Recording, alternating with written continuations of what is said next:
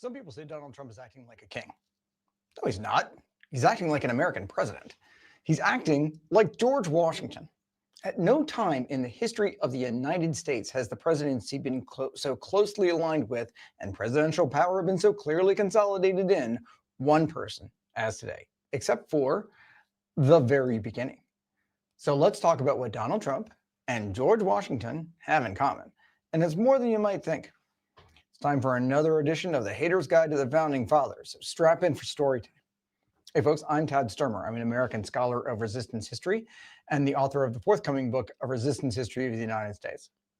Now Trump, in his rush to turn the White House into a casino and look like one, he's doing things like declaring the $600 billion that he says the EU agreed to in their trade deal with him, not with the US, with him of course, was a personal gift. $600 billion just to him to do whatever he wanted, not a pledge in existing and future investment from the EU into American businesses or purchases of goods, but a personal gift to him to deploy for American businesses just personally to do whatever he wanted to. So really, there's no United States anymore, just Trump. His regime and their interests bow down, pay your fealty, go away. But it's been like that before. At the very beginning, just the enslavers, their regime, their interests. Now, if you like George Washington and really know him, I suspect you love Donald Trump. A lot of historians, nationalists on the right, nationalists on the left, doesn't really matter, they really tell the same story about Washington. The nationalists on the right say, greatest man ever. Sure, he exploited enslaved people, but hey, man of his time, everybody was doing it. But he established the greatest country the world had ever seen. Keep your eyes on the ball. Nationalists on the left say pretty much the same thing. Greatest man ever. Sure, he exploited people, but he felt bad about it. And it was worth it because he created the greatest country the world had ever seen. Scoreboard, pay attention. The rest of us, those who are just historians, who don't need to show up to work wrapped in a flag, just call it like we see it. And that Washington and Trump looks very different to us. Let's look at the case of one person, one woman, one black woman, who told George and Martha Washington to shove their greatness, and what that says about the first president and what it says about this one. On May 21st, 1796, Ona Judge was all of 22 years old, and she'd had enough of the Washingtons. Enslaved by them for her whole life and exploited to serve Martha's personal needs since she was 10. 10. Ona arrived with the Washingtons in Philadelphia when it became the temporary capital. And there she saw an alternative history playing out right in front of her eyes. Philadelphia, it was a city within a city of free black people alongside the white city, a black city that was dynamic and thriving and robust with churches, schools, institutions, showing Ona that what she was used to, what she thought was the world, wasn't necessary, wasn't the only option. There were other possibilities, another future. I mean, in her free time, she had the chance to explore a bit of that city, going to the theater, talking to people, meeting with them, hearing about those other alternatives. And then she heard that she could join them. Unlike every single other state, Pennsylvania had passed a law actually making enslaved people free. All men created equal. Who knew? None of the other states seem to have gotten that memo. And that law passed by Pennsylvania applied to people like Ona.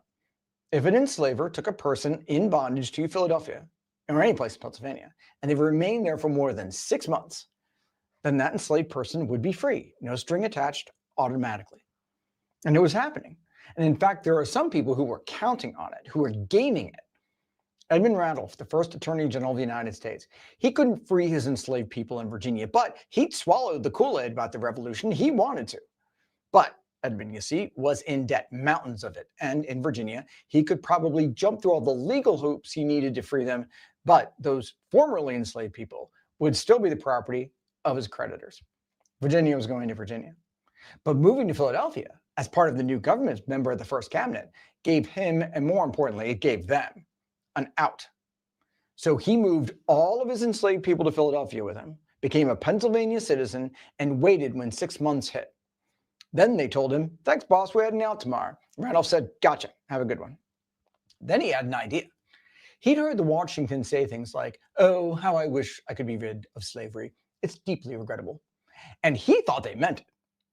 So he went to Martha and he said, hey, my people came and told me they're bailing. Cool, right?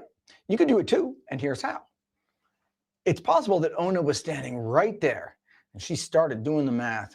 2, 3. But George, not having it. His property and Martha's property was their property. Ronald was a nice guy, but he was a kid. Let money walk out the door. Insane. Do away with slavery. He'd talk about it. Do away with enslaved people over his dead body, particularly if they were his enslaved people. Now, George, already very Trumpian. Did he create anything in his life? No. Did he build anything? No. Was he clever or insightful? Hardly. Did he have terrible style and taste? Oh, you bet. Was his entire existence made possible through the direct exploitation of other people almost from the day he was born? No, including the day he was born. Oh, yeah. And did he like it that way? Absolutely. Did he want to keep it that way? Oh, absolutely. It was his thing. So no bit of talking property was going to rob him. He worked out a plan to rotate enslaved people out of Philadelphia and back to Virginia when they hit like 5 months and 30 days. It was elaborate, it was devious, and it was illegal. Pennsylvanians had learned that enslavers were trying to do just that, to evade the law. So they passed another law in 1788 saying, no, you can't do that. Doesn't matter your status. What matters is their status. They're here, they're free. So George needed to engage in a criminal conspiracy to defraud people of their liberty as president of the United States, to keep them imprisoned. Why? Law didn't apply to him. But even so, he told his secretary to keep it quiet. Do not let his enslaved people know. Manage it in a way that will deceive both them and the public. His words, no paraphrase, a way that will deceive both them and the public. Bona wasn't having it. She had options. The free black people she met every day not only told her so, they showed her so. And they told her, we can get you out of here. Your freedom is just out there. It's waiting for you, and we can help you get it. But like every other enslaved person was realizing after the War for Independence, the only way that was going to happen was by running from the Patriots, not hanging with them. And then Ona learned something to make being in bondage even worse. She was going to be given like a set of china or a horse as a wedding gift to Martha's granddaughter, Eliza. Now, Martha was no joy and treasure, but Eliza was a nightmare. No way Ona was going to her. So Ona took off May 21st. That was her personal resistance against the abusive authority of slavery and the Washingtons. And she could have been excused for thinking that getting away from them would do the trick. After all, a bunch of enslaved people had done it at Mount Vernon during the war. But what Ona might not have been banking on was that things had changed. Things sucked under the British colonial order, no doubt. But at least the entire weight of the imperial government wasn't brought to bear against every enslaved person. They weren't an explicit basis of political power, and there wasn't an entire legal regime established to make sure they remained property, even if they ran away. But in the new United States, big difference there was. Now, one of the things that really rubbed Washington and other enslavers the wrong way was that the British during the war had enabled thousands of enslaved people to gain their freedom by going to the British lines. We call them black loyalists. But Washington and John Jay and Benjamin Franklin, who were part of the negotiating team to end the war, enslavers all, they found an out. They put into the Treaty of Paris that gave the United States its independence and ended the war, a clause that erased the independence of all of those formerly enslaved and now free people with the British. The British had to return them by the terms of the treaty. The Patriots said they were property. And when Washington met with the British Commander-in-Chief of North America, Guy Carleton, to hash all that out, it was one of the first things Washington wanted to get straight. Hey, our property, give it back. Treaty says so. Carleton, though, didn't see it that way. He said, no, you say property. I see people walking, talking, doing all people stuff, not property. That just tends to sit there. We'll return property. These are people. Washington was like, no, property, mine, gimme. But Carleton went, nah, people. See, eyes, legs, minds, people. They move and everything. And we sort of gave them a word, so they're going to stay free. And if you try to grab them, we'll arrest you and kick this whole thing off again. Washington had nothing. Well, he had a lot of anger and he had a lot of resentment. He was good at both of those things. That wasn't going to happen again. It needed to be clear. So it was built into the Constitution of the United States, the founding document. Enslaved people were going to be property and had to be given back no matter where they were found. So it was right there, Article 4, Section 2, Clause 3. No person held to service or labor in one state under the laws thereof, escaping into another, shall in consequence of any law or regulation therein be discharged from such service or labor, but shall be delivered up on claim of the property to whom such service or labor may be due. They can't be given their freedom. Nothing can be done with them. They have to be given back as soon as the claimant comes. Approved by the convention in Philadelphia in 1787 unanimously. And then that wasn't even enough. When enslaved people learned that all kinds of free Black people were setting up lives in Canada and finding out that even other states in the North, like Massachusetts, were allowing enslaved people to go free, it started saying, I'll take my chances. I'm out of here. So the first federal Congress, after declaring that only free white persons could be citizens, passed the Fugitive Slave Act of 1793 to put even more federal power behind it. Constitution not enough, tightening the hold on slavery even further. Land of the free, home of the brave, it made a crime to even help an enslaved person regain their freedom. Ona knew that the minute she stepped out of that house in Philadelphia in 1796, that she was making herself a criminal, sure. But she was also making everyone she touched and who touched her a criminal. Everyone who helped, everyone who harbored, everyone who knew where she was and didn't say something when asked, a federal crime. All to support the private property rights of enslavers such as Washington. But Washington didn't need the law. He didn't care. He had the power of the presidency. It was his personal business. The entire infrastructure of the new federal government, his to exploit.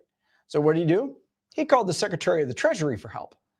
Didn't he have all these tax and revenue officers everywhere? Couldn't they help Washington find Ona and get her back? The Secretary of the Treasury, Oliver Wolcott, was like, yeah, sure.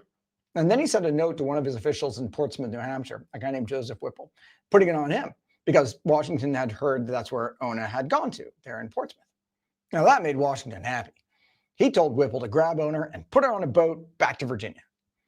Well, that didn't make Whipple happy. He told Washington, yeah, I'll do what I can. Maybe I can talk to her. But, you're the president. You signed this law. Shouldn't you, abide by it? Because it said that Ona would have to go in front of a court, that Washington would have to prove his claim to her. Nah. Like the Pennsylvania law giving freedom to enslaved people, Washington didn't think that laws that got in the way of his personal business were laws that he needed to pay any attention to. Put Ona on the boat. And by the way, Washington told him, she probably wanted to go back to Virginia anyway. They were good enslavers. And Ona was just a simple girl. She'd probably been lied to, enticed away, probably by a Frenchman. And by the way, Black people lie. And by the way, wink, wink, nudge, nudge, Ona still had family at Mount Vernon, and they might not be treated very well because of her. So it's kind of a big deal for them too. So Whipple was stuck. On the one side, there's Washington, the most powerful man in the country, breathing down his neck. On the other, there's everybody else and the law. He couldn't take her. There'd be a riot, he said. The people in Portsmouth thought slavery was wrong, and they liked Ona, her being like a person and not property. And another reminder, the law required Washington to go before a court. So Whipple couldn't really just put her on a ship. That really wasn't an option. But maybe Whipple could persuade her to go back, her being a person and everything, if she really wanted to go anyway, as Washington had said. So Whipple talked to Ona. She didn't know what Washington was talking about. She hated it with them. Slavery sucks. The Washingtons were awful. She bailed because she wanted to, be free, full stop. Now, because her family was there and she caught that whiff of a threat from Washington, she might think about going back, really. But the Washingtons would have to agree that she was free and let her go when she died. She knew they weren't long for this world anyway, but she wasn't about to return to slavery. No way. Whipple was stoked. He could get behind that, right? Freedom in exchange for more service, fine, win-win. Should have been done during the Revolutionary War, but he'll take it from there. When Washington heard about it, he flipped. No way. He'd never agreed to that deal. Maybe someday you could see how slavery should end, but Ona was ungrateful. She'd harmed them by taking off. Why? They had to put on her own clothes. She had to get herself up in the morning. How could they make a deal with her? If they did that, pretty soon other people would, want freedom. And then where would they be? Getting their own coffee. Imagine that. And by the way, and you can put this into Trump's voice, Ona was lying. All Black people, they lie. Washington alone knew her truth. He told Whipple not to listen to the fake news from Ona. What did she know about what she did and thought and wanted? Washington knew she was enticed away. It wasn't her idea. There was this Frenchman and these other black people, and they all lie, and she probably believed those people who would abandon her anyway. And he and Martha were great to her, and Ona knew that, and Washington had receipts, and there was this Frenchman, and Ona was lying. And George Washington would tell Whipple what Ona really thought. No need to listen to Ona. Now, Whipple, to his credit, got pretty cheeky with George. Well, he still can't grab her. Mobs and riots, and the law. But here's an idea, George. There are a lot of black people going to New England from the South. I mean, waves and waves of them. If you don't like it, maybe, and this is just an idea, you can free them, even gradually. Maybe let them know that someday they might not be property, then they might not leave, and you won't have this problem. Washington was like, nah, that's just silly. Maybe someday, after I'm dead, and Martha's dead too, and that won't be our problem. But Washington did learn a lesson from Whipple. Don't trust New Englanders, do-gooders. He needed to rely on his own people who understood what was up. Screw Whipple's nuance about, morality and the law. So Washington turned to his awful nephew to get Ona again, an explicit violation of the Fugitive Slave Act. Forget about courts. That didn't apply to Washington. And now he had a reputation to protect. Enslaved people couldn't do that to him. There was a higher law, that of abusive authority. And there was a bonus. Ona had a child, ka-ching. More value for Martha.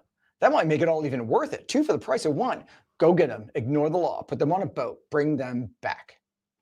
So the nephew gave it a shot. He even talked to Ona. She was like, no. So the nephew went back to where he was staying at the house of a U.S. Senator, John Langdon. He got wasted and told the senator what he was going to do the next day, grab Ona and her baby daughter and put them on a ship that he had waiting. The senator thought, well, if you don't care about the law, then maybe I don't either. And he got word to Ona to take her daughter and get out of town, that the nephew was coming for her. As far as the Fugitive Slave Act was concerned, that made him a criminal too. Right then and there, he didn't care. Now, Ona lived the rest of her life as a fugitive under that law, but at least she didn't live it in chains at Mount Vernon. And Washington died a few months later. But that one episode about one person, one relationship, one part of Washington's life with his perspective on the world tells you everything that you need to know about the guy and about how he saw the presidency and its capacity for abuse. It was an opportunity. It was his use as he saw it. And it's been there since the beginning, and it's there now. There's never been a code of conduct that tells anyone what a president can't do, only what they shouldn't do. And should and shouldn't, rather than can and cannot, have always been a relative measure. Thomas Jefferson, Andrew Johnson, Warren Harding, Richard Nixon, Bill Clinton, Donald Trump. The examples are there. As the original opponents to the Constitution, the anti-federalists, some of my favorites, pointed out, the Constitution created a presidency more powerful than any British king. Just wait for the guy, and it will be a guy who will exploit it in every possible way. There are no guards. There are no real checks. That's not an if. That's a when. It's always been there. It was there for Washington, and he took it. And it's there for Trump, and he's taken it. And if Washington is the father of this country, think about what that truly means. Take it seriously. And about Trump being his legitimate heir. Don't like it? Change it. Because self-interest on this level doesn't recognize your term limits. Term limits aren't in the original Constitution anyway. So as Stephen Miller and all the other ultra-nationalists who care about originalism say, it's not what the framers intended. It's not in the original document. Washington would have approved.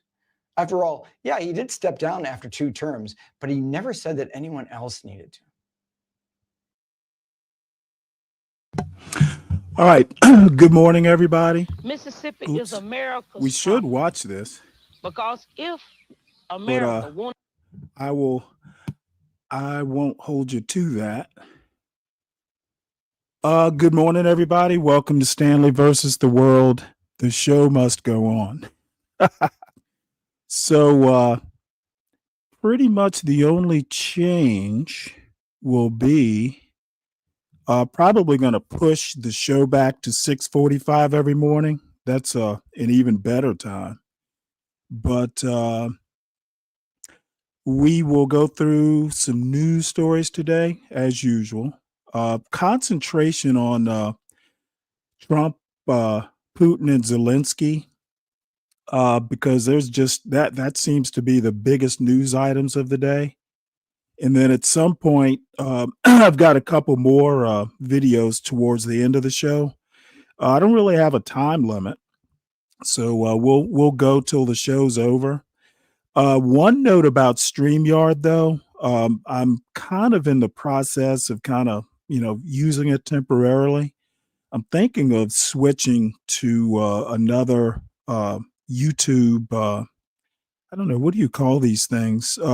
Another YouTube streaming service that I actually think I'm going to like better. So what you're looking at is basically bare bones StreamYard, and I will probably use it till the end of the week while I reconfigure EV Mux. I think that's what I'm going to move over to, but who knows? I might stick with StreamYard.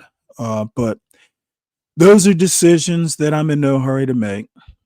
I'm really more concerned with the look of the show. So I plan on changing nothing. I'm a I'm a politics, history, and culture guy, and it will stay that way until I can think of a better idea. Um, Please make sure you hit the like button. Please also make sure you support the show. The details, and there's several ways to support the show besides hitting the like button. I am always open to show ideas, and my email address is in the crawl, in the banner at the bottom.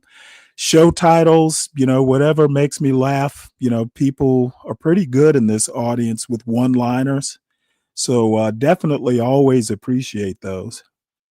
And hey, J Dub, tomorrow's show is called "Oh Shit, You're Live." So thank you for that one. You're an early contributor. Let's see, what else do we have here? We'll just go ahead and get into the Trump, Putin, Zelensky love triangle. I showed this picture Saturday. Why is that up here? I guess I have messages in Instagram. This picture pretty much says it all. Uh, I could not believe what happened Saturday. They didn't even go long enough to have lunch.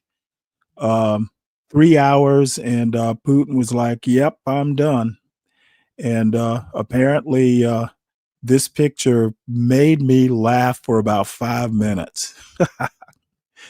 So you are a show title there, J Dub, and I gave you proper credit as well. I'm not sure. This is a picture. James Fallows, who used to be the editor in chief of the Atlantic. I'll read a little bit of his take on Saturday's summit, and this picture says a bunch more.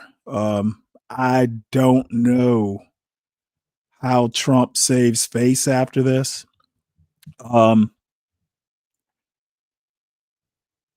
This picture caption: two heads of state in Anchorage yesterday. He means Saturday. He wrote this Substack newsletter yesterday. The caption reads, "One of them knows what he is doing. Hint, it's not the taller one, but the one standing tall." So Putin got the better of the deal. And this reads, in Anchorage, puppeteer and puppet. It reads, those with experience in U.S.-Russian relations have been quick and near unanimous in pointing out that Vladimir Putin got nearly everything he could have wanted from this encounter yesterday with Donald Trump, and no one else got anything at all. No one else includes the people and government of Ukraine, the people and governments of Europe and the broader NATO alliance, and the people of the United States. In parentheses, contrast Trump's obsequiousness to Putin with his open hostility in the Oval Office towards Ukraine's Vladimir Zelensky 6 months ago. It also includes a person who cares about imagery and theatrics more than anything else, but who let himself be owned and mocked by a foreign leader in a way that people around the world recognized more quickly than he did himself. Of course, I'm talking about Donald Trump. Consider the Trump-Putin, quote, press conference yesterday afternoon that permitted no questions, but involved something even stranger than that. This was a joint presentation on U.S. soil, indeed on a U.S. military base. Its two figures were heads of state of major countries.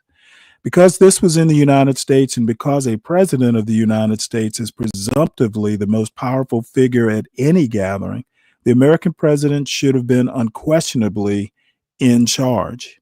In every previous such event I've seen, the American president has always taken control. The president steps first to the microphone and begins the proceedings. He welcomes guests and foreign counterparts. He frames the issues. He expresses American ambitions, values, and interests. He acts, in effect, not just as host, but also as the boss. No one doubts who is running things. And he does this all in English. Even if he could speak other languages, several presidents have been functional in a variety of languages, including Herbert Hoover in Chinese. He does this because he is in the United States. We are playing by his home country's rules. But yesterday, in every conceivable way, Vladimir Putin was in command. I will mention a surprisingly powerful bit of stage business through which Putin established his alpha leader dominance over the eager puppy-like supplicant Trump. And then he goes into, some protocol issues, including, the president usually speaks first, etc. And I don't know how you play this down. I'm sorry. You know what? I thought I had switched this over. This is the picture I was talking about. Trump. I don't know whether this is, I don't think it's Photoshopped. It might be. But this was basically the spirit of that Putin-Trump meeting on Saturday. I'm going to come right up front and say it was an embarrassment. I don't know how this could have happened. So Zelensky and Trump are meeting today, apparently in the Oval Office. Basically, Trump puts onus on Zelensky to end the conflict with Russia ahead of meeting, which I think might be happening as we speak. Says here, key points in a post on Truth Social, Trump said that Zelensky could end the war with Russia almost immediately if he wants to, or he can continue to fight. Trump's comments come ahead of an August 18th, today, meeting in Washington with Zelensky and a number of European leaders. The gathering follows Trump's August 15 talks with Russian President Vladimir Putin in Alaska, which lasted 3 hours but did not yield a ceasefire agreement.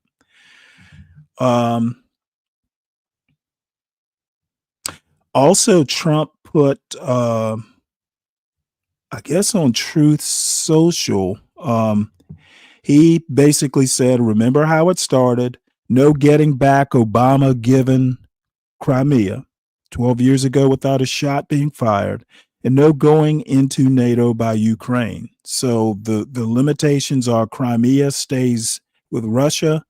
There will be no NATO entrance.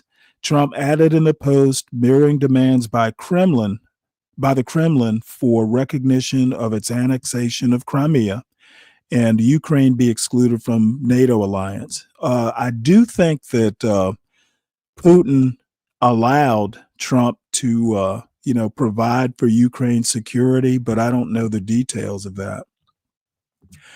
So this is from, I'm going to play this. This is from CBS News. Let's see who's in the audience here. Hey, what's up, Dwali? Thank you for pressing the like. What's up, Ryan? What's up? Questions to ponder. What's up, Dave? How you doing? Good morning. So I'm going to play this video rather than read Let's see what this lovely young lady has to say. Oops. Tonight, these European leaders, along with the head of NATO, will join President Volodymyr Zelensky at Monday's Oval Office meeting with President Trump. Ukraine has repeatedly said it will never accept Russia's occupation of its land, but President Trump now says that must happen if the war is to end. CBS's Willie James Enman is at the White House and leads off our coverage tonight. Willie James. Jerika, good evening to you. President Volodymyr Zelensky says his country will not give up any territory to Russia, even as the White House insists potential land swaps will be necessary and discussed during Monday's highly anticipated Oval Office meeting. President Zelensky and European leaders scrambled this weekend to present a united front against Russia after President Trump reversed course after the Alaska summit, aligning with Vladimir Putin's plan to end the war in Ukraine. On Monday, President Zelensky will sit down with President Trump in the Oval Office. In a show of unity, several European leaders will join them. It's very important that you are with us and that we speak to America and we speak together. This weekend, the president backing away from a ceasefire demand, favoring a peace agreement instead. Diplomatic sources in Europe say the shift is worrying them that Zelensky might be pressured into an agreement. On Face the Nation, Secretary of State Marco Rubio insisted both nations will have to give something up. What it's going to take to stop the fighting, if we're being honest and serious here, is both sides are going to have to give, and both sides should expect to get something from this. Monday's meeting will be Zelensky's first time to the White House since this disaster in the Oval Office in February. You're not in a good position. You don't have the cards right now. With us, you start having cards. Right. Among Putin's new demands, that Ukraine surrender territory that Russia does not even control, including in Donetsk, in the industrial heartland.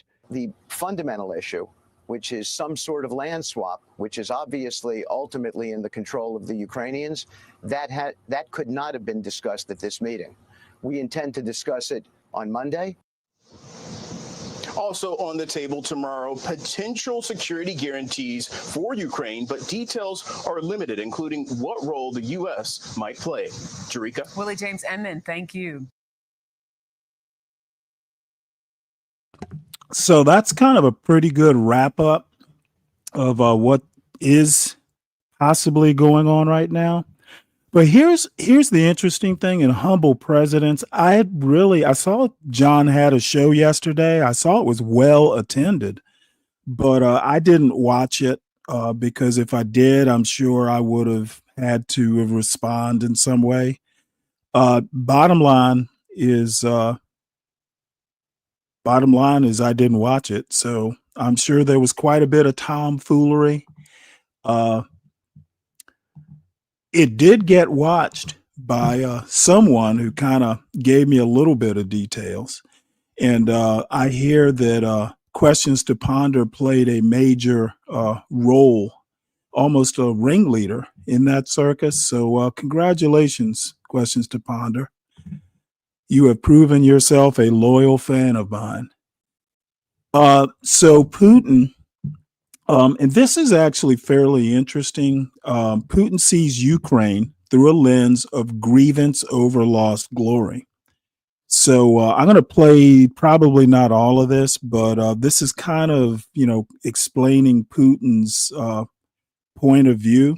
And again, this is really just kind of an editorial by a guy named Andrew Higgins. Putin sees Ukraine through a lens of grievance over lost glory. This article is by Andrew Higgins and read by an automated voice. After all of the pre-summit talk of land swaps and the technicalities of a possible ceasefire in Ukraine, President Vladimir V Putin made clear after his meeting in Alaska with President Trump that his deepest concern was not an end to 3.5 years of bloodshed. Rather, it was with what he called the situation around Ukraine, code for his standard litany of grievances over Russia's lost glory. Returning to grudges he first aired angrily in 2007 at a security conference in Munich and revived in February 2022 to announce and justify his full-scale invasion of Ukraine, Mr. Putin, in his post-summit remarks in Alaska, demanded that a fair balance in the security sphere in Europe and the world as whole must be restored. Only this, he said, would remove the root causes of the crisis in Ukraine. Kremlin shorthand for Russia's diminished status since it lost the Cold War with the collapse of the Soviet Union in 1991 and the end of Moscow's hegemony over Eastern Europe. Mr. Putin did not directly mention the war, saying only that he was sincerely interested in halting, quote, what is happening because Russians and Ukrainians have the same roots, and for us, this is a tragedy and a great pain. Casting Russia as the victim of the war it started has been a staple of Kremlin propaganda ever since Mr. Putin announced his invasion, described as a special military operation to save Russia. Putin and Russia are revisionist. They cannot accept having lost the Cold War, said Laurynas Kasčiūnas, a former defense minister of Lithuania, which until 1991 was part of the Soviet Union and has since joined NATO. Also now in NATO are Poland, the Czech Republic, Romania, and other former members of Moscow's now defunct military alliance. Good morning, the Lou. Warsaw Pact. Mr. Putin, Mr. Kasčiūnas added, never mentions the war and refers instead to the, quote, situation around Ukraine so as to portray everything as a Western plot against Russia that merely uses Ukraine as a pawn and an instrument.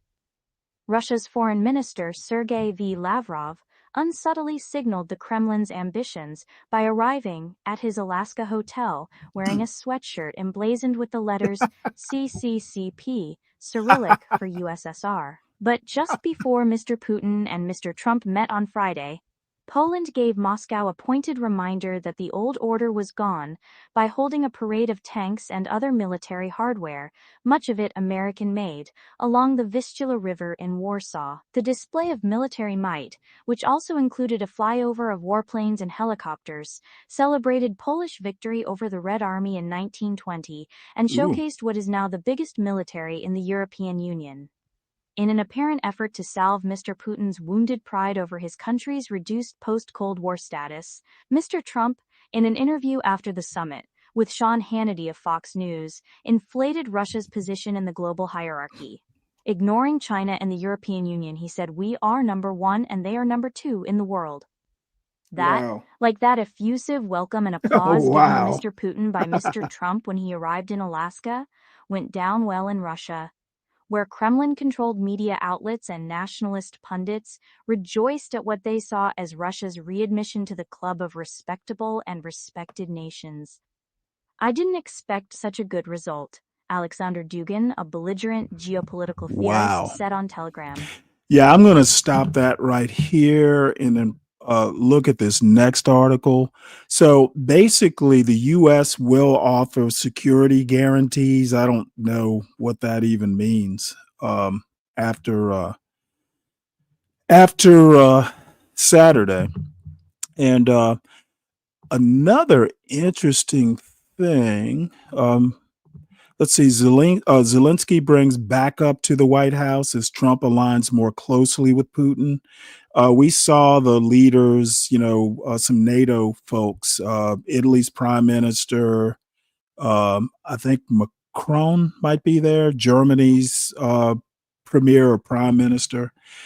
This was actually interesting. Melania Trump sends letter to Putin about abducted children.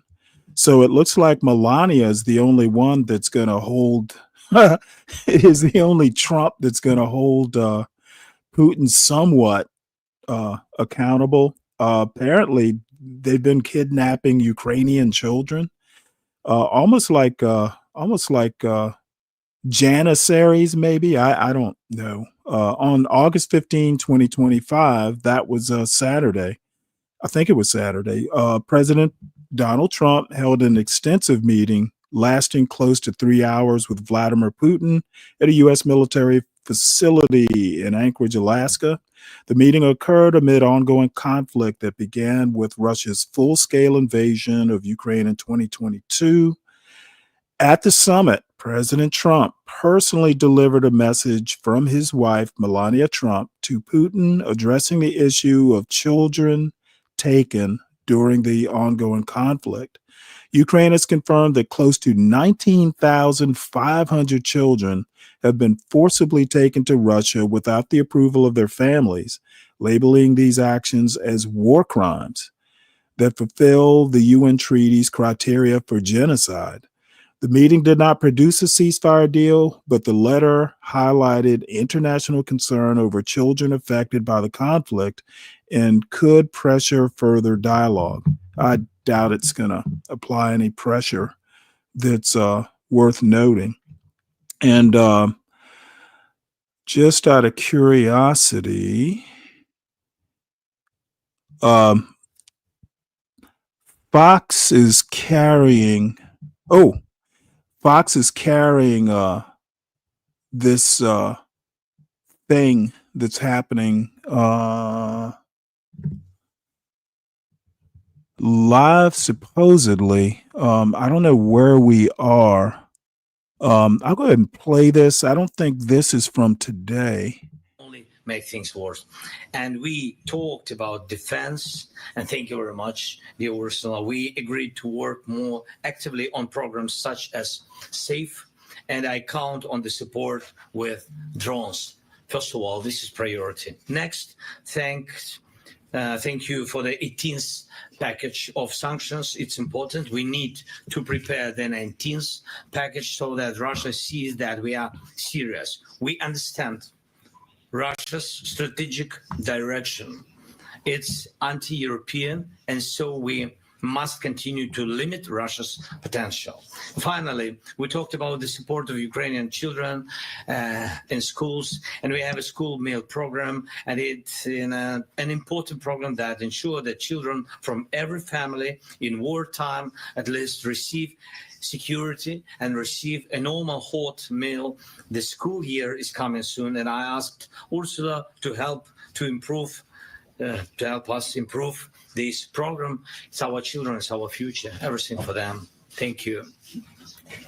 Thank you. Thank you very much to both presidents. We can now. Now, again, I don't know if this is live, but the interesting thing about this is, last time Zelensky kind of came alone. This time he's got like EU/NATO heads of state. So he's got a little bit of backing here.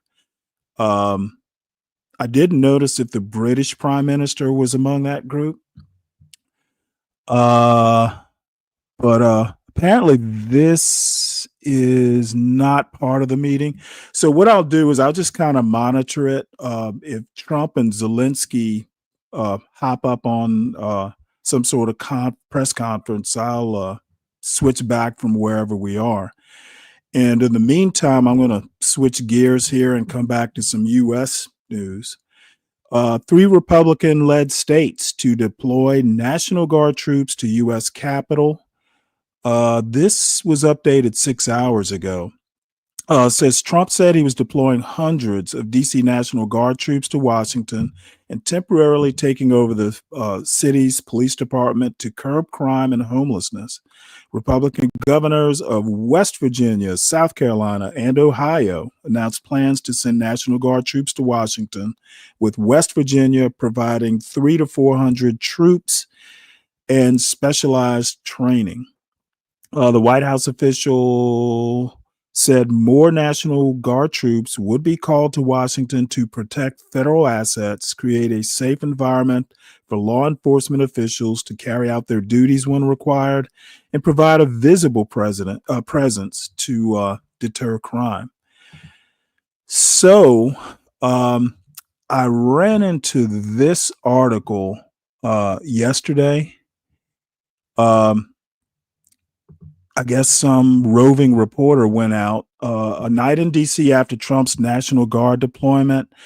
We may play all of this. There are a few pictures involved just to kind of give the atmosphere of what it was like. I guess this was Saturday night, maybe. So let's hear what these people have to say. You're listening to A Night in D.C. after Trump's National Guard deployment, a news story written by Olivia George and read by an AI-generated voice. The sunlight dimmed along this stretch of U Street to the familiar soundtrack of a city ready for the weekend. rumbling buses taking home tired commuters, high heels clacking along sticky sidewalks, and chattering crowds ready to order their first round. Then a group gathered on a street corner with pots and pans, jingling them as the darkness grew closer. They whooped and cheered for a few minutes, a brief moment of joyful resistance, seeking to counteract the image of the crime-ridden city described by the president. Among the clubgoers in miniskirts and sweat-soaked t-shirts, there were federal agents hopping in and out of unmarked cars. A protester held a sign reading, "America has no kings." Police officers were met with boos and phones ready to record. Welcome to the first Friday night in D.C. since President Donald Trump announced he was placing the local it's police Friday under night. federal control and sending in National Guard troops to a city where 9 in 10 voters cast ballots for his opponent. The next morning, the White House would announce that the overnight operation yielded 52 arrests and the seizure of 3 illegal firearms. 22 multi-agency teams were deployed throughout the city. Trump justified the exertion of executive power to reduce crime by depicting the city as a lawless wasteland, despite violent crime reaching 30-year lows.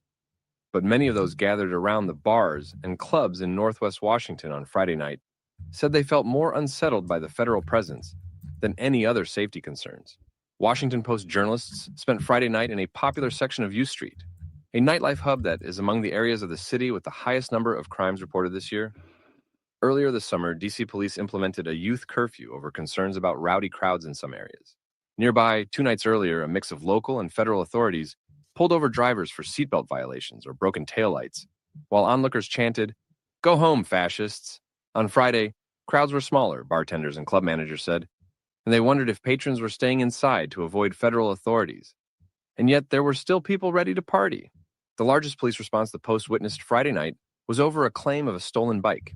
It was around 8:30 p.m., and the sky was ink blue. One couple heading home from an event at a nearby synagogue looked on with furrowed brows. They spotted a few D.C. police cruisers blocking traffic and agents donning vests labeled HSI, Homeland Security Investigations. They hadn't seen that before, not here. A pair of French tourists in D.C. for the first time and looking for a bar paused when they saw the police cruisers and growing crowd.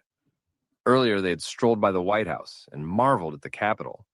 And now they were trying to make sense of the flashing lights. They had loosely followed the week's headlines and were still thrilled to be visiting. "We're on vacation, so we try to cut out the news," Soline Latulek said, and they walked on. At the sight of local and federal law enforcement throughout the night, people pooled on the sidewalk, watching, filming, booing. "Get out! Go! Quit!" Such interactions played out again and again as the night drew on. Onlookers heckled the police as they did their job and applauded as officers left. Across the street, security guard Ashley Nash stood with arms crossed outside the fried chicken spot she shepherds, unfazed by the flashing lights and sirens. She welcomed the extra police presence.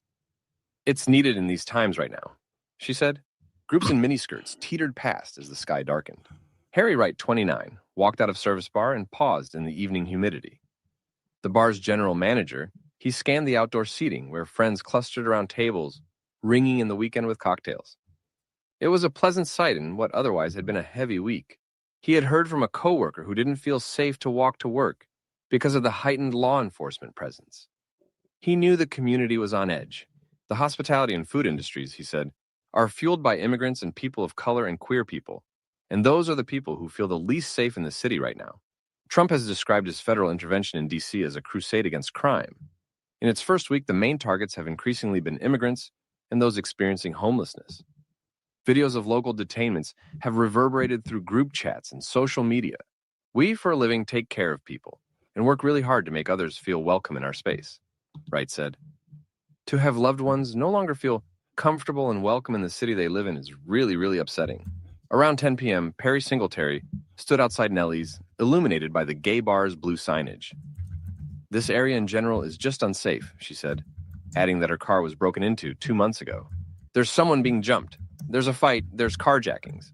Still, she wasn't sure what else local leaders could do and thought the president's response was extreme. But as she scanned the block and quiet sidewalk, she appreciated the calm. "It is nice to see a police presence outside, because it's been quiet out here for the last week, and it's usually not," she said.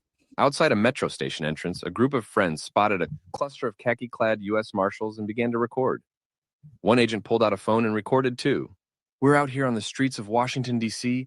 to keep the citizens as safe as possible from a mandate down from the president telling us that we're going to keep the city's streets safe because there's murders, rapists, robbers, and all of this stuff going on, the marshal said. A few blocks over, a gaggle of folks assembled outside a subway. It was here that a Justice Department employee allegedly threw a sandwich at a federal law enforcement officer late Sunday in a scene that made him a hero in some corners of the internet. He has since been fired and faces felony charges. "This is the subway," said a man in shorts and a cap, having seen the viral clip of the hurled hoagie.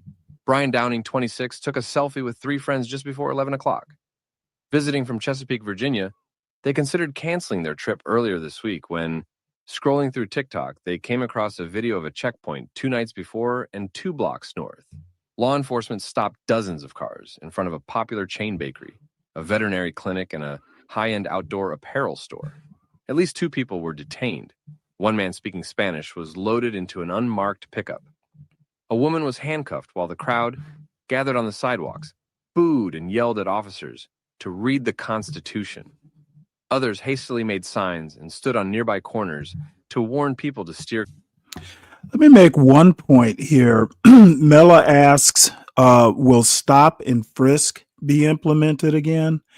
Well, I would actually argue that car stops or checkpoints, for car stops, I'd probably call that kind of stop and frisk. So, so not stop and frisk on the street, but there are checkpoints, I guess. And the way I've always felt about checkpoints and just the law in general, you 95% of the time, if police stop you, if you're not breaking the law, you'll be fine. So that is my point of view on it. And this article's almost done. I'm just going to go ahead and play it through because the pictures are nice. You're clear. But Downing and his friends had already booked their Airbnb. Plus, they didn't want to be robbed of a good time. "Glad to be here," he said. 4 blocks down, Andrew Fraser, 21, waited with a cluster of friends to get into El Rey. They had also thought about staying in tonight. Considering the heavier law enforcement presence and potential for tensions to spill over, they'd asked, "Is it worth it?" But, Fraser said, "We don't want our way of life to be stopped before it has to be." The tensions weren't going to stop them from celebrating a friend's birthday. Sarah Gameau, 25, and Stuart Hahn, 31, emerged from a table at the Saloon, a bar where they had just celebrated with loved ones. They married today and were determined to have a good time. "We didn't let it stop us," Hahn said. Sarah nodded in agreement, clutching 2 bouquets of flowers. Around midnight, Mark Rutstein, 51, walked into Crush, the bar he co-owns, and sighed. The dance floor was almost empty. Upstairs, it was maybe a third full. 2 nights earlier, the bar had closed more than an hour early after, he said, a heavy law enforcement presence nearby drove people away. And now it was Friday night, and the crowd hadn't materialized. He thought of his 47 employees, his overhead costs, and his break-even. He thought of the president's rhetoric calling D.C. one of the most dangerous cities anywhere in the world, a description he feared was keeping visitors away. The immigration crackdown was keeping people away too, he was sure. "I don't know how local businesses are going to survive this," he said. Inside Ben's Chili Bowl, tables of friends gorged on fries laden with cheese and half smokes. At a nearby bar hosting a Donna Summer theme night, the dance floor had at one point just 1 person. Meanwhile, Jasmine Curtis, 28, settled into a red camping chair, tinfoil trays of honey jerk salmon, yams, green beans, rice, and wings arranged on a plastic folding table in front of her. Occasionally, the block was set aglow with the blue and red of a passing police cruiser. She had been on edge during the week, she said, staying home with her 2 sons amid the heightened police presence. But on Friday, she ventured out for her usual perch just off U Street, scooping steaming food into takeout trays for hungry bargoers. It was 2:38 a.m., and she had 3 more servings to sell. All right. Well, I don't know. From these pictures, there's still nightlifing.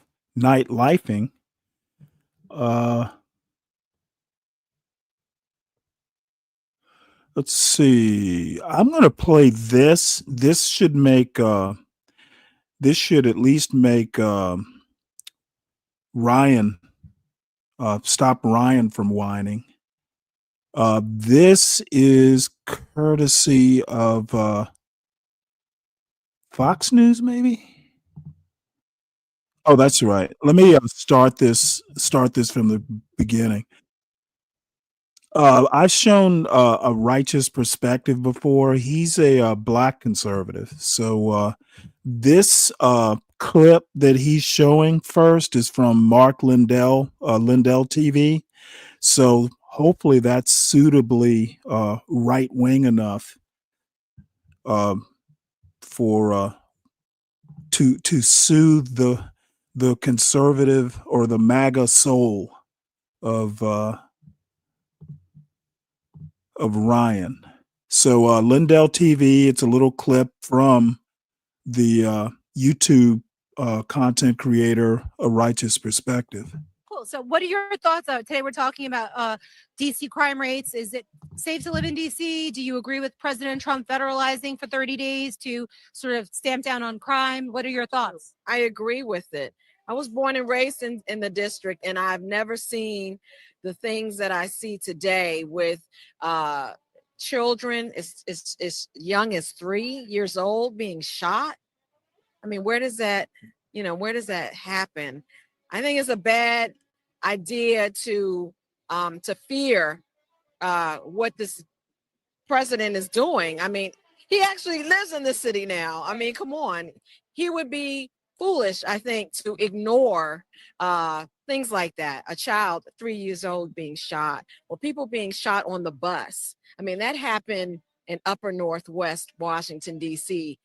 So, I mean, yeah, I think I agree. People in upper Northwest and like the areas, because it's hard finding actual DC residents here in this area. It's mostly like bureaucrats and whatnot. It's not the real DC people. Yeah. Do they generally support this? Do they feel like they want crime to be under control, or are they against it? I do. I believe that most people that live here, that work hard every day and have families, they want the crime rate to be brought under control. They want the situation of, like I said, children being shot, seniors being assaulted. They want that under control. Okay. And I believe that this is the best thing that has happened to this city in a very, very long time, for the president to take control and of the police, of the crime. I think it's a great idea. I really, really do. Question for me now. Where in DC, I'm new to DC and I actually live in Virginia on the borderline in Arlington. If I wanted to go talk to real DC people, not bureaucrats, not lobbyists, not people working in the area, like people that are actually born and raised here, where would I go to find them and actually ask questions like this? I would say, kind of in the probably just northwest and southeast, from like the higher rate of I guess socioeconomic areas, and then maybe where people were struggling. Right. I think really actually where people are struggling. What's going on, everybody? Welcome back to the channel with your man Wise. And once again, we got to talk about DC because it's not going away. We got to talk about what's going on. Unfortunately, you got a lot of folks out there. You got a lot of black people out there in their feelings that don't actually live in DC.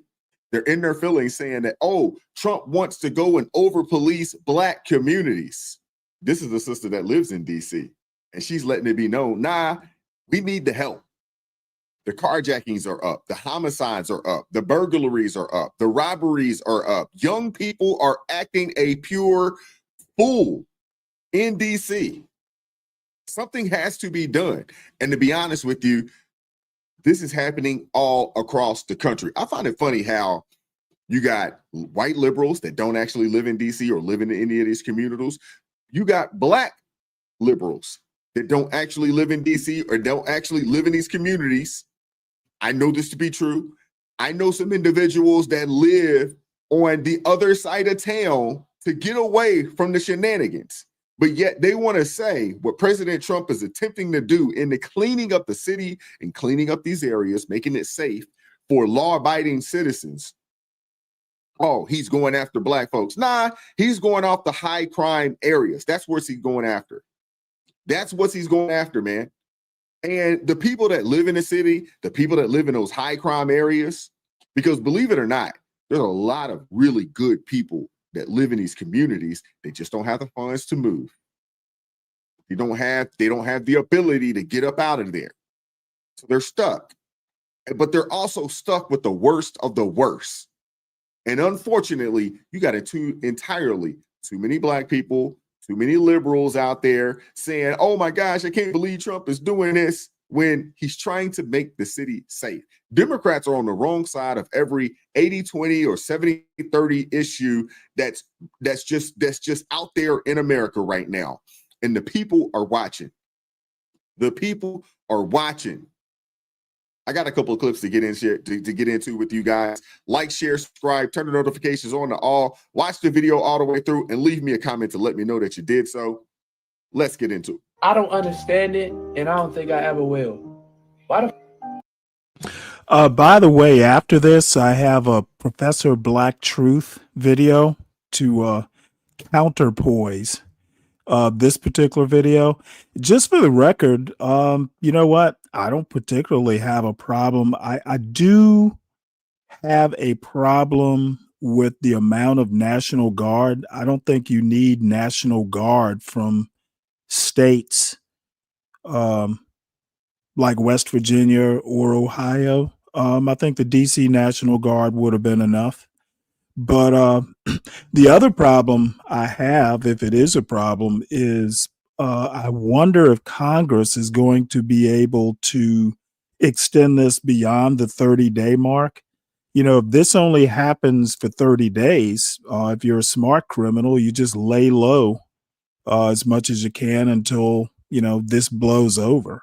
So, you know, it may be a temporary fix. is people that's not from the city saying DC's not that bad? Why is a nigga from Denver, Colorado saying... Oh, by the way, everybody, please make sure you hit the like. If you're new, please make sure you subscribe to the Stanley Cross channel. I do this every morning. And, you know, I pushed it back. So, you know, it'll be around 6:45 in the morning because I don't have a show to bump up against. I can pretty much do or go as long as I want now.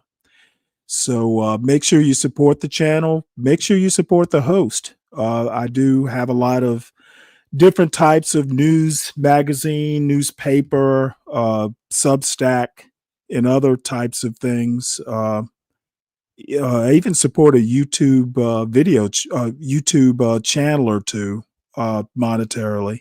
So support the host. Help me help you with this kind of morning news summary. And DC's not that bad, and Trump is just trying to be a dictator. Gang, DC is like Gotham City, bruh. Like, y'all do not know. Y'all out of towners, Mo. Mind y'all business, bruh. 4 infants got killed in a month. This shootings every day. Carjackings every day. The city is wild right now, bruh. And it might say it's the lowest as ever been. That's because these niggas is not getting caught. There's so much shit going on. Y'all don't even know, bruh. I'm really recovering from getting shot in DC, gang. So for y'all out of towners to be like DC's not that bad and this shit don't need to be done, y'all don't know shit, bruh. Like, for real, y'all don't know shit, bro.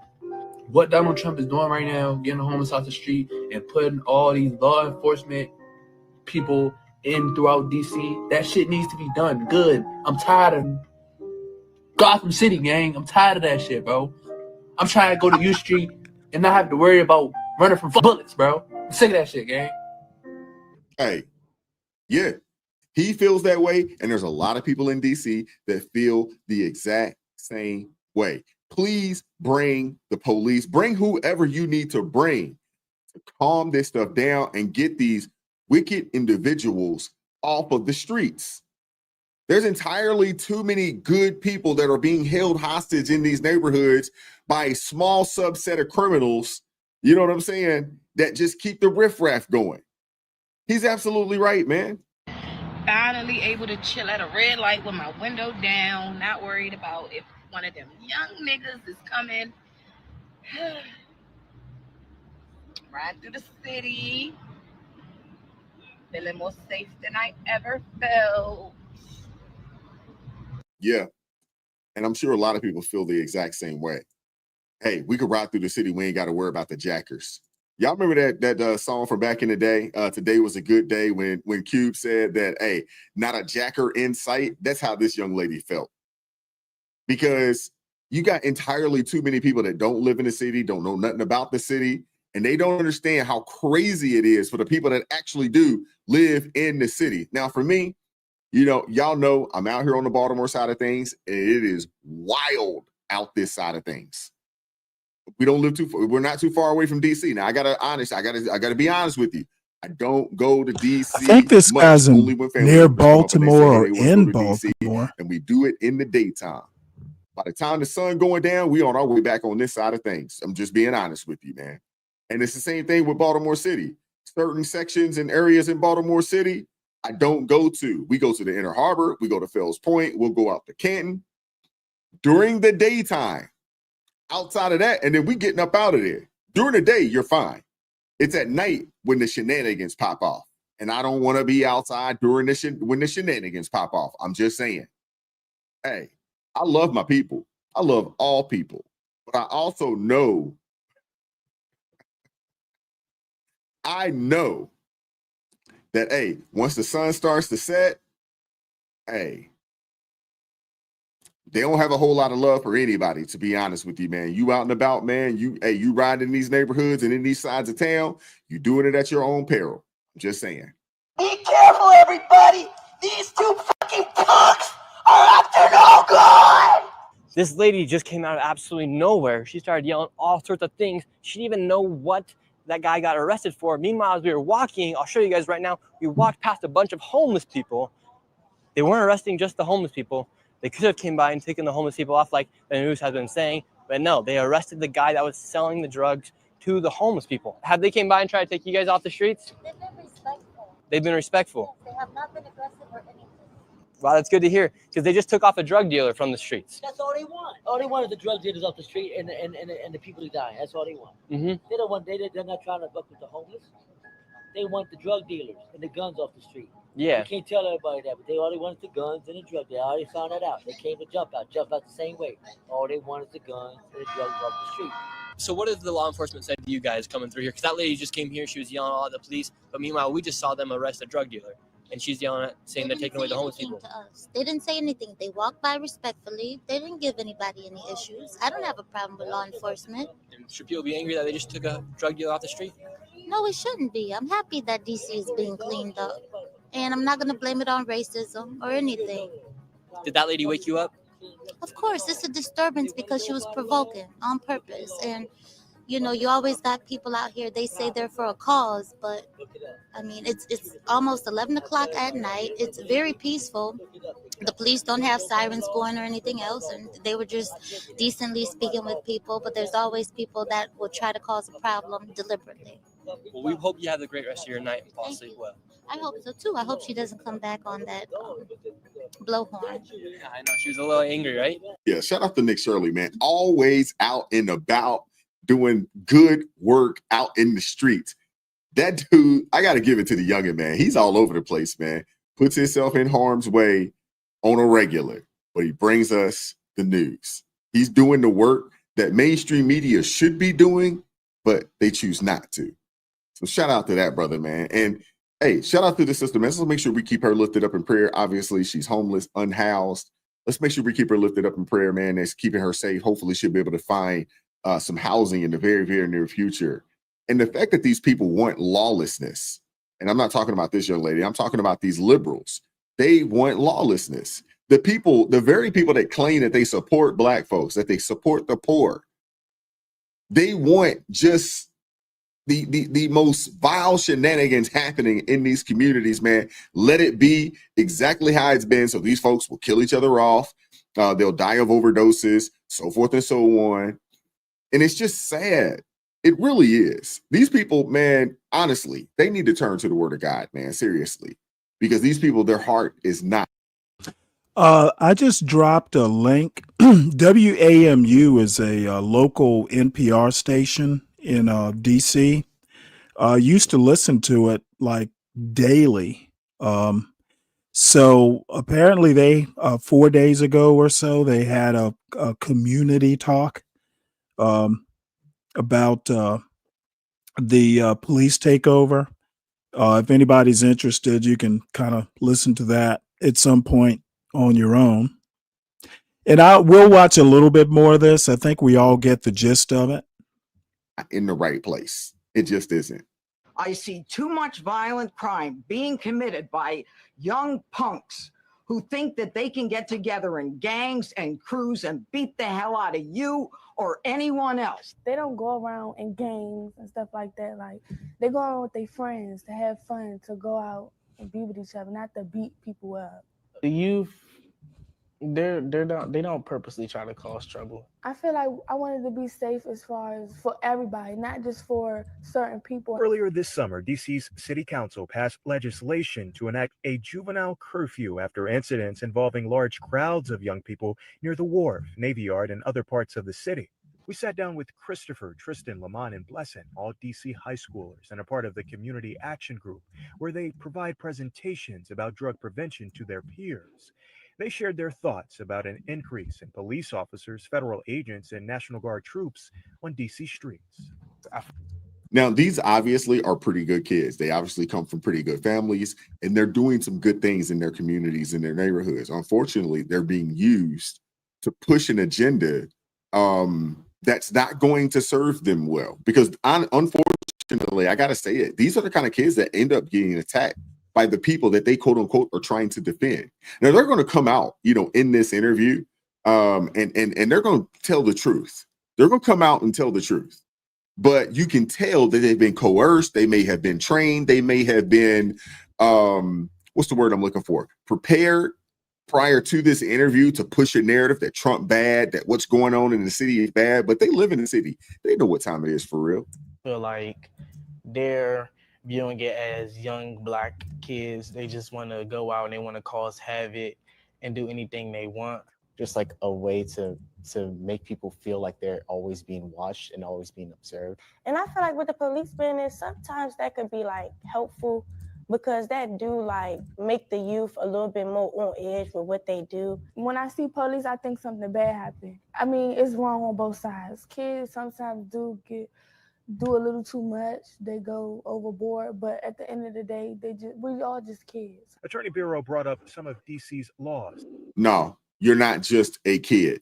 When you're out there robbing, stealing, carjacking, when y'all out there, bombarding stores and just, you know what I'm saying, just taking anything that you want out of the store, when y'all jumping on folks, 10 to 15 people beating on an individual. Nah, y'all not just kids, because kids don't behave in that manner. You know what I'm saying? Let's just keep it real. Kids don't behave in that manner. At least kids that are raised properly do not behave in that manner. And the fact that they want to jump out here and say, "Oh, they're just kids." Nah.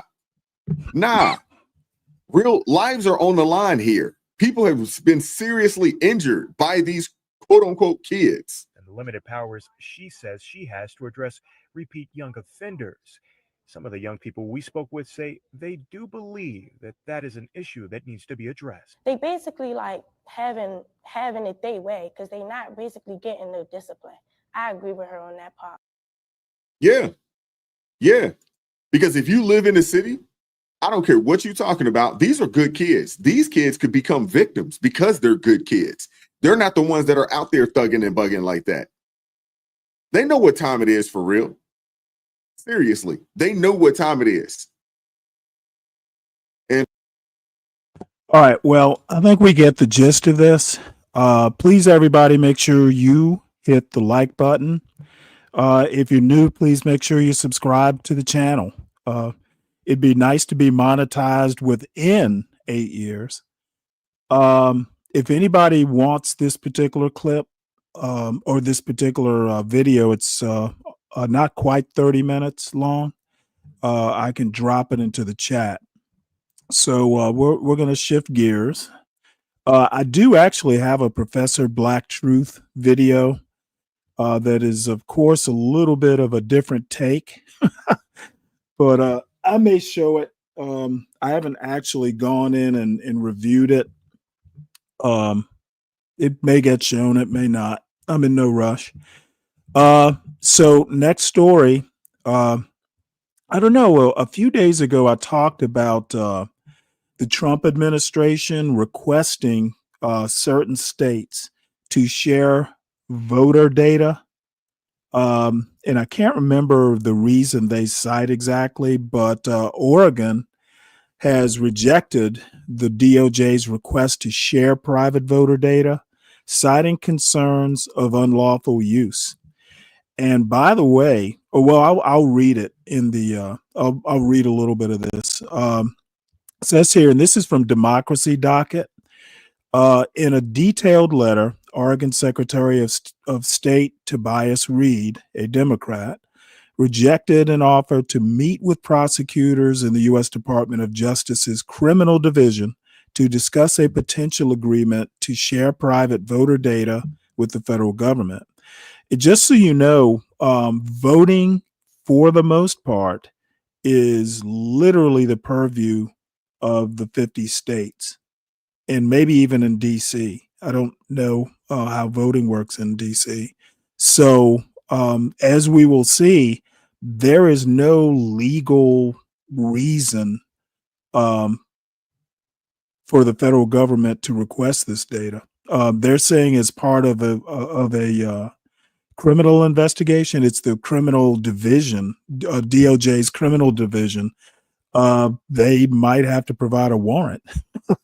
As part of the DOJ's effort to obtain sensitive voter data from every state, prosecutors from the department's criminal division have contacted some states requesting a meeting to discuss a potential information sharing agreement to feed the department private voter information to help assist its hunt for voter fraud. With your cooperation, we plan to use this information to enforce federal election laws and protect the integrity of federal elections. Reads the email sent July 10th by Scott Larragee, Principal Deputy Director for the Executive Office for United States Attorneys, and Paul Hayden, Senior Counsel in the DOJ's Criminal Division. In his response to Larragee and Hayden, Reed explained that the U.S. Constitution specifically tasked the states, not the federal government, with administering elections.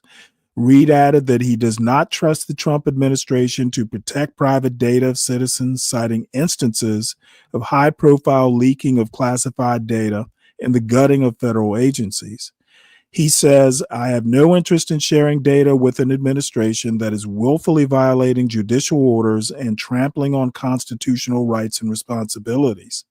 Reed wrote in his response, nor do I wish to share data with an administration that appears to take glee in snatching people off the streets without requiring its agents to properly identify themselves or provide arrest warrants, or with an administration whose agents wait outside of daycare centers, schoolyards, and courthouses to improperly detain and deport Oregonians.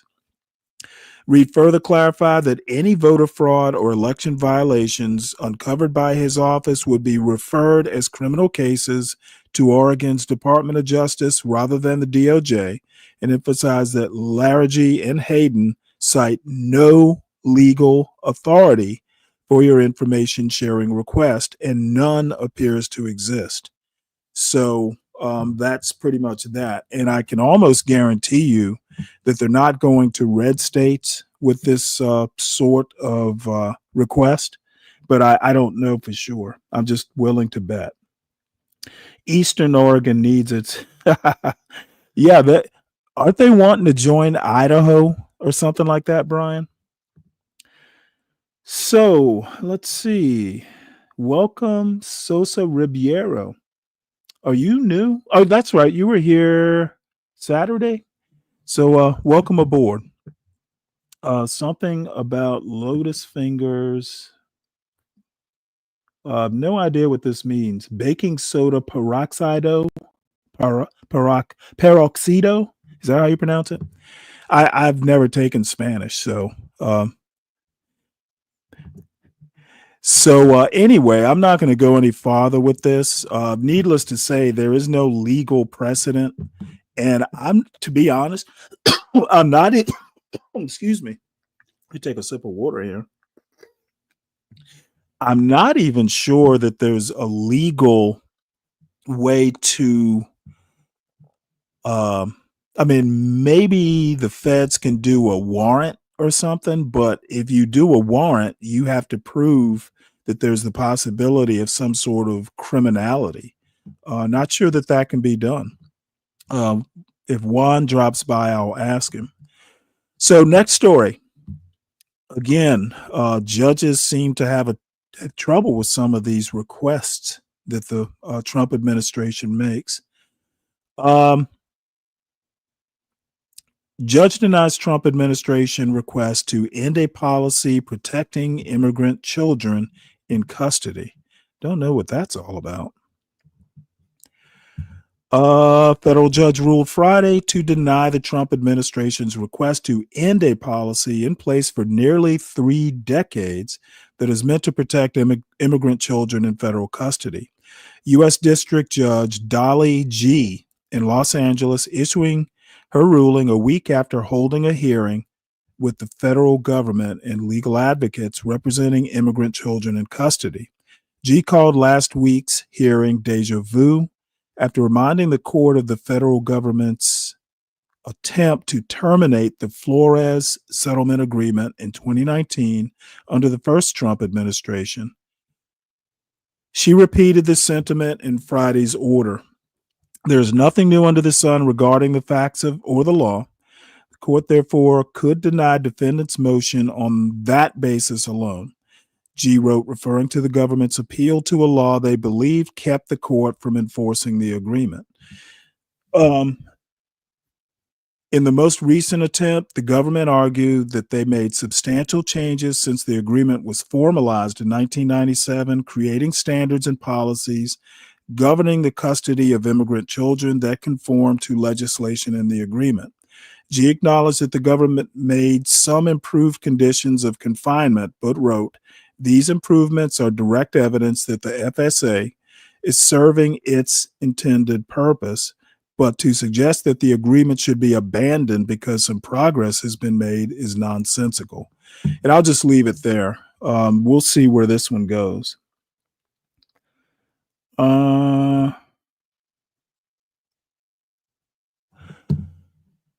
Let's have a look and see what's going on here.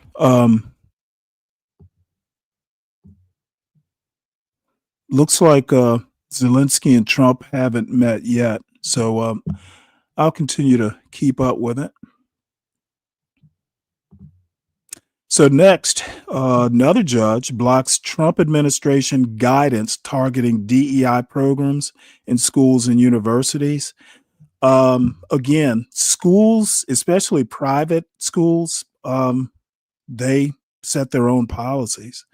And if you're going to get rid of the education departments, you don't even have a way of withholding money, I would think. So it says here, make sure I got the right one here.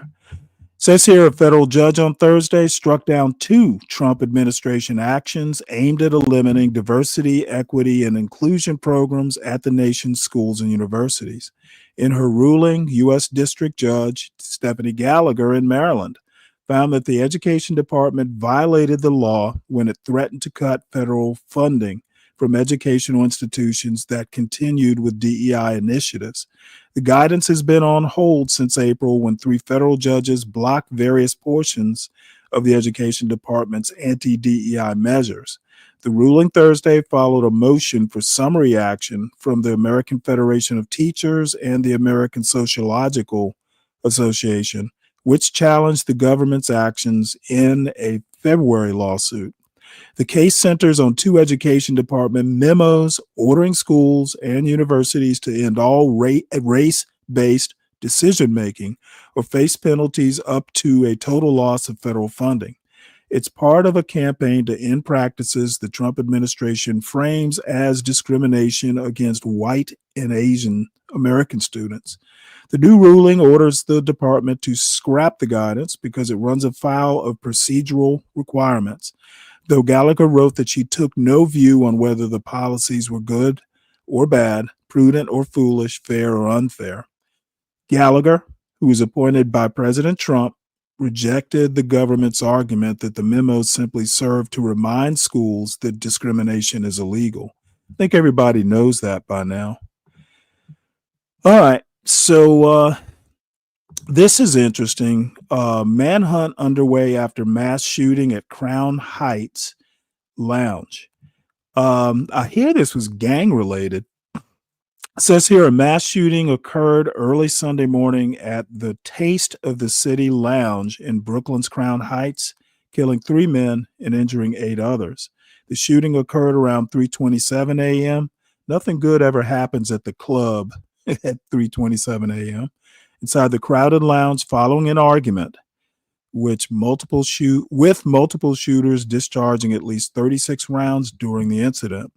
Authorities reported that 11 individuals aged between 27 and 61 were involved, comprising 8 males and 3 females. 3 of the men were declared dead at the scene, while others were hospitalized with injuries that are not considered life-threatening.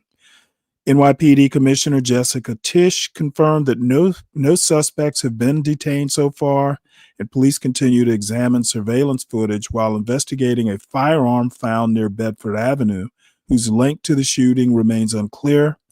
The incident is under active investigation despite New York City experiencing its lowest recorded shooting rates 7 months into the year, and authorities advised residents to avoid the area due to heavy emergency response activity.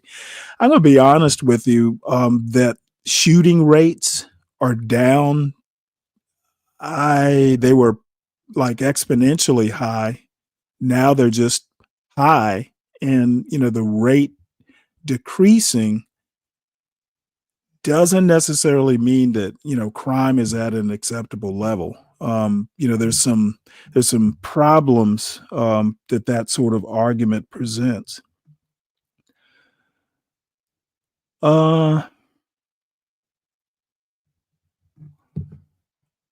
Let's see. Next, we're going to switch gears again, looking at some international stuff. Israeli army chief approves next phase of Gaza war amid reoccupation push. Says here, Israel's chief of staff, Eyal Zamir, announced a plan for intensified strikes on Gaza City, vowing to continue until Hamas is defeated or there are no Gazans left, apparently. The Israeli Security Cabinet approved a plan for the complete reoccupation of Gaza, despite international protests and concerns for hostage safety. The military campaign has reportedly killed over 61,900 Palestinians since October 2023, with an emphasis on reshaping security across multiple fronts. Zamir stated that the IDF will use all available forces to decisively strike Hamas, emphasizing the return of hostages as a primary objective. And we talked quite a bit about the international response last Friday, I guess it was, or maybe Saturday. I don't know if everybody heard, but Air Canada flight attendants have been on strike, and apparently the Canadian government has done a back to work order, and the flight attendants are going to defy that order. Let's listen to it. Air Canada flight attendants say they will defy back to work order. What's up, dirty This dude? article is by Ian Austin and read by an automated voice. The union representing Air Canada's 10,000 flight attendants said on Sunday that it would defy the government's back-to-work order and continue a strike that shut down Canada's dominant carrier and severely disrupted travel throughout the country. The announcement came at the same time that Air Canada had ordered the flight attendants to show up for work Sunday afternoon to restart service that evening. We will be challenging this blatantly unconstitutional order that violates the charter rights of 10,000 flight attendants, 70% of whom are women, and 100% of whom are forced to do hours of unpaid work by their employer every time they come to work, the Canadian Union of Public Employees said in a statement. We remain on strike. We demand a fair negotiated contract and to be compensated for all hours worked. Hugh Pulio, a union spokesman, said it will be seeking an injunction from the Federal Court of Canada on Sunday to block the order. The flight attendants went on strike over wages. They are also seeking to be paid for work they perform on the ground before takeoff and after landing. Currently, they are only paid once the cabin door closes and until it reopens. Less than 12 hours after the attendants walked off the job early Saturday morning, Patty Hajdu, the federal labor minister, told the Canada Industrial Relations Board to use binding arbitration to come up with a contract and to shut down the strike. The independent board ordered the flight attendants to return to work at 2 p.m. Eastern Time on Sunday. The disruption has grounded about 700 flights a day at the airline, affecting about 130,000 passengers daily. Air Canada is the dominant carrier in the country and offers about 48% of available seat miles, the industry standard for measuring capacity on domestic routes, according to Cirium, an aviation data firm. Unlike its smaller Canadian competitors, Air Canada offers extensive international service, with routes to 65 countries. While Air Canada began rebooking passengers before the strike started, the process has been fraught. The combination of busy summer travel and general lack of capacity at its smaller domestic competitors has left some travelers without bookings. Others have been booked on Air Canada flights scheduled to fly days after their original departure dates, which are now likely to be canceled too. The airline has not offered such passengers any compensation for extending their accommodations. Several passengers at Toronto Pearson International Airport said on Saturday that they had ignored Air Canada's advice to stay away from the terminal, with many saying it has become virtually impossible to contact the airline by telephone. Compounding the situation is Canada's size. In a country that covers 6 time zones, there are few practical alternatives to flying on many routes. Before the union announced it was continuing its strike, Air Canada put out a statement saying that service would start again on Sunday evening. But it said that it will take 7 to 10 days for its service to return to normal. On Sunday afternoon, Air Canada said that it had suspended its reopening plan until Monday evening. Last week, Air Canada asked the government to force the union to enter arbitration, after failing to get the union to agree to the process. Government-mandated arbitration, however, is normally used to end long and disruptive walkouts, and arbitrators typically do not introduce major changes, like compensation for work before and after flights, in contracts they impose.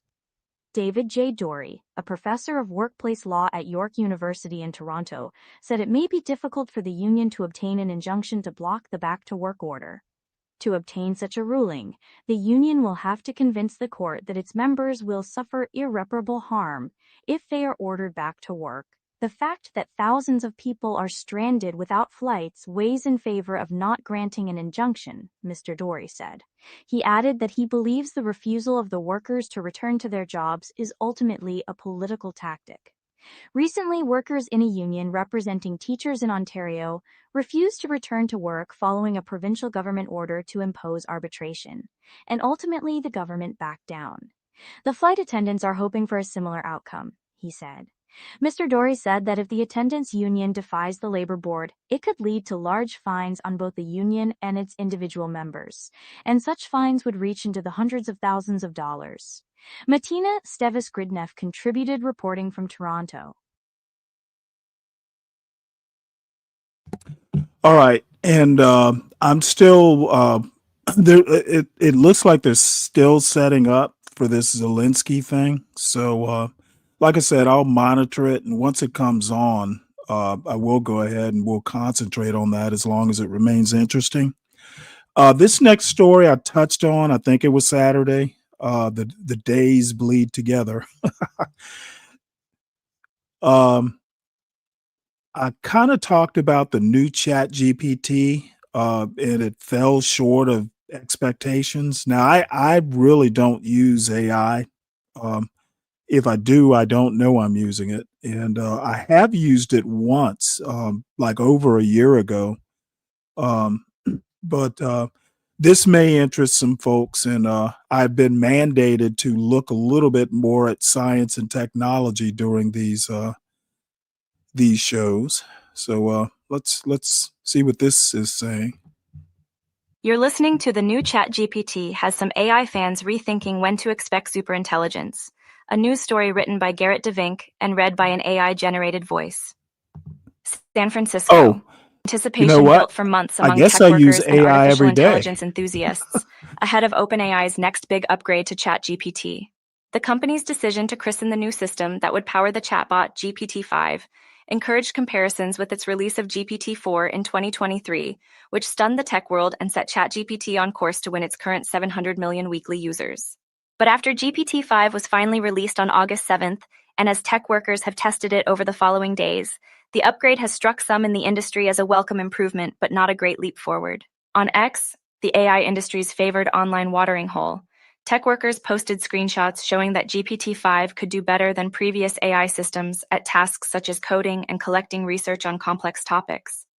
But they also shared evidence it could still sometimes make the kind of mistakes characteristic of earlier chatbots, such as getting tricked by a riddle or confidently claiming factually incorrect information was true.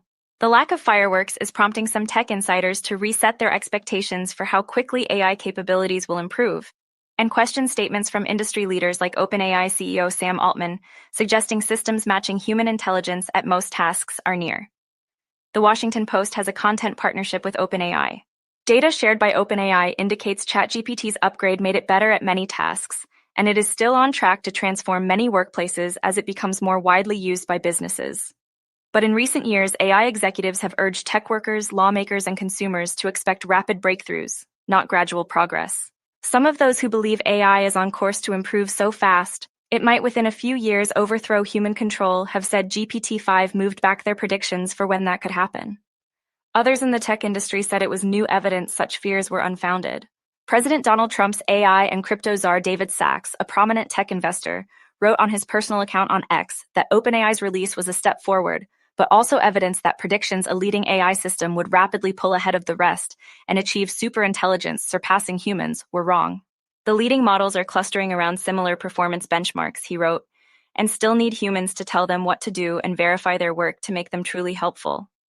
This is the stuff of great engineering and should be celebrated. It's just not the stuff of apocalyptic pronouncements, Sachs wrote. Sumukh Shashidhar, an AI researcher and PhD student at the University of Illinois Urbana-Champaign, who has worked with AI companies, said many in the industry appeared to have misjudged what OpenAI would deliver. It doesn't feel like the needle has moved much for the average user, Shashidhar said. Among those who follow the AI industry closely, expectations were that GPT-5 would be like conversing with another very intelligent human, but it doesn't seem like that's the case, he said. Some of those most concerned that improvements in AI could lead humanity to lose control of the technology also felt GPT-5 fell short of expectations. There was some sense that this was going to be a significant step change, said Max Winga, a policy analyst with nonprofit Control AI. It advocates for tighter rules on AI development to block companies from creating superintelligent tech that might develop agency of its own and harm humanity. OpenAI's release instead disproved the idea that there was going to be some kind of radical new breakthrough, Winga said. He added that he's still concerned about the pace of improvements in what AI can do, because society is not prepared for an AI that could train itself to be smarter. Simon Willison, a software engineer and blogger who got to test GPT-5 for 2 weeks ahead of its release, also declared it good, but unsurprising. It's not a dramatic departure from what we've had before, but it rarely screws up and generally feels competent or occasionally impressive at the kinds of things I like to use models for, he said in a blog post on the day of GPT-5's release. Some people outside the tech industry even declared GPT-5 a downgrade, protesting that its chats felt less supportive than those with a previous version that OpenAI retired the day of the new software's debut. The company quickly reversed course, making the old version, GPT-4o, available to paying subscribers. On Friday, OpenAI said it was making GPT-5 warmer and friendlier based on feedback that it felt too formal. During a dinner with reporters late Thursday, OpenAI's Altman pushed back against the idea that GPT-5 wasn't a major improvement over his company's previous technology, Demand from businesses that use OpenAI's technology in their own products doubled in the 48 hours after GPT-5 was released, he said, sending his company scrambling to find new computer chips to run the queries customers were asking of the improved chatbot. Altman suggested that to truly appreciate OpenAI's latest advance required close work with GPT-5 on tough technical problems. This is a model that scientists are saying is doing research at the level of the best in their field, he said.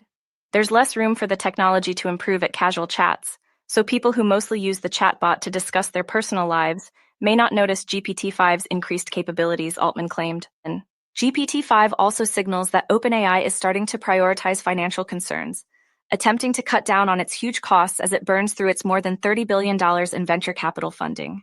The new software is designed to adjust how much computing power it expends, answering a user's query, attempting to use less for simple questions but more for complex tasks. That potentially allows OpenAI to be more efficient by reducing the cost of serving some chats. Altman insisted the company wasn't giving up its goal of creating ever more capable AI and would deliver more breakthroughs in future, regardless of the expense. We will spend maybe more than any company has ever spent on anything, he said.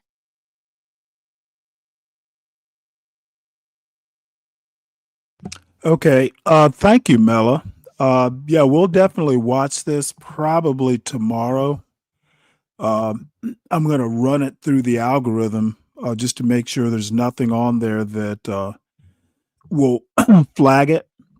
But yeah, we'll definitely have a look at that because we need to know this sort of stuff. It's basically kind of like a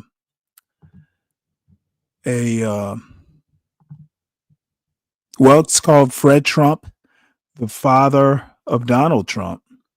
And it was made about 2 weeks ago. So we're definitely gonna watch this. And by the way, I'm actually subscribed to this channel. I don't know why it didn't pop up. So still waiting on that press conference.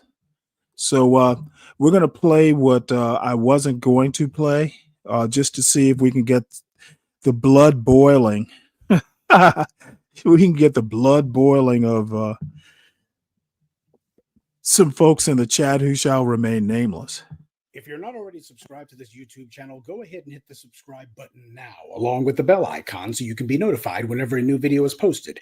And if you're already subscribed, check and make sure that YouTube hasn't unsubscribed you. And of course, be sure to give the video a like as well as share it on your American social Man, the media. link should be White pinned at the supremacists top. It hate says that. panel. Maybe I should call it something else. But it is pinned at the top, folks. Let me see here. Rearrange some tabs. And now the Sunday address. This is a subject that I hadn't intended to speak on, but the more that I thought about it and heard other people commenting on it, the more that I thought that there was something that I should say about it. And this is on the subject of political hoaxes. Now, there have been a number of political hoaxes that have been pulled throughout American history. The Boston Tea Party was one, and the so-called Boston Massacre was another one, where you had propaganda saying that basically the Brits showed up, lined up, and gunned people down. There's been a lot of hoaxes and lies that have been used over the decades, including the Gulf of Tonkin incident. I detailed that for you here on this YouTube channel. The US What's up, American Man? What's up, Stanley? How are you? Pretty good. What's going on? Long time no speak. Nothing. Just dropping in to see how you're doing. Doing pretty well. The show must go on. The show must go on. That's the name of the game. Yeah, but yeah. All's All right. well. Well, listen, I'm just checking you out, man. Huh? Well, good. That's good. How's the sun? I know you and I are always bickering back and forth, but you know, I'm still.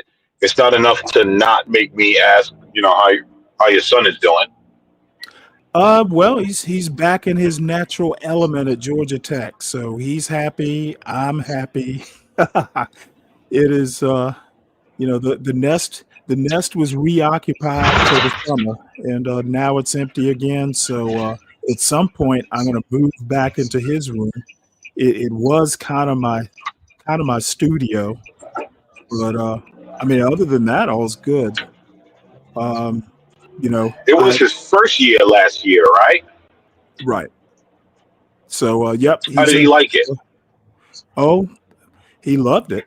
He's got a girlfriend and everything. So he is he Nice. is he is doing all right. That's good. That's good. Well, I was just dropping in to check on you, Stanley. I'm doing what I Well, I do and appreciate it. work, Yeah, so I'll nothing be. much is gonna change. I mean, I will have to choose either StreamYard or EV Mux. I think that's the name of it. Those seem to be the two best alternatives. So, at some point, I'm going to have to put the graphics and, build that part of it up. But, the basic structure of the show, the news and stuff, because that's what I do. I mean, even if I weren't doing this on YouTube, I would be doing it just on my own. So, nothing much is going to change. All right. Well, good. Well, good luck. Do your thing, man, and Okay. Thank you. you know, I'll I'll be dropping in here and there. Don't be a stranger. All right, Stanley. All right. Take it easy. So I'm going to go back to Professor Black Truth here because I know it's got to get somebody riled up. Government claimed falsely that an American ship had been fired on by North Vietnamese forces.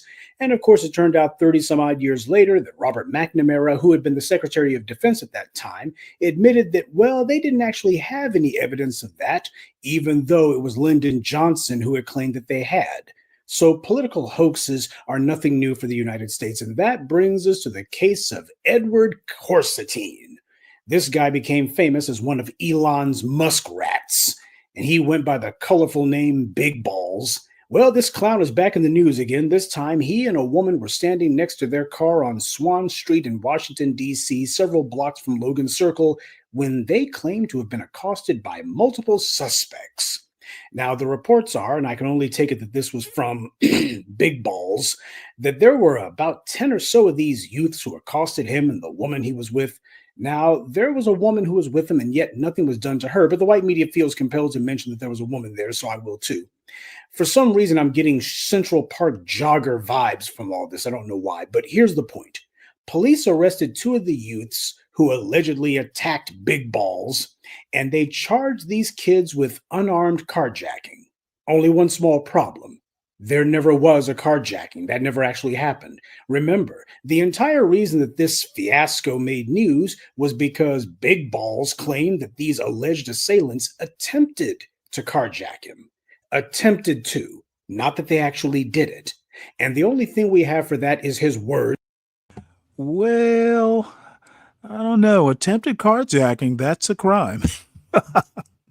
Such as it is, and I'll say this, consider the source. Now, according to him, this gang of unruly youths approached him outside of his vehicle and, as he put it, made a comment about taking it. Since when do carjackers make comments about taking a car? Carjackers make threats, Hey, Moxie, how not you doing? comments. They demand you hand over the keys or else. But he himself said nothing about any threats or demands, just an alleged comment about taking the car. Now, that's a phrase so vague it can mean anything, but the one thing it doesn't mean is that they actually took it. If this was a genuine carjacking, then shouldn't Big Balls have had the balls to say that they demanded the car keys? Instead, he says that they made a comment about taking it. That was the way he characterized it, as a comment. For all we know, this creep probably decided that he was going to run his mouth at these young people, and one of them probably said something to the effect of, "Man, you think that car's so slick? Man, somebody take that car." That's not the same as somebody saying, "I'm going to take that car," or "You're going to give it to me." But that didn't stop the thugs in blue from taking a report about a comment on the vehicle and suddenly claiming that it was a demand for the vehicle. Demanding the vehicle? Now that's a big jump from commenting about something to saying, "Give me the car." This is how the white media conjures magic, though. They say something that's false, but because they reach so many people, folks will see the white media is reporting on something, and they'll just sit there and repeat it mindlessly, so the white media can make their fantasy into reality, like magic. But no car was ever actually stolen. That's the point. An alleged attempted carjacking is charged as a carjacking, basically. I could see it differently if there was just an assault charge. At least they could put forward the assertion that that had happened, though as brother Khalid Muhammad said, we question that. Someone beat up Big Balls, at least that's how his story goes, but truth be told, that's got to be one of the most lightweight beatings ever. 10 people jump on you, and you look as if basically you got into a small scrap with a tiny person. That's what this looks like. It reminds me of George Zimmerman, with these looks to be self-inflicted injuries, quote unquote. But let's exercise some common sense here. You have a young punk with a very well-established track record of open bigotry. He lives in D.C. Nothing happens to him while he was in government working as one of Elon's muskrats. He's still there today, and now he's out on his own. He becomes the victim of an attempted carjacking. He doesn't actually get his car took. They tried to take it allegedly. There was also some loose talk about an iPhone being taken too. That's another claim that was made. iPhone got stolen. You know, those cell phones have GPS equipment on them. In fact, police routinely trace criminals by accessing their cell phone tower data to mark their movements. When your cell phone pings a cell phone tower in the vicinity, the police can use that information to track the movements and the location of that cell phone over time. That's how they crack a lot of crimes. And yet, here this White House staffer and alleged federal employee is. He claims to have been beaten up and almost carjacked by 10 people. His car wasn't stolen, but his cell phone was, allegedly, and yet the police who routinely track down cell phones all the time suddenly can't find this one? Did Big Balls forget to pay his cell phone bill or something? Are the cell phone towers in D.C. not working now? So the all-purpose black youths run up on this guy. They beat him up under what are still unknown circumstances. They give him what looks to be only a bloody nose. They got him outnumbered. They beat him up so they can take his car, and once they beat him down and he's all bloody, they leave the car and run off. But they did take the cell phone, which police have not been able to track the location of. A lot of people, particularly on the white right, always were making comparisons about Jussie Smollett, bringing up his name every 5 minutes. Yeah, well, here's a real accurate comparison to Jussie Smollett, or the Central Park jogger case, or Susan Smith, who falsely claimed that some random black man had stolen her car while her babies were inside, when in reality she drowned them and then just made up a story. Tell me something, what's more plausible here? That this reprobate was legitimately assaulted by 10 randos who wanted to take his car and then left it, and yet all 10 of them ran off without taking anything except for the cell phone.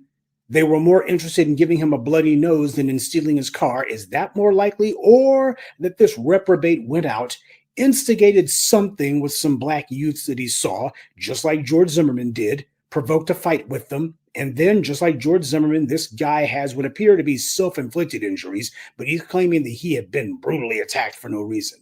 Oh, wait, that's not right. He did claim that there was a reason, that they were trying to carjack him. And this incident with one of Donald Trump's former administration staffers, this young punk, this was the rhetorical basis for the quote-unquote takeover of D.C., that this one incident justified wasting God knows how many hundreds of millions of dollars to put soldiers in the streets, and these guys are not even running around stopping any of the alleged crime sprees. Instead, they're doing DUI arrests, and because you're inside the District of Columbia, you're not supposed to be carrying any weapons, so they go ahead and confiscate those. That's what they got soldiers in the streets doing. Wasting hundreds of millions of dollars when you could go ahead and hire conscientious people, not the regular scum that they like to hire for the police, but you could go ahead and hire some conscientious, honorable people, and they would be working full time, not for the next 30 days, but for the next 30 years. And you would actually have people who are on the streets full time actually doing real police work. If someone is genuinely interested in fighting crime in DC, then that's what they would actually do. But of course, we know that's not what this is about at all. And as for Corzine, or Coruscant, or whatever the hell his name is, isn't it interesting that he felt the need to remove his shirt to pose for the pictures? And you notice that the shirt is in one piece, which begs the question, why would he take off the shirt if the shirt's in one piece? Nobody ripped it off of him. He just decides, well, let me go ahead and take the shirt off. And he just so happens to be wearing white pants, too, because otherwise the few drops of blood that there were would have been impossible to see if he'd been wearing pants that were, say, denim blue. And his dark blue shirt, by the way, no bloodstains would show up there. So isn't it ironic that he decides to take off his shirt so that he can have the highest contrast between his pasty white skin And the few little droplets of blood and the same thing on his pants. Everything about this says staged. Oh, and just for the Coleman Cruz, Candace Owens contingent of lame brains out there who still want to insist that, oh, this is legitimate, it's genuine, well, consider this. Do you know who took the photo of this corsetine character all bloodied up? You know who took the photo? A guy named Marco Ilez. And if that name sounds familiar, it should. Earlier this year, Marco Ilez was the Doge employee who made international headlines when all of his racist quotes on Twitter suddenly came back to the surface. All the stuff he was saying about I was a racist before it was cool and all I want is a eugenics immigration policy and all the rest of that. He was forced to resign from Doge in disgrace, but that's okay. They gave him his job back a couple of months later. But this is the guy who just so happened to be on the scene of this alleged attempted carjacking, and he just happened to be there right in time to take the photos. And keep in mind that the exact same time that Marco Ilez was getting dragged in the media, that was also the same time that Corsadine's own little dubious screen name came to light. So these two individuals who came on the scene at the exact same time, two of Elon Musk's little science projects, or whatever the hell they are, these two individuals earlier this month just so happened to be at the exact same place at the exact same time for this incident. And I'm sure that none of this was staged, right? Not one bit of it was. This is all just a bunch of coincidences. Just another in a seemingly endless string of coincidences that went along with this incident. I mean, you see how many acts of happenstance had to occur for this to all come together, but it was all genuine and real, and it wasn't staged. Right? And then there's the question of DC's finest, who just so happened to be right there at the scene of this alleged carjacking. How convenient. In fact, the thugs in blue in DC, who normally take 45 minutes to respond to anything, they were right there on the scene so fast that they caught at least two of the alleged suspects immediately. How convenient. As if they had been waiting for something, as if they had been right there waiting. Now, which one of these two scenarios actually fits the facts? Given what you know about the self-professed victim and the circumstances that actually occurred, does this actually look like a carjacking, an attempted carjacking, or like a staged political stunt? No, what I think is this punk went out, and being a part of the Trump administration, he decided that he was going to run his mouth at some black youths who he started an altercation with, and then afterwards he claims it was a carjacking, when in reality it was a young punk starting some mess with a couple of black teenagers. And of course, you got to make sure that the cops are there on the scene because they're there to bail him out, make sure he doesn't get dinged up too much. And that's the basis that Trump used for the takeover of DC. And that brings us to the other part of this issue. If Trump had decided that he was going to do a quote-unquote takeover of law enforcement in, say, Chicago, even though the crime stats there are also exaggerated by the white right, the media reality is that putting troops in the streets of Chicago actually would have been tenable. If he had spent time talking about crime on the south side of Chicago, the way the Fox News has for the last 10 or so years, and Chicago's political schizophrenia being what it is, the Orange Man could have done this, and it would have been far more defensible. At the very least, he would have had to like stand on and say, hey, you've been hearing about this stuff for the longest time. I said I'd get Chicago under control, and now I'm doing it. But as I explained, this isn't about public safety. Donald Trump wants this to be controversial as possible because this is about forcing the Epstein scandal out of the headlines. And you can't do that if you do a defensible action. You have to do something outrageous, something egregious, because causing outrage is the entire point. The real audience for this political theater happens to be Donald Trump's base, and that's the right word for them because base is what they are. He would much rather deal with outrage of putting soldiers in America's streets than the political outrage from his own base for not releasing the Epstein files. Trump's entire political lifeline is his base. He has to keep them on his side. He has to keep their morale as high as he can and prevent them from losing interest or worse, turning on him. So that's the reason why he has to do this and has to do it this way. And in my opinion, Big Balls is just basically doing his job as an administration staffer and just going in and doing whatever the administration needs him to. And in this case, he's taking one for the team. And now what are the Democrats going to be doing about all this? That's the next question that needs to be asked. The DC takeover is not getting a retaliatory response from Democrats. They're not even talking about stopping it or retaliating for it. Instead, the Democrats are just saying, well, this is why you need to vote for us next year. That's all they're saying about it. Not one of them is talking about crafting any legislation to prevent this from happening in the future. Not one of them is talking about this needs to be the basis for a new impeachment of Trump. That's not what they're saying. But that's not to say that the Democrats don't have things that they actually are passionate about retaliating for, because what they're really concerned about is what's going on in Texas, where they're having that big redistricting fight going on in their legislature. Republicans there are plotting to erase what currently are Democrat majority districts just in time for the 2026 midterms. And Democrats are actually threatening to retaliate by doing the same thing in California and elsewhere. They're not going to their voters and saying, well, there's nothing we can do about this. They're not going to their voters and saying, well, this is why you need to vote for us and ain't going to get none for it. Instead, they're saying there needs to be retaliation for this. We can't let this stand. Republicans are enacting a policy and Democrats are moving to use their offices that they do have to counter it, to retaliate for it. So when they see black cities being illegally taken over by Republican power grabs, and been seeing it since the Obama years, Democrats do nothing about it. But now the Republicans are coming for Democrat congressional seats. Suddenly Democrats want to fight. Democrats only fight for what they see as being in their interest. And black people having control of the politics of where we live ain't part of that agenda. At best, you can have some tether who has nothing but contempt for you. He can be installed as your mayor or congressperson. But as for actual foundational black Americans controlling our areas, Democrats are as opposed to that as the Republicans. Ignore their rhetoric. Politicians only use words for the sole sake of lying. I want you to start learning to look at what they do, or in this case, what they don't do, because that will tell you everything. So the orange man isn't the only one who's doing political theater. They're both doing it on both sides of the aisle. But don't you dare let anybody tell you, oh, see, this incident proves the crime's out of control. No, what it proves is that the politicians and their staffers are out of control. That's what it proves. Because I believe that if somebody were to actually look at Courtesine's cell phone records, even if you don't find the cell phone itself because they ain't looking for it, if somebody tries to see what kind of emails this guy was sending in the days leading up to this alleged attempted carjacking, if somebody also looks and sees who the police officer on the scene, who were they talking to? What the world were these guys doing? If somebody starts to dig into this case, I think that they'll find that there's plenty of evidence that all of this was staged, all of this was set up. And it's not the first time.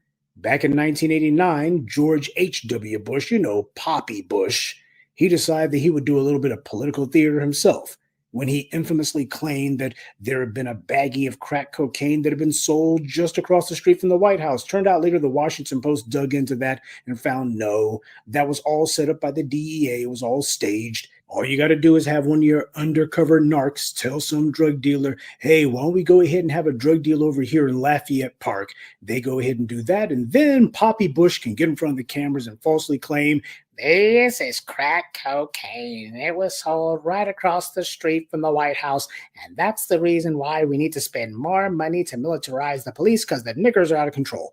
That's what happened back in the 1980s. And we see the same trick going on now. The only difference is instead of talking about crack, they're talking about carjackings. The times may change. The specific lie may be a little bit different, but the mentality behind it is not. It's always the same thing.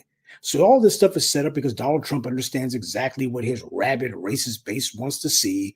You can give those degenerates a temporary sugar rush by having images of black people being harassed by the police. And in this case, you got both the domestic and the foreign arms of the enforcement arm of white supremacy at work here. So as far as they're concerned, oh, this is exactly what we need, is harassing black folks. It's probably started this way, but it's not going to be staying this way. It'll be interesting to see how this metastasizes over time. But one of the things that's not going to change is the Democrats deciding to allow this kind of stuff to go unabated. This is part of their political posture. Just like all the Republican Party's incessant chatter about capitalism and free markets will never ever translate into them actually instituting economic justice where Black Americans are concerned.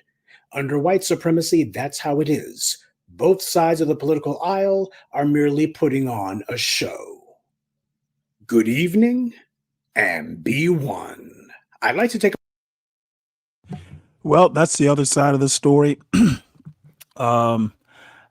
I will just assume that is his conspiracy theory, and you know how much I love conspiracy theories. Still waiting for the Zelensky conference.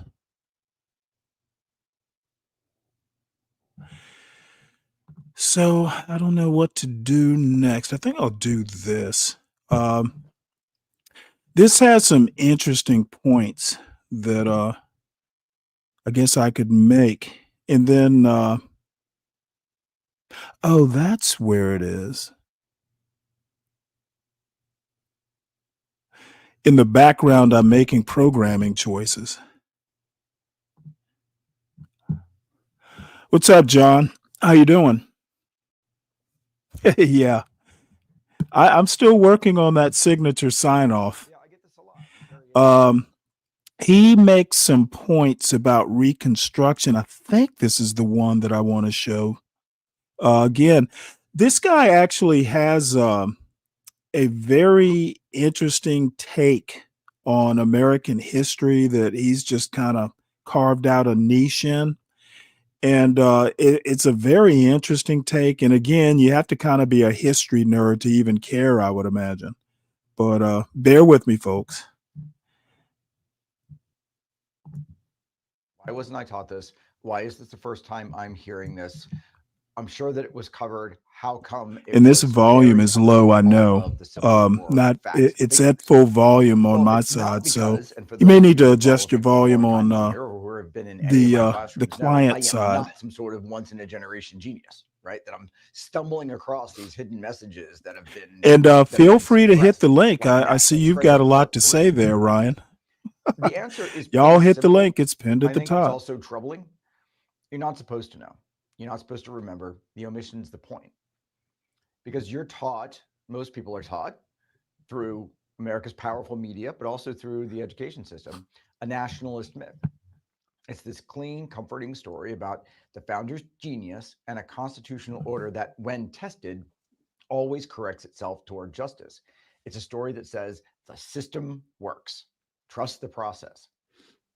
But that's not history. That's catechism. And nationalism needs more articles of faith rather than. He makes a very interesting point, and me not being even a history major, there's some things that go on in the quote history industry that I'm not aware of or am just becoming aware of. He talks about nationalist historians on either side of the aisle. And the one thing that struck home with me is that this belief, and Martin Luther King said something like this, you know, the arc of history bends towards justice.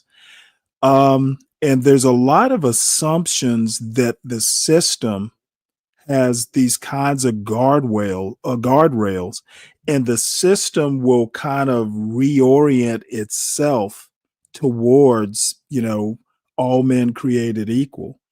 And he is basically saying, Ted Sturmer is basically saying that no, kind of a take on what's his name, Ibram Kendi, you know, the anti-racist, his belief as an anti-racist is not being racist is not enough. You actually have to be proactive to make the system anti-racist or even colorblind. People who push this colorblind narrative of the Constitution, etc., they believe that the system, you know, left to its own devices will kind of always bend towards justice. And historians like Ted Sturmer say, no, you actually have to interact with the system. It was designed by humans. And the test of that theory, people want to pretend that slavery would have ended, American slavery would have ended on its own. I, for one, don't believe that. There's nothing that would convince me. It took a whole war to end American slavery. And even then, at the beginning of the war, it wasn't really about slavery. And it became about slavery more or less just to cripple the Confederacy.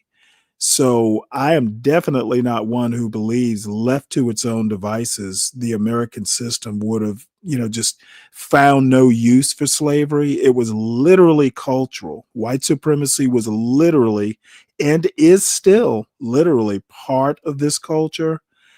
And the people who want to believe, like, for instance, I'm thinking of Coleman Hughes, for instance, who believes, and Clarence Thomas has written about this in some of his Supreme Court decisions. The Constitution is not colorblind, and anyone who thinks that really ignores parts of the Constitution. There's a whole 13th Amendment that addresses, the part about this, the American, legal system not correcting or bending towards justice. I think the people who actually think, this, as he calls them, nationalist historians, I think they're either naive, either by choice, or they're actually just naturally naive, or they're blinded by the very history they study. So anyway, enough of me droning on. Moments of truth. And so the American national myth. What's up there, is powerful because it CKJ3? serves the establishment, those in power who want to keep that power, and the regime that's been more or less running the show since 1789. And so the nationalist right uses it to create a fantasy of founders who were closet abolitionists. The nationalist left uses it to insist that progress is the natural product of the system structures. Both agree on the genius and vision of the founders, which is to get visible stuff like Akil Rita Mar's America's Constitutional Biography. God. Both sides need the story to be neat. I Both actually sides who have that admire book. The founders need you to as well. Because admitting the truth tears at the heart of the nationalist faith. They think it's destabilizing. I've been called, for what I do, irresponsible when I'm not being called disrespectful. Yeah, to people who have been dead for 200 years. Really, I get that a lot. But I only see all of this because of my training. My training in graduate school as a historian. There's nothing really special about me. In graduate school, I was trained to look at the past outside a national framework called the Atlantic School. And that national framework just conceals more than it reveals. It's like evaluating a burning house by sitting in its living room. I mean, you really can't see the full picture through all the smoke. But when you step outside the nationalist box, you start to see truths others just can't see because they just don't have the same literal perspective. It's like that scene in Dead Poet Society. Get on top of the desk. Things look a lot different. Not that they couldn't see those truths if they looked, but you still got to step outside the burning house to do it. Truths like the constitutional wreckage of the 1860s. The bedrock of the modern multiracial democracy that is the United States. I think we can all agree is the 14th Amendment. But that was secured only because the founders' constitutional order was suspended. So when the 39th Congress convened in December of 1865, the radical Republicans refused to seat the representatives from the 11 former Confederate states when they showed up. No, go away. So they created this rump Congress of the 25 loyal states, basically all of the states that had been there through the war. This was the body that proposed the 14th Amendment. So when the southern states refused to ratify it, because of people like Andrew Johnson campaigning against it too, the radical Republicans in Congress responded with the Reconstruction Acts of 1867, the beginning of radical Reconstruction, not plan. They dissolved the Southern governments that had been appointed by people like Andrew Johnson, carved the South into 5 military districts, and placed them under the command of United States generals. And the message was clear. Fine, you won't reconstruct on your own, we'll make you. We don't trust you anyway. And then readmission to the Union and then access to your representation was made explicitly conditional on ratifying the 14th Amendment. Don't like it? Talk to the United States Army parked on your State House lawn. That was not a process of free consent. That was ratification by mandate. It was an act of revolutionary resistance to the established constitutional order, whatever it takes. So why cover it up? Why cover it up? It's a cool story.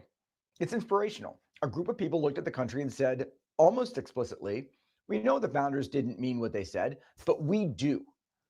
We're going to make this into the country that they wouldn't, whatever it takes. You say we the people, we say all the people. You say all. By the way, I want to point out when they carved the South into the 5 military districts, um, in 1877 is part of the bargain for the Republicans to take the presidency. Posse Comitatus, which has been in the news, obviously, the past couple weeks, that's when Posse Comitatus came about. It was who was it? Tilden basically gave up the presidency for I can't even remember who the president is. I'm having a senior moment again with names. But the bottom line is part of that 1877 deal was that the federal government moved the U.S. Army out of the South, and Posse Comitatus basically prevented or put a roadblock in front of using the Army for law enforcement. And so that's a little bit of the connection to today. All men are created equal. We mean it. That should be a through line in American history. People fighting against tremendous odds for what is right, and sometimes even succeeding. Not be patient, work for gradual change. You'll get there someday. And if you don't, oh well, maybe your grandchildren will, but you tried, trust the system. That's how the myth works. It forestalls real resistance. It insists that opposition is only legitimate if it stays within the structures that the powerful built, in ways the establishment says you can oppose. It trains you to see stepping outside those structures as un-American. You're a communist. You're a Marxist. You're an intruder. It makes obedience part of American national identity. Stay in your lane. Don't get too loud. Make sure your signs aren't too big. And no matter what, don't throw anything. Those fragile guys in Kevlar and masks spook so easily. That's why this honest history gets bulldozed, because the truth's dangerous. It shows the framers' constitutional order wasn't the engine of progress, it was the obstacle to it. And when liberty expanded, it was not because the system worked. It was because people resisted it and then broke it. That's the resistance history of the United States. And that story threatens every part of the establishment. And it's not meant to inspire. It's not meant to make you feel good. It's meant to instruct. But it's a history that we all can recover. All right. Well, that's that. Ooh, nice country song there.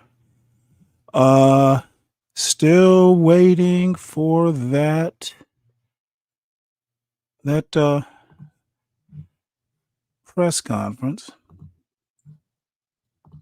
So I guess we will proceed. What is next? I really don't want to do that.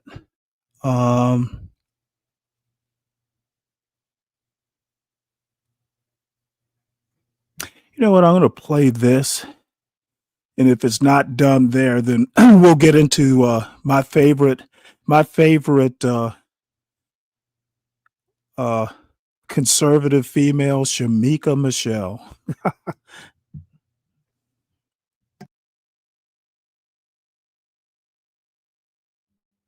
For good reason, Thoreau's resistance to civil government, now usually called civil disobedience, has become the Bible of modern resistance movements.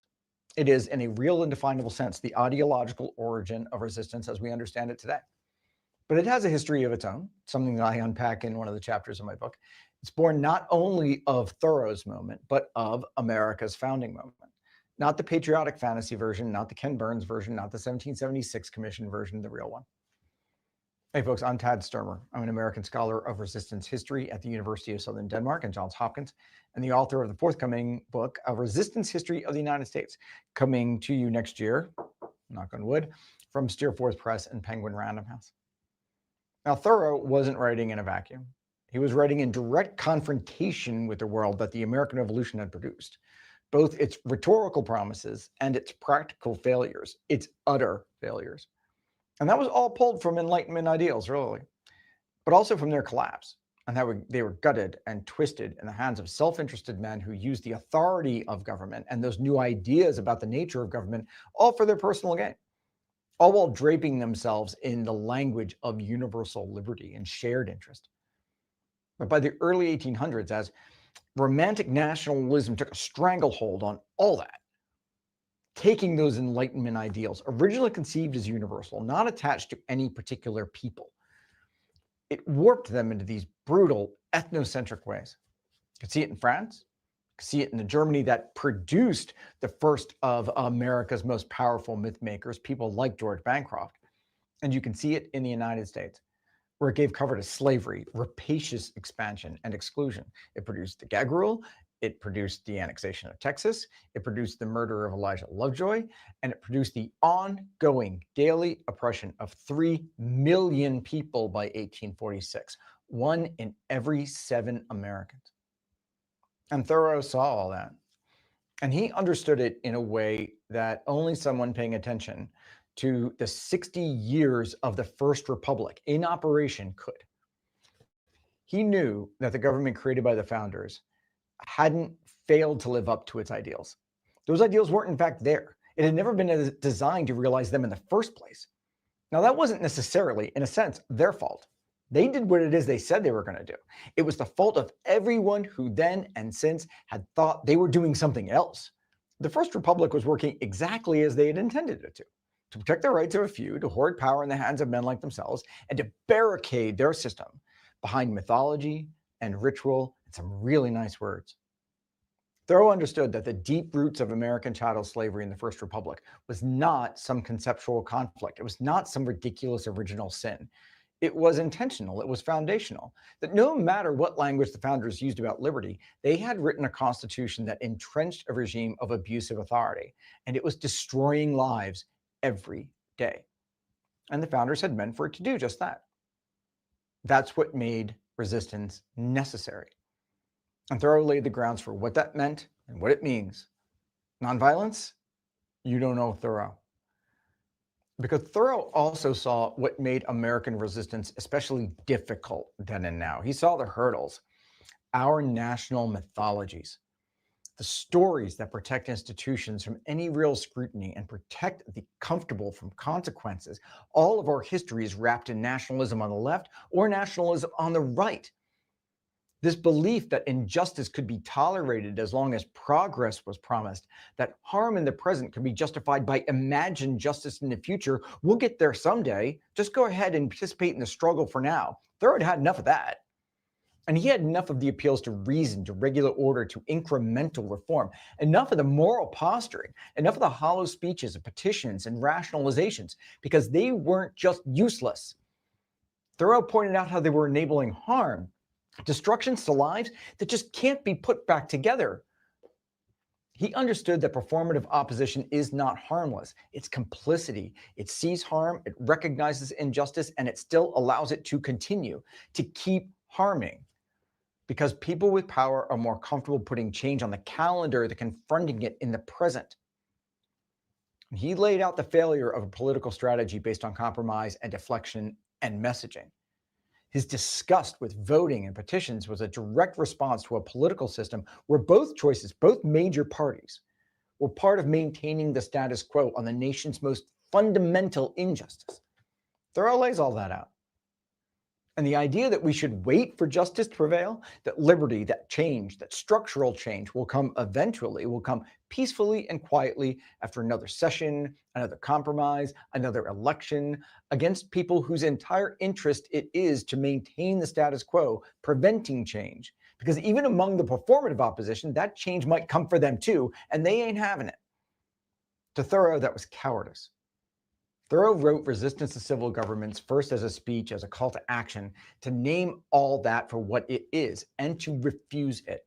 He stopped paying taxes. He went to jail, not because it was performative, but because it was honest.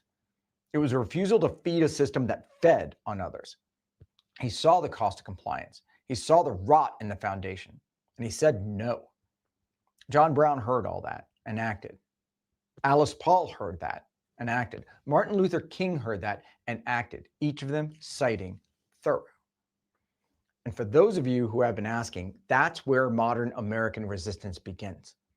You want to know what he was doing at Walden Pond when he was thinking about living deliberately? He was thinking about resistance, and there's nothing more deliberate than that. So get your copy now. is the beginning of your resistance reading list, the start of a playbook for us all. Henry David Thoreau, Resistance to Civil Government. I want to make one quick comment regarding Ryan's. Oops. Can I stop this? Ryan, it's funny you should say that. It's Marxist history. Actually, it's not. What do you think MAGA is doing right now? They are literally resisting a status quo. And luckily, they have a president who's willing to bend, if not outright break laws and ignore the Constitution in order to get a job done. And either Steve Bannon or maybe Trump himself have admitted that, hey, we may have to break a few rules to get America back where we think it should be. Then we can go back and start being a nation of laws. So they are basically, MAGA is literally a right version of Thoreau. So where you're getting this Marxist stuff, it's really more a populist point. And you could argue that Marx is left populism. I think you could get away with that. But no, MAGA is literally doing its version of Thoreau right now by, breaking things because they feel that the left has taken over American culture. So you need to think harder, Ryan, instead of being so partisan. You think you're neutral.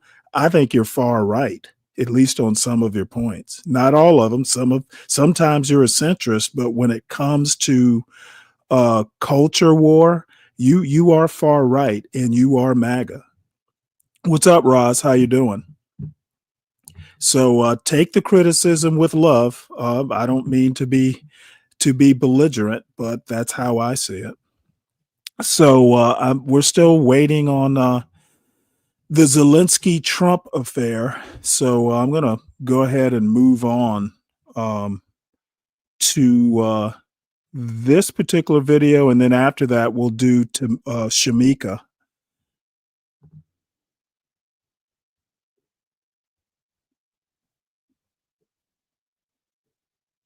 Feminist blogger Zahn put out this blog post back in October, and this goes perfectly with many of the things that we talk about as far as the socialization and the indoctrination of women starting at childhood. So not even the socialization and indoctrination of women, it's the socialization and indoctrination of girls. She titles this one, Relationship Lessons I Wish We Taught Girls from Birth. We indoctrinate girls to accept abuse. It doesn't have to be this way. I'm going to read this to y'all. And many of us might see ourselves as I read this, because no matter where you come from, if you come from a church background, if you come from a patriarchal religious background, you might see yourself in some of this blog post. So let's get into it. All right, here we go. She says, our culture is deeply invested in getting women to partner and stay with men, any men, no matter how low value, abusive, or destructive they may be. But if girls and women look around, they'll quickly see the obvious facts. Most women are in deeply unhappy marriages, and marriage is clearly designed for the benefit of men. Oh, and by the way, Shamika Michelle, I'm playing this as kind of a prelude to what Shamika Michelle, this video that's coming up afterwards, I think they intersect. At the expense of women. So we indoctrinate them early and aggressively into the cult of marriage. They grow up being told that marrying their prince is life's most important goal. If they question this, an army of aggressive men will gleefully tell them that an unmarried woman has no value. Our obsession with marriage is so intense that if a woman so much as suggests women should only enter good marriages, she'll be met with angry men online, insisting she'll end up old and alone. These angry men seem to know what most girls and women have forgotten. If you want a good marriage, you probably won't find it. No wonder so many women ignore their own intuition and even ignore their feelings of revulsion to go ahead and marry men who have never done anything but make them miserable. A marriage should be a tool of mutual liberation and intense joy. It should be a partnership that continuously spurs growth and meaning, or else it should be nothing at all. The challenge is that our culture trains girls not to listen to women, and especially not to listen to their mothers, the very people heterosexual relationships most victimize. So they learn very little about the realities of heterosexual marriage. By the time they experience the horror for themselves, it's too late. They've already had a child with an abusive, unkind, irresponsible man who may pose a danger to the child. The Feminist Project must begin talking to young women unequivocally and unapologetically about these realities. Let's continue with her blog post. And as we're listening to that, let's think about the TikTok videos we see, the Reddit posts that we hear, all of the other social media posts that are going viral because of women leaving these marriages. All right, she says, here are the relationship lessons we need to be teaching our daughters. Most relationships are unhappy. Unmarried childless women are the happiest demographic. This should not be surprising given how miserable the average heterosexual marriage is. But we don't tell girls about how awful most marriages are, so they assume that through sheer love, they'll get something different from what everyone around them has, in spite of not doing anything different. We must teach our daughters that it is very likely that they will be much happier single than partnered, and that they should only give up the happiness of single life when there is compelling, ongoing, long-term evidence that a relationship is likely to add real value to their life. The part that got cut off says heterosexual relationships. So this says heterosexual relationships are the biggest threat to women's health and well-being. It says 1 in 5 men admits to physically abusing their partner. So the actual figure is certainly much higher. Think about the women you know. Almost every single one has been abused by a man in some way. And in most cases, they've been abused by multiple men across many relationships. Statistically, the biggest threat to your health and well-being is the man you partner with. Women's well-being declines in heterosexual relationships. And once you marry or have kids with a man, escape becomes extremely difficult. Your male partner is far more likely to unalive you, rape you, or hit you than he is to protect you from anything or provide you with anything more than a long list of chores he expects you to perform. Considering a relationship with any man should involve weighing whether whatever he's offering is worth the immense risk the relationship poses. The part of this header that got cut off says relationships typically get worse over time. She says whatever he's doing right now is likely the very best it will ever be. So if it's not good enough, it's not going to improve when you give him more commitment and close off your avenues for escape. In a patriarchal society where men are rewarded for bad behavior and told they owe women nothing, men almost never change for the better. Consider the person you're with right now as a father, caring for you as you die, buying birthday presents, cleaning the house, offering emotional care. Can he do any of those things competently, or is he already showing you the bad behavior that will inevitably worsen with time? And I say all of this because who you marry now is not who you typically divorce. And if a person, like let's say you are dating, you're in a boyfriend-girlfriend stage, and they're not cleaning, they're not cooking, they're not practicing proper hygiene, it's only going to get worse. So if they're not even on their best behavior in the very beginning, just know it's likely going to get worse down the line. The reason he mistreats you doesn't matter. Men are not improvement projects. Women are not tools men can use to rehabilitate themselves. You do not owe him accommodations, and it is not your job to fix him. Please embody this next piece. The reason he mistreats you does not matter. If you accept his mistreatment now, he will continuously generate excuses for the rest of the miserable life he builds for you together. If he cheats, he's going to continue to cheat. If he won't clean, he's going to continue to be a slob. Please know if he financially abuses you, if he's stingy, it's only going to get worse over time. And this is the reason why we say, like, women go on these Reddits asking, am I overreacting? Am I the a-hole? No, you can leave for whatever reason when you start feeling any of this. She says, your feelings actually are his responsibility. Abusive men love to co-opt the language of therapy when doing so is convenient to them. So they'll tell you that your feelings aren't his responsibility, even while outsourcing every emotion he ever has to you to deal with. That goes along with the whole man-keeping thing that we've been talking about. A relationship is a commitment to tend to and to care for one another's emotional needs. If he is incapable of doing this, it's not because he's a special struggling snowflake. It's because he lacks the skills necessary to be in a relationship. You deserve to be treated like a whole person. This part is so crucial. Your time is as important as his. Time is the most valuable asset we have, and women's time is just as valuable as men's. It's an act of abuse to expect you to do more work than he does, to relax while you clean or cook, or this part, to otherwise rob you of your time. Men who steal your time are stealing your life. Let's repeat that. Men who steal your time are stealing your life. Man, that is a bar right there. Men who steal your time are stealing your life.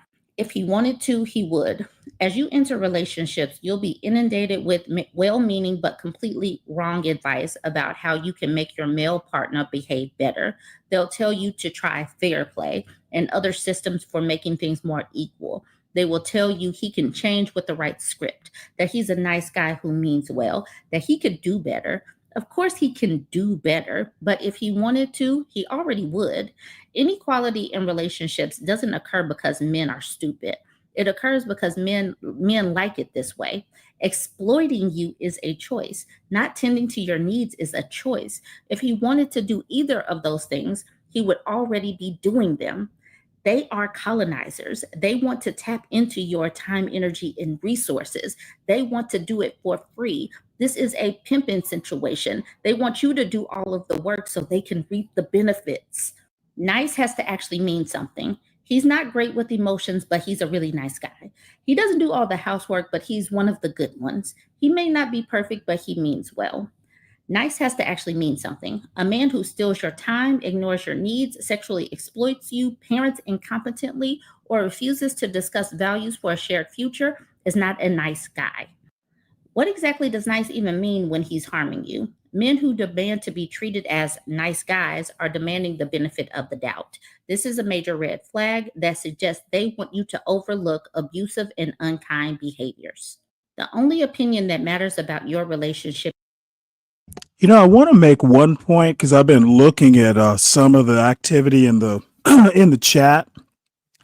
Number one, she is actually reading a piece, and what's extremely curious is that she is literally talking about men who do harm, and I think it's maybe it's ironic, or maybe people just don't understand that this piece is talking about men who are destructive in one way or another.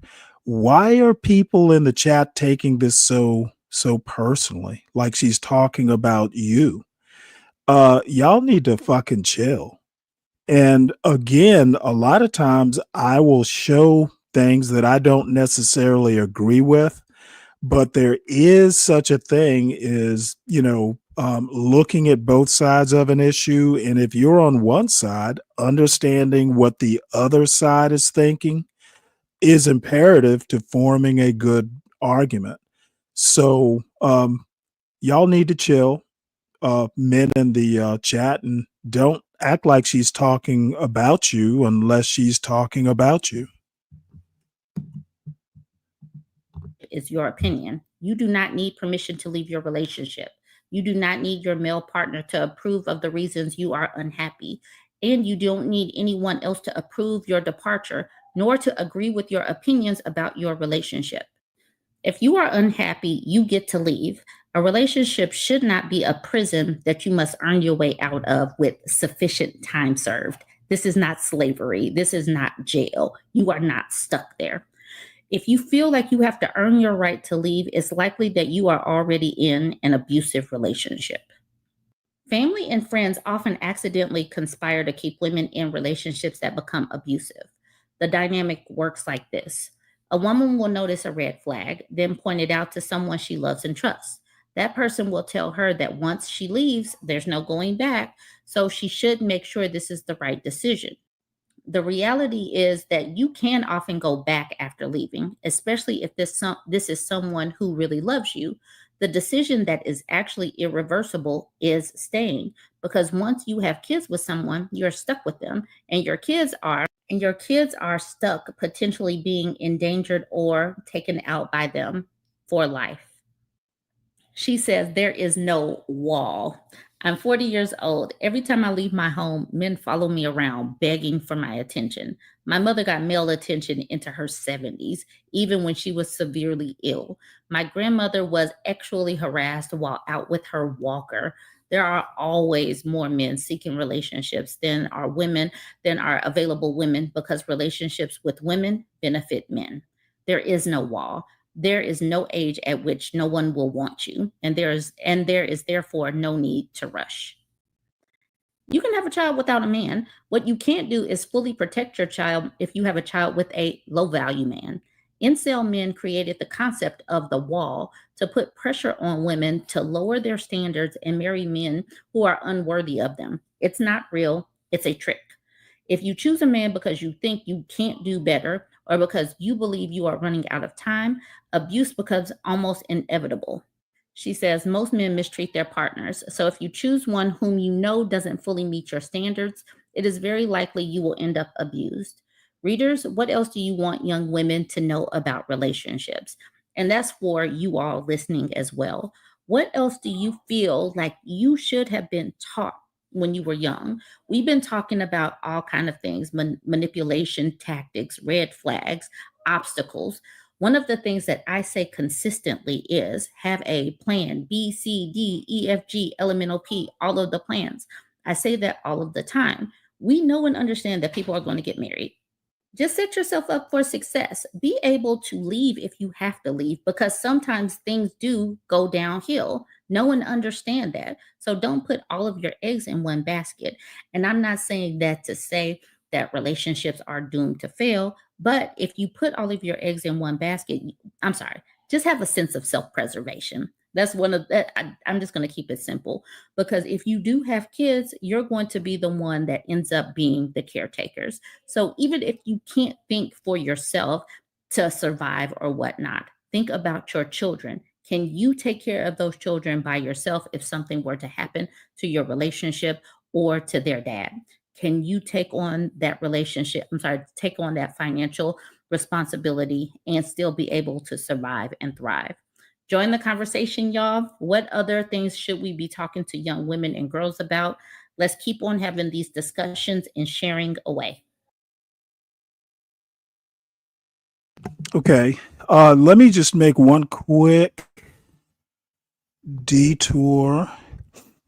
Apparently, Hurricane Aaron is actually going to be a little bit of a problem. Oops, let me stop this. Apparently yesterday around 6 p.m., there's like a hurricane something or another. So, North Carolina has been getting really battered over these last couple years. So let me pause this. We'll go back and listen to a little bit of this. This is mostly for Hatteras and the Outer Banks, but I'll play it anyway because,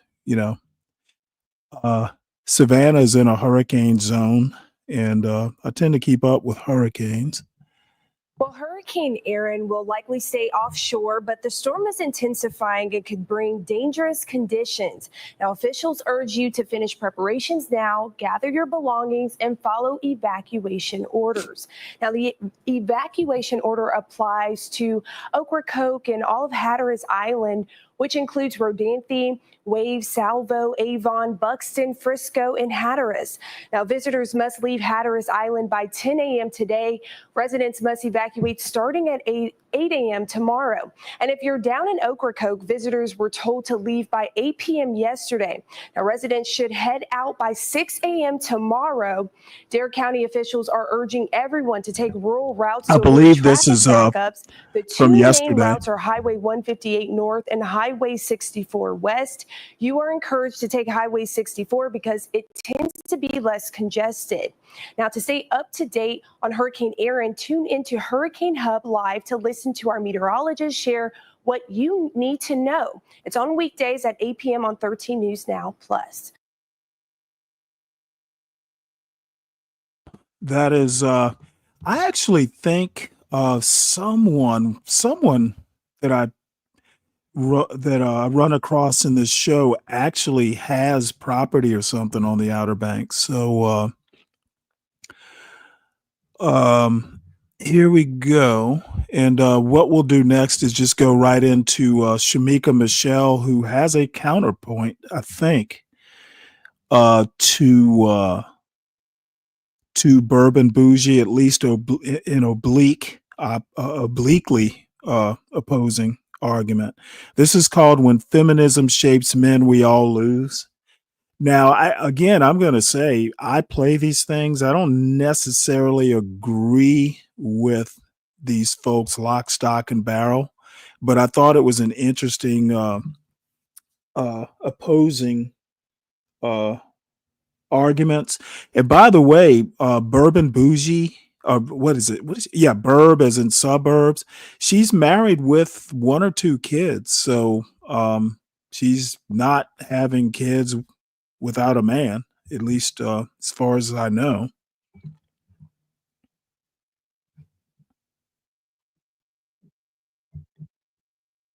Oops. Shamika Michelle. When God looked at man, he said it's not good for man to be alone. He gave him a woman. He didn't give him a village. He didn't give him the community. He said, be fruitful and multiply to this man and this woman. So it's supposed to be God, husband, wife. If you always do what you've always done, you will always get what you've always done.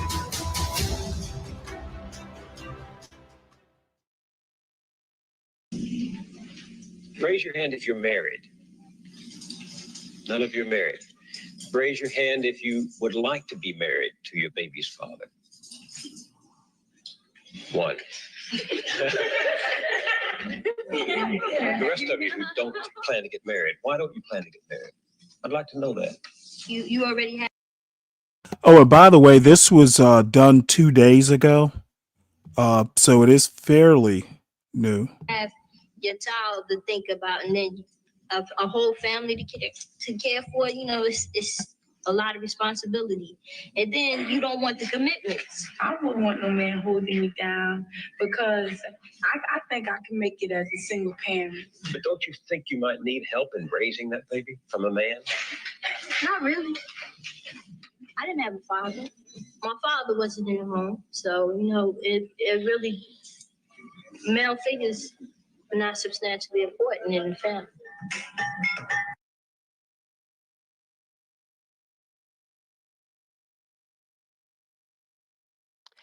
Hello, and happy Friday. You know what we're discussing today? This is part 2.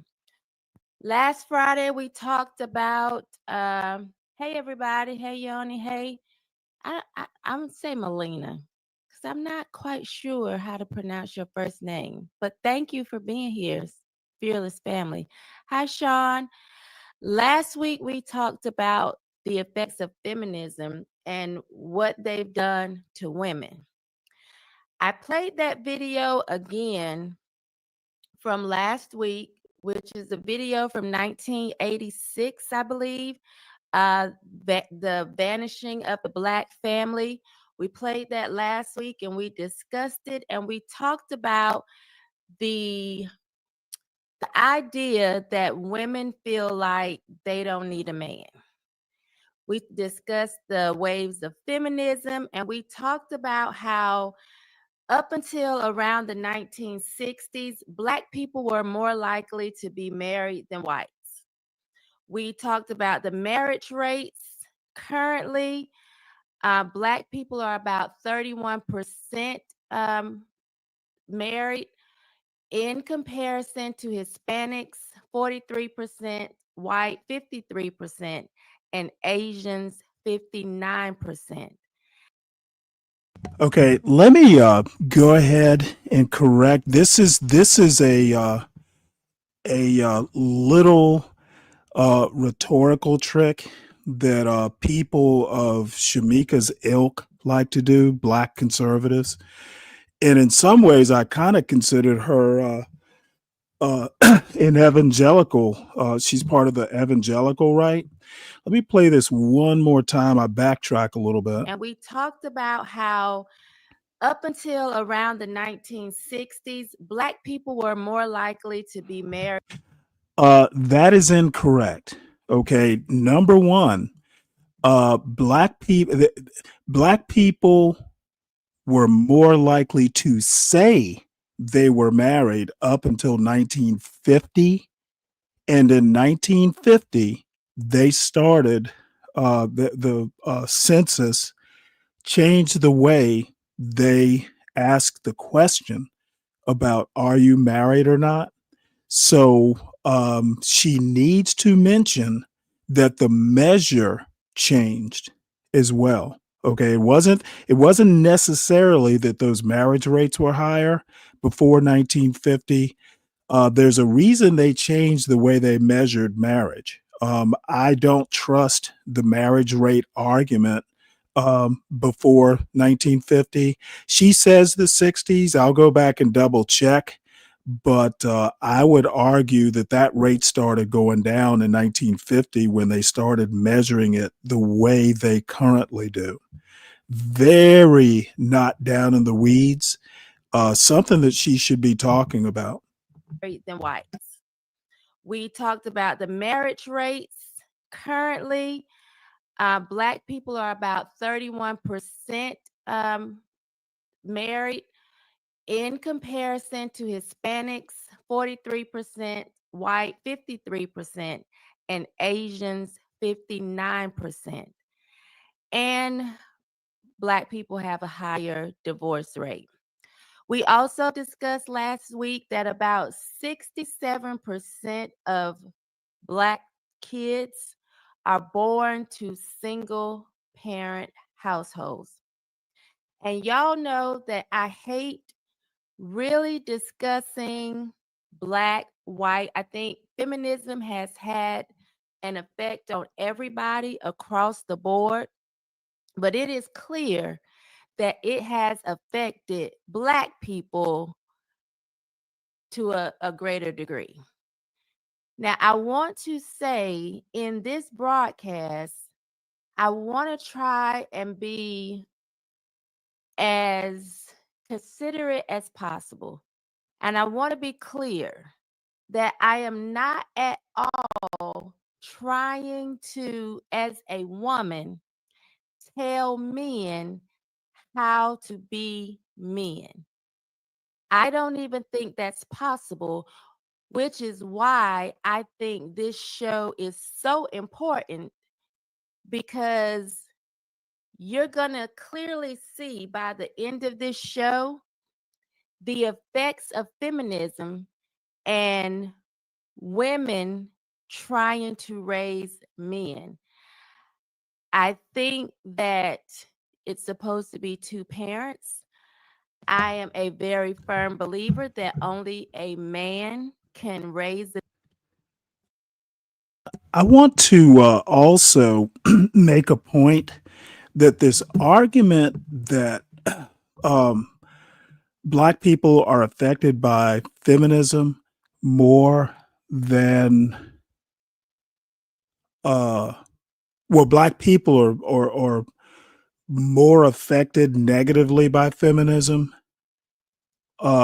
than other demographics. I agree with that point. But it's also because feminism, Black women being included in feminism was almost an afterthought. So feminism was not designed with Black women in mind. There may be contributions here and there historically, but that's why it wasn't for us and it wasn't by us. I think that it's supposed to be two parents. I am a very firm believer that only a man can raise another man. I always go back to the Bible when it talks about Abraham begat Isaac, Isaac begat Jacob, so forth and so on. Even though it was Abraham and Sarah, we know that Sarah was Isaac's mom.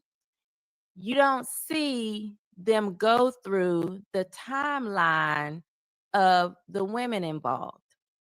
It's always the men, and I think that that is not by mistake. It is because men begot or beget other men. And when men are absent, there is a huge effect on the children. However, statistics show that when a single woman is raising a boy, there is a greater effect on that boy or that male child than there is female children. So we're going to get into that today. Again, I want to be clear that I am not trying to tell men how to be men. I am, however, as someone who has studied psychology, someone who is a certified life coach, and someone who has just lived long enough to experience life and to be able to look around and see with my very own eyes, just coming to have an honest conversation. Because I believe, as I was saying last week, we have to identify the problems and understand that feminism is the culprit. Feminism is why we are here, because we have embraced the ideologies of feminism hook, line, and sinker. And I believe that if we come together, men and women, and say, we're going to start tearing down the walls that feminism built, maybe, just maybe, we can turn this around. Because if you look around, number one, 67% of kids being raised by a single mother is terrible. But when you look around and you see what it has done to society, everybody should be on board in trying to fix it. We see the problem. And I want us to all hopefully be understanding that even if I have to point out some things that men don't like or women don't like, it is all for the goal of trying to find solutions so that we can make a turn, take a turn, make a change. Because as you saw by the thumbnail, there's a rise in men who don't want to be men. There's a rise in men who have no idea what to do with all of the masculinity they feel. And it's popping up all across the country. You have they're either soft or savage because of feminism, because they are being raised in households with women only. And let me be clear, this is not to paint men as deadbeat dads, because there are a lot of men who don't live in the house with the female, but they still are active fathers. I think when we say they aren't in the house, a lot of times men go on the defense and say, oh, well, I'm around my child. I take care of my child. I pay child support, or I pick the child up and take him to basketball practice or whatever. And they let me take a quick detour.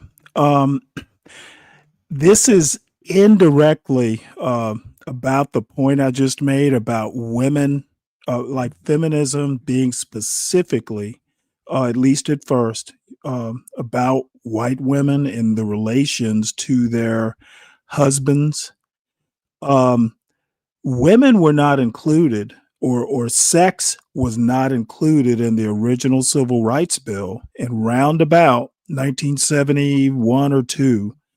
Maybe it was a little bit before that. A congresswoman named Martha Griffiths headed the protest basically for sex to be included in the 1964 Civil Rights Bill, or it needed to be amended.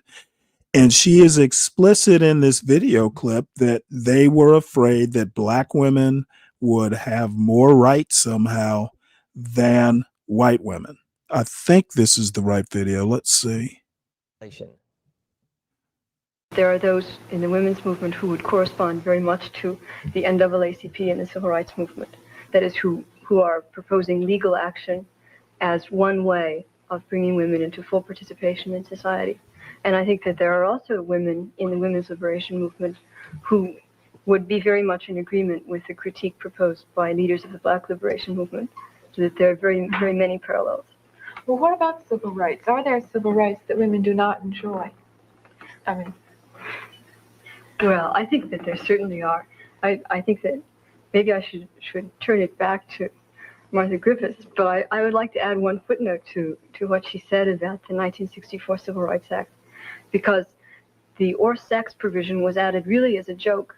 It was put in by a Southern congressman. Please don't say that. To keep it from being say passed. that. It was not added as a joke.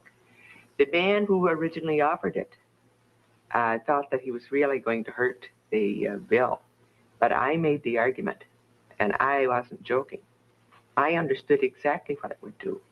It was accepted not as a joke, but because the people who sat there agreed with my argument, that you would have given Black women rights that white women never had.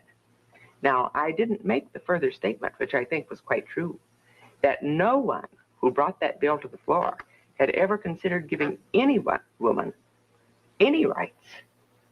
And the truth is that Black and women and white women got those rights together. But no one who voted that day voted as a joke. I'm sure that they didn't vote as a joke, but there was a great deal of levity in the debate that went on, and a great deal of guffawing. The levity stopped when I started speaking. Well, I'm pleased to hear that. I think I read the Senate debate. It really didn't work out that way at all. But this has been one of the things that it's a myth that has been put out through this whole country, that it was a joke.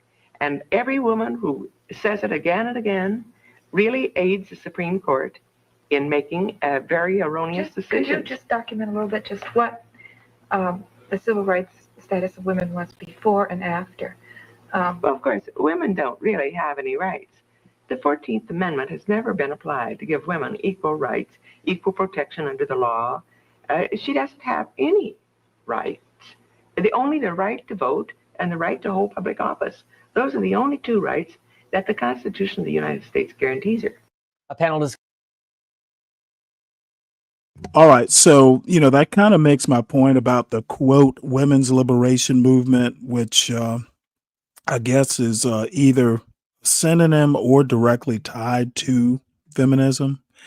White women were afraid that Black women would have more rights than they did. And I've never been able to quite fathom that argument. So my point is that Black women were kind of an afterthought in this women's lib/feminism thing. Black women basically kind of found it useful.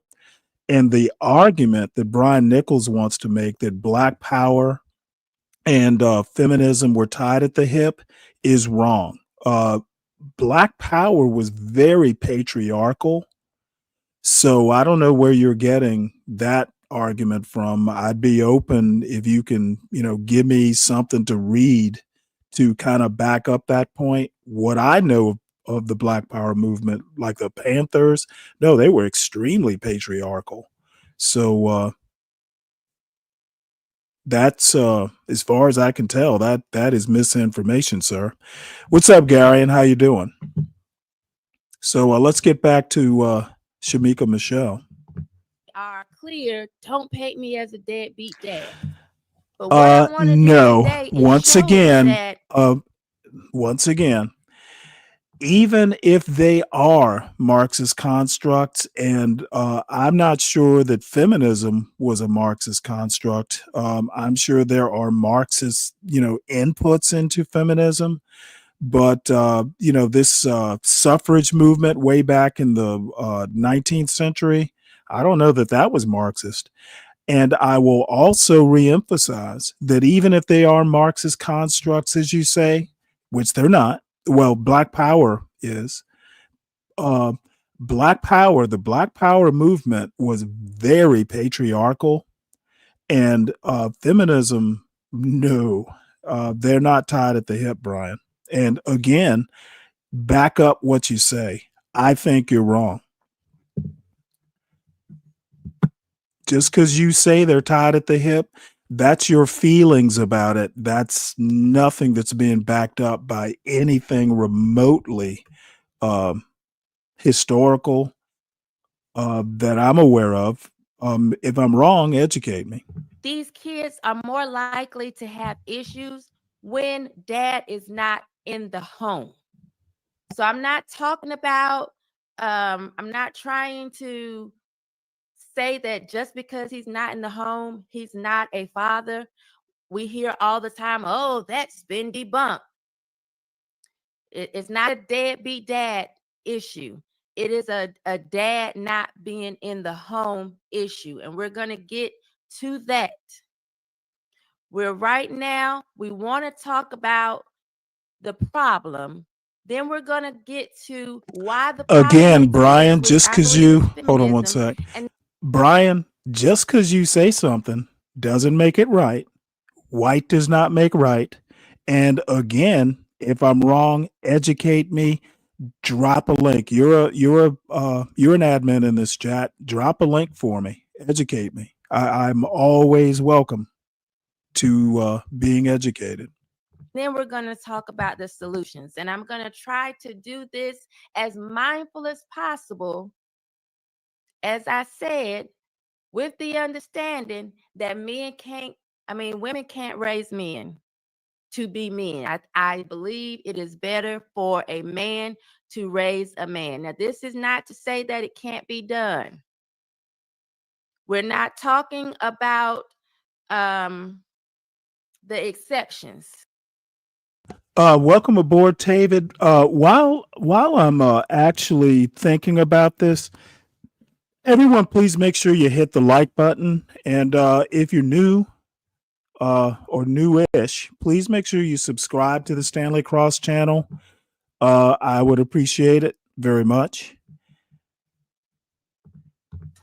Because it can be done. I know a lot of men who are good men, who are not soft or savage, that were raised by single women. Hand clap to you. We're not talking about the exceptions today, though. We're talking about the statistics and the reality that studies show men raised with women only are at a greater risk for lower academic achievement and behavior issues. That's what we're going to talk about today. That men or males raised with women only are at a greater risk for lower academic achievement and behavior issues. We're not talking about the exceptions. If you are a man who was raised by a single woman and you turned out great, kudos to her. Now, I often wonder what the the black right is thinking when they do shows like this. I think everybody who's even remotely political, no one disagrees with her quoting the statistics, but other than just churning or other than just spinning her wheels, and not just uh, Shamika, but I mean, other than just spinning wheels to dig the rut deeper, what is the point of restating statistics? Does she have a solution? Which, I don't really expect her to have a solution, but it's her point is unoriginal. The ground has been covered to a point to where there's no grass on the ground. What is her purpose? Maybe she'll say something original. A single mother raising sons, and you feel like you're doing a hell of a job, kudos to you. This isn't the discussion for you or to make you feel bad, but I do want you to listen because perhaps you can take this information and help someone else, because it's a problem. When homicide is the number one killer of Black men 18 to 35, it's a problem. It's a problem. They lack conflict resolution skills. Okay, let me go see ahead. God damn. homosexuality You on know the what? rise. We may have to Even listen to less of her. Okay, the homicide rate is very limited geographically. I disagree that it's a broad problem in the Black community, mainly because there is no one north to south, coast to coast Black community. It is there are Black communities in plural. The problem is isolated to localities. And that's how you need to approach the problem. And then the other thing that Black conservatives do is they, like their white counterparts, want to racialize the crime. In my opinion, that's why people like Shamika Michelle just talk about it incessantly, and the problem doesn't get solved. You know, it's basically using a hammer instead of a scalpel, but at least her dear leader Trump is actually doing something. I don't know that I've ever heard you know, Shamika or Wilfred Riley. Maybe I'm sure they support what Trump is doing. And I, to a certain extent, support what Trump is doing, but he's doing more than she's doing. Racializing the crime is a problem, and thinking it is a broad problem across the Black community is the wrong approach. And this is something that I go round and round with certain Black conservative ish people. Y'all need to be a little bit more original and stop just parroting these historically bad arguments. just the so-called males that have the so-called sassy behavior. I see this so much online. And so many times we don't even understand why that so-called sassy behavior exists. Nobody who is, I think, most straight men aren't saying, they're not waking up and saying, how can I be sassy today? But one of the things from being raised by a mother only is the frequency of not having a male present can affect a young boy's social and emotional development, as well as their understanding of masculine behavior. So when they don't have a male to model themselves after, all they have is a woman around,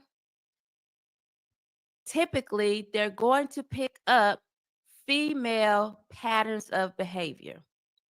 I was talking to my daughter the other day, and I was saying how there are times when I'm just sitting And I know beyond a shadow of a doubt, and Mom, I love you, but there are many times that my mother has what we call a resting bitch face.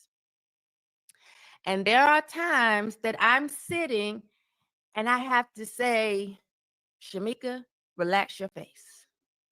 Because I just feel like my mama when I'm sitting there. There are times when I say things and I sound just like my mama. There are times when I may move a certain way and I'm moving like my mother, because as I've patterned my behavior in many ways like her. Not consciously, but that was my first example of what a woman is. So a lot of things that I do, I learned from my mother. I learned from my grandmother, being in the household with them. There are even things that I learned from my uncles that are more masculine, things that I do that are more masculine that I shouldn't, because I had 3 uncles in the home. But you pattern your behavior around, by what you see. This is children. And so if a boy only has his mother around or his mama and his grandma, he's going to pick up behaviors that we will call sassy or effeminate, and it's not something that he's doing consciously. He just hasn't had that male role model, so it is affecting his ability to understand masculine behavior. That's just what it is. We see that not only that in straight men, the sassy, and I'm only using this because I see it across social media so much. Oh, y'all are sassy. And this is typically to straight men. We see them arguing a lot.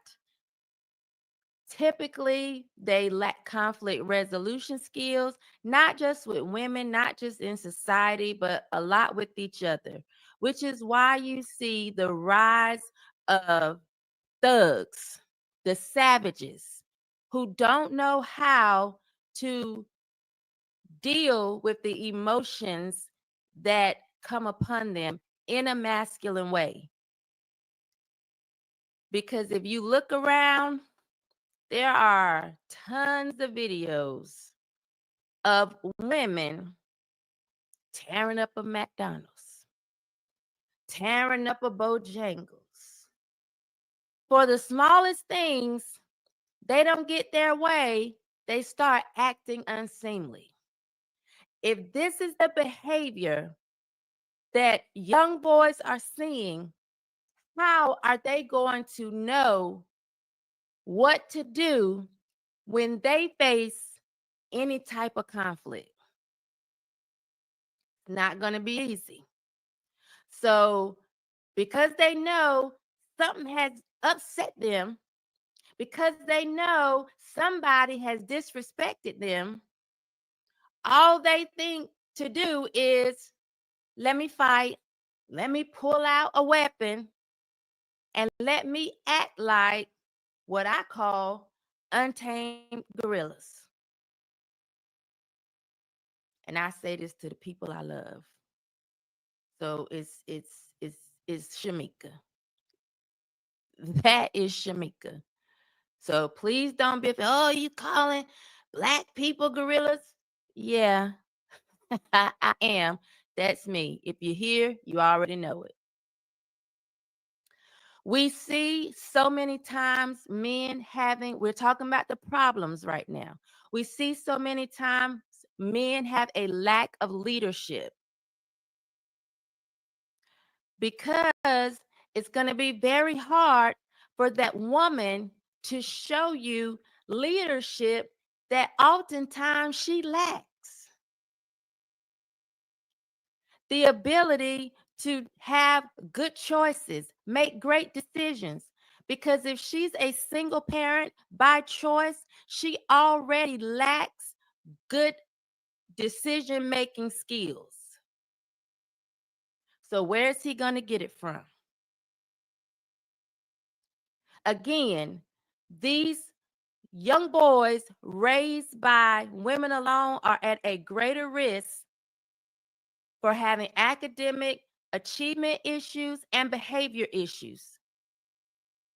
They don't understand masculine behavior. So where are they going to get it from if they're only around? You know, I would imagine, and maybe somebody in the chat can help me out here. And I bet she won't get into it, but why are Black women doing better?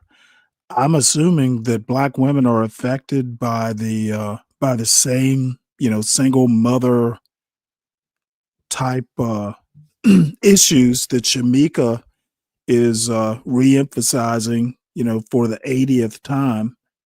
Why are Black women affected the same way Black men are? And yeah, I know there's a difference, but you would think there would be some sort of negative effect, at least like academically.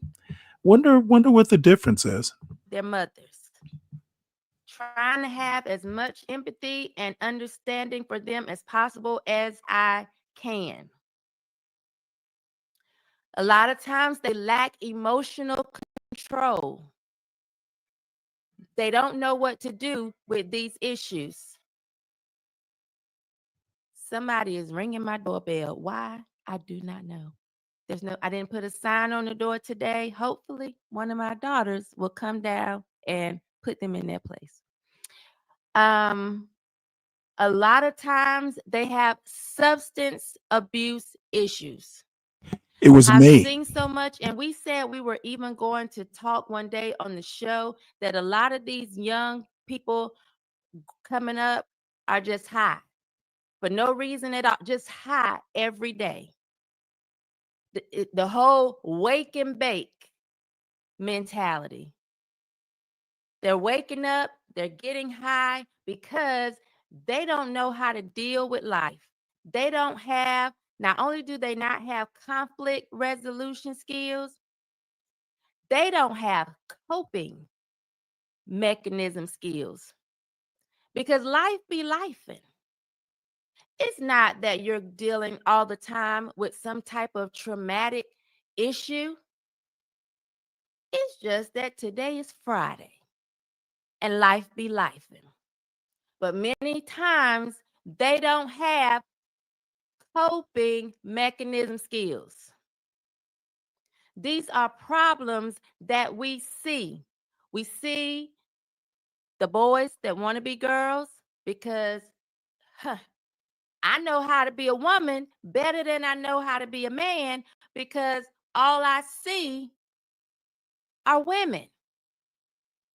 So I can put my makeup on or I can do my hair in that type of style because mama took me to the beauty shop every chance she got. She ain't have nobody at home with me. So I was in the salon and I was looking at the women getting their hair done. And I was listening to the gossip from the women. Or mother and her friends were hanging out. And that's all I was around. Aunt so-and-so, aunt this, aunt that, all these aunts around. I know very well how to be a girl, or I think I know how to be a girl much better than I know how to be a boy. Not only that, but when you are a single parent, a lot of times you don't have the time to watch who's fumbling and playing with your male child. So then there's a greater risk for being sexually abused. A lot of times, these young boys, they're not always having homosexual feelings, but sometimes someone has touched them, and once their bodies betray them, because a lot of times when you're young, whether it's a male or female, touching on your penis, it's going to get hard. So once their bodies betray them, they don't know which way to go. Mama is working 10, 12 hours. When she come home, she's tired. This is one of the problems.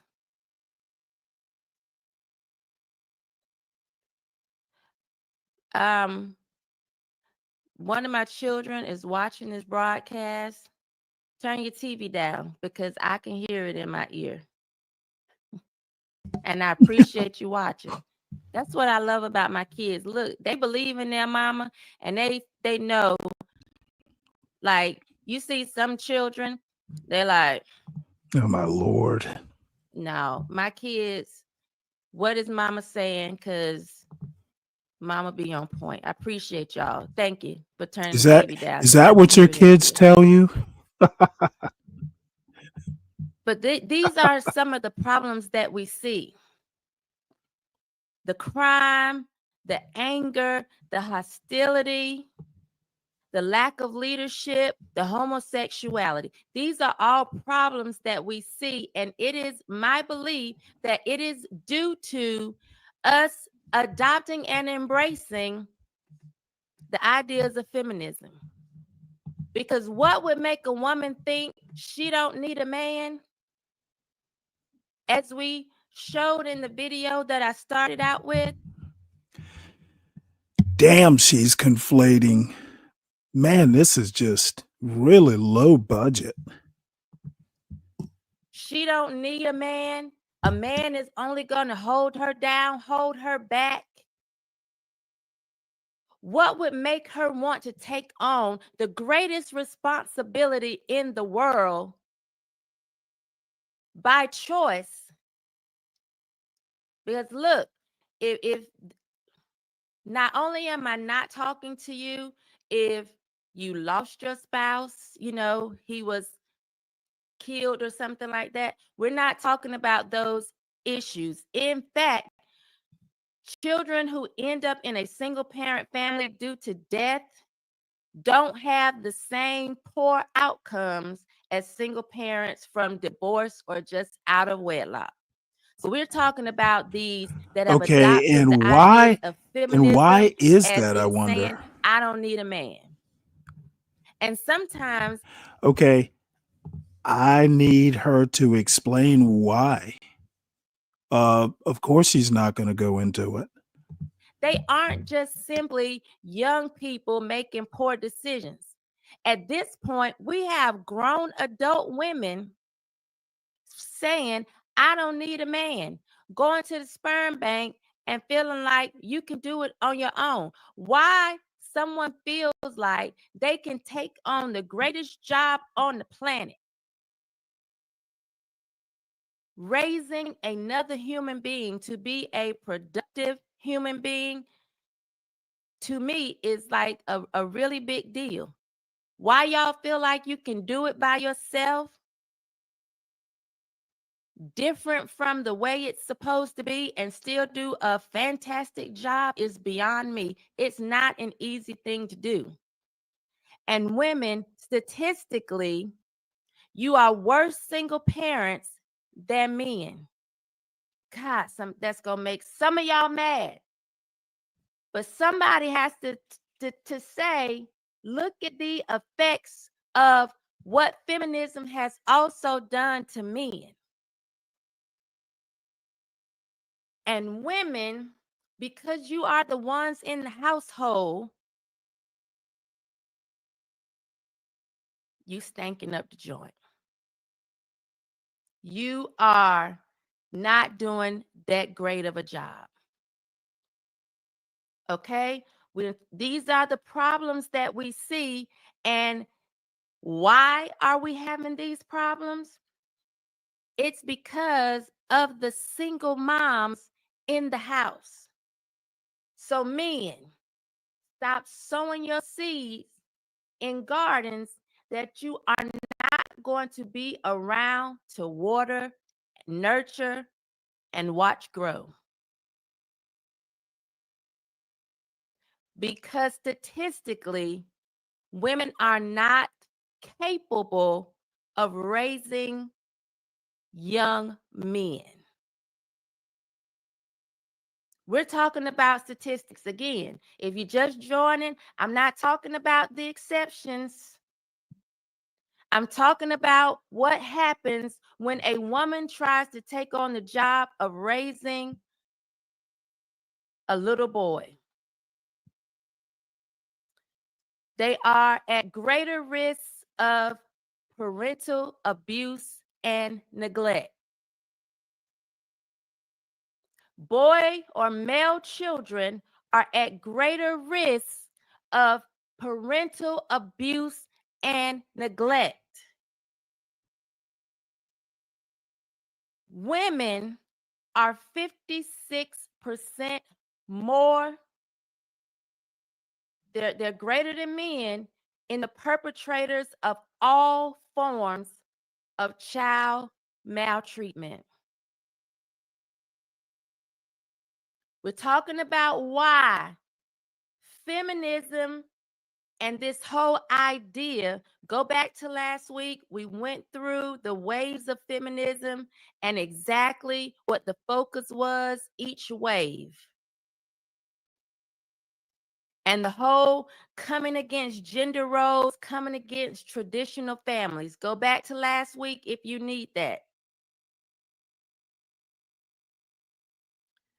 So when we have adopted these ideas from feminism, we have a lot more women feeling like they can go at it alone. A lot more men not understanding, yeah, you may pick up little Tommy every Saturday for basketball practice, but if you are not there Sunday through Friday, your child is still at a greater risk for having parental abuse and neglect. And let me say this, it is not because women who are single are inferior parents. Typically, it is because when you are a single parent, you are more likely to be stressed and have greater demands on you. Studies show that single mothers are more likely to experience episodic and chronic depression, anxiety, substance abuse, stressful life events, low self-esteem, social isolation, and a lack of emotional support. Studies show that mothers that are highly involved, typically you're more highly involved when there's a man around doing his job in the home so that you can do yours. But mothers that are highly involved display love more appropriately and You know, I'm just in the background Googling, um, trying to figure out how to break out widowed mother statistics from the other types of single mother households. And I don't think they get broken out, um, because the amount of widowed mother single households is fairly low statistically, like 5% or something like that of single mother homes are because of being widowed. I'm trying to figure out why she says that the children of widowed mothers who wind up being single parent households, why they're doing better, where she's getting that number from. And I wish I'd seen this live because I would have asked her the question. I don't see that particular group broken out from the other types of groups. They just talk about single mothers. So I'll keep looking. often. We're talking about how we got to the soft, the sassy, the savages, the men that lack leadership. We're talking about how they got here.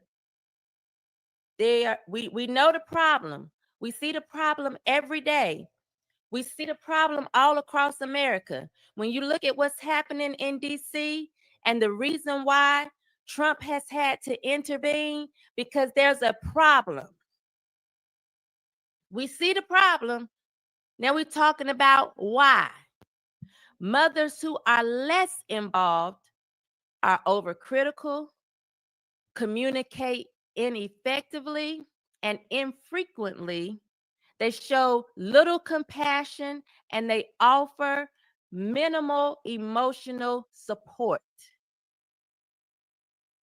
Maternal rejection is significantly associated with psychological issues.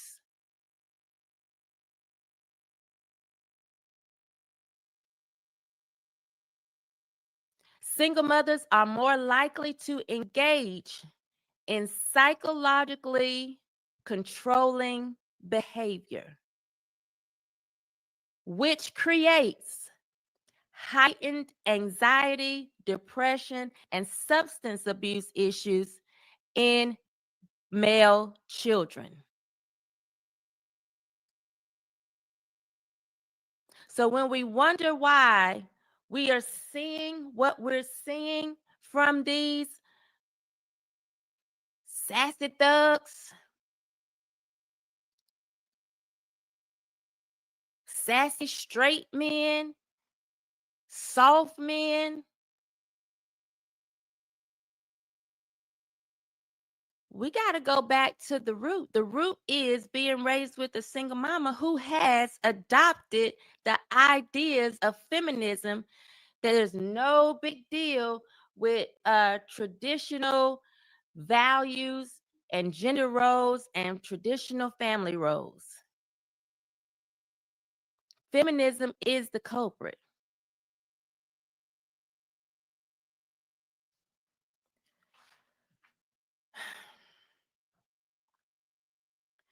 These young boys who are raised by women are more likely to become teen parents. So then it's just repeating the behavior. Because typically, if he's a teen parent, he's not going to be in the household with his child. And God forbid he has a son who is now being raised in a household with a single mom. This is why I said last week, count back. When the marriage rate started to decline around the 1960s, we are at least 3 generations in of bastards raising bastards.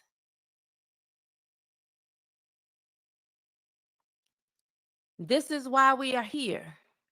Males being raised by single mothers alone are less likely to graduate high school or college.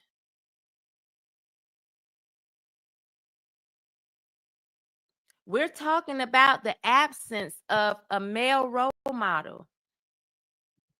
How studies show it can affect their social and emotional development, as well as their understanding of masculine behavior. And so we talked last week about how women will look down their nose at men,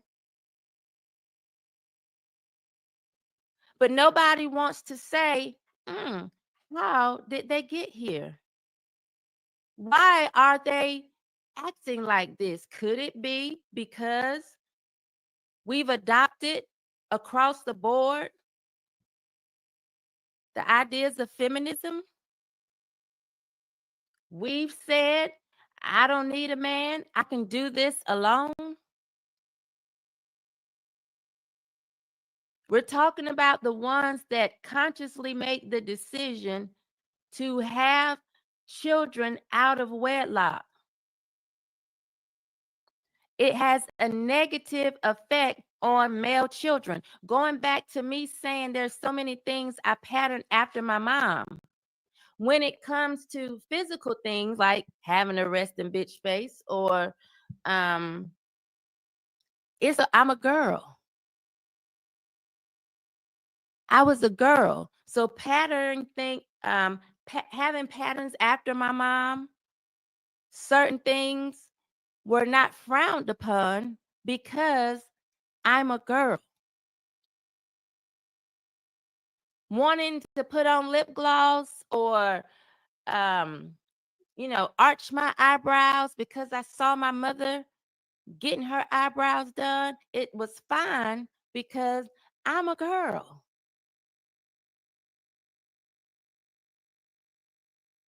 When it was time for me to have my menstrual cycle, my mother was right there to show me what to do. There are little boys who don't know they're supposed to stand and pee because they watch mama sit down and pee every day, all day. Who is Oh my showing Lord. them? She can try, but if we mimic our parents and those we are around, are we surprised when we see behavior showing up in men that mimic female behavior? We can't be shocked. And I can be very ruthless because I have studied psychology. I can be very ruthless when it comes to how I deal with men sometimes, especially online. Like, yeah, you get it from your mama. By the way they talk. I just told y'all women are more likely than men to be abusive.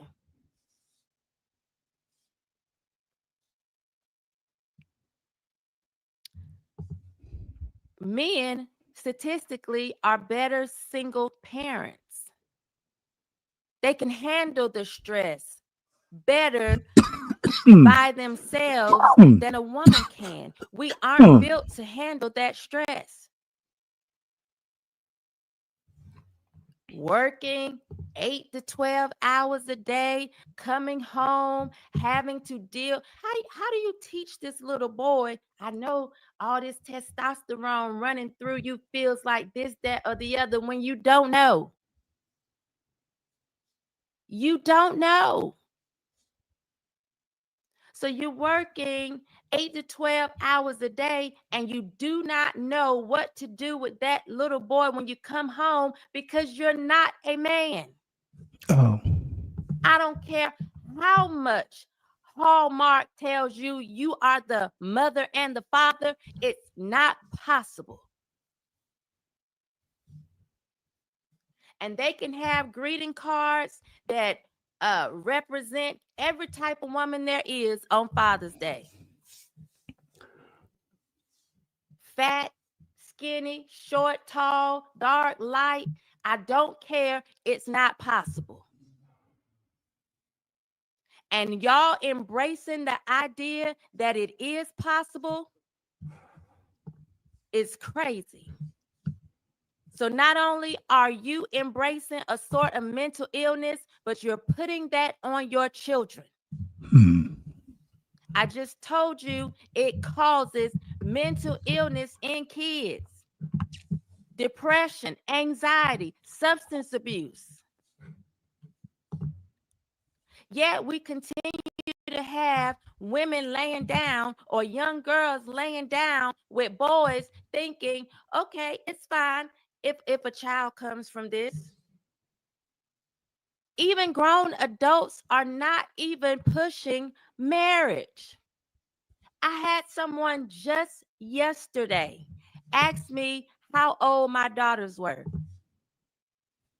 And when I gave their ages, they said, oh my God, don't you want grandchildren? I said, yes, eventually.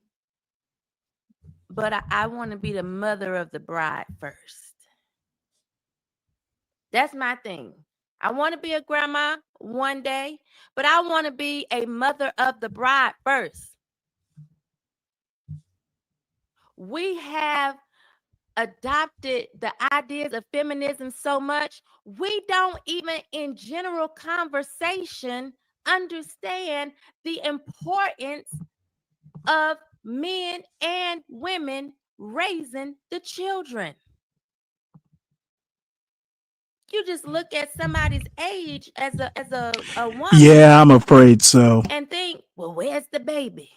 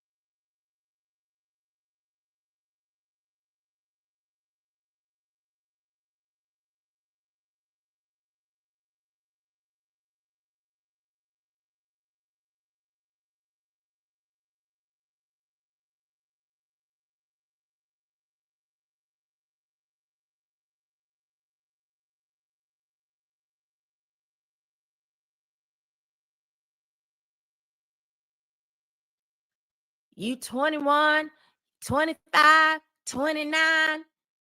Where's the baby? Yeah, I You don't don't see got no baby? any like she doesn't give She don't even anything think to check her to say, numbers or oh, when are you getting anything like married? that. It's kind of sad. It's all It's rhetoric, not even which a is fine. thought. But tell us it's all rhetoric and you're just Where's making the the shit up. baby? Or where's your master's? Or where's your doctorate? There's no thought of doing things, as we would say, decent and in order. You see somebody, a woman, 26, 27 years old with no children, people act like they're a unicorn. They're shocked. And the first question is, where's the baby? When you gonna have a baby? So she can be alone and just keep creating more men being damaged by the ideas of feminism. And if you were not here last week, we already talked about how it hurts women. Today we're talking about how it hurts men. And we are seeing these men out here struggling, and there's typically no real understanding nor compassion for them. As I said, looking down your nose like, why you don't know this? Why you don't know that? I don't want to build a man. I don't want to have to do this or do that. And I'm not saying you have to. I'm not saying that you have to, as women, accept that at all. I'm just saying, understand how feminism has wrecked us, has caused so much havoc in the so-called Black community. That's all I'm saying. Understand that it has been an issue. So we know the problems. We know why the problem exists. So what's the solutions? To basics. We talked about this last week. Getting back to traditional values. I don't care that we are 3 generations in to bastards raising bastards. Try to raise a bastard that don't have the mentality that it's okay to have another bastard.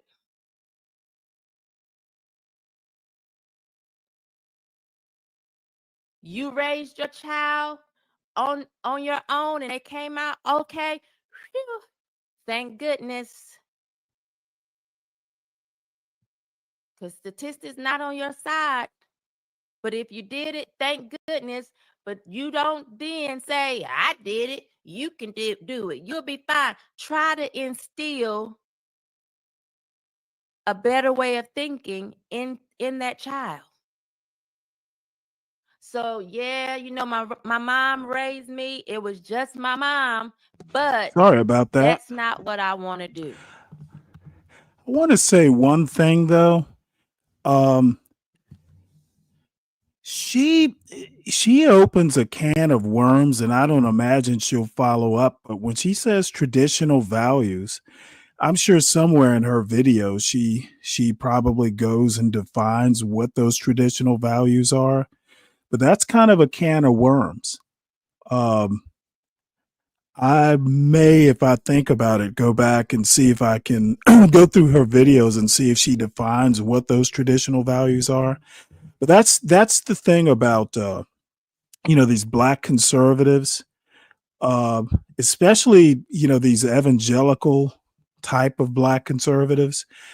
She throws out a lot of buzzwords that will get her claps in an audience, but to anyone who is not quite on board with her politics, when they start asking questions, I have an idea that she would just wind up doing what Chenard calls tap dancing. A lot of holes. And I have no idea why is that doing that? This is weird. I never noticed. Why is that doing that? Anyway, let me know if you can hear this video. Because what we have now, and we see it so often, mama's on food stamps or grandma's on food stamps. So then mama's on food stamps. Child feel like, oh, well, I just grow up and have me a baby and then I'm on food stamps. Because we're teaching them certain ways of life. I said children typically pattern their behavior after the parent that they see most of the time. So if you're not constantly trying to instill a different train of thought in them, I have no idea only why this exacerbating the problem. video wants to do that. I wonder if I need to reload this. I was going to say, Black Knight, are you a gazpacho man? You need something a little bit more adult than tomato soup. So the solution is to get back to basics. Get back to accepting traditional values. Because some of what you see, the rampant homosexuality or the men who just don't want to be men, is because we have lost those traditional families. The thugs out here. Can you imagine growing up with a woman who is hostile? Wouldn't that make you angry? Wouldn't that make you upset? Studies show that a mother who is more psychologically controlling restricts her child's ability to develop a healthy sense of autonomy by expressing disappointment frequently, utilizing guilt and coercion to influence child behaviors, and employing excessively harsh discipline for mistakes. And we wonder why a lot of these men or young males are so angry. Imagine being raised with a woman who, a lot of times, as I said, is not because she's inferior as a woman. Typically, it's because when you are a single parent, you have more demands What's up, broke and genius? stress on you. So you think you're doing a good job by being excessively harsh when it comes to discipline. You're not. You're creating psychological issues in that young male. And if women are more responsible than men, when it comes to the maltreatment of children, they are more abusive than men. What are we doing?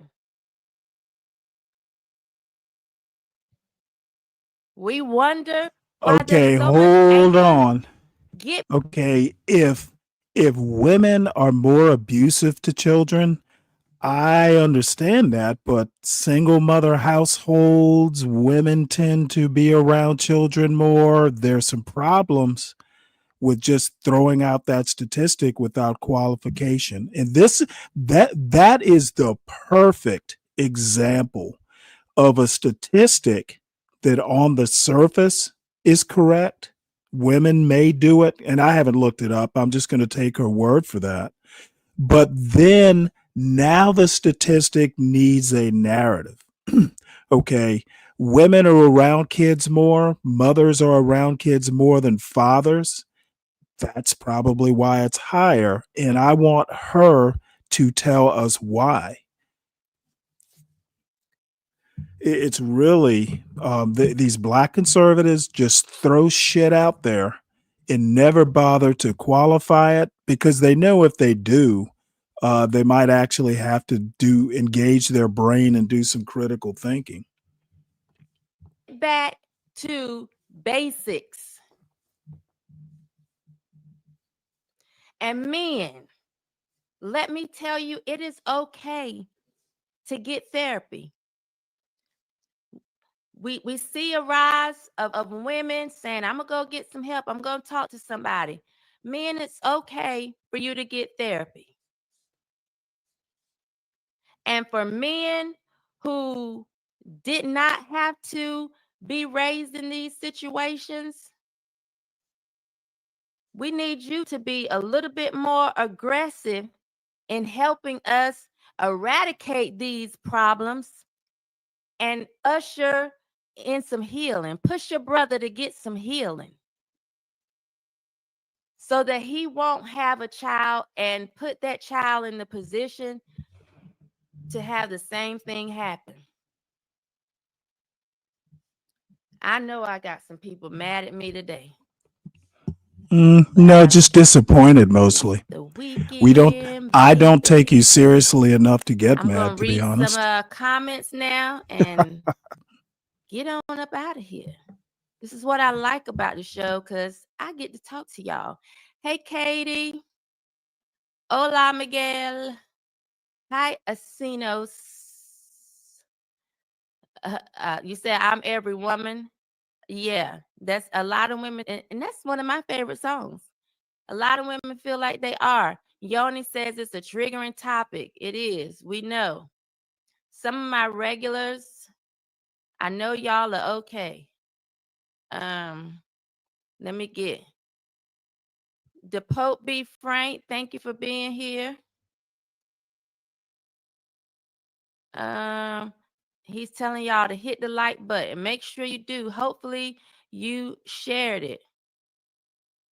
Alicia says, I am a widow. Thank God for the time that my children had with their father. Thank God. And kudos to the women who know how important men are in children's lives. Because there are so many women, as we saw in the video that we started out with, who have been conditioned to think that children don't need a man.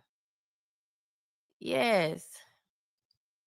I'm glad that you mentioned to men to stop leaving their seed in women they do not want to marry. Yes, men do have a say in reducing the numbers of neglected children. Absolutely. Stop doing it, men. If you know you're not going to be there, stop doing it. All my hoes demonetized. I'm cooking today. I appreciate that. Love the comfortable look while you speaking that truth. It's a bunch of spineless back men out here right now with no standards. Absolutely. Thank you, Thomas. I guess you're gone though now. You said you had to run. Wow. Oh, by the way, speaking of Black Knight, I'm slowly but surely, there's some things I need to rejigger now that I've been spun off as an independent company. The wrench arrangements, wrench arrangements will be, well, the order of things will be changed based on my experiences this weekend.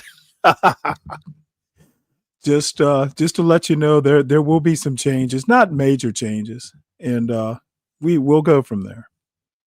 Earl Grey the Bay says, my mother didn't even come to my high school graduation.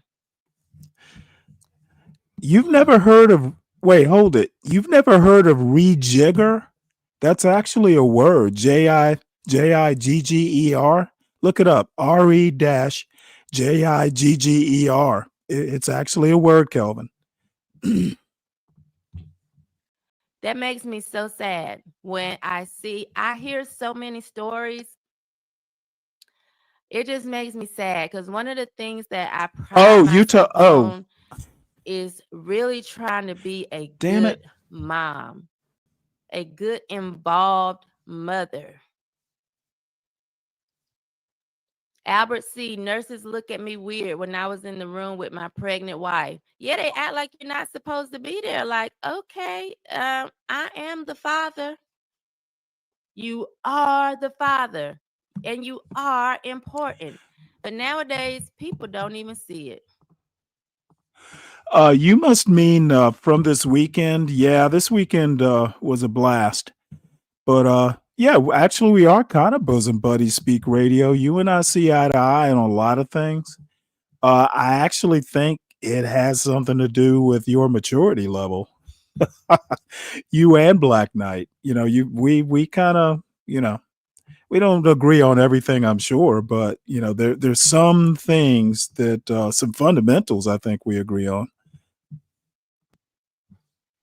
Asino the Wise says we have to completely let go of degenerates. What's up, tough guy? Completely ignore them, if you will.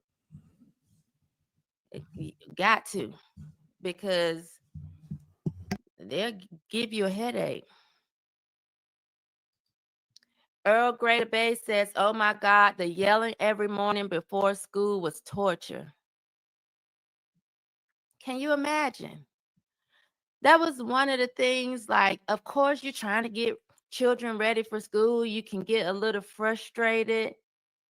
I had to really try to make a conscious effort to not get on my children in the morning, because then they got to go to school, and you want them to go to school and perform their That is best true. and be I excellent. agree with her on that. But you done had a whole meltdown and took it out on them before they get there. How do you expect that child to be great and excel? They're fighting through a lot. And some fight. And just so you all know, according to the AP, Zelensky and European leaders head to White House. So I'm basically going to stick around until the Zelensky stuff gets done with. Then I'm going to go ahead and wrap it up. Who knows how long that'll be? But I'm kind of curious about how this Zelensky thing goes. So I actually have a whole nother direction or a whole nother series of videos and thoughts, but I don't know whether that's going to have to happen today. I think I'll save it for tomorrow. So let's get back to the end of Miss Michelle. Fight through it, but you're making them fight through a lot when you don't have to. Not really, you don't John. Have to. Oops. So hopefully you all enjoy. Funny enough, I saw the show, but I intentionally didn't tune into it because I knew if I did, it would just, I would almost feel obligated to respond to some of it. So I just avoided it. Believe it or not, I had other things to do, and it's probably something I'm not going to really deal with because, to be honest, it doesn't really affect me. I mean, I was doing my show without direction because it's my show. So the only thing that's really changed is, I need to choose a platform. I'll use this free version of StreamYard because I think I'm going to switch to EV Mux. Portia says she likes it better. So probably towards the end of the week, I'll do a test run on it and then make a decision over the weekend which one I decide to pay for. Enjoyed this. But no, my ears weren't ringing because I knew. Look, seeing what feminine. I've worked with John for over a year. I kind of know, what I was kind of surprised that he did a whole show specifically, at least the title. That I was a little surprised because it's just, I didn't think he would actually go that far. But, so it goes. Yeah, I know StreamYard is the most common,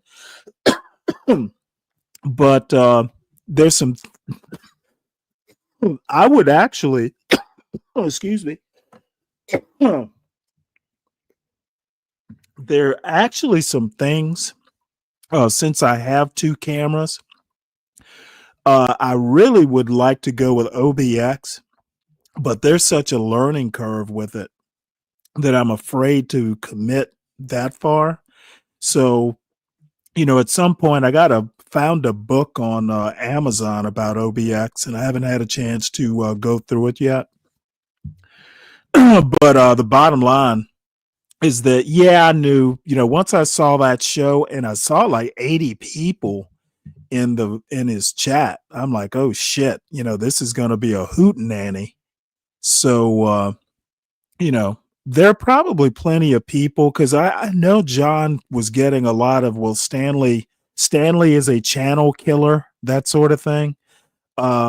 Yeah, I probably am, but these are the types of people who who want to be in an echo chamber, and now they get an echo chamber. Good for them. Mission accomplished. I know we're going to revisit it because that's pretty. It's a lot. That's pretty funny, But CK. again, women, I'm not getting on you saying that you're inferior women. Yeah, I kind of think that, but I'm we'll not saying see. that you're inferior parents just because. I'm saying it's usually because you have greater demands and greater stressors, and you're more likely to experience depression, anxiety, and life events. And you typically take that out on your children, and you make them fight through foolishness that they otherwise wouldn't have to fight through. And we're confusing them.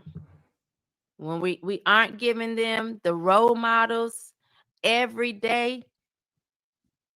Because, you can pick up little Tommy on Saturday, Yeah, but it's that's a good point. But when it's kind of funny, CK.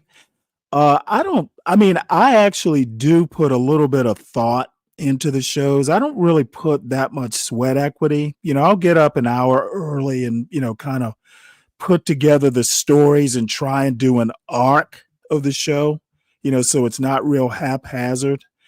But I mean, this is YouTube. There are people like Portia, for instance, who put way more work into their shows.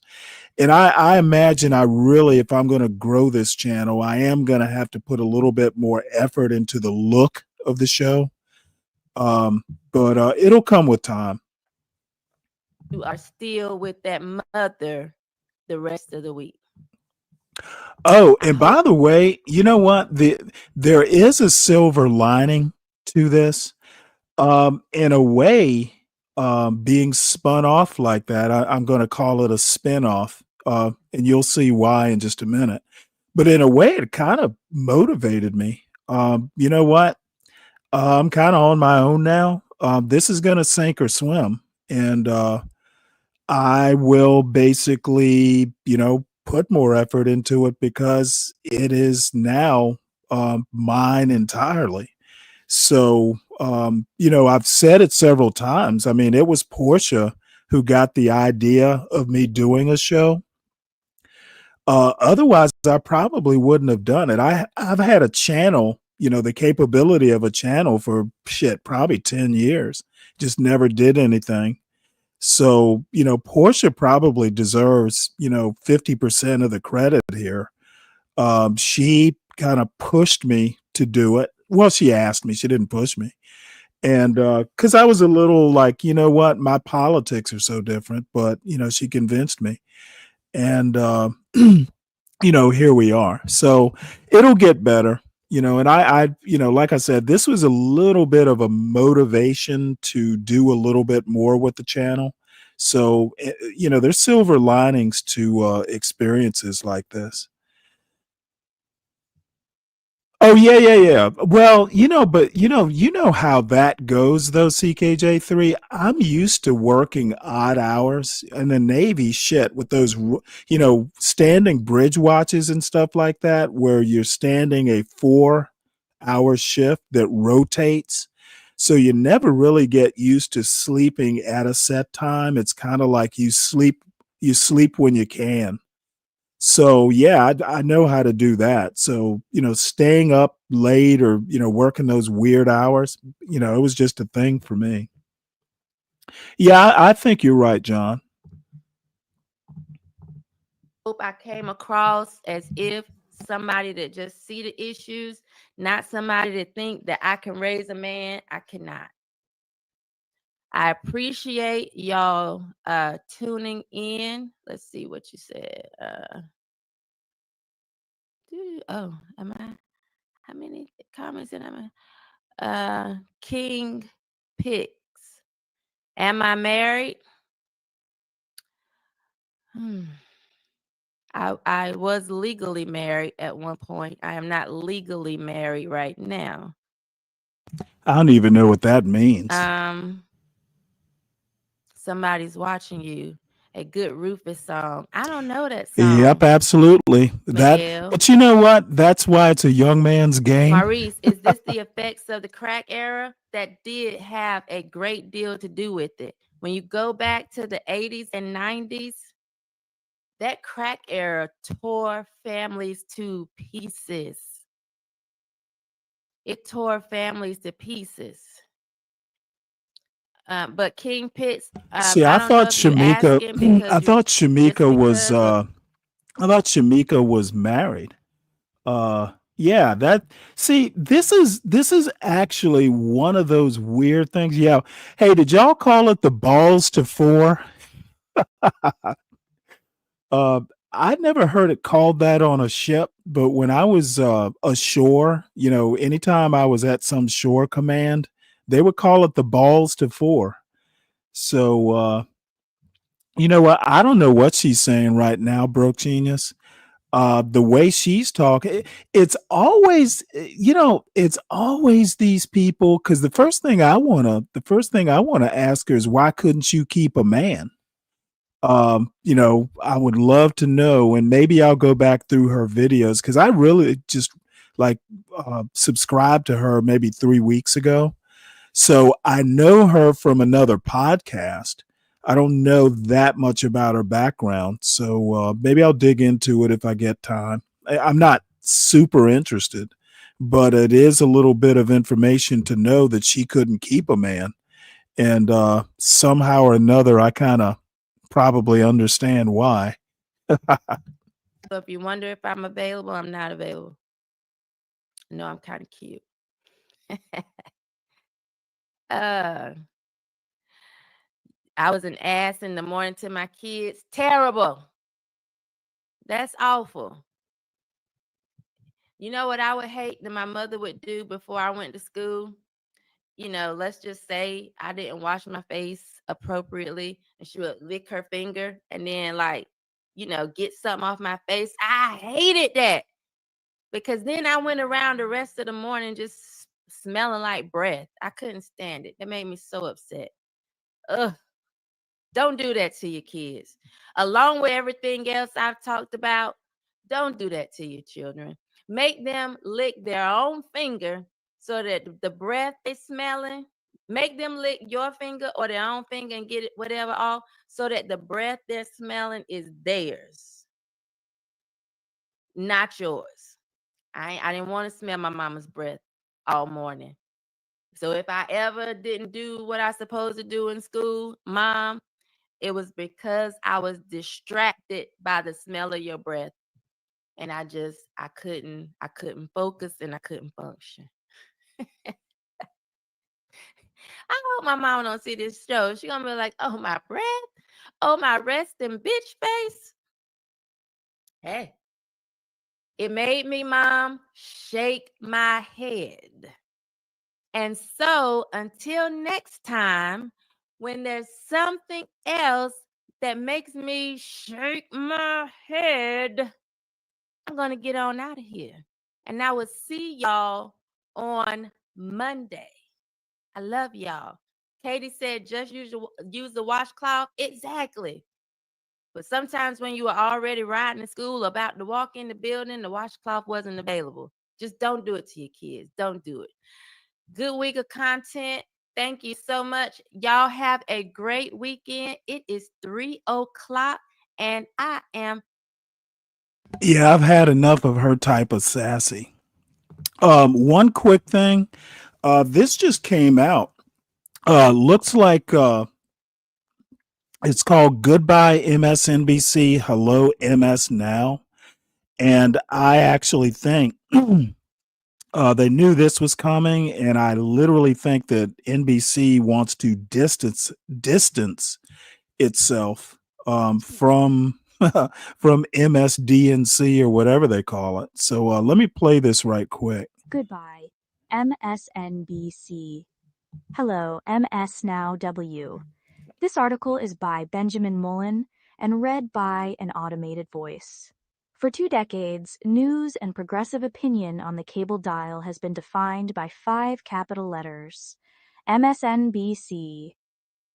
By the end of this year, a couple of those letters are changing. As part of a corporate spin-off from Comcast, MSNBC is changing its name to My Source News Opinion World, or MS Now for short. The name is meant to reflect the channel's mission to provide breaking news and best-in-class opinion journalism. Rebecca. Yeah, both Microsoft and NBC want to distance themselves. I can confirm that they did combine QM with Signalman, and you might have told me that before Black Knight, but no, you know what? I was on my first ship, I was basically the operations officer, so I have many fond memories of quartermasters. They're a bright group of people generally. Now, I've known, there's always that 10%, but I had a QM1 who was just, awesome when I was an ensign, and he was literally a godsend. So, and he wound up, I think his last duty station was the Naval Academy. I happened to run into him at the Naval Academy. He had a real cushy job there. His job was just basically maintaining charts.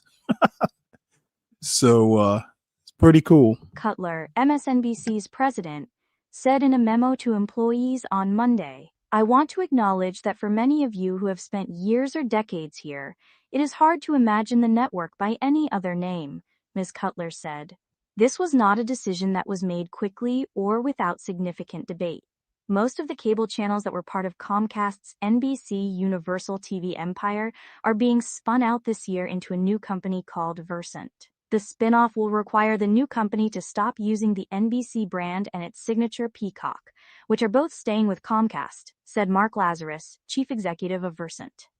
This gives us the opportunity to chart our own path forward, create distinct brand identities, and establish an independent news organization following the spin, Mr. Lazarus said in a memo to employees. CNBC will retain its initials, which stand for Consumer News and Business Channel, but will be accompanied by a new logo without the peacock when the separation is complete, which is expected by the end of the year. Adam Miller, the chief operating officer at NBC Universal, said in a memo to employees Monday that the change would help avoid confusion between viewers of NBC News and MSNBC, as the two channels covered the same news events. Since the split was announced a few months ago, MSNBC has gone on a hiring spree, adding at least 36 journalists as the organization prepares to separate itself from the sizable news-gathering prowess of NBC News, its longtime corporate cousin. MSNBC's original name is a throwback to MSN, the internet service that Microsoft developed in the 1990s.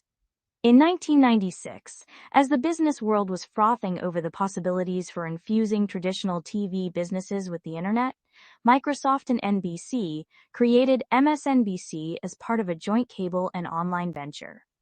Executives had considered changing the name of its website after NBC's break with Microsoft, but the name persisted. Ms. Cutler said in her memo that the rebrand would not change MSNBC's core identity or its editorial focus, adding that the network would mount a major marketing campaign to promote the rebrand. While our name will be changing, who we are and what we do will not, Ms. Cutler said. Our commitment to our work and our audiences will not waver from what the brand promise has been for 3 decades.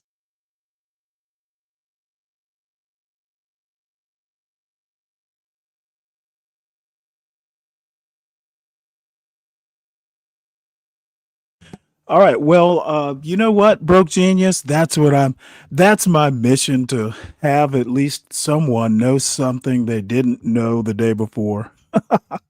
So, Zelensky Trump meeting. This is agenda free news.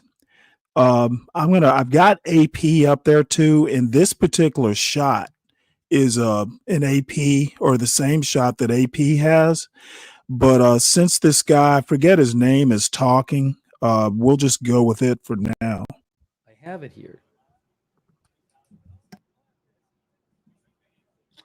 Noon is when European leaders are supposed to arrive at the White House at noon.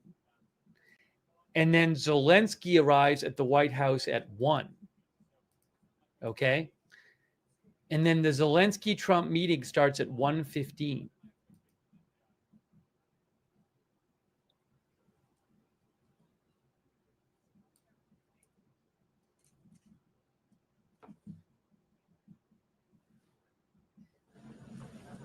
Okay, well, that's about 2 hours. I guess what I will do, now that I know this, is I might just go ahead with what I had originally planned. I'll put you away.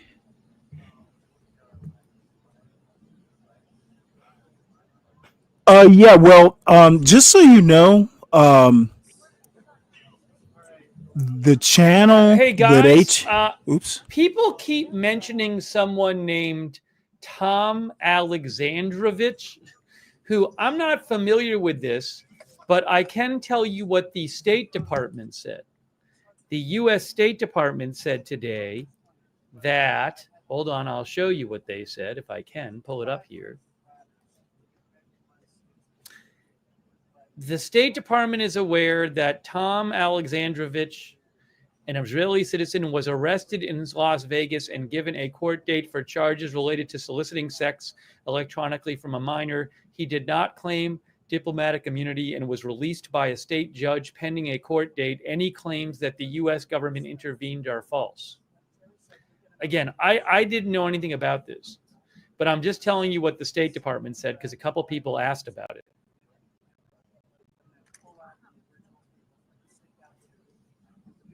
That's literally what the State Department said today.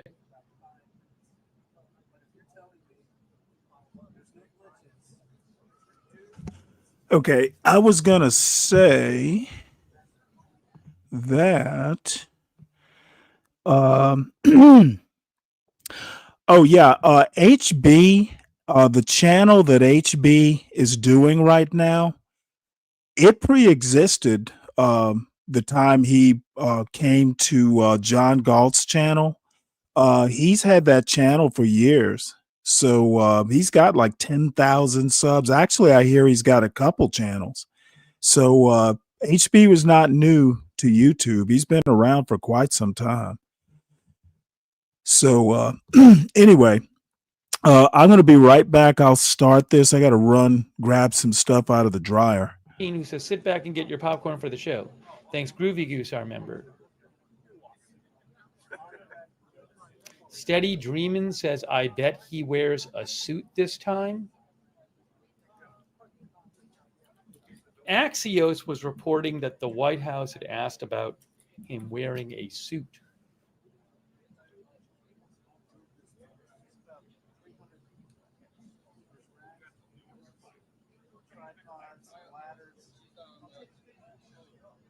Oh, the Wall Street Journal also reports that the White House has asked that he wear a suit and tie.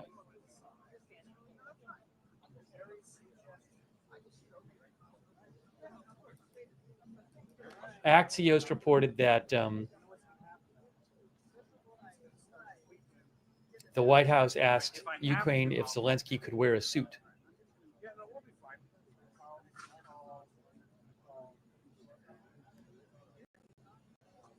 Axios is reporting that Zelensky will wear the same black jacket he wore to the NATO summit in June.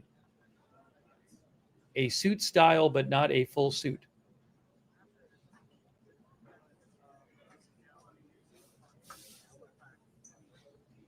That's what Axios is reporting.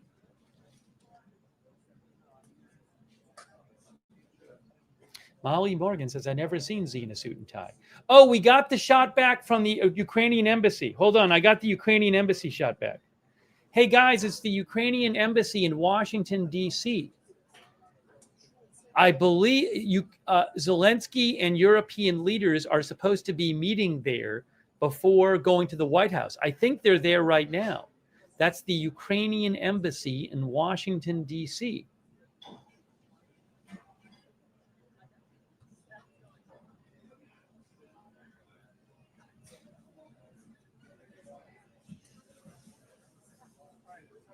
Is there volume on that shot? Hold on.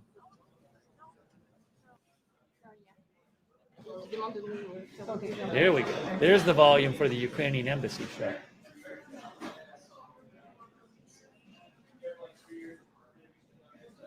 Wow.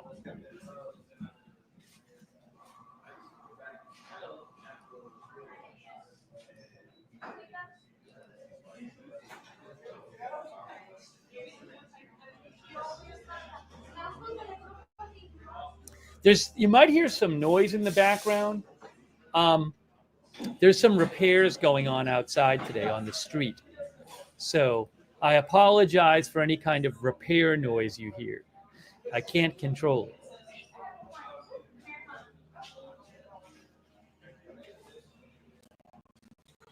What is this?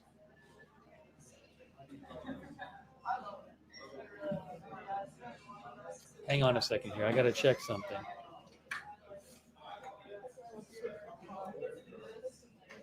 Give me a moment. Give me a moment here. I got to check something.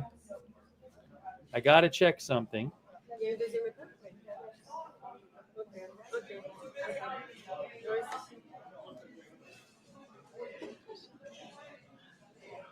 Who's this?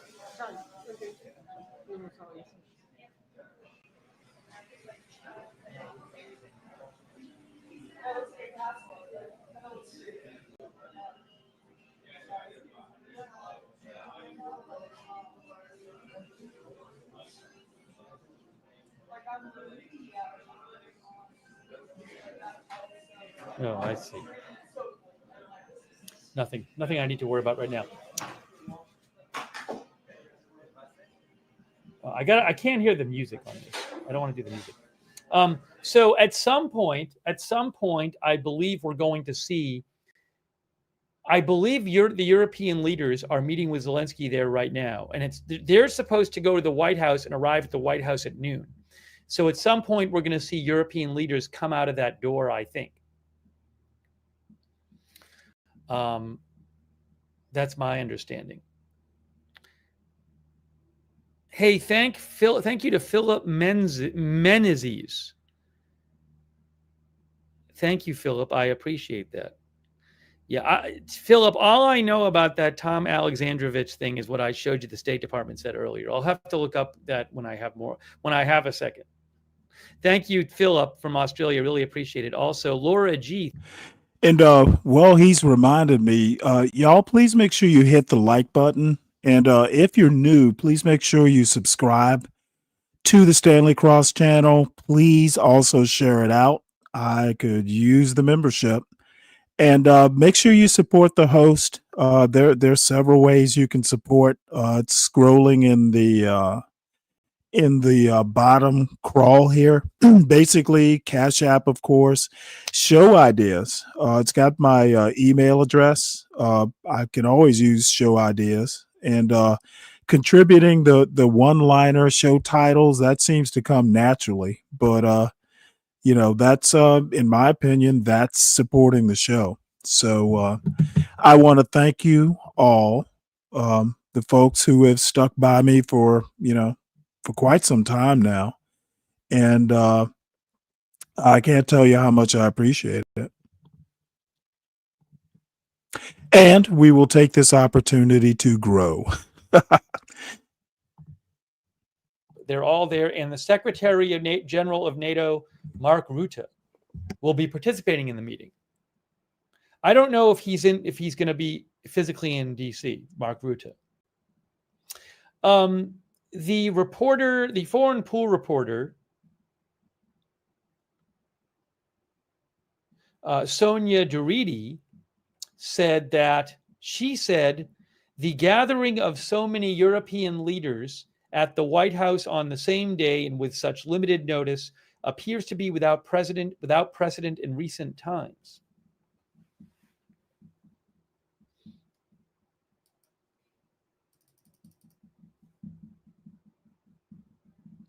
Keep an eye on the door there. I'm going to give you some other background too. I kind of wonder if it'll be like a Cincinnati style brawl. There are people coming out of the embassy. I can't play the music.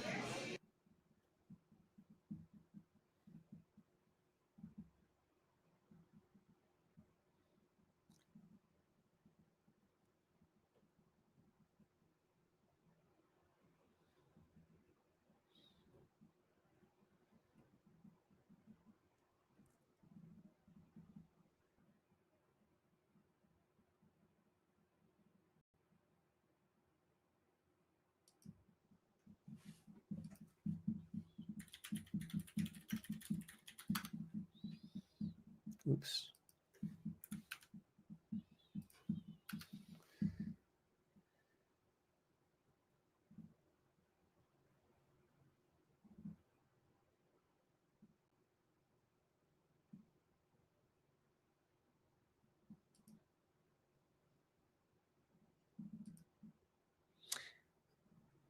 I've been reading some reports today about the Flamingo missile. I don't know much about it. This is a long-range cruise missile that Ukraine is supposedly developing.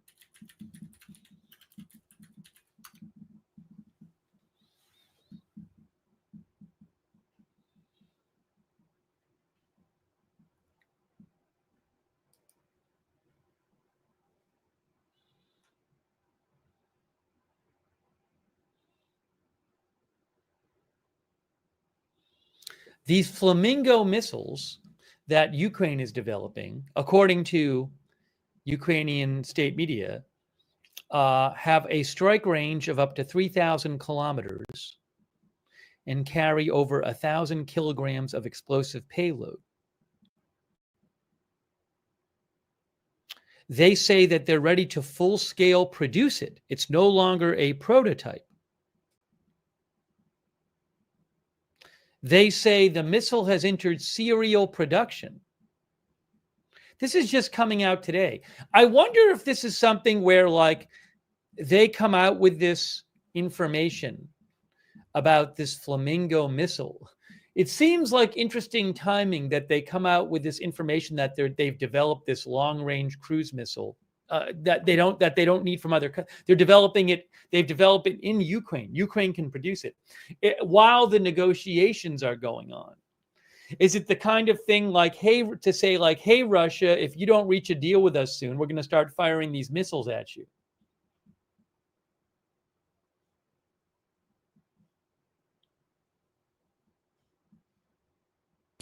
Actually, I just ran across something that's in the theme. This is a channel that I watch occasionally called On the Shoulders of Giants. I'm sure probably some of you out there have heard of it. I don't watch it too much unless the topic interests me, but I'm interested to know what these guys say. On occasionally On the Shoulders of Giants does history stuff, but this is on the order of what Tamika Michelle was talking about. It's called "Why Black Boys Reject Masculinity," and apparently it's three guys reacting to some clips. So, what's up there, Link Little? How you doing? We're gonna watch this because I'm actually curious.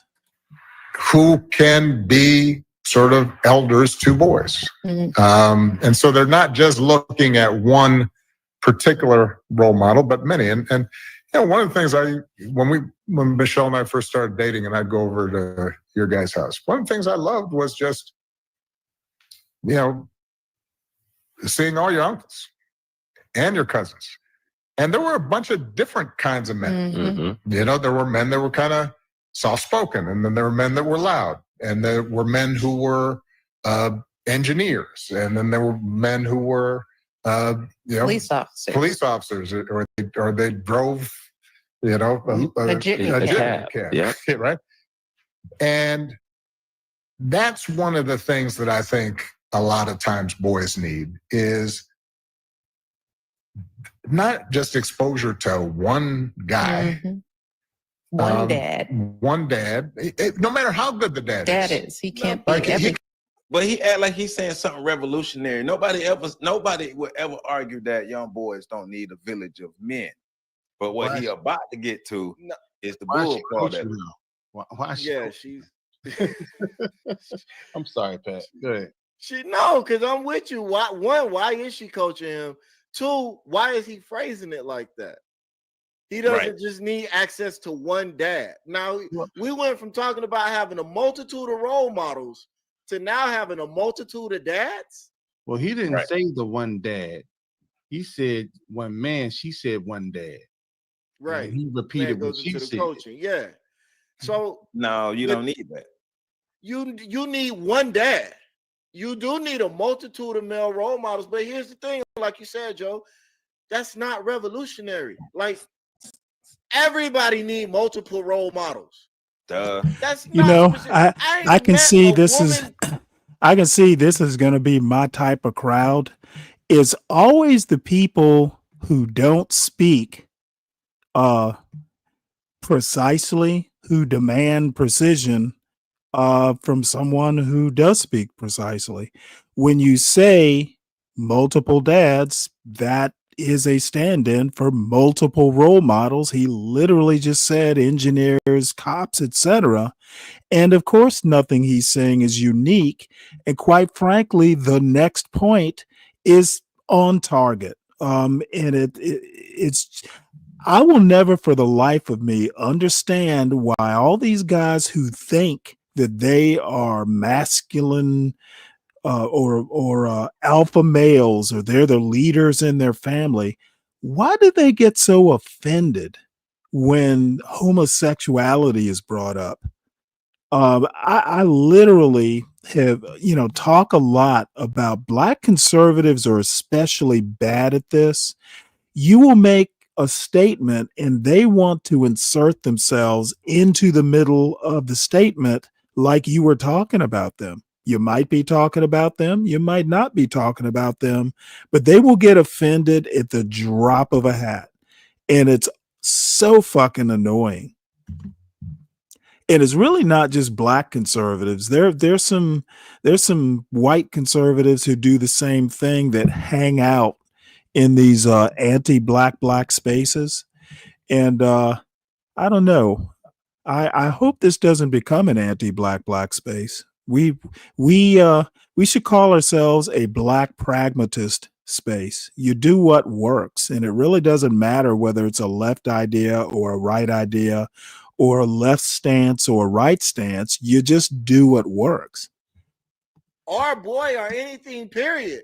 That's like, I only want my son to be exposed to D-boys. I've never met that person. So the statement is totally unneeded. I mean, we're gonna continue to repeat. It takes a village. Duh. But nah, Joe, because apparently everybody in the village do the same thing, so they need to be exposed to other villages. Like, what are you talking about? But also it's well. Let's let them keep talking. Let's let them keep talking. Can't be everything. And then that boy may need somebody to give the boy some perspective on the dad. Yeah, right? yeah. One of the most valuable things I learned as a guy was I had a gay professor in college at a time when openly gay folks still weren't out of line, who became one of my favorite professors and was a great guy and would call me out when I started saying stuff that was ignorant. You need that to show empathy and kindness. And by the way, you need that person in your friend group so that I think my mother could teach me empathy and kindness, but I also think my father and the other masculine men around me could also teach me empathy and kindness. Because if I'm in this village, and I get it, you got the single parent households, but we talk about a village, so the village should consist of men and women. So shouldn't women be able to teach that young boy empathy and kindness, and also those men? Because it's almost as if, because early in the conversation, Look at this framing it motherfucker. as if every man is a robot, and we all operate as a robot. Like, I disagree about the got through agenda, and saying even if that it there is was a plethora CK, so what? different types and personalities of men Everybody within the Robinson everybody family. Then you has come an back to this agenda, with the stagnant apparently. definition, with I don't know pushing it what kind of it like all is men are with this robots. But screen. no, A I mean, so if I'm a blackmatist. Not a masculine man, monolith. but if I'm a masculine man, I don't have empathy and kindness. That's only reserved for men who are more feminine. See, literally, That's bull. literally. Hear these guys putting themselves in the fucking middle of this, like Obama is talking to them personally.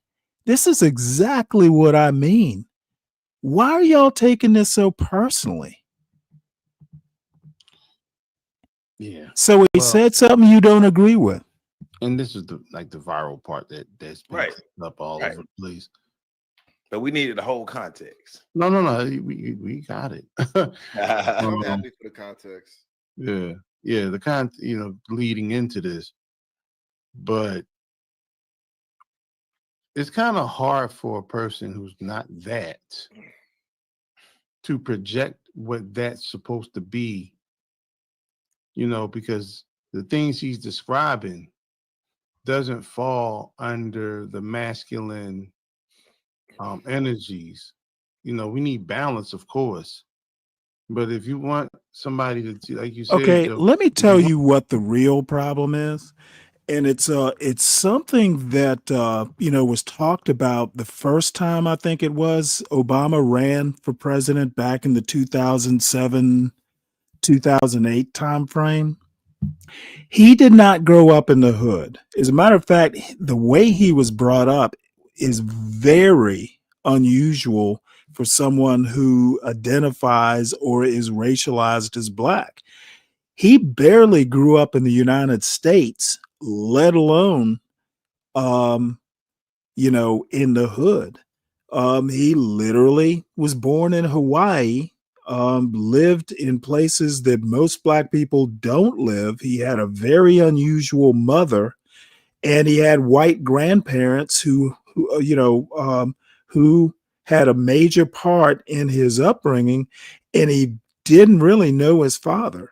So, of course, he's not going to have a hood perspective, and maybe not even a quote FBA perspective. He's not an FBA. So why do these people really not realize that?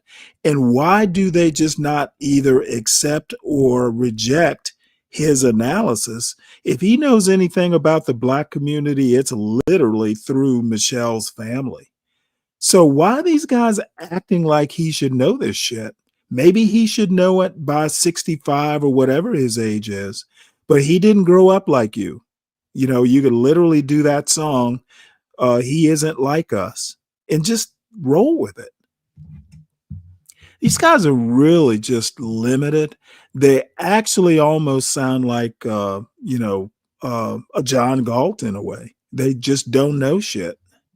Want somebody And they to teach and you. and they are one track, tunnel vision. They view everything through the hood lens, and they don't seem to be able to think outside of this hood paradigm.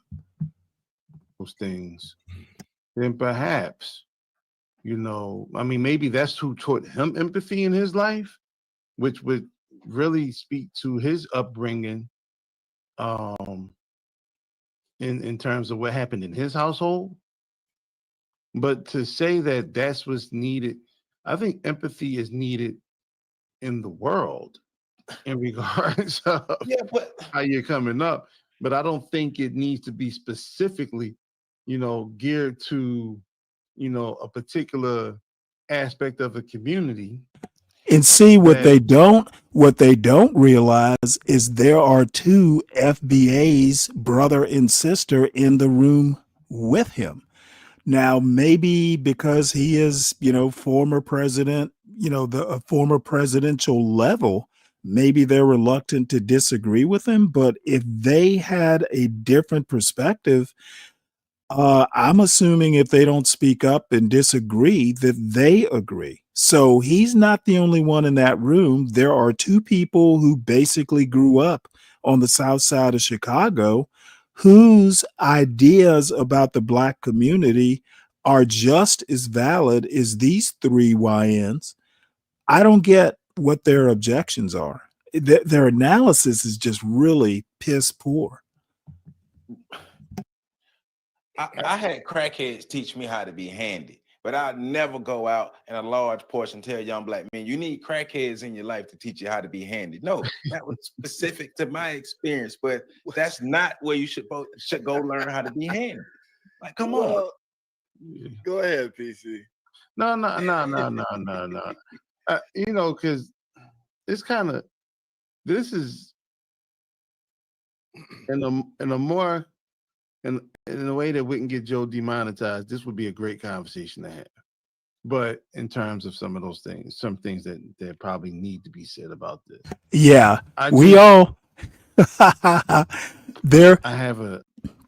there is a pink plaid elephant in the room with these guys, and they know what they want to say. I guess monetization is an issue, but I think we all know what their problem is. And they just aren't articulate enough to figure out the language to make their point without just being, being brutish. I'll just use brutish. I have an issue with this being projected because, like we said, when the Obamas talk, no matter what happens, the majority of the people they're talking to or projecting to are Black people. Right. So why is this the consistent message projected towards Black people and specifically Black boys? I tell you why. Masculinity, specifically Black masculinity, is not good enough. It's under attack, and they want to be able to shift it and change it to make men softer and more women-like. Well, Yeah, well, that's let me play definitely devil's a low flow analysis. Mayhap, maybe he wasn't saying you need a gay man. And see, I can tell you right now, these three guys acting all butthurt like they are, they're not acting anywhere near what I would call masculine. They're all pissy and shit. Man. You just need a man that can teach you, that can call you out on your bull and teach you empathy. But for him, that man just so happened to be gay. Would that change things if we looked at it through that lens? Oh my But the God, idea he is, so that's the literally out of all the men you ever mentioned. met in your life, Oh that's the my God, only these man guys. who displayed or could teach empathy. And Now we gotta think about his life though. That might be true for him. Yeah, I mean, but once again, going back to my example. So should I go around encouraging young boys to go seek out crackheads for handy Well, no, skills? no, that's not what I'm The saying. answer is no, right? No, So that's not what I'm thanks to saying. him. I'm saying if you, Joe, were saying I had a man teach me how to be handy, he was a crackhead, but you need somebody to teach you how to be handy. You wouldn't necessarily be telling people to go find a crackhead, but you would Right, tell but people to go find somebody that teach you to be handy. But I don't have to tell them that the person who taught me was a crackhead. I could just say, hey, men taught me how to be handy. Go find handy men to teach you how to be handy. Well, and that's why I asked the question. If we looked at it through that lens and tried to operate as if Obama is black and we're going to give him a good faith view of what he's saying, does it? Now I get it and I understand it and I agree with it. Why bring up the gayness at all? Like a man taught you, called you on your bull, and taught you how to be empathetic and show kindness. Why did you need him to be gay? Like, why did that need to be a part of the story? But I'm just asking. Oh my God, it's obvious does that why. view change the conversation? Not for me. Well, I'm gonna tell it slightly. If only, but only if that's just what he said. Now, adding the other part changes the whole dynamic because it gives the impression that only gay men can teach empathy and sympathy That's how to he's young coming males. off.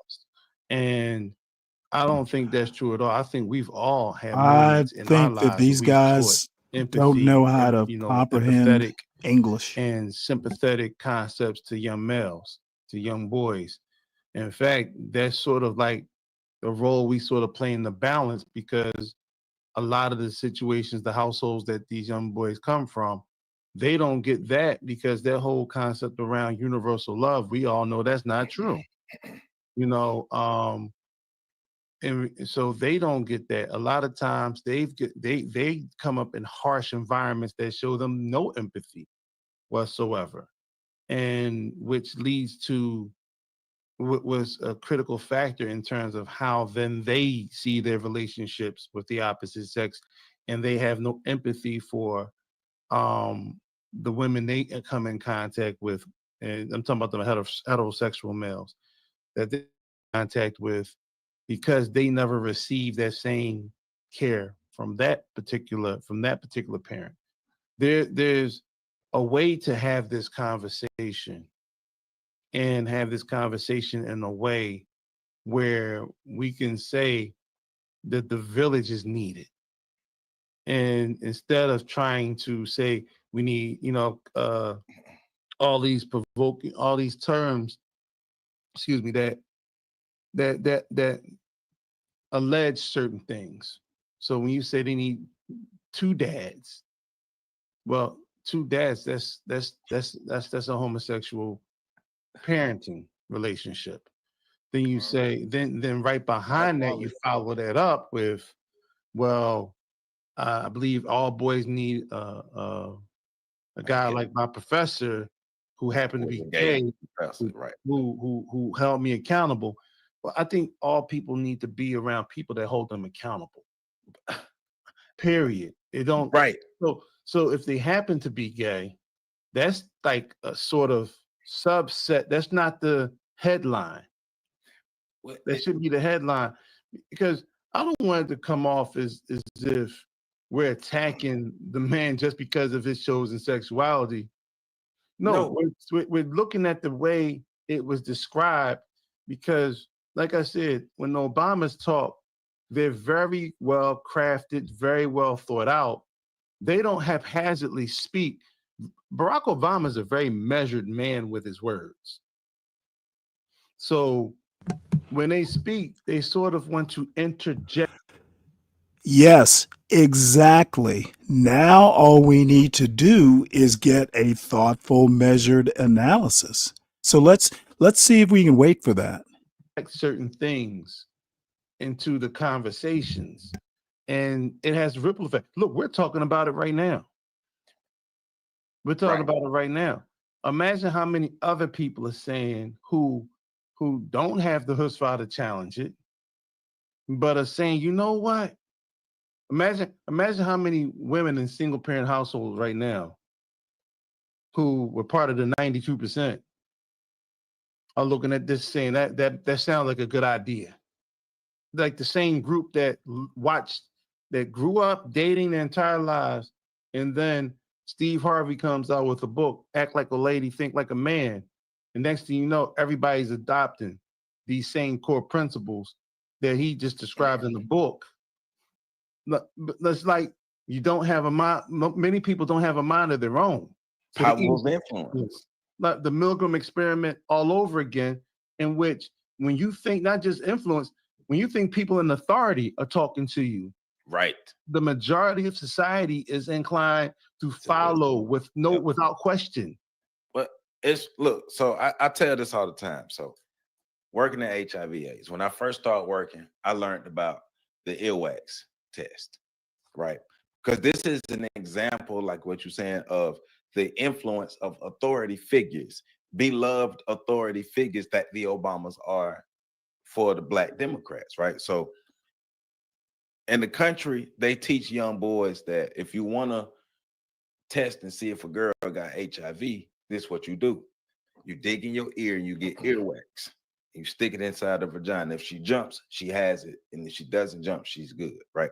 So, and so you had generations of young boys believing that because of the men in their lives who were authority figures who told them this because somebody in their life who was an authority figure told them that. So it got passed down. So these false narratives are being spread out among our people, because it's like, you know, to answer the Pat question, like, nah, I mean, I hear you being the devil's advocate, but thinking about the total history of Obama and this relationship to that community, nah, you know, he know what he's doing. Yeah, and I agree that Obama is very measured. I do think that I agree with PC. Obama don't just say things. Now, I do think sometimes because he is not, and you can light me up for this all y'all want, Obama ain't really a part of the Black American community. He's not. Well, and I, you know, I do agree that he's measured, but this conversation, you know, what I'm getting to is because he's not a part of, he's not really connected to the community foundationally, sometimes his measurement be off. And we saw that when he came out and tried to chastise us at the election. That didn't go as planned. So, you know, I think in a lot of cases, you know, he measuring things like his ruler is his wife. Like, and I've been saying it for years. His wife and Craig. His wife has his let me go in. ahead. Again, these guys, and I know they probably know their audience, but I need to emphasize that, you know what? I'm foundationally Black and I understand what Obama's saying. I actually think where people like Obama get it wrong is they probably need to understand that, you know, there is a class dynamic in the Black community, just like there is in other communities. And you got to know who your audience is. I get what he's saying. Don't know why these gentlemen don't, but it could just be their life experience. Could be a lot of different things. Could be their age. Balls in her purse. And if that works for him and her, that's fine. Great. I ain't got no problem with it. It ain't my black card and it ain't my balls. So I'm not even being critical of it. But I did want to present that because listening to it, I can hear people saying, y'all are misunderstanding what he's saying. He's not saying you need a gay man. That's why I was like, all right, let's be devil's advocate and let's go ahead and address that criticism right during the show. Just encourage men to teach young boys kindness and empathy. You could have said that he could have gave that example through just the lens of a regular man, of a masculine man. He could have he went out of his way to give. Now I'm trying to figure out whether these guys are being intentionally obtuse or whether they actually don't get it. Okay, what he is acknowledging, and maybe what these young gentlemen, I'll just call them young gentlemen, what they don't understand is that black and male doesn't necessarily mean you're a heterosexual. That's what that's what Obama's actually addressing. And these guys can't seem to get it. And I can't seem to understand why they don't get it. It's kind of sad to watch them tiptoe around it. Once again, we get to a place where we're trying to patch up a leaky ship, and we're doing it at sea. CKJ3, Obama literally didn't say that. He said he happened to be happen to have a professor. And again, what these guys can't seem to figure out how to articulate is that not every black male in America is heterosexual. There is a phenomenon where black boys who happen to be homosexual get rejected in the black community. That's what he's trying to address. And why these knuckleheads can't seem to figure out how to articulate and or realize that's what Obama is talking about. He's really not that much into empathy. They really didn't get his point here. And it was a subtle point. It's a point that YNs like these folks just can't seem to handle. The worst storms of the season.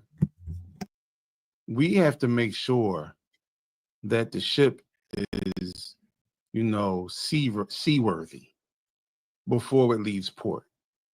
The problem is because the black community does not have empathy for people who are not heterosexual. That's why he's bringing it up, CKJ3.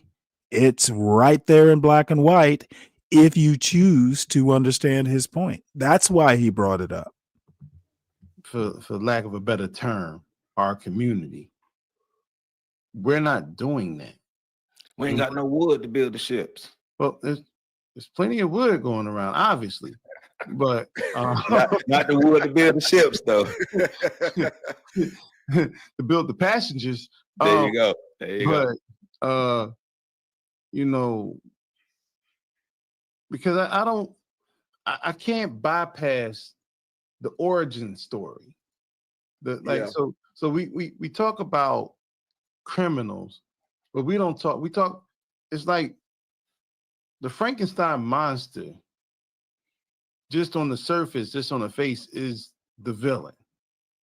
But we don't talk about the Dr. Frankensteins who created it, who create the villain, programmed it, create him, haphazardly bypass every moral law, moral concepts to create them. But now the village is looking to destroy Frankenstein. But if nobody is breaking the mold that creates Frankenstein, the Frankenstein monsters, then we're going to consistently be in this. And we've faced this generational curse for decades now. Black people were the most married family going into 1956. Talk about it. Over 90% of Black families were married, even if all the children That didn't come number from the is same wrong. parents. That number is wrong. The date is wrong. Dude, once again, kind of fails his point. The households were complete, and at that particular time, there was that concept of family, and it was not based on happiness. It wasn't based on whether or not I was in the mood. It was based on duty. It was based on we have a duty. Oh, And I'm when that- sorry, I was on mute. CKJ3, go. It's out on the internet somewhere. I actually watched the whole thing a few weeks ago on YouTube. Might have even watched it on the show. I can't remember now, but I think I got what he said. If you're that interested, go back and I'll drop this link for you.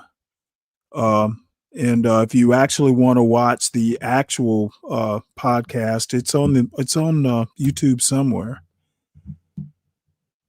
But these guys basically don't understand English, apparently, or I suspect they just don't want to understand what his point is, because if they do, then they would have to show some empathy, which is soft in YN culture. YN culture is, in my opinion, fake macho. And there are a lot of things that these guys don't seem capable of covering. I would think you can learn empathy from almost anybody, regardless of who that is. The man walked into that house, he became daddy. I know plenty of people who grew up who are my elders, who spoke on the fact that, man, I don't care where such and such, that was my father right there. You know, and so he actually had the respect that came with, that made him want to come home to another man's children. The title of stepfather wasn't even, it was just in the language only, because in theory, he was the father of the house. So we keep bypassing all of those things to get to this place. So now we have to, make men who are not engaged in any of the proclivities, men who these women are not sexually attracted to, have no interest whatsoever in in intimacy with. Yes, I do have a bias towards the Obamas. Of course I do. And I have a bias against YNs who can't speak English, nor can they understand it. I have a bias against guys like this, and I have a bias for the Obamas. Why would I deny that? May not even have been chosen coming up. It's a hard sell to tell them that you have to now come home and do your part. When, as we said before, these men have never truly been shown love in their community.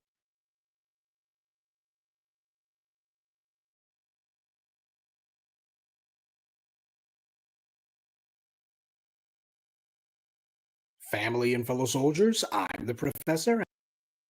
You know what? I didn't realize that was ending there. We don't need to watch this now, do we? Uh-oh. Where did my channel go?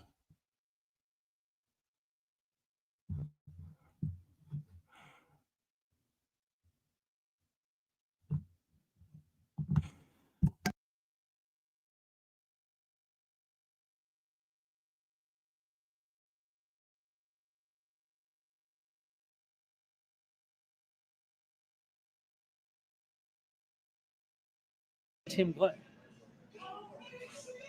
Oh, hold on.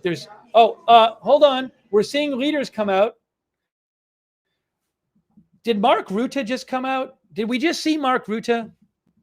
Guys, I thought we did, but maybe I'm wrong. I think we just saw Mark Rutte. He is from the Netherlands. He's the Secretary General of NATO. I think we just saw him come out. People in chat are saying yes. So we just saw Mark Rutte come out, who is the Secretary General of NATO. So he's going to be heading over to the White House. Let's see who else we see.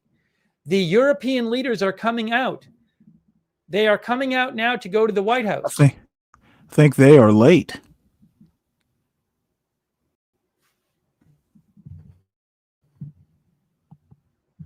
I don't know if I'm pronouncing his name right. Let's see how Wikipedia pronounces it. Mark Rutte. Mark Rutte. There you go. That's from Wikipedia. Mark Rutte. CKJ. Oops, let me CKJ, the difference between me and the MAGA people is I don't have a problem calling out the Obamas when they're wrong. I don't have a bias towards the MAGA people. I can also admit when there are things that Trump does that I actually don't have a problem with, like what he's doing in DC. I don't really have a problem with what he's doing. I think he might be overdoing it a bit, but you'll never hear me call him out. Even if I don't like the means, the ends may justify it in this case. So bottom line is the YNs on that podcast want to dance around what Obama really meant.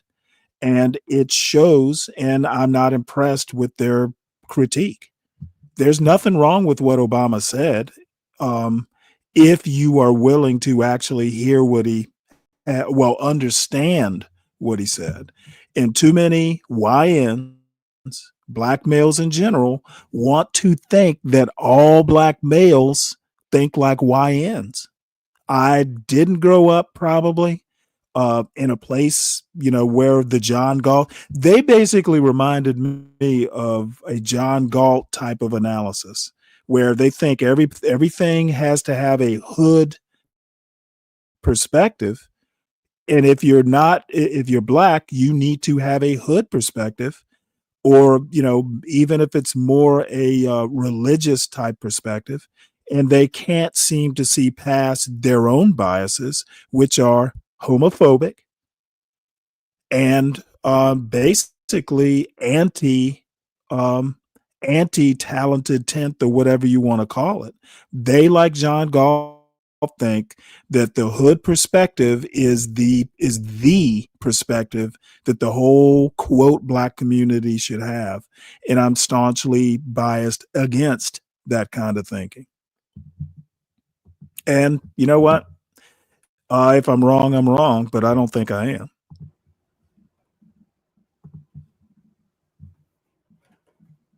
I didn't say you thought like a YN, CKJ3. I didn't say CKJ3 is a YN. Don't think I'm accusing you of being a YN, please. Let me do this real quick. I'm going to move this caption down here. Then move this up here. What's happening? See what we're doing here? Now what? What's happening now? We got the car in front of the building waiting. The cars are waiting for the European leaders to come out and head over to the White House.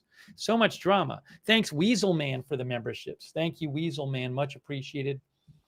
Hang on a moment. Oh, I got so many cameras today. There's a lot of cameras, which is good. This is a good thing.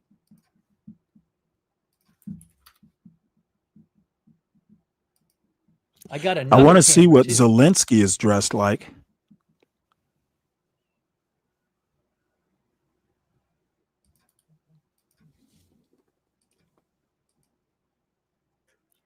Look, it's a third camera. Watch this. Watch this. Watch this. It's another camera from the White House. Too many cameras.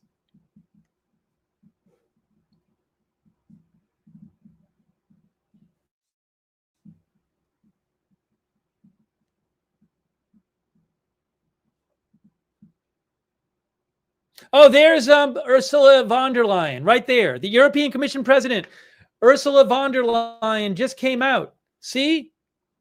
There she is.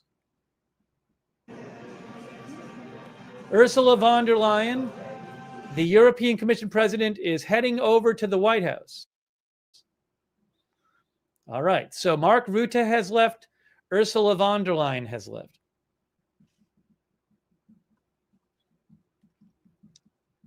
We're waiting for Prime Minister Starmer of the UK, I believe, is still in there. Prime Minister Stubb of Finland, or is he the president? Is he the president? I forget. Alexander Stubb, who is the president of Finland, is there.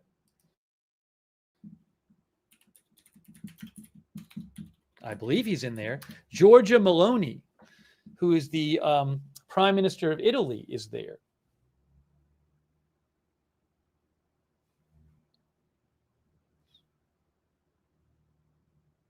Now, what will happen if one of them gets to the White House, and we might have at the same time people leaving the embassy and people getting to the White House? Oh, guys, there's a lot going on right now. There's a lot happening, trying to keep it all under control and all on the screen for you, doing the best I can. Somebody else is coming out. I think it's that guy.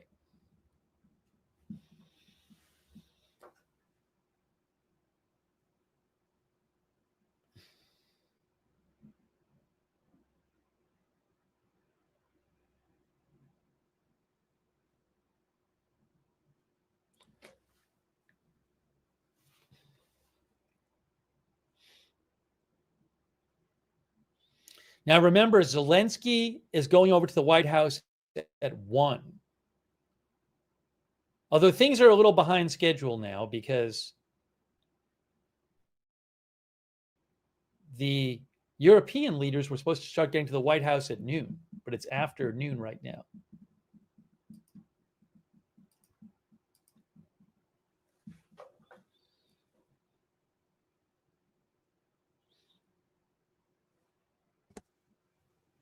Oh boy. Yeah, looks like my earbuds are just gonna die. Once Stubb and Maloney and Starmer leave, then we can go full screen on the White House. Oh, thank you. That Anthony Carl. Thank you. Anthony says he's been watching the streams. He was started watching when the Ukraine war started. He said, cool, kind of cool. I'm watching today, he said, when it hopefully ends. I got to admit, Anthony, I'd be really surprised if we got a peace deal today. I mean, I'd be happy about it, but we'll just have to see. Maybe it can make, if not a deal, maybe progress towards a deal. Hey, thanks to Anthony Carl. That's very nice of you, Anthony. Garden and Jungle says the war started in 2014. Damn it. Yeah, I mean, I think when people say 2022, they're referring to the big invasion. I mean, you know, Russia took Crimea by force in 2014.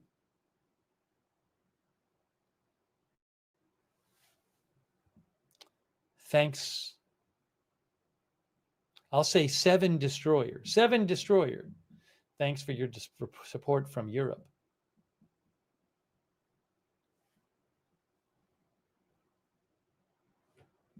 All right. So I don't know. It's possible that people will start showing up at the White House while the other people are leaving from the embassy. Boy, I hope so. Thanks, Tenzin Jigma. Thanks, Tenzin.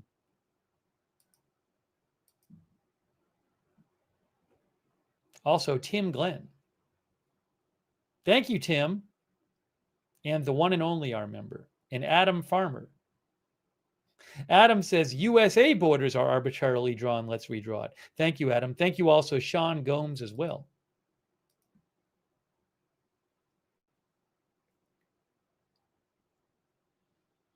All right. We see some activity at the Ukrainian embassy there on the live shot.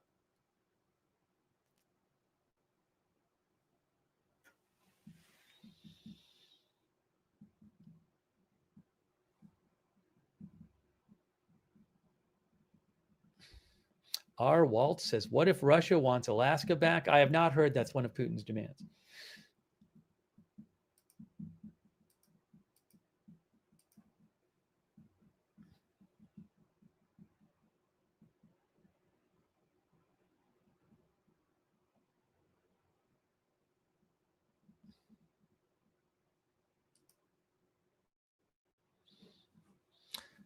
So we are waiting for the rest of the European leaders to leave the Ukrainian embassy, and then they are heading over to the White House. And somebody else, we're waiting for Prime Minister Starmer to come out of the embassy, Prime Minister Meloni of Italy, and hold on a second here. Finnish President Stubb. Thanks to Beth Smith and also Chris Canada, Quebec City. Chris is a fan of Meloni. Thank you both. Thanks, Who Shot JR, Guy from the 207 on Twitch, Bartleby Finnegan on Twitch. Thank you.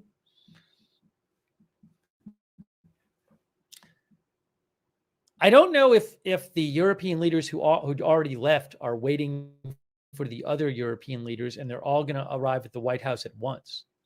Because we did see Mark Rutte and Ursula von der Leyen already leave the embassy. Hey, thanks, Kelly Smith. I appreciate that, Kelly Smith. Thanks for your support. Oh, and Ermi T gave 20 people memberships.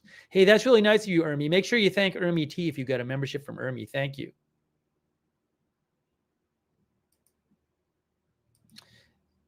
Aristotle or Plato, you got to respect the rules of the chat, but thank you. All right, what's happening? People are coming out. People are coming out. Well, now the door's closing.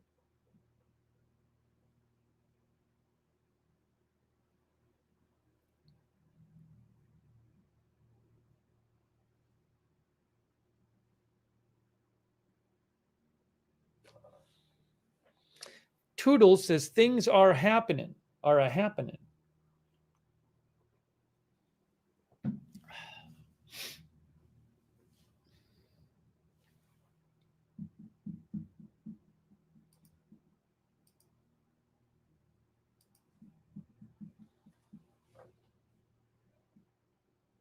Hey, Lily Palmer. Thank you, Lily. Thank you. So we got our eyes on the White House. We got our eyes on the Ukrainian embassy.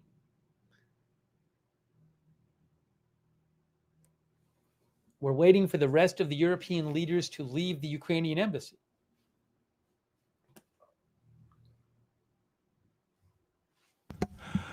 Well, folks, I will be right back.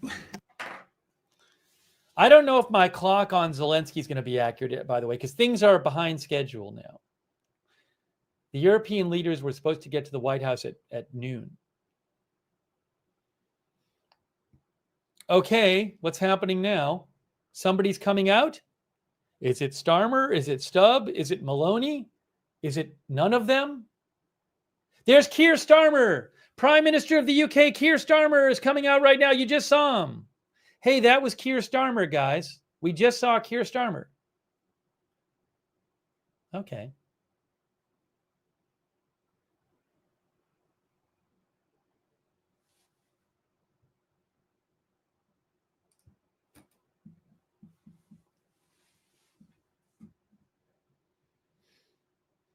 All right, so he's out. He's out of there. So we're waiting for Prime Minister Stubb and Prime Minister Meloni. Thanks to Bob Newth. Thank you, Bob. And Weaselman, thank you. And Faustina from Norway. And Tim Glenn as well. Thanks, Tim Glenn, for your support. I appreciate that. Thank you. And Faustina. So by my count, the two leaders we're waiting for to leave the embassy, because Zelensky's not leaving, I think, yet. I think Zelensky's going to leave after. They're supposed to get over there first, and then Zelensky leaves after. So Prime Minister Meloni of Italy and Prime Minister Stubb of Finland. Those are the two we're waiting for. Thank you. Anchors Away. Anchors Away says, if Florida were invaded, would we be willing to give it up for peace?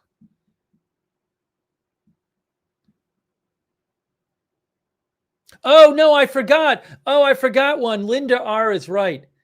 Chancellor Merz of Germany. I forgot about Chancellor Merz. Sorry. He's supposed to be there too. My bad.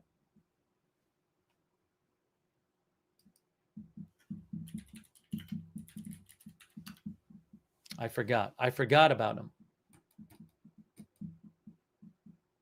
So Merz, Stubb, and Meloni. We're waiting for all them. Macron is going directly. He's not at the, he was going directly from the airport to the White House.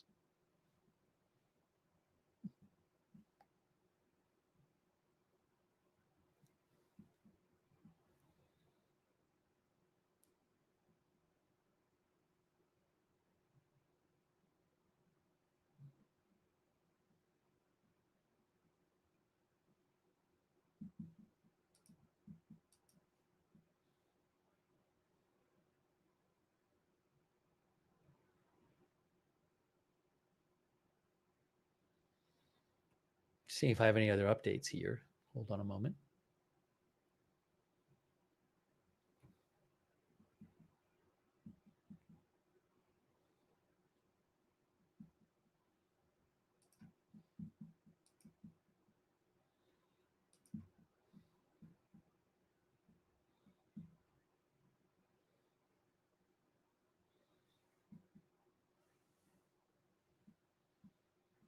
Haven't seen anyone show up at the White House yet on the White House cams.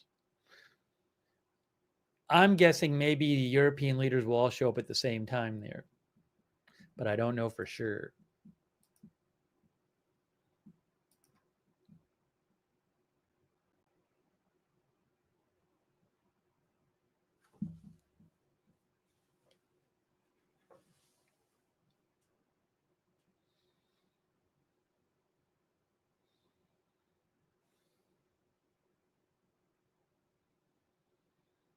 Thank you, Ernest Cannell. Ernest thinks that Russia's future is being decided.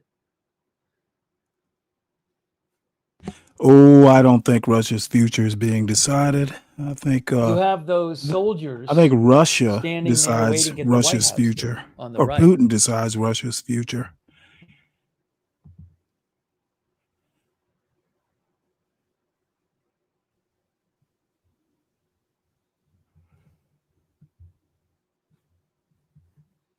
Yes, a good point from, I don't know if that's the standard. A good point, though, from one of our viewers who pointed out, Annie said that you can see the red carpet on the right side, on the right shot. There is a red carpet there.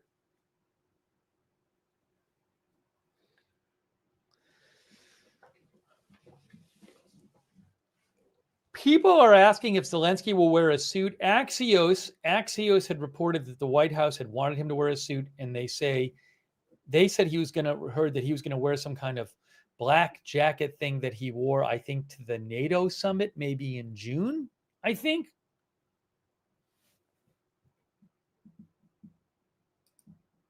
According to Axios, yes, they say he's going to be wearing the black jacket he wore to the NATO summit in June.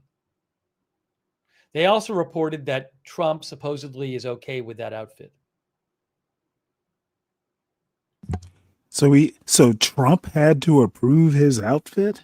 What kind of bullshit is They that? said when he wore that black jacket in June, it was the first time Zelensky had worn a business style jacket since the invasion in 2022.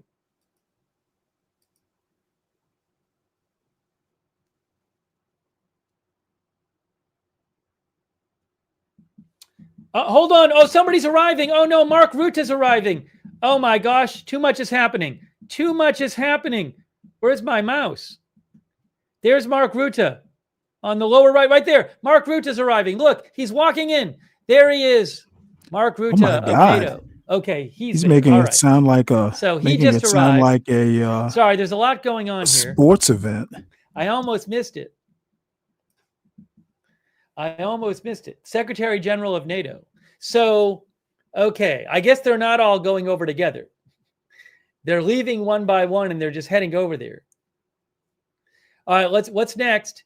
Mers, Stubb, Maloney. Now I am surprised that Starmer is there. That is interesting. Did I miss somebody? Did I miss somebody who just came out? Some people are saying Maloney. Oh, was Maloney there? I didn't even see. I was looking at a guy and thinking like, wait, who's that? And I completely missed who else came out. I'll have to replay it. Hang on. Yeah, I know Ruta arrived. Oh, I got all confused. Hold on. Hang on. Yeah, I know Ruta arrived. You can hear two of me for a second. I'm replaying it right here for myself. Oh, okay. I see now. At the bottom. Maloney. Okay. You know, I'm sorry. She was partially covered up by the Maloney was partial. Let me show you Maloney. I'm going to show you guys. I'll show you. Do you want to see? Oh, hold on. Somebody's showing up now. Somebody is showing up at the White House. Let's make that big. Okay. Ursula von der Leyen is showing up at the White House. There's Ursula von der Leyen of the European Commission. She is at the White House. She's showing up right now. I'll replay Maloney in a second, but she is walking in to the White House. Okay. So she's in there now.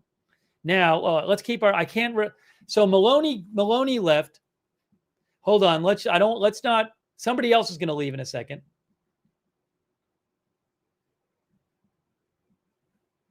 Can I get Maloney if I rewind this? Hold on. Watch what I do here. Let's get Maloney leaving. Hold on. Right here. Coming up. This was a moment ago. Was this one? This is Maloney. There she is right there. Hold on. Watch. You'll see. Right there. I believe that is Prime Minister Maloney at the bottom there. Look at the bottom. Look at the bottom of your screen. Right there. Is that Maloney? Right there? Okay. That was moments ago.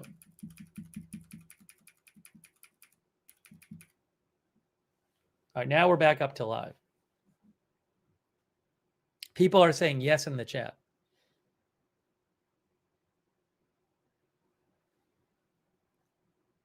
Sorry, I missed it initially. All right, somebody else. We're waiting for Chancellor Merz of Germany, and we're waiting for Prime Minister Stubb of Finland to leave the embassy. And then we're also showing you as they show up at the White House. Now, I'm confused. Well, the lower left is the idea that this camera on the lower left, is that the one Zelensky's going to show up at? But he's not. The camera on the right is where the European leaders are showing up. Because I haven't seen the European leaders show up on the left camera.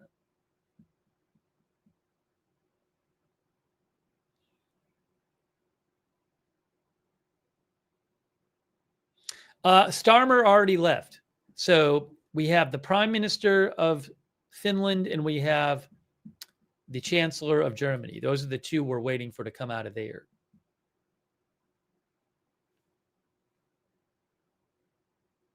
All right, let's see here. Oh, this is Stubb. That's Prime Minister Stubb of Finland, right? Maybe some of our Finnish viewers can confirm. I believe that was Prime Minister Stubb of Finland who just walked out. Oh, is it President? I'm sorry. President Stubb, my bad. President Stubb. That was President Stubb. Sorry, I said Prime Minister. Oh, wait, somebody else is coming. Somebody else is showing up. Oh, no. It's Keir Starmer. Keir Starmer's there. It's Keir Starmer showing up at the White House. Look, there he is. I believe that it's Monica Crowley, I believe head of protocol, who's greeting people. There's Keir Starmer. So Keir Starmer just got to the White House, UK Prime Minister. He just got there. He just walked in. Fine. Okay, so the last person coming out, because I don't think Zelensky's coming out yet, but we should be seeing Chancellor Merz of Germany coming out of the embassy now.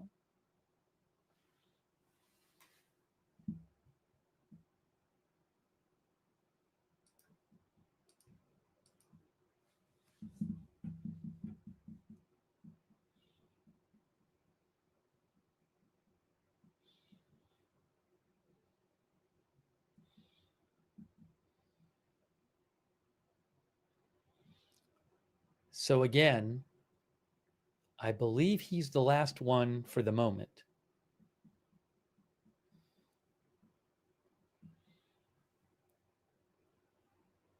And one by one, people are showing up at the White House.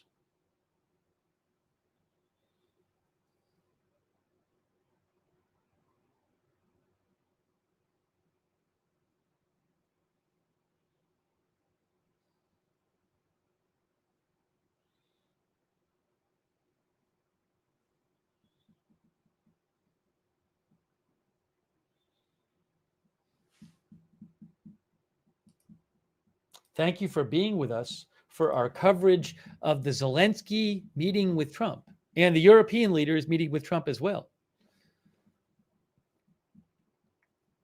Shout out to our moderators again. Want to shout them out. Beth Mythical on YouTube, thank you. Ruth Krafasi, thank you. By the way, thanks also Regenerated Zed for your support. Regenerated Zed. And Lars Wolter. Thanks, Lars Wolter, for your support.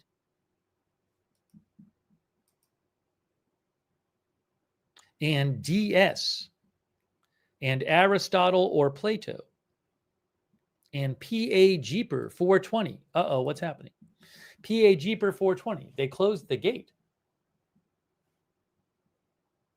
Huh. Well, the gate just closed. So for now, maybe people are done leaving. He's locking the gate. I didn't see, did Merz ever leave? Okay, the gate is locked. You know what? I think I'm going to go to this shot now. Why don't we make this the big shot now? You know that? Because for the moment, I don't think anyone else is coming out of that embassy. So we're going to do this. We're going to do this. We're going to do... This is the White House now.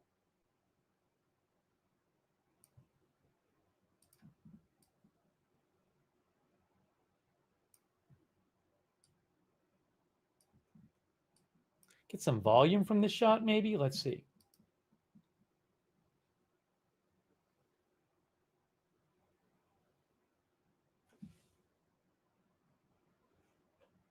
I got Italy represented right now.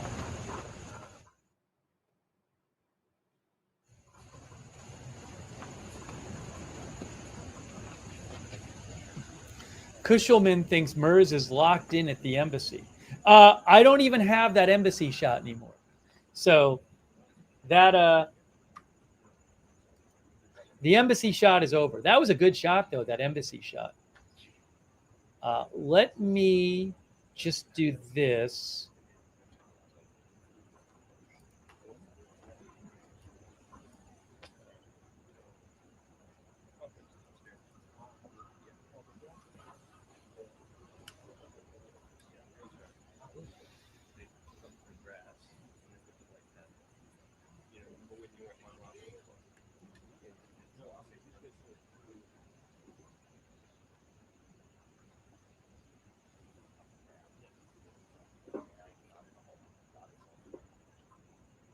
So who will show up next at the White House? We'll see.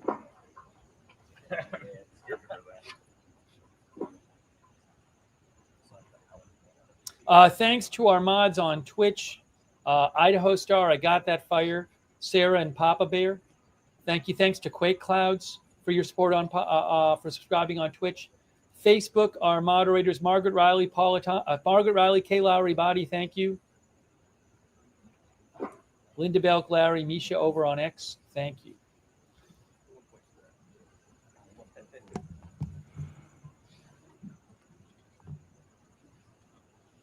Oh, hold on. I have a shot from inside. Breaking news. I have a shot from inside. Wait. Oh my What Lord. is this? Oh, no, it's a recording. I'm sorry, it's not. I have a video from inside the embassy when Zelensky was meeting with European leaders. Okay, I thought it was inside right now. Yeah, we may have to do something else until something interesting happens. Let's see. What do we have here? This is an hour long, so we don't want to do that. I guess what we could do.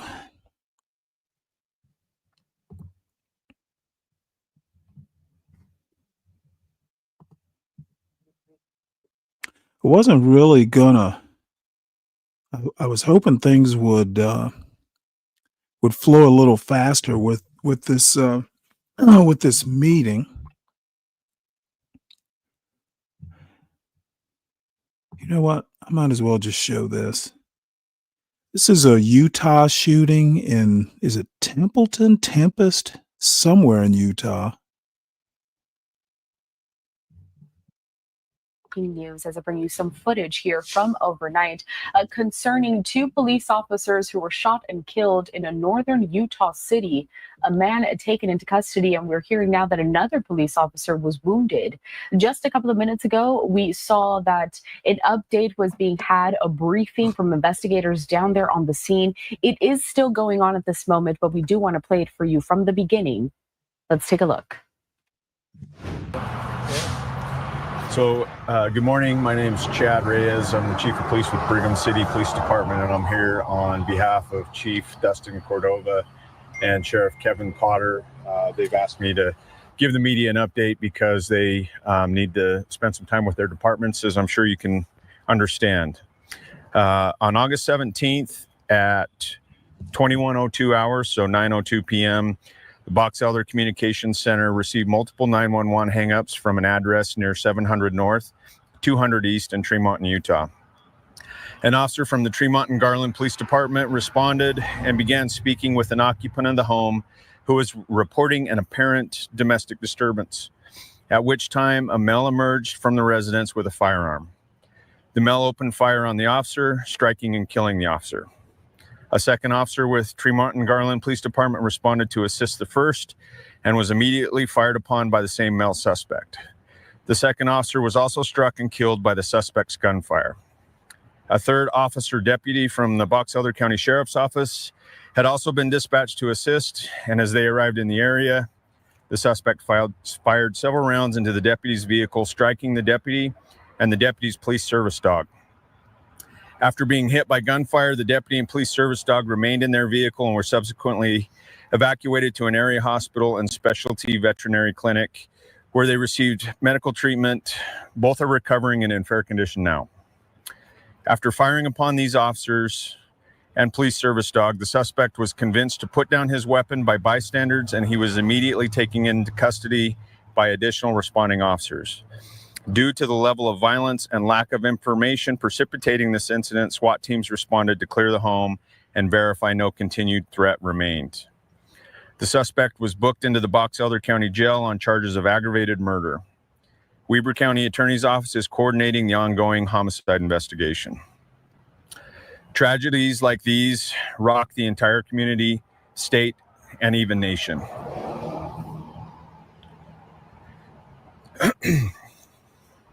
These officers and their families served their community every day and will forever be remembered as heroes.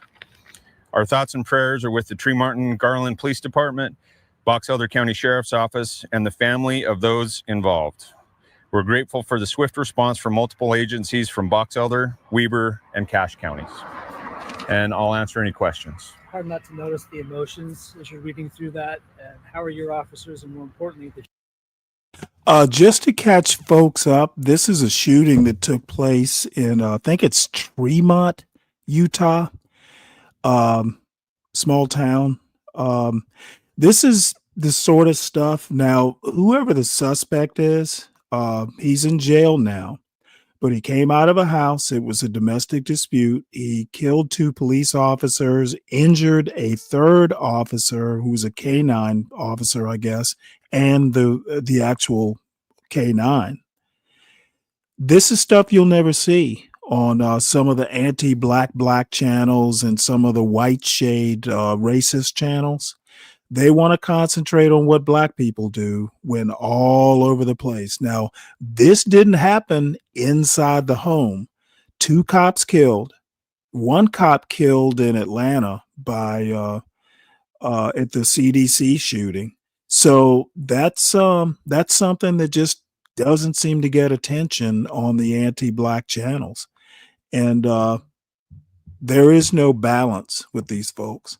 So, my goal is to basically, provide a little bit of a cantilever or whatever the term would be to this one-sided anti-black attitude that some of these folks Tremont and have. Garland officers handling It happens everywhere, folks. As you can imagine, like I said, it rocks an entire community, especially the police department. As I mentioned at the beginning of this, Chief Cordova asked me to be here so he could be with his department and his family and take care of their needs as much as one can in a situation like this. Can you identify the names of the officers who were killed? We're not ready to do that just yet. What about the shooter? He's been booked into jail, but we're not releasing his identity yet either. We're kind of coordinating with Weber County Attorney's Office, and also Chief Cordova has expressed his desire to come out and give a statement. He's just not ready to do that yet. And so I'm just kind of giving as vague, but as much information as I can until he's ready. Yeah, and I'll keep up with this because this is Utah, small town Utah. We will see where this goes as far as the suspect. Ready to give more. And I know they were responding to an apparent domestic disturbance, but are you able to provide any more details on what exactly led up to the shooting? Just that we received multiple 911 calls to that address, and when we responded, we were talking to one occupant who was giving us information that led us to believe that there was a precipitating domestic, but nothing more than that. What do we know about the bystanders? Were they neighbors? We believe so, yes. We're still in the process of interviewing those people. Does the suspect have a violent background? I am unaware of what his background is. Is he an adult male? An adult male, yes. Chief, can you kind of talk about how this affects? I mean, obviously this would affect any police department incredibly, but I mean, this is also a very small community and a small department. It's 21 officers in this department. Right. Yeah, I mean, as I mentioned in the press release, it having 2 officers killed in the line of duty and another and their dog injured is an event that really rocks an entire nation. Luckily in this area and really in this state, we have police departments have the support of the public for the most part, and it's just a tragedy. It affects the entire state, but most importantly, the Tremont and Garland Police Department. That's why we're here trying to do what we can to assist them. Did they die on scene? Yes. Is there any more you can say about how the deputy and the deputy's police service dog are doing at this time? Yes, they're both in fair condition, and the deputy's actually been released from the hospital, and the police service dog will remain at the veterinary clinic just as a precaution for the night. But expected to survive? Yes. Do we know if the shooter lived at the home as well? Yes, he did. We believe so. We know these domestic violence calls can be so volatile. What can you tell us about these types of calls? They really are unknown. We don't know what we're walking into, and they are one of the most dangerous events we can be dispatched on. And like I said, these officers have been doing this. They took an oath to protect and serve their communities, and that's what they were doing. And they knew the dangers going into this, and unfortunately, they paid the ultimate price. Can you tell us how long they served? I don't know the exact answer to that. And can you tell us, this, like we were talking about, this community is pretty tight and it is small. So something like this, what should people do to kind of get through the day? Anything that the community should do to support each other? Anything they should know? I think some of you were here when some of the council members and the mayor were bringing around, breakfast for the officers and just trying to be supportive. I think that kind of outpouring of support from the community is welcome too, but we do ask that community stay away from the area until we're done with the investigation and processing the scene thoroughly. Do we know his relationship with the other person who answered the door? I don't know that we're ready to release that information yet, but we do. We have an idea of what the relationship was. And do we know if the person who answered the door was a man or a woman? I don't know that we're ready to release that information yet either. They lived in the same home. Are you able to see what type of firearm was used? I can't yet. No. Can you tell us more about the witnesses who were in the area and convinced the suspect to put his weapon down? We believe they were neighbors, and as I mentioned, we're still trying to locate and identify and interview all of the bystanders and witnesses that were in the area. We're not confident that we've contacted all of them yet, so I don't know that I can comment much more, but we do believe that they were neighbors. It seems like that was a very volatile situation for them as well, and potentially life-threatening. Right, correct, yeah. What does it say to you that people who were just standing by as bystanders were able to convince the shooter to put down his gun? I think that we've talked a little bit about community and the tight-knit group here. I think those acquaintances and relationships probably played a key role into getting him to put down his weapons and surrender. Do you know an age range of the suspect? I don't. Do you know an age range? Did not get an age range at all. I'm sorry. I don't know that. I just know an adult male, over 20 at least. So it seems like a lot of agencies from around the area are coming together here. Tell us about your relationships between these various agencies. Yeah. So Box Elder County the entire county is a pretty tight-knit community, and we all share the same dispatch and CAD system. And so when an incident like this occurs, it's all hands on deck and try to support our sister agencies and brother agencies as much as we can. Do we have any idea how many officers from those agencies as a total responded? I can't say an exact number, but I'll say that we had even officers, as the press release mentions, from Cache County, Logan City, Weber, Ogden. I would estimate there were probably upwards of 40 to 50 officers here. And do we know what's going on right now on the scene as far as what's happening here at the investigation? So we're in the process of processing the scene, which includes obtaining search warrants and diagramming, processing forensics, everything else that goes into a case like this. And we'll probably be here for several more hours. Is this road closed? Sorry. Were you able to say anything about the procession earlier today? We were kind of following on our cameras. Yeah. So that is customary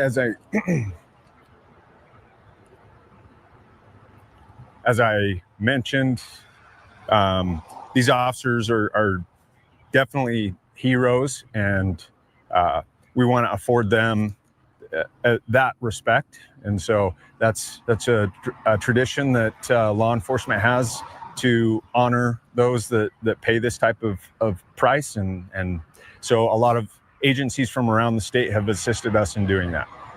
Have the search warrants been obtained to go in the home at this point? I can't speak to that because I don't know the answer, but I know that they've been applied for, yes. Do you know if the first officer responded by themselves, or were they with a partner at that point?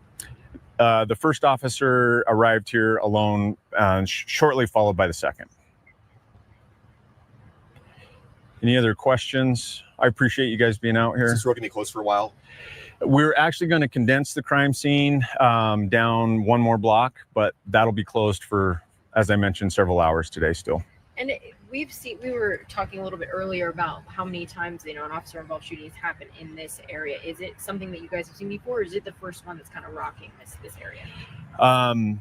I'm not aware of any other officer involved shootings that resulted in this kind of injury to law enforcement that have occurred in Box Elder County recently. I believe What's up, Wale? First, and Detective Beck might be able to speak better to that. I think that the Box Elder County Sheriff's Office had an officer involved shooting in 2012 or 2013, but the officer was not injured. Anything else you'd like to add, Chief? No, I appreciate the community support that Tremont and Garland has received and that law enforcement receives, and I thank you guys for being out here too. Thank you, Chief. Thank you.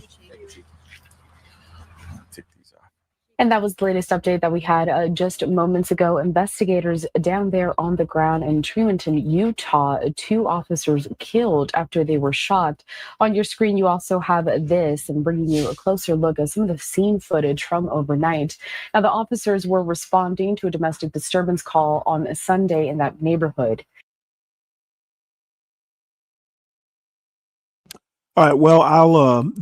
Apparently, there's going to be a second police department or police chief that gives a press conference. I'm pretty good, Lupin. It's good to see you. I'll stay tuned for it, and I'll probably, I'll definitely follow up in the morning. But what we are mainly looking at is this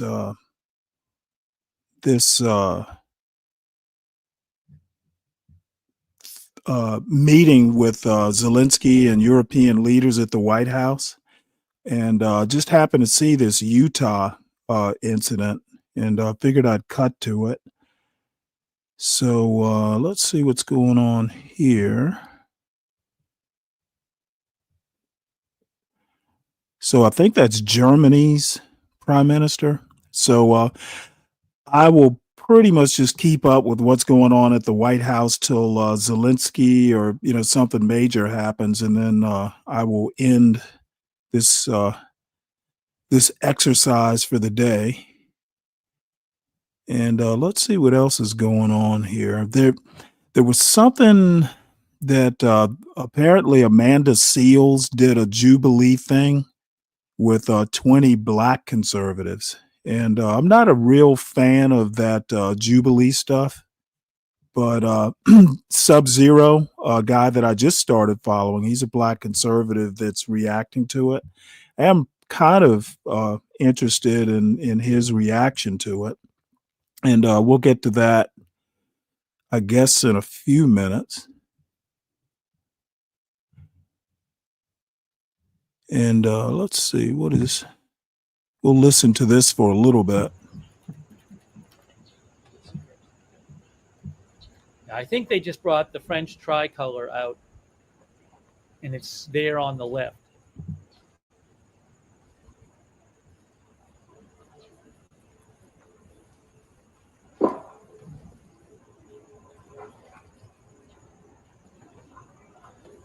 One of our viewers says, is this visit one of the reasons for the DC cleanup?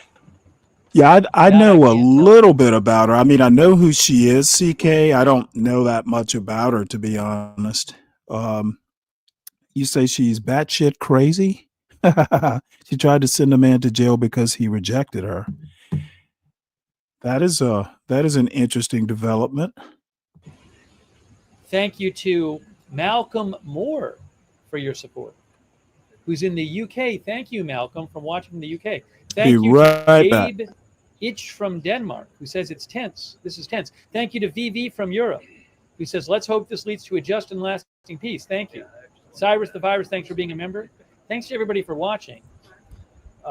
We are waiting. I believe President Macron of France will be showing up next, coming directly from the airport.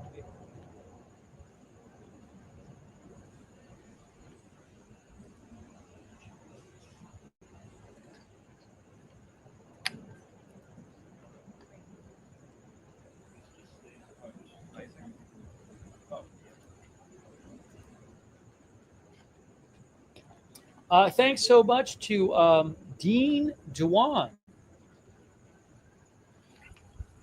Dean Duan, our viewer, says, no suit and tie, no deal. Wow.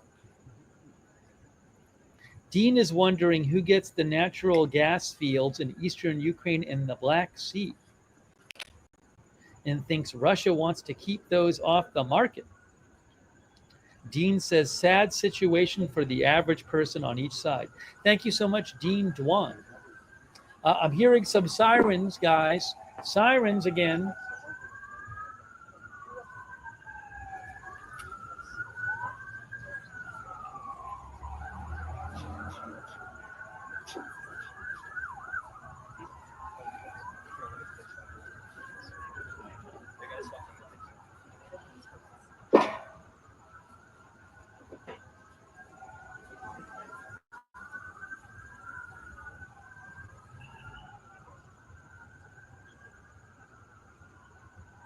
The person who is greeting the people as they walk in, the leaders, is Monica Crowley, who is the chief of protocol of the United States.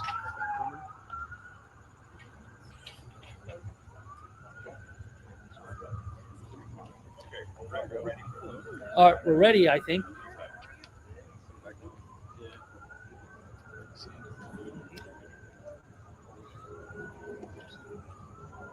The chief of protocol, Monica Crowley, says Wikipedia, is responsible for advising the president, vice president. Well, that's pretty funny. Looks like he's a lone solo there, John. I normally don't really like doing, following this sort of thing. But after Saturday's Putin-Trump summit, I figured, you know what, this ought to be worth watching, at least keeping up with. I'm extremely interested in the results of this. While this is doing not much, we may switch over and watch this Amanda Seals thing. I knew she was doing it, but Jubilee is not something I've had a hankering to watch a lot of. Yes, I believe Macron is next.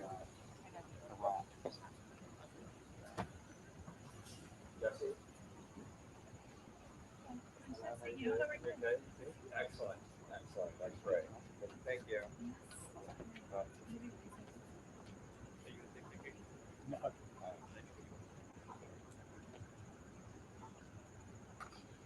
Hey, Brandon, sorry about that.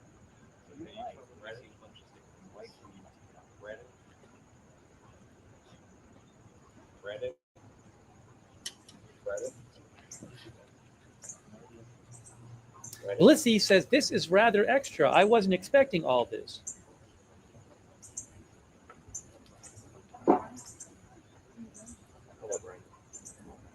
So Zelensky will show up. Is that the Oval Office door? Zelensky's going to show up on the lower left when he shows up. He won't be showing up the same door. Because the lower left is where the main guests normally show up.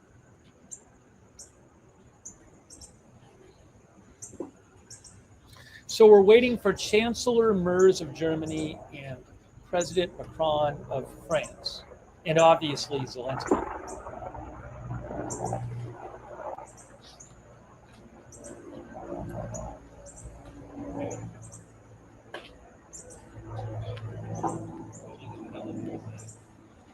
Top Fix says all of this could have been done on a Zoom, waste of taxpayer money. That's what our viewer Top Fix said.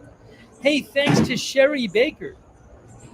Sherry, that's so kind of you. Sherry thinks America is back 1,000%. Thank you, Sherry Baker. That's very kind of you. Appreciate your support.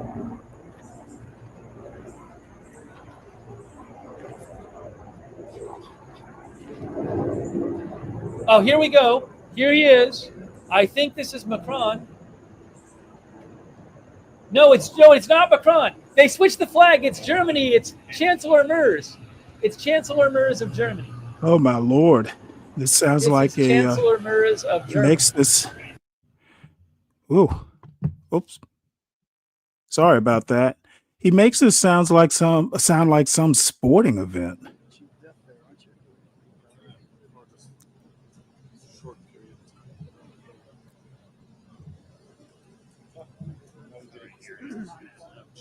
I skipped ahead.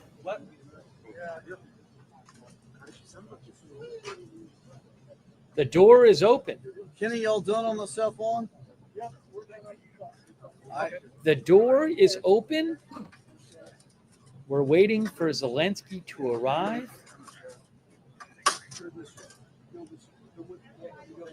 I'm curious to see what he's going to wear now. Thank you to Brianne, our member. Thank you to Crime Trial Addict. And this thing about U.S. being back, I couldn't tell after Friday's summit.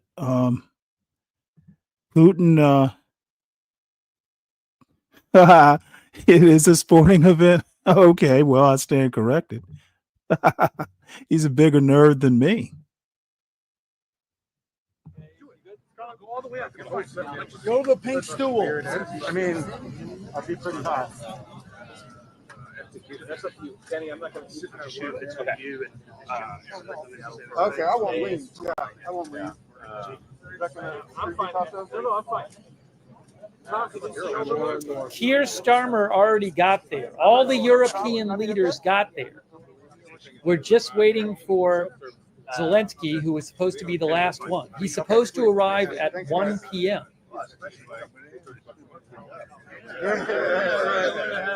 Yeah. Yeah, right. Ouch. Sorry. Will's got everything under control in the center part. Guys on the left. I think I have video of Zelensky and the European leaders from before.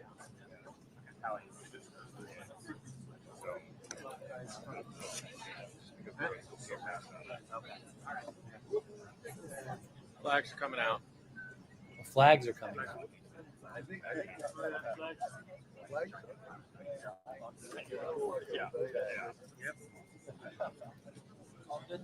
Flags coming. I'm great. Yeah, well done.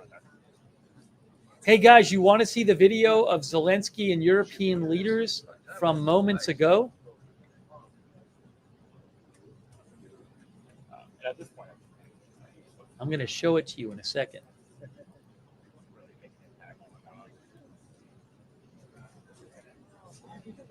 All right, check this out. I'm going to put it on the screen now.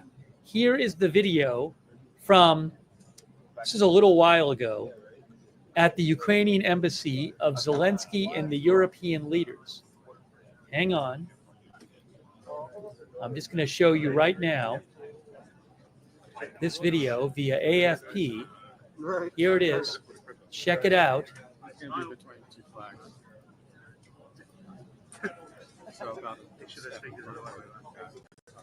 It'll play in a second.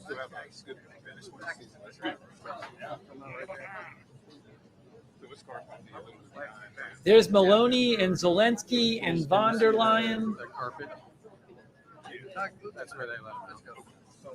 There they are at the Ukrainian embassy. Starmer. This was a little earlier. President Stubb. Mark Rutte. This is from the earlier today. That was it. Hang on, it's going to play again just so you can see it. This was earlier before they came over to the White House.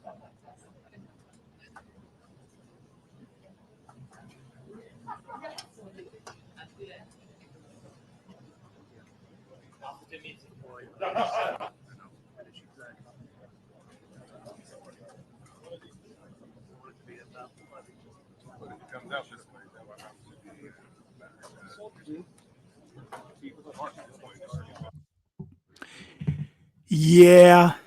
I'm glad you were able to report on it. I to be honest, I see Be Brave is on right now. He's got like 60 people in his chat. So the appetite for mess is high, apparently.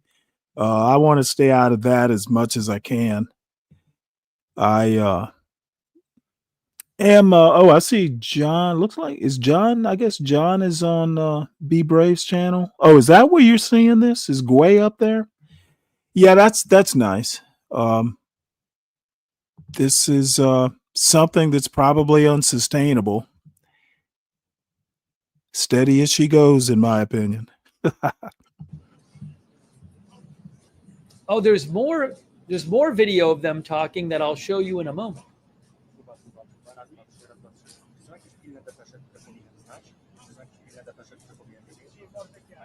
I think I have other video of them too. I'm not going to worry about that right now.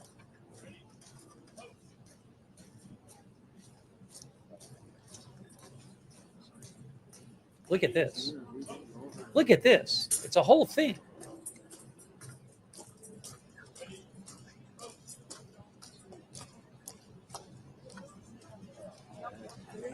Guys, it's a whole thing. No.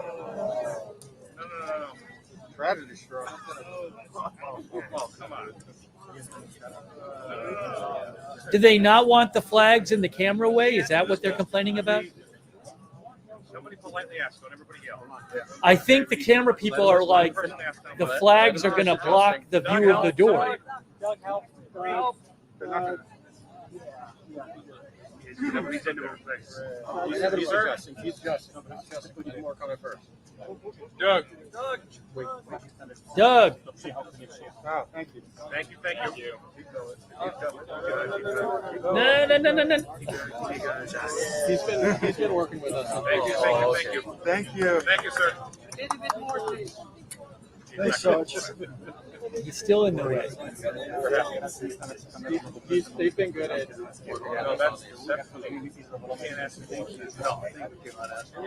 amazing. Uh-oh. Get him out of there.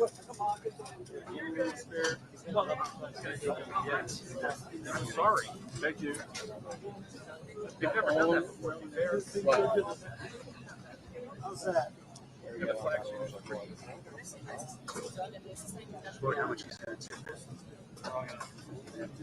They're concerned, I think, still that this flag is going to block the view. You come up, be careful. These guys can hold it. When it's happening, it's all down. So supposedly Zelensky arrives in 2 minutes. I would not. My clock might not be correct. I mean, my clock gives you 2 minutes until the scheduled arrival time for Zelensky, but I don't know that it's going to be right on schedule. He said what? Hey, CK, all I have to say is that black men coming to be brave for a father figure. Oh, they're not coming to John to be a father figure. That's a little embarrassing to hear a 50-year-old black man say. My question would be, well, why are they going to a psycho white shade instead of John? That's an amazing thing to say.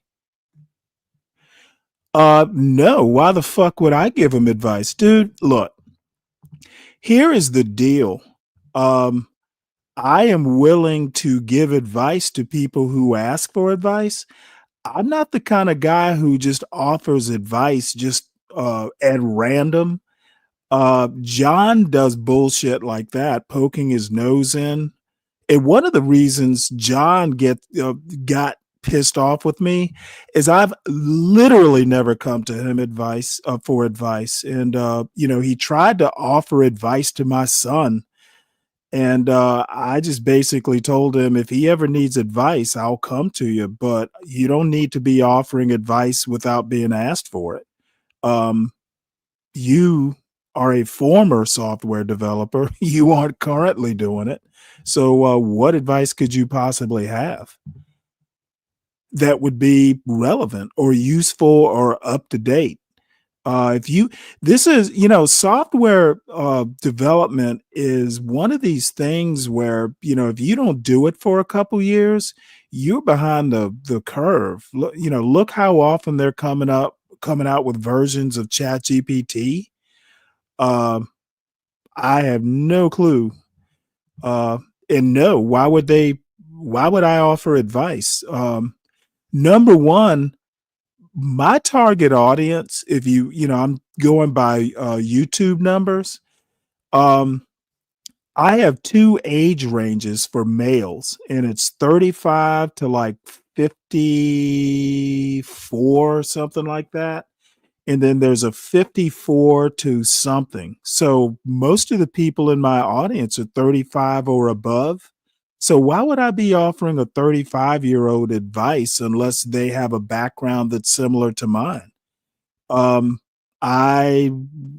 mean, if they've been in the Navy or getting out of the Navy, maybe I'd have something to say. But who among the quote young men have any need of my advice? They don't live my life or nothing similar.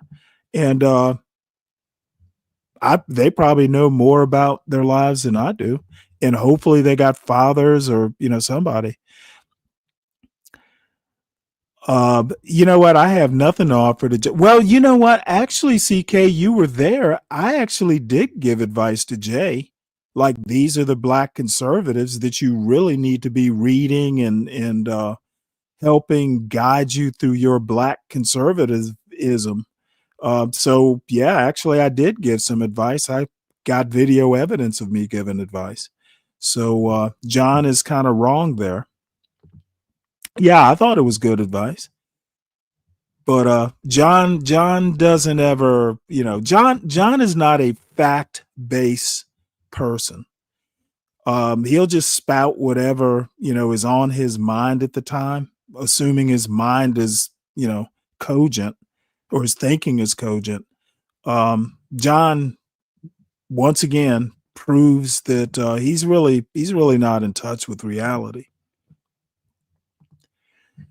And that's fine. He does well enough that he can live his reality.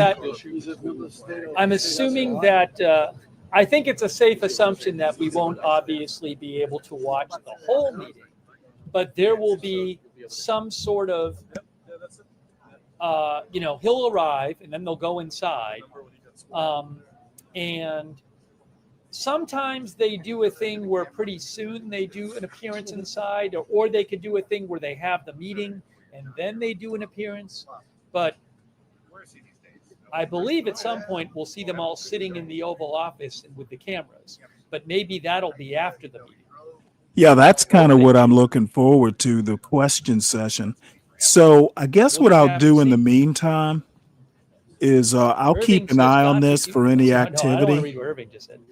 And then I will just go ahead and let's see. We'll watch at least a little bit, see if this is even interesting enough to watch. Because I have a feeling that it probably won't be. Of the crimes in that area. What are you talking about?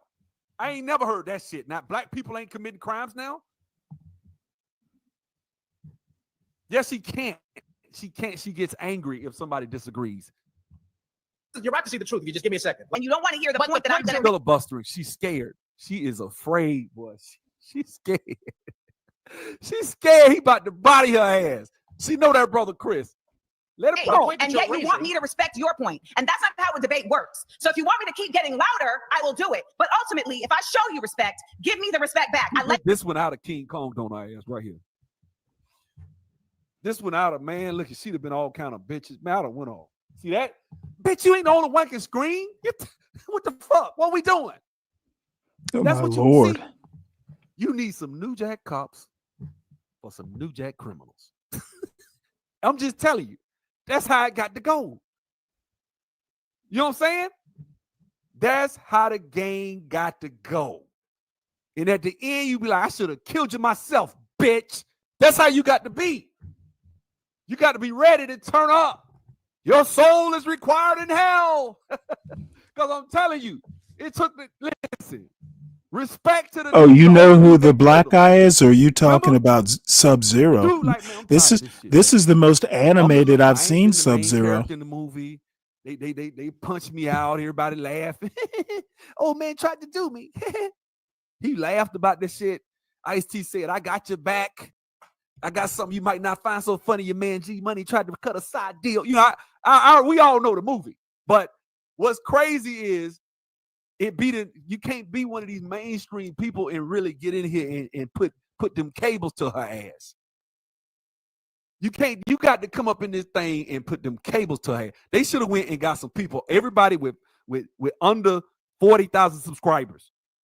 Some of them down as little. Most of them, the overwhelming 85% of them got under 5,000 subscribers. That's who they should have went and got. He's a bozo too. Conservatives.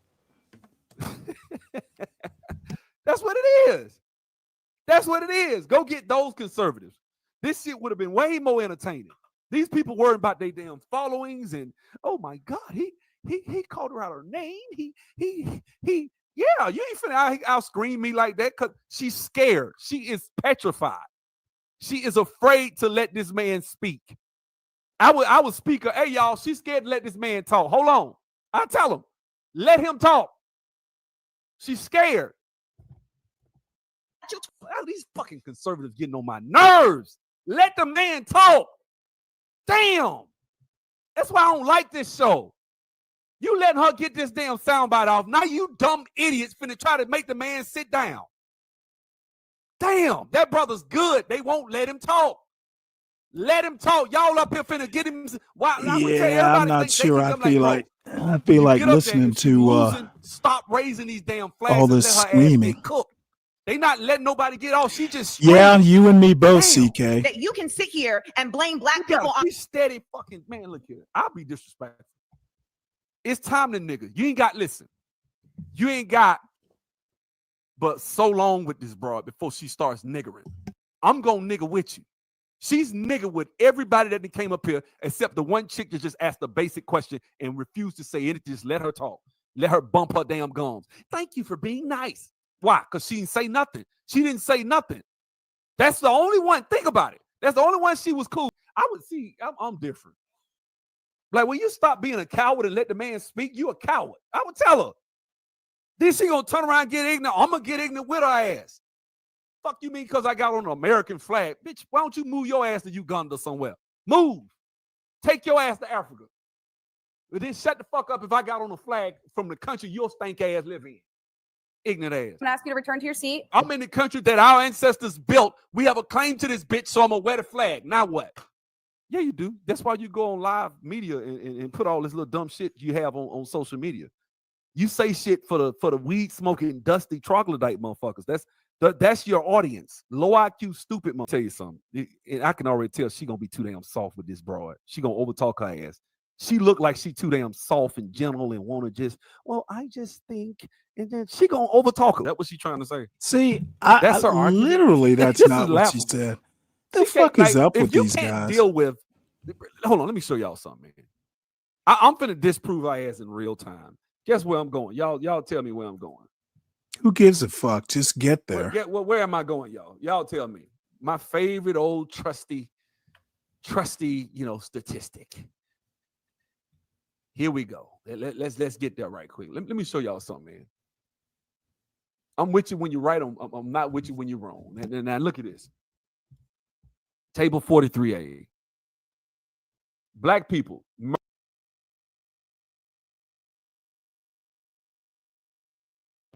I wasn't really even thinking about him. Oh. Well, that's not good. Jubilee will shut your ass down, that's for sure.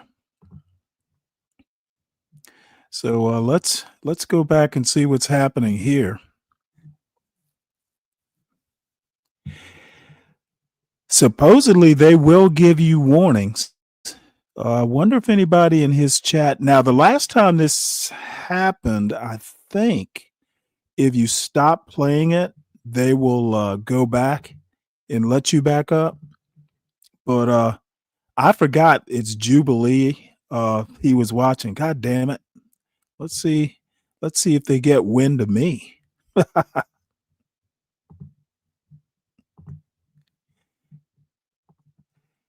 So let's see what else have we got out here. We have another Shamika Michelle coming up at 2.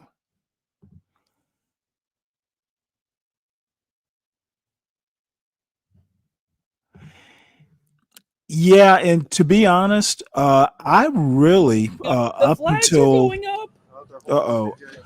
until Russia, the Russia Trump summit, I hadn't been that interested in Ukraine and Russia because I kind of feel like it really doesn't have a direct impact on domestic policy. But when Trump goes to Alaska and pretty much, it was so quick, they didn't even get lunch. Putin was done with Trump so quick. I became interested.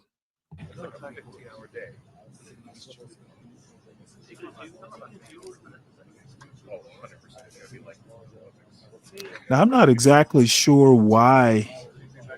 what they're doing here. Is this Zelensky arriving? Thanks, If A it to is, Z. Thank you, A to Z. And Will Horn. Thank you, Will. Guys, the gate is open. The flags are raised. Any moment, Zelensky will be arriving. Hopefully, it goes better than the last Zelensky visit to the White well, House. that doesn't happen till 2:00, Brian. Many of you, I'm sure, remember, ended after a meeting with Trump and J.D. Vance, in which there was a bunch of shouting, a bunch of tension. Krishan, you all right? There we go. There we go. There we go. People are saying, "Here we go." Check on you, man. You doing okay? Okay, see cars. Cars are coming in. They're saying cars are coming in.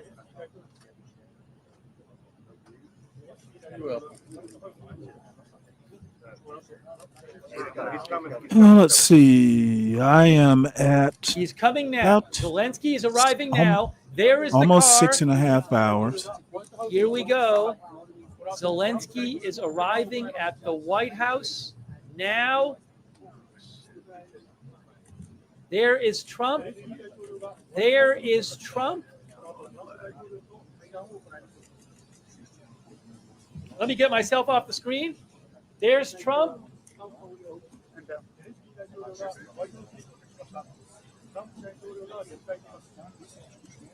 There they are. President Trump, show your message to the people of Ukraine as world leaders gathered here today. Focus. Russia continues to attack civilians in Kharkiv, killing many. Oh, they didn't really say anything. There you go. What's there to say?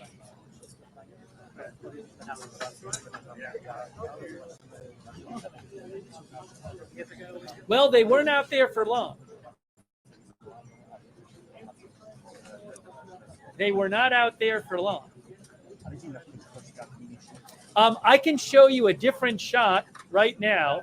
I'm going to show you a different shot that of the same thing. So hang on. Let me put that on the screen for you. I'm going to show you a different shot. Yeah, well, after this different shot, we'll look at something else until something actually happens.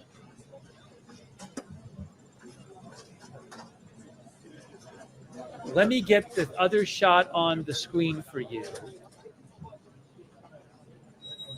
I have a different angle that we're going to look at right now. Here it is.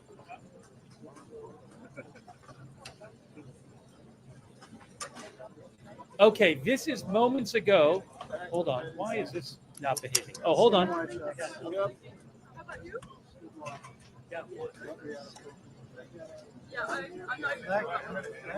Wait a second. Hold on. Hold on.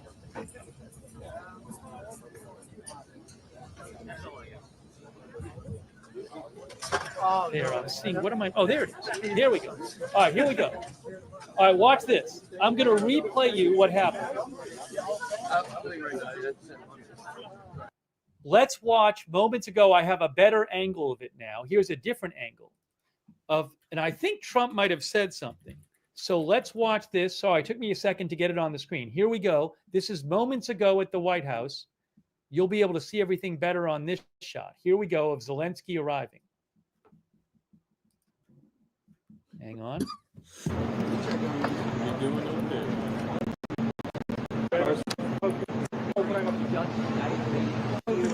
Let's watch what happened. Here.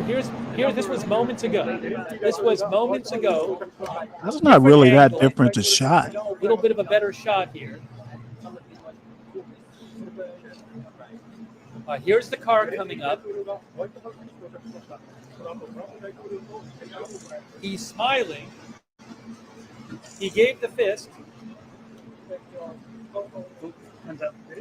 There's Zelensky. Hello.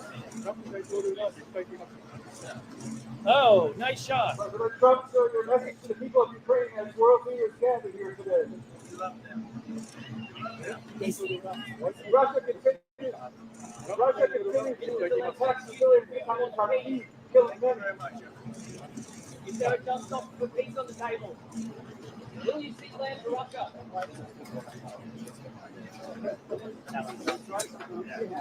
He said. All right. Well, we'll just wait till something happens there. This is a woman that I do occasionally. I subscribe to her channel. She is. I can never figure out whether she's interesting or not. But this is called Top 10 Ways Women Uphold Patriarchy. So that kind of fits in with the theme of some of the videos I've shown today. Just black men and black women just like at each other's throats.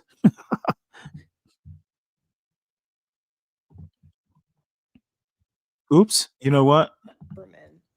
Oh, he wasn't being Did I get that disrespectful. He was right? just I bet I tired because didn't. he had a really long day at work. Oh, well, he cheated on me. You know, I really haven't been taking care of myself a lot lately. When it comes to men, we need to accept the truth, because letting them off the hook by making excuses for them is what keeps allowing these men to be delusional and think there's Oh, no wait. issue with their ignorant ass behavior. Number 2. This looks like yeah, this is actually today. So let's have a look at this. Just a short while ago with the president of Russia. And I think there's a possibility that something could come out of it. And today's meeting is very important. We have, I guess, the seven very powerful leaders from Europe. And we're going to be meeting with them right after this meeting. And thank you very much for being here, as you know. Thanks so much, Mr. President. If I can, first of all, thank Please. you for invitation and thank you very much for your efforts, personal efforts to stop killings and stop this war. Thank you. And using this opportunity, many thanks to your wife, First Lady of the United States. She sent a letter to Putin about our children, abducted children, and my wife, First Lady of Ukraine. She gave the letter. It's not to you, to your wife. Oh, I want it. Yeah. So we are saying it's a sensitive topic. Yeah. Yes, please. And thanks to our partners and that you supported this format, that after our meeting we can have leaders who are around us, the UK and France, Germany, Italy, Finland, EU, NATO. I mean, all partners around Ukraine supporting us. Thanks to them and thank you very much for invitation. Thank you very much for being here. President Trump. Do you think it's fair? Yes, Peter, go ahead. Thank you, President Trump. So, President Zelensky, you say in a post on X today, Russia must end this war, which it itself started. President Trump, you say President Zelensky of Ukraine can end the war with Russia almost immediately if he wants to. Which is it? Yeah, I think that's true. I think we're going to have a meeting. I think if everything works out well today, we'll have a trilat. And I think there will be a reasonable chance of ending the war when we do that. And, is this the end of the road for American support for Ukraine? Is today's meeting deal or no deal? I can never say that. It's never the end of the road. People are being killed and we want to stop that. So I would not say it's the end of the road. No, I think we have a good chance of doing it. It's been almost 4 years now that a lot of people were killed last week. A lot of people last week. I mean, millions of people killed, but a lot of people last week for whatever reason, a big number, a lot of soldiers, on both sides. And I know the president, I know myself, and I believe Vladimir Putin wants to see it ended. And as you met with Putin on Friday, today you've got President Zelensky here. As you listen to Russia and Ukraine, which side has the better cards? Well, I don't want to say that. I'm just here to be, look, this isn't my war. This is Joe Biden's war. He's the one that had to do with this happening. And we want to get it ended. This is so and funny. We want it to end good for everybody. We want it to end good. Well, Joe Biden isn't here right now. He's somewhat indisposed. To keep sending Ukrainian troops to their deaths for another couple years, or are you going to agree to redraw the maps? Thank you for your question. So, first of all, we live under each day attacks. That today have been a lot of attacks and a lot of wounded people. And a child was dead, small one year and a half. So we need to stop this war, to stop Russia, and we need support American and European partners. And we will do our best for this. So, and I think we show that we are strong people, and we supported the idea of the United States, of personally of President Trump, to stop this war, to make a diplomatic way of finishing this war.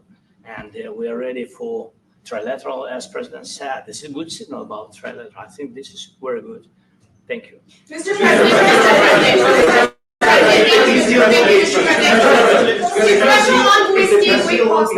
Yes, if the peace deal will be achieved, are you going to be willing to send American peacekeepers to Ukraine?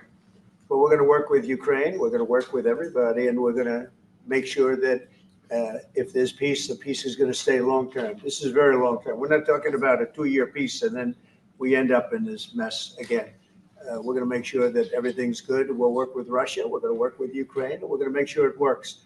And I think if we can get to peace, it's going to work. I have no doubt about it.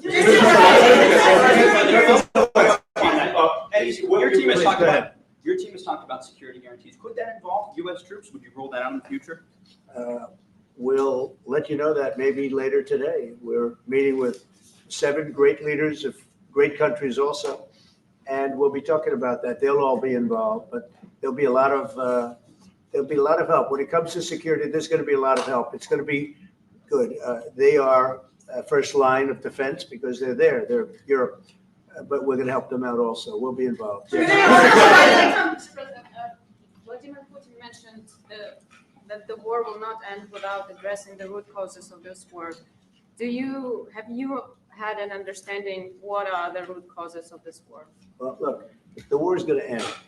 When it ends, I can't tell you, but the war is going to end, and this gentleman wants it to end, and Vladimir Putin wants it to end. I think the whole world is tired of it, and we're going to get it ended. It was, I've done 6 wars. I've ended 6 wars, and I thought this maybe would be the easiest one, and it's not the easiest one. It's a tough one. A lot of reasons for it. And they'll be talking about it for a long time, but they'll be talking about the others. Look, India, Pakistan, we're talking about big places. When you look at, you just take a look at some of these wars. You go to Africa and take a look at that. Rwanda and the Congo, Republic of the Congo. That's been going on for 31 years. And so we've done a total of 6, and we really have 6, not including the fact that we obliterated, and it turned out to be a total obliteration, the nuclear, as you said, the future nuclear capability of Iran. And this one, I think we're going to get solved also. I feel confident we're going to get it solved. Thank you, Mr. President. Can you tell us about your conversations with European leaders and what they need to see to support an end to the war? Yeah, well, we're going to be meeting with a great representative group and 7 very powerful, very big countries and great people, all friends of mine and friends of yours. And we're going to have some suggestions made. They want to see peace. They would like to see peace. President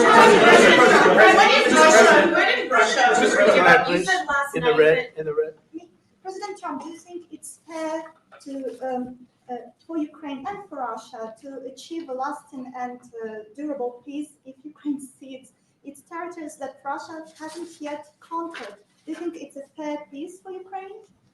We're going to have a lasting peace. Just to answer the first part of your question, we're going to have a lasting peace. I hope it's going to be immediately. I hope it doesn't have to go on. And Achieve a lasting and durable peace if Ukraine cedes its territories that Russia hasn't yet conquered. Do you think it's a fair peace for Ukraine? we're going to have a lasting peace. Just to answer the first part of your question, we're going to have a lasting peace. I hope it's going to be immediately. I hope it doesn't have to go on.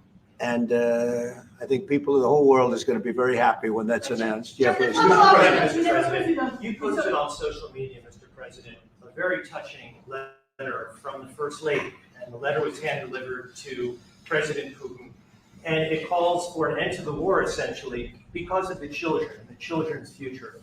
Why did the First Lady feel that letter was necessary? Was it because she believes that Mr. Putin is the aggressor in the war? Is a similar letter being hand-delivered to President Zelensky? So the First Lady felt very strongly. She's watched the same thing that you watch and that I watch. I see things that you don't get to see, and it's horrible. But when she's got a great love of children, she has a wonderful son that she loves, probably more than anybody, including me. I hate to say it, but she loves her son. She loves children. And she hates to see something like this happening, and that goes for other wars too. I mean, she sees the heartbreak, the parents, the funerals that you see on television. Always funerals. We want to see something other than funerals. No, she felt it was a beautiful letter. It was very well received by him, and she did ask me to say, you know, she would love to see this end. Two actors. She would love to see it end, and she. Let me make one comment. This dude says the oddest things for no reason in particular. She loves him probably more than me. What father says that? That is just weird. Said the same thing. Yeah. Isn't that nice? That's the one that attacked you last time. See, now he's. I remember that. No, my first question for you, President But you are Zelensky. in the same suit.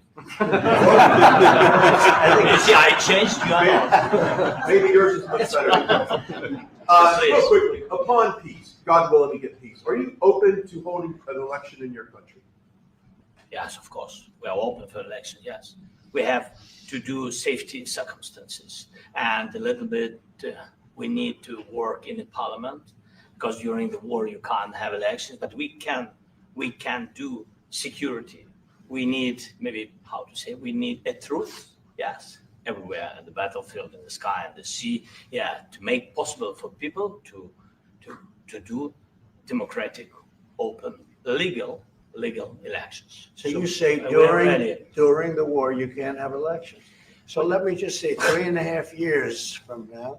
So you mean if we happen to be in a war with somebody, no more elections? Oh, that's good. I wonder what the fake. You like this idea? Yeah, no, this is No. Speaking of news, I got a question for you. This sounds insane for me even to ask this, but do you think the American media really doesn't even want a peace deal? Because they've seen they've been so critical of you every step of the way as you lead the charge for peace. It's an amazing phenomenon. I said that if in the settlement you got Moscow, St. Petersburg, and thousands of miles around them, they would say, I made a bad deal. The level of hatred and animosity is incredible. Not with all. I mean, we have great people up here. We also have terrible people up there that I think are told what to say. But, you know, in solving all of these wars, they don't even write about it. You know, I saw major wars. I saw wars that have been going on for 31, 35, and 37, and a couple of quicker ones. One that was going to go into a full-blown deal very quickly. You know what the one I'm talking about? It was a big one. But they don't even write about that. No matter what I do, no matter what, and you know, this is not anything to do with you. It's probably to your advantage in a certain way. But no matter what Well, they deserve a Nobel. I make, from my standpoint, you'll come out good. Maybe President Putin will come out good. But they'll say Trump was absolutely horrible. It's just that, and I've lived with that for a long time. I've lived with it since just before the first election. I used to get great publicity. Now I get the worst publicity anyone's ever gotten in office, but I won in a landslide, so that people understand. They're the only ones that count ultimately. But I've also had great reporters. I've had journalists that are very good. But it's very sad when you do the right thing. As an example, they said, because of the fact that Vladimir Putin came to American soil, this was a tremendous defeat for Donald Trump. No, it was really wonderful that he did it. It was a hard thing for him to do, to be honest with you.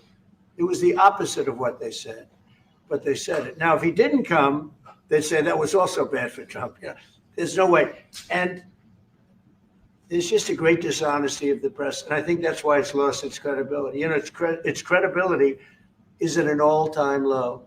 We have a thing going on right now in D.C. What bullshit. We went from the most unsafe place anywhere.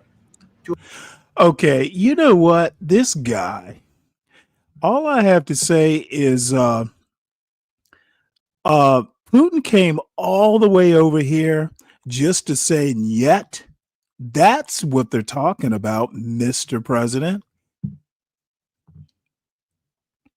And then he went to lay a wreath on some Russian, either they were unknowns or something. I guess there were pilots or something. So he came over here. Literally, it was a 3-hour talk, and it was over before lunch. That's what they're talking about. Damn. Security for our people. But people that haven't gone out to dinner in Washington, D.C. in 2 years are going out to dinner. And the restaurants the last 2 days were busier than they've been in a long time. Thank you for that. I walked around yesterday with MTG. If you can walk around with DC with MTG and not be attacked, the city is safe. Yes. Thank you, Mr. President. Last week, you warned of what you called severe consequences if a 30-day ceasefire. Oh, look, he can ask a question and hold a boom mic at the same time. Nice.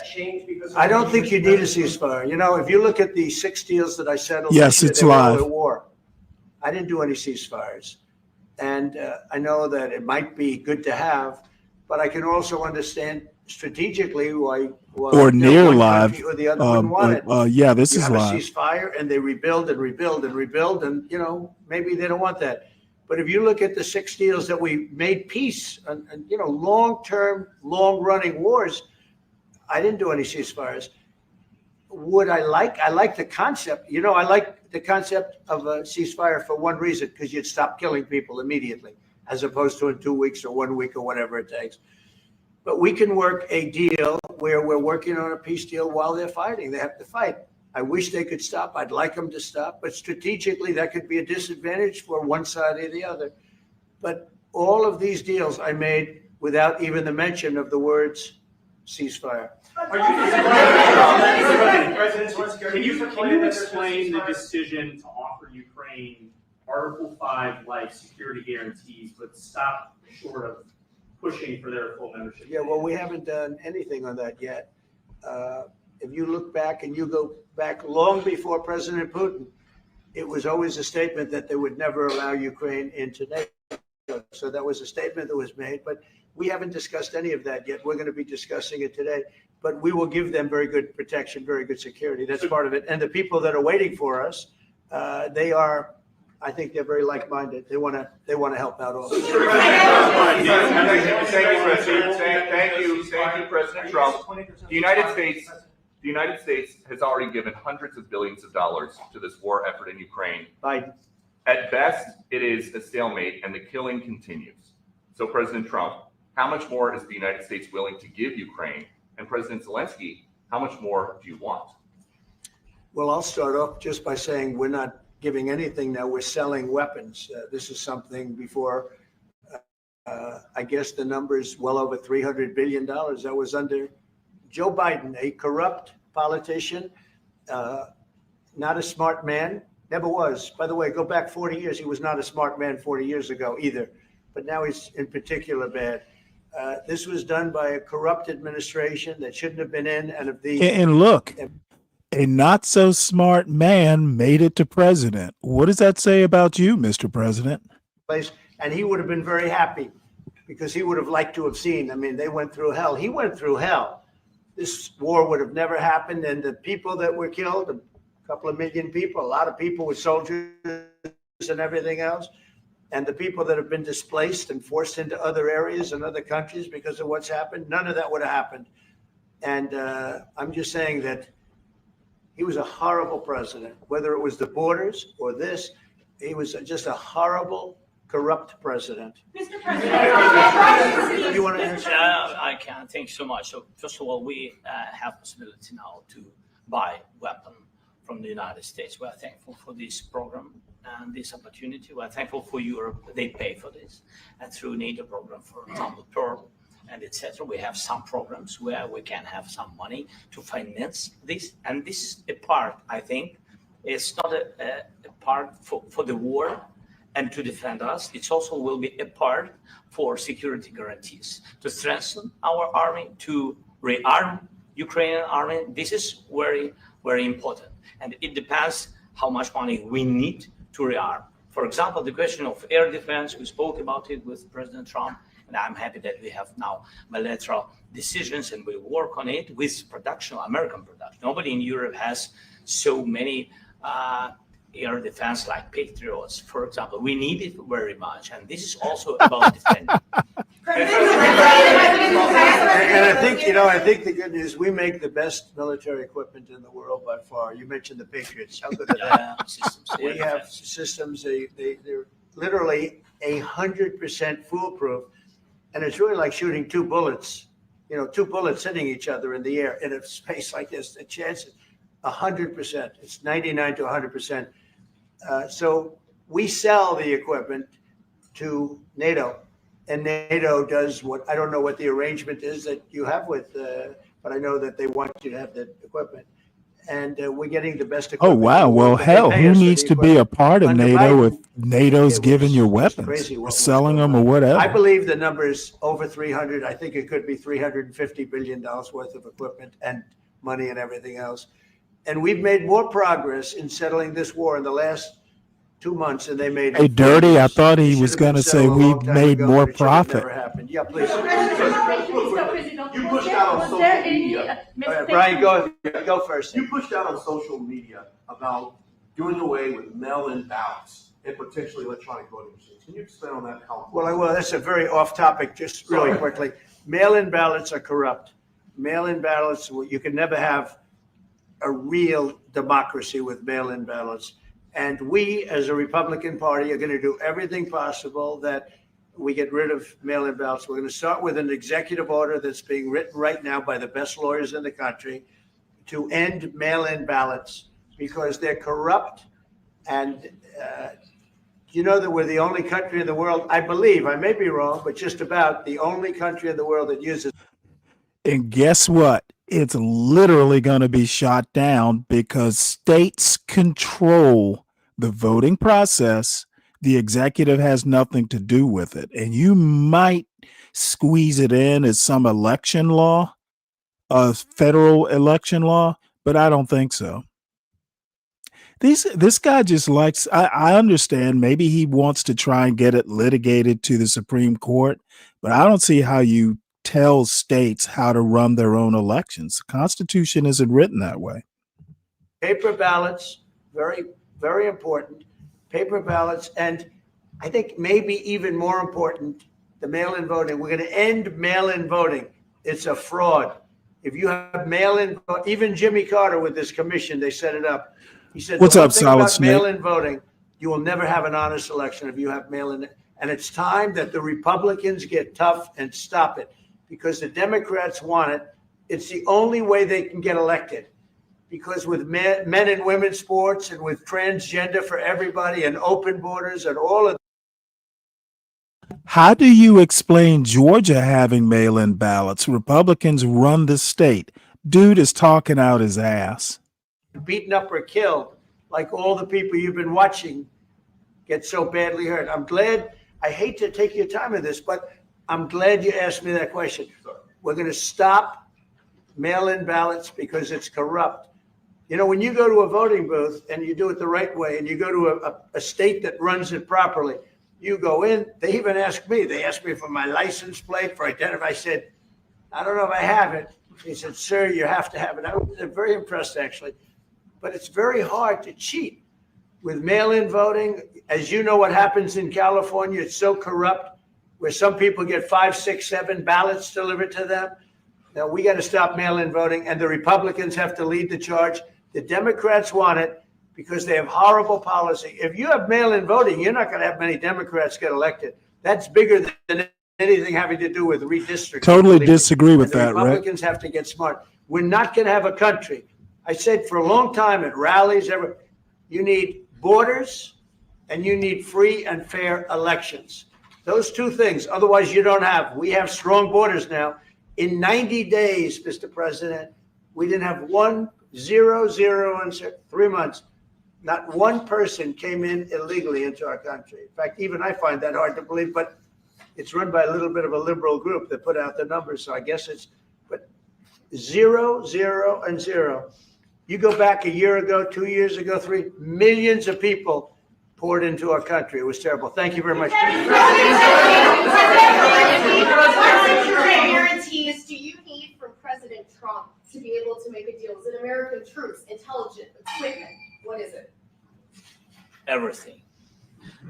Really, it includes two parts. First, strong Ukrainian army. That's what I began to discuss with your colleagues.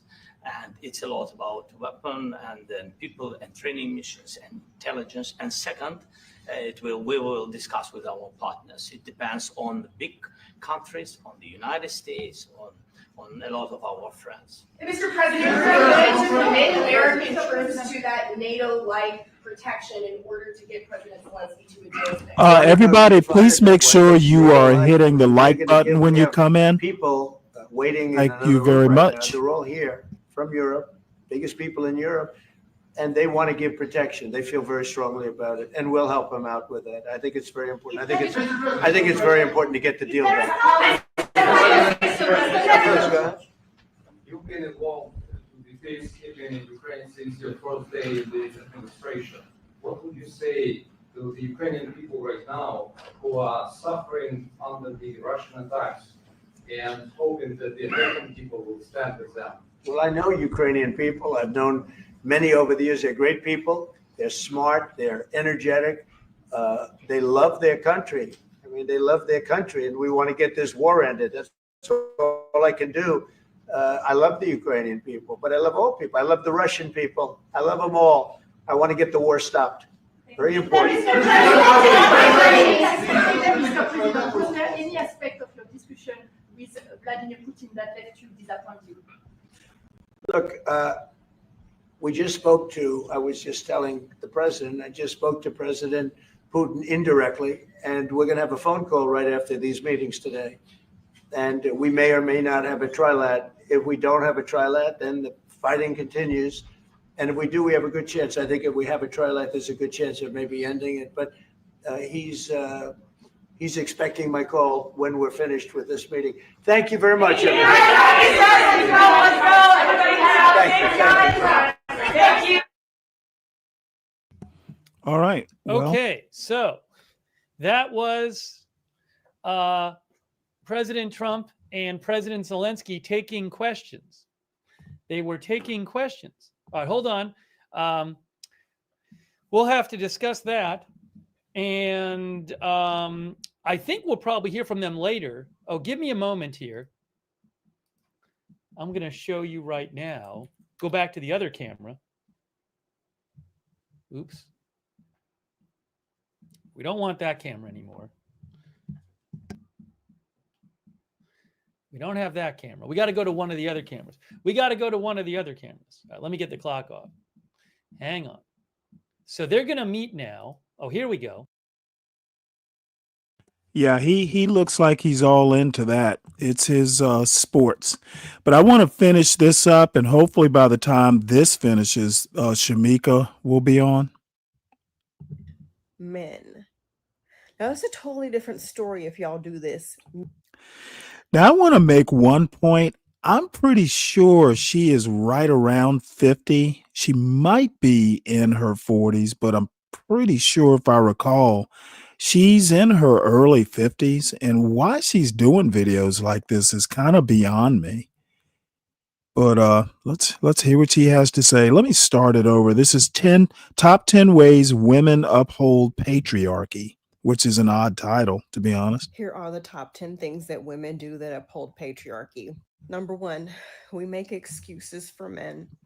Oh, he wasn't being disrespectful. He's just tired because he had a really long day at work. Oh, well, he cheated on me. I really haven't been taking care of myself a lot lately. When it comes to men, we need to accept the truth, because letting them off the hook by making excuses for them is what keeps allowing these men to be delusional and think there's no issue with their ignorant ass behavior. Number two, mothering men. Now, it's a totally different story if y'all do this mutually, but if it's just one sided and you're preparing his lunches for him, you're folding his socks and folding his underwear and rubbing his back before he falls asleep. You didn't get married, you simply adopted a son. Ew. Gotta remember his mom's birthday because he doesn't remember his own mom's birthday. And then you gotta rush around town and get his mom a gift. And then you gotta call her on his behalf and wish her happy birthday and take her out to lunch. His personal alarm clock because you gotta wake him up for work or he's gonna sleep in. Whenever he buys you a little raggedy ass stupid gift, you have to be like, oh my goodness, wow, look at that. Even though you fucking hate it. This is what makes men think that they should and deserve to be coddled. Grown ass men. Number three, being financially dependent on a man. I know a lot of y'all hate when I talk about this, but oh my gosh, I don't know how many examples of women who are knocked down to zero after being financially dependent on men that they thought they could love, that they thought they could trust, or something happens and now they're in a horrible situation. Back in 2008, when I left my abusive ex-husband, let me tell you, it is no fun working at a clothing store with a bunch of high school students making $9 an hour because you can't get anything else because you don't have any work experience after staying home for, I think it was 2 years for me, but apparently that was enough for people to not want to hire me because I had been out of work for that long, that short amount of time, just 2 years. Number four, being impatient. My God, you just met a guy last week and you're already imagining what your first name will sound like with his last name. You're already Pinterest boarding what your wedding is going to look like. Then when you get with a man who's also rushing because he's love bombing you, it's a recipe for fucking disaster. Even if they're not love bombing you, I find it questionable to rush into a relationship, to rush into getting married, to rush into moving in together. It's so weird to me because at the beginning, you are simply infatuated with this person. They are mysterious because you don't know anything about them. Oops. So you're attracted to them. Well, I have to say that she comes off as kind of a bitter, a bitter old woman. Um, she is a bitter old woman who's kind of lost the luster she's lost the luster of her youth. I don't know that she's the best advisor to, some woman that's in her 20s. She's in the fall of her life, whether she likes it or not. I think she's cute though. But you don't know if they're a psycho killer. If y'all are meant to be, you're still going to be meant to be a year from now where you take your time getting to know this person. Like, I get that your great grandma met your great grandpa And I kind of wonder what happened to they her were married for eyebrows. 50 Did she years, but pluck it was them all different out back and they then. The didn't life grow? expectancy was not what it is now. A lot of families could not afford to take care of all their children, so they had to marry them off. And the expectation was that at a certain age, a woman would be married or people would start to question her. There was religious pressure. There was no sex before marriage. So if you had that desire, it was frowned upon to get it on in the back seat. You had to marry the motherfucker. A lot of women, your great great grandmother stayed married for 50 years because there was no other option. And she just kind of settled into familiarity at that point. So she wasn't going to leave him. There is no reason to rush anymore. Number five, losing your identity. You're no longer Sarah. You are now John's girlfriend. You are now John's wife. His job title, wife.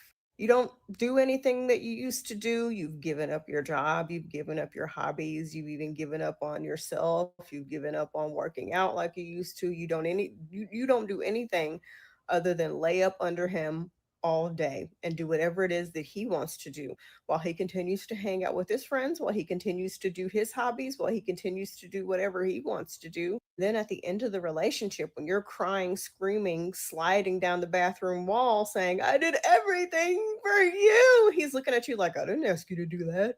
Number 6, ditching your friends. I have been the victim of the type of friend who would only hang around you when she wanted to go out and make her boyfriend jealous because they got into an argument. Going out with your friend and she leaves you by yourself so she can go off and flirt with this guy. If you are lucky enough to have really good friends, your friends are going to hold a mirror to your face. Your friends are going to hold you accountable. Your friends are going to tell you the truth. And sometimes they're going to tell you things that you don't want to hear. And unfortunately, a lot of men know this, so they will also try to isolate you from your friends. Then when y'all get divorced, and then when y'all break up, and then when the shit's hit the fan, you I are saw reaching out to Deacon all Dave your this old friends morning. again, and they've I'm kind not of sure grown where he out got of off you. to. I mean, if you're really lucky, they'll understand. But some people are like, no, especially if you've done it repeatedly. Some people are just like, no, I'm not falling for that again. If you are lucky to have a village, you need to keep it. Number 7, spoiling your sons, but your daughters have to do everything for them. Being strict on your daughters, but coddling your sons. I can proudly hand over heart say that both of my kids are spoiled. I can also proudly say that from time to time, both my kids Oh, get there on my you are, ever-loving Dave. nerves. And I'm actually a lot harder on my son because I don't want him to get with somebody's daughter and treat her like she is his personal fucking secretary and supposed to do every goddamn thing for him. Number 8, romanticizing bad relationships. Y'all argue and fight 90% of the time, but just because y'all had a good day on Valentine's Day, you think that y'all are soulmates. Slept with your sister and kicked your mom in the face, but he's nice to me today. I mean, he's just so sweet. We have so much history together. Or my personal favorite, the women who want a relationship like Harley Quinn and the Joker. Are you fucking mad? No, he's not possessive and controlling because he's super protective and loves you and just wants to look out for you. He's a fucking abuser.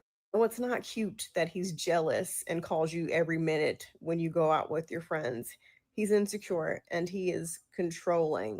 No, he's not a nice person once you get to know him. He's actually just a horrible person, and you're doing number 1, which is making excuses for him. Number 9, thinking that if you love them enough or if you reach a certain milestone in your relationship that they'll treat you better and change. Not only have I made the other mistakes on this list, but I uber made this mistake. When I met my abusive ex-husband, I thought, I don't know. maybe once we move in I'm at together, he'll Dave. be more I respectful. am Maybe once we have our at kid, he'll be I'm at like 7.5 hours or 7 hour, or a little bit 7:08.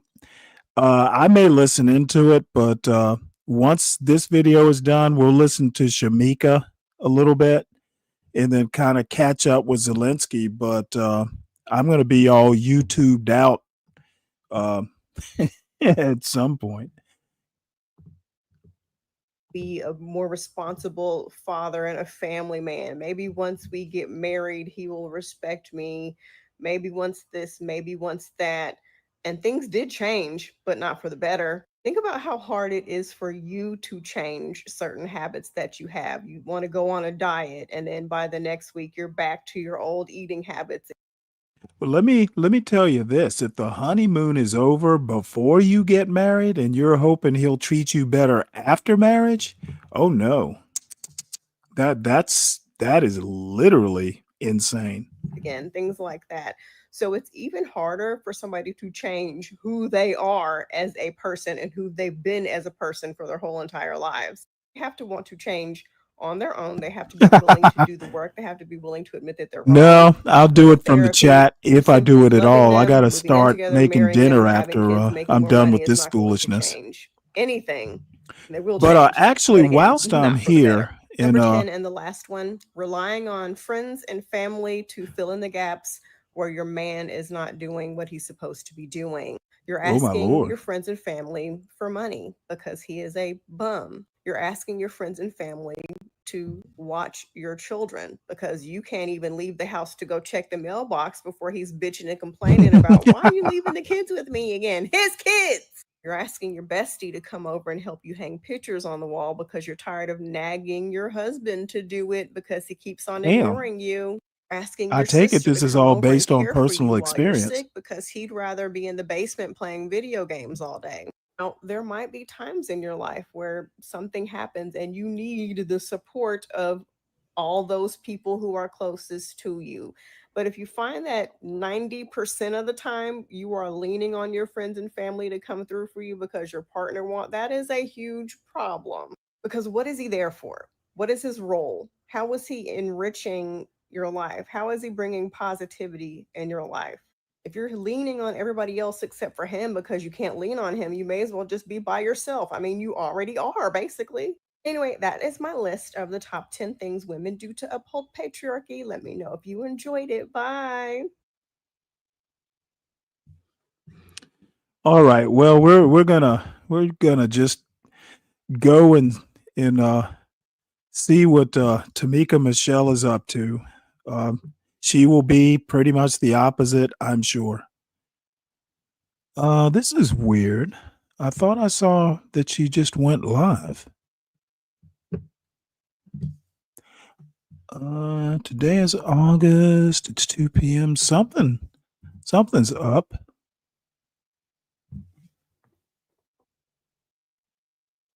Let's see here.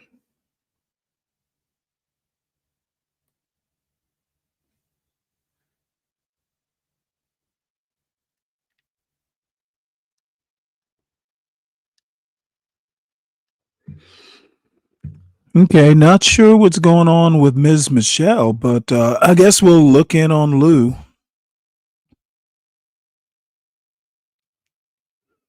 Oh, wait, this looks like a photo op. It is interesting because my thought Guess they're is that setting the up for a meetings will take a photo op. long time. But they are. So I'll pay attention to that. Looks like Shamika's going to be late. There was a countdown, then all of a sudden it's started. She's late, apparently. So I saw Lou pop up. What is a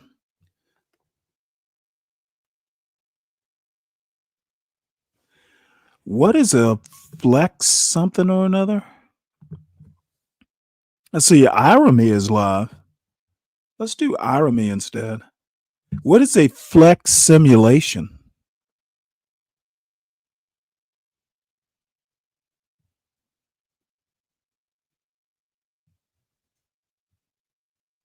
Do black men appreciate toxic women?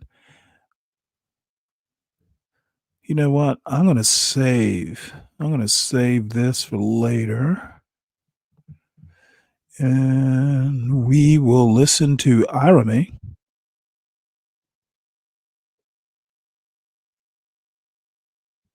Oh, wait, there she is. Oh, never mind. What you always done, you will always get what you always got.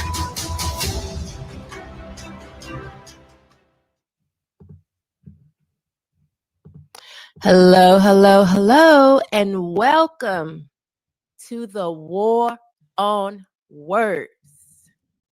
I am here to expose the lies hiding in plain sight. Because when you change the words, the truth dies, right? So this week, we're just going to be taking what they call innocent word changes or innocent phrases and actually ripping off the mask to tell you the real truth behind the lies. Because you can make soft words, but soft words don't erase the hard truth. So let's get into it today, the war on words. And we're starting with this whole thick, because They believe that just because they removed the K What's up, Dwally? and added another C, that it makes it all right. So today we're breaking down thick. All week, it's going to be the war on words. Thank you for joining me. Let's get into it.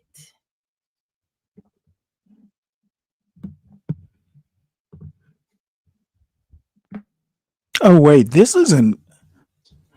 Like, I hate Is that when who? people talk about black women being obese. I hate it. You know what? This is Because it old. becomes a way to blame us for a set of conditions that we didn't create.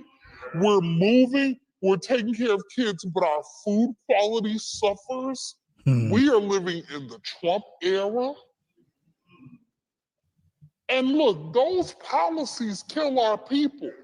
You can't get access to good health care, good insurance.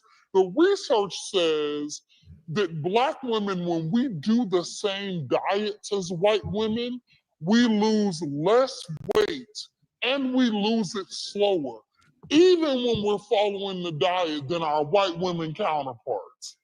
It's literally that the racism What is that she you're doing with the voices experiencing here? and the struggle to make ends meet actually means the diet don't work for you the same.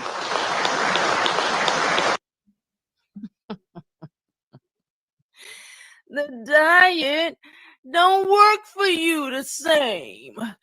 Let me tell you a little bit as to how I got here today. Welcome everybody. So I think it was Thursday. I went to this line dancing event, right? So I was Line sitting dancing. in there and my daughters were on the floor and they were line dancing and they're in their cowboy boots.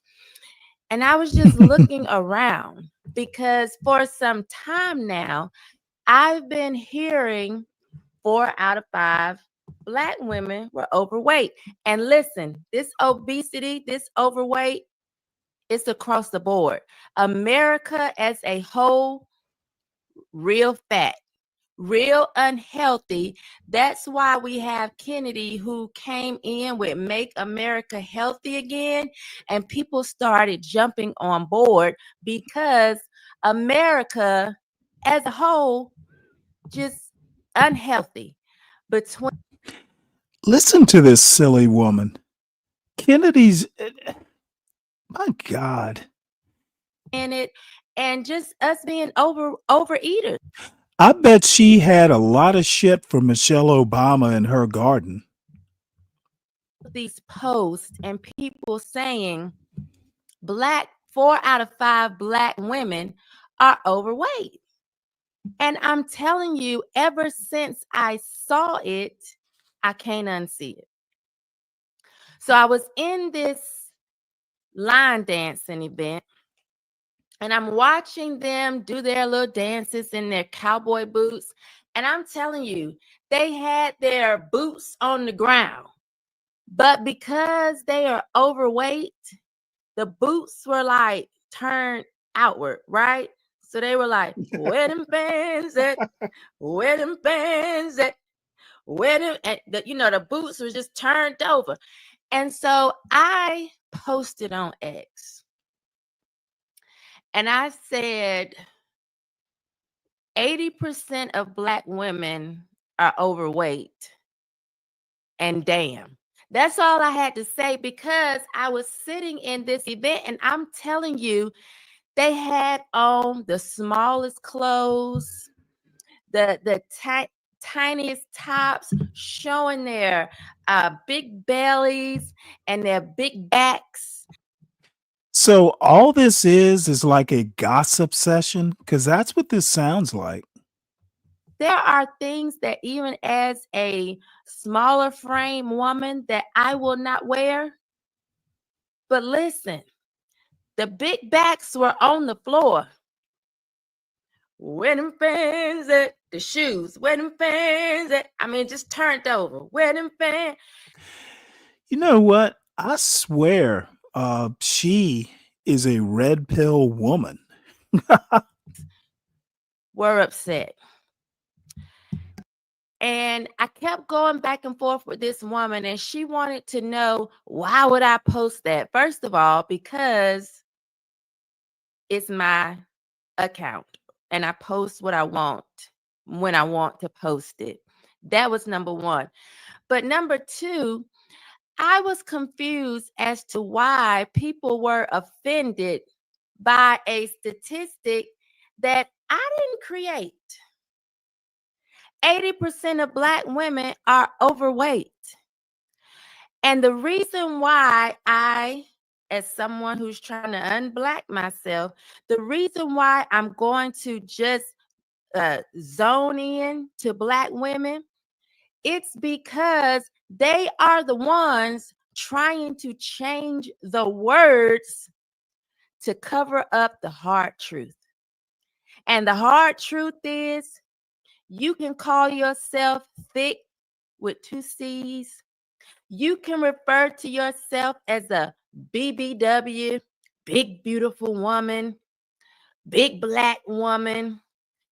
You can say all of these things, but the bottom line is you're fat, you're overweight, and many of you are leaning towards obesity if you haven't already knocked that door down. So we're going to get into it because y'all are delusional.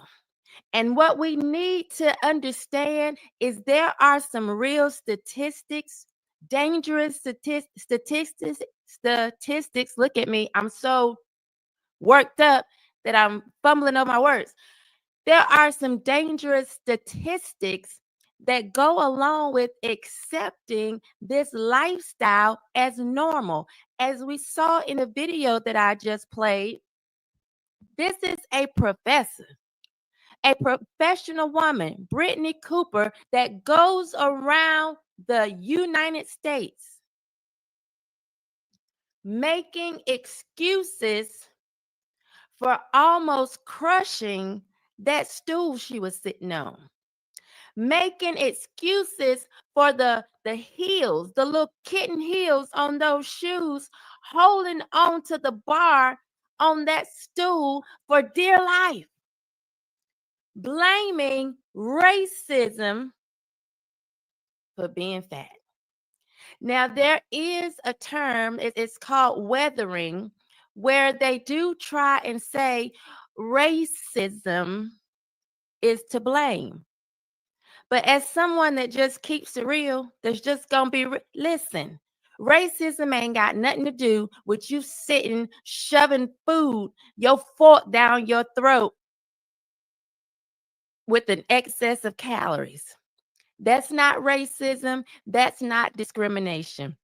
And I understand the idea that we don't have, we're not readily, accessible. We can't get health care like that. But you can, the roads are paved now in most places. You may not have access to health care readily as a white person, but you got a road that you can get out on and put them big fat feet to the ground in a pair of sneakers and work some of that weight off. Y'all aren't exercising typically because, you don't want to mess up your hair. A lot of you wearing wigs and weaves, and you don't want to mess up your hair, so you aren't exercising because you don't want to sweat. By the time you braid your hair down and put on a cap and then add a weave or a wig, it's hot. And once you exercise, you're hotter. So you don't want to exercise. But listen, there are real statistics that we need to discuss. Okay?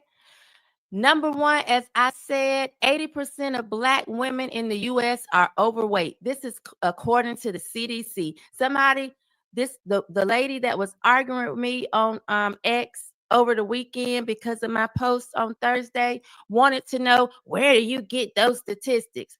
First of all, she was overweight herself, which is probably why she was upset.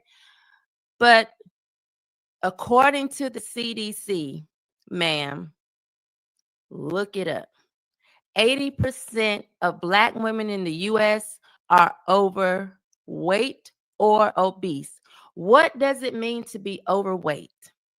Overweight is the excessive body weight for your height. It's typically measured using BMI, body mass index. A BMI between 25 and 29.9 is overweight. A BMI of 30 or higher is considered obese. Now listen, I was raised in the Black community, and I know there's the thought that, oh, that's according to white people. Black people don't have to listen to that. We're a bit thicker just because we're Black. I even remember Sir Mix-a-Lot coming out with his song and saying, picking on Jane Fonda, that he didn't want his woman looking like Jane Fonda because her motor ain't got a motor in the back of her Honda, and her Anaconda, his Anaconda, don't want none unless it got buns, hun. He said, baby got back. That's what he liked. But even if you go look at that video, it does not display the back that y'all have in 2025. You don't just have booties. Your backs are like linebackers, just wide, just big for no reason, just looking like you are about to star in an episode of The Clumps, just fat, just spread all over the place. A lot of you can barely get into your profile picture. The way it's like that little circle, some of you can barely fit because you have kind of taken some of the old ideas of wanting a little meat on your bones to thinking it's supposed to be the whole cow. The reason why it's an issue is because heart disease is the #1 cause of death for women in the U.S., according to the CDC. Heart disease is the #1 cause of death for women in the U.S. Being overweight is a risk factor for heart disease, and it's the #1 cause of death for women in the U.S. Black women have a 60% higher chance of dying from heart disease at a younger age than a white woman. And I said, people are going to say, well, why is it that Black women have a higher risk of dying from heart disease than a white woman? Some people, again, would blame this on racism. But let's talk about what's really real. Obesity is out of control. Call it thick all you want. It's still fat, and fat kills hearts. Being overweight and obese is a risk factor for heart disease. When it comes to Black people, hypertension hits Black women earlier and harder than anyone else. Pretending its curves doesn't stop clogged arteries. Hypertension hits you earlier. So we have all of these young women trying to overeat because everybody wants to be a BBW, whether that's big Black woman or big beautiful woman. You got girls going out here getting BBLs, making their behinds so much bigger. just want to be big, thinking that this is what men want. Listen, it may be what a man wants, to just have a plaything, to just have a good time. But a man who is really serious about life, who is looking at a wife and who will be the mother of his children, wants someone that's healthy, wants someone that will be around to help raise those children. So a very serious man is not looking for you to be fat and out of shape. The fluff may be fun for a while, but a very serious man wants you to be healthy, and he's not going to have you living a lifestyle that could potentially pull you away from your children at an early age, when it's something that you can prevent, when it's something that you can help. You can help what you eat, and you can help on whether or not you get out and exercise. Maybe you can't afford to join a gym, paying a membership, but getting out on the street, walking your neighborhood is free. Pushing away from the table is free. You know what? When it comes to Black women, I'll be honest with you. I don't really even know whether I feel like listening to this lecture she wants to give.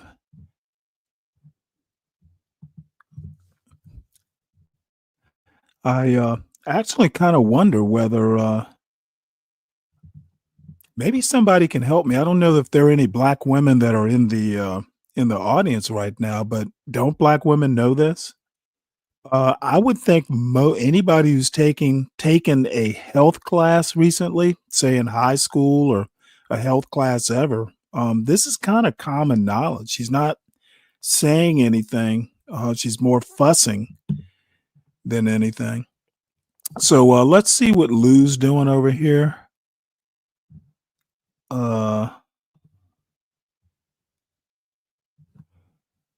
Let's see what this Lou thing, or Free Zone Lou's alive. Let's see what he's doing. Do you remember when you covered that several months ago? Yeah, didn't he say something about maintenance or something like that? Yes, yes. But I see a through line here, and one of the things that the young lady said when he was talking about the cultural artifacts needed in order to recreate the country in the way that they would like to envision it. He began to talk about numbers and statistics. And she immediately went to, oops. Well, statistics are wrong. Yeah.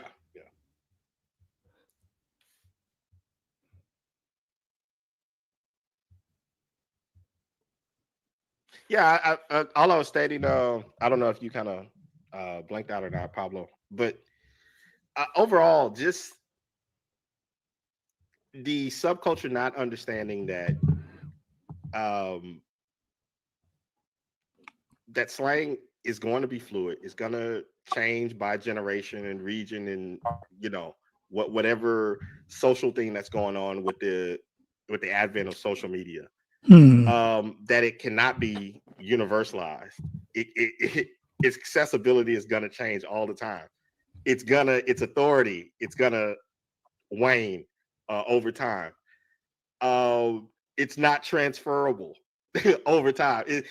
Not understanding that as a concept, as an underlying problem of why it can't be used in official documentation and other larger structured items such as legal codes and science and technical manuals and just all of that stuff. To not understand why that's a problem for a culture is to not understand why that culture it will never be able to ascend to those heights. Well, I understand how it can be perceived as a problem, but because I really don't think that's where I disagree. I don't think slang or ebonics changes that. I don't think it changes that often. I think they add to it. They add to it often, but the actual words themselves don't change. Yeah, you know what, folks? I am at 7:34. What's up, Stan? How you doing? I'm getting pretty close. I guess maybe I'll go to 8 hours, and then that's gonna have to be it. I'm kind of tired. And it hasn't changed over all these years. Who is? Let me check my email. Your point, Pastor. My point is that ebonics can be used in professional settings, and I don't think that it will mess up the professionalism or the outcomes of the desired professionalism. Okay, so I think you're in the medical field, right? Yes, sir. Okay, so a lot of times Oh yeah, I know that was there just are, like, watching medical libraries Shamika. that sometimes only And the I doctors and kind nurses of hold on. Let me. are the ones that can act. I watched the first few minutes of it, and she wants to. It's a little too fussy for me, but if you want to hit the link and come up and watch it, we can. At least for a few minutes. Shamika gets kind of fussy, and I maybe you can tell me, Stan, because I think on the YouTube streets at least, you probably know more young Black women than I do. I would think, anybody who's ever had a high school health class or, is like 30 or above would know, or been to a doctor for that matter. I mean, I'm sure doctors tell women that, hey, you could stand to lose a few pounds. Or am I not right in that? I would think that folks would know, women would know specifically. Page after page of BBW, of thick. I don't see that. Now, I can remember growing up when PHAT was a thing, they would call it fat. And people would say plenty hips, ass, and titties. I remember that. But now y'all don't just have plenty, you have an overabundance. An More than enough to overabundance. share. Like you could pass it out to 3, 4, 5 other people and still have more than enough. This is why I say when you give an inch, they take a mile. You can go back to Sir Mix-a-Lot talking about women with behinds. They don't look the way y'all look today. And these women in those videos were natural. They had a little natural curviness, little natural fluffiness to them. Now y'all are just big baboons for no reason. Am I being insulting? I'm really, the truth is just the truth, and maybe the truth hurts just a bit. But these are the statistics. So as much as you try to change the language, there is a hard truth typically underlying. And for this, calling yourself THICC, thick, or BBWs, the underlying truth is heart disease is the #1 killer of women. Black women suffer more and suffer at a younger age. Being overweight and obese is a risk factor for having heart disease. Hypertension, risk factor. Diabetes, risk factor.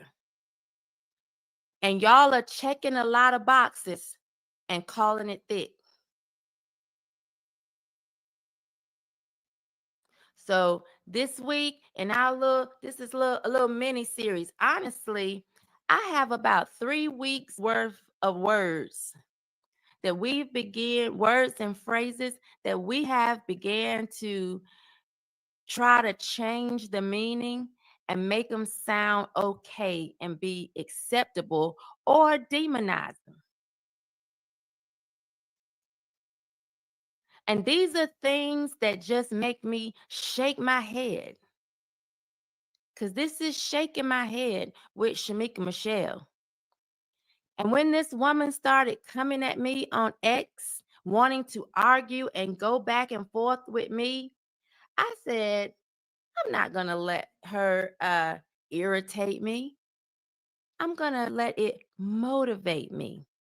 And what I noticed is there's a war on words. There's a war on language. And we like to Somebody hit doctor the things link. up Because so that I don't know. I guess my big question understand that a is, does spoonful she, of you think she talks to her daughters like this? I wonder. that there's a problem to start with. We don't need to add any sugar because the sugar makes it a treat, makes it a snack. Sometimes you just need that bitter medicine so that you can remember there was a problem to start with. So we're not going to be whitewashing, no pun intended, these words, because they have real problems attached to it. I'm really trying to stay within this 20 to 30 minute. But hello, West Side Tay. I love Shamika. Thank you. The Green Journey. Thank you for being here. What up, Doe? Lotus Flower. Back to you. Thank you, Asino the Wise, for being here. And yes, do what all my hoes demonetized tells you to do and hit the button. Earl Grey says, I've been shamed for my body my entire life. Well, what? Because I think I've watched some of your videos and you're small. You may have been shamed for being small. Now, I will say, coming up, one of my nicknames was Skinny Minnie. And I always found it funny that people could say Skinny Minnie or girl, you need to eat a biscuit. But the moment I turn and say, well, you need to not eat any, or you need to push away from the table, all of a sudden I'm the mean one. My daughter would come home from school at times, 2 of them, complaining because people were picking on them for being slim or skinny. And they were calling them string bean. I can't really remember some of the other names, but I remember telling my daughter, listen, as you age, you will be grateful for starting off small. Because a lot of these girls that Well, I hope she also said that, high school and middle school, from what I hear, because, I have teachers in my family, kids are just mean. So I hope she mentioned that as well. and you're going to think, no one needs to move them beside a Wendy's, because it's going to be over with. These cute, curvy bodies, 14, 15, 16 years old, once they have one child, they're going to be somewhere 5 years after that child is born saying, well, this is baby weight. It's not baby weight when it's the kindergartner. The baby that stage has passed. And some of y'all have kids 10, 15 years old talking about it's baby weight. That's not baby weight. My friend says she was called stick. I have also heard stick meat. So, I was small. I think I told y'all last week when I was leaving one of my friends' house, and we always used to scold on each other. It just was. I remember having a fat friend and someone saying, like, the power had gone out, and someone saying, "Oh my God, he just ate the moon." Like, we would pick on each other all the time. But there was a time I was leaving one of my friends' houses, and they threw a mop or a broom out the door and was like, "Oh my, y'all forgot Shamika." So we would pick on each other all the time. That's But actually pretty when funny. y'all start trying to change the meaning, somebody has to say something. Earl Grey, the Bay says, seeing a fat person on food stamps kill me. Listen, and I've seen them online complaining if those stamps get cut. Like, what are you doing? Thick, thoughtlessly hoarding ill-fitting clothes confidently. Thoughtlessly hoarding ill-fitting clothes confidently, and it is no thought put into it.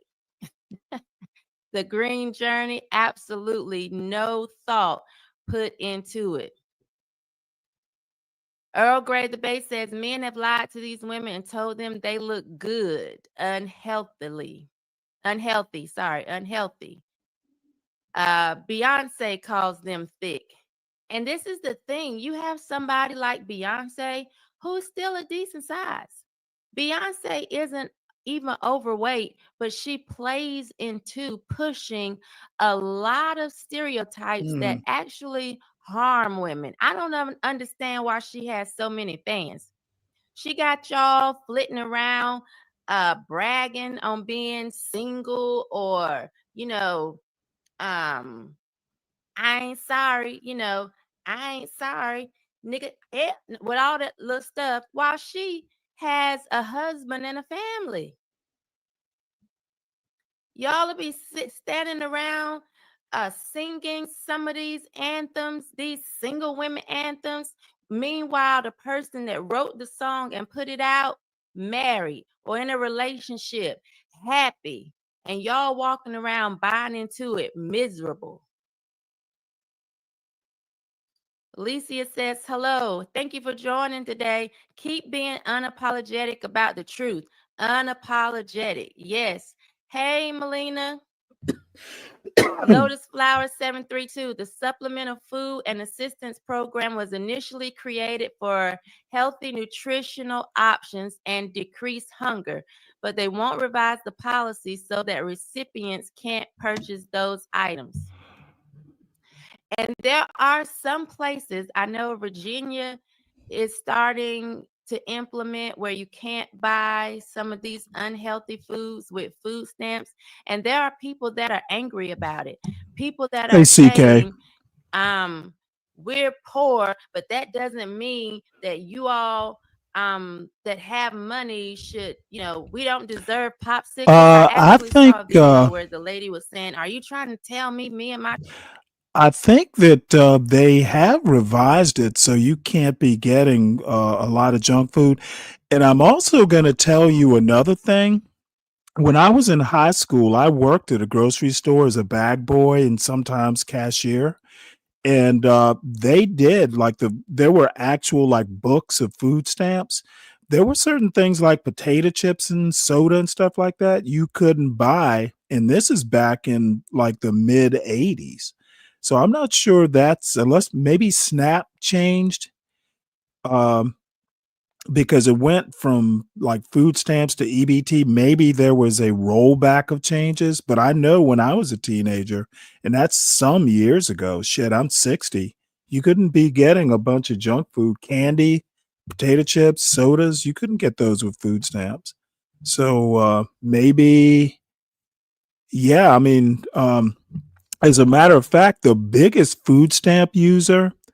Now, I lived in a black neighborhood, but the biggest food stamp user, believe it or not, was a white woman, and she lived with her father or something. So, I mean, they would come in like maybe once a month, and she would get a bunch of stuff with her food stamps. But then on top of that, you know, her father would be there with her. They would be spending like $400 or $500 on food. And shit, they used to, the father used to tip me like $50 at Christmas time. But anyway, the point I'm making is that they literally had to do two purchases, one with food stamps, and then the rest they had to pay with cash because there were certain things you couldn't get with the. Now, again, this is back in the days that there were actually books. These were like paper, actual food stamps, but there were restrictions on what you could buy. But I don't know anything about SNAP. What's up, Crown One? Um, so anyway, And about 3 or 4 times my size in a pair of spandex, just walking through the gym. I mean, I don't even know why you're in a place full of equipment. You're not using it at all. And she had on a wig. You are right, Shamika. I lost 15 pounds over the past year by doing nothing but taking the stairs and eliminating carbs and sugars. It's simple, but people want to make it seem as if it's so hard, and it's something that you can't do, and that's just not true. Who did that? Throwing the mop. I'ma get them. It was someone who's no longer with us.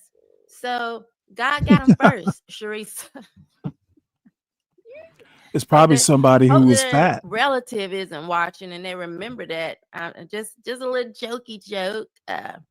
Sorry.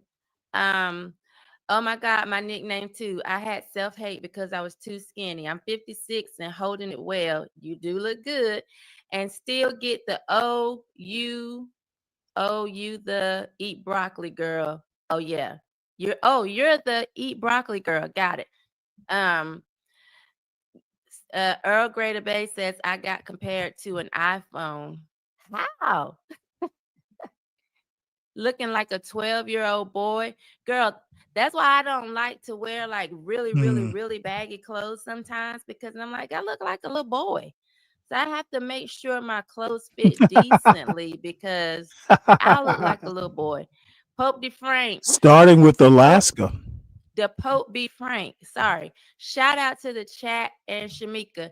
Thank you. The Pope, it's SHEMEKA, like she, me, KA. Let's get this right, friend.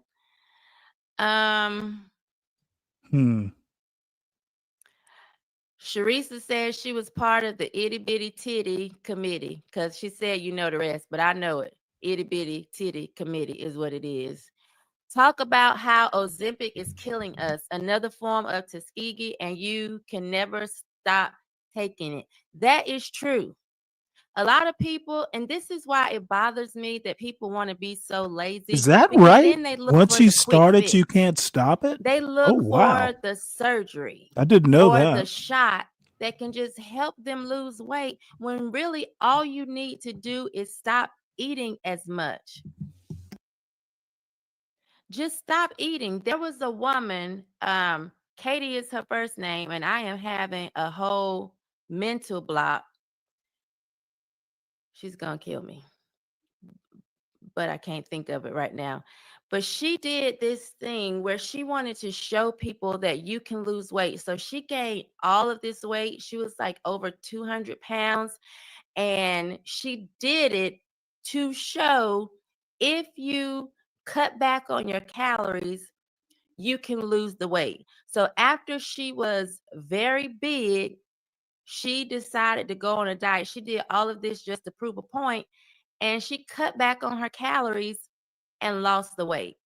Cut back on your calories, exercise, lose the weight. Stop looking for quick fixes. Quick shit, listen to me. Quick fixes.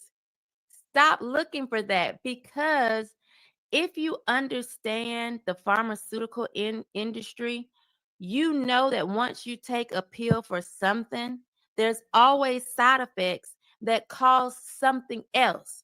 And then now you're taking a pill for that, which is only going to create more side effects. And then you're going to be like, it's a terrible chain of events when all you had to do to start with is just lose some weight. Stop eating. Stop eating. Put the fork down. Push away from the table and get outside. Get off the couch. Get from behind your desk. It's not rocket science. And this fat professor, Brittany Cooper, perpetuating the idea that racism and discrimination is the cause of you being overweight or the reason you can't lose weight, that's an excuse. And excuses are tools of incompetence. Just stop eating as much. It's not that hard.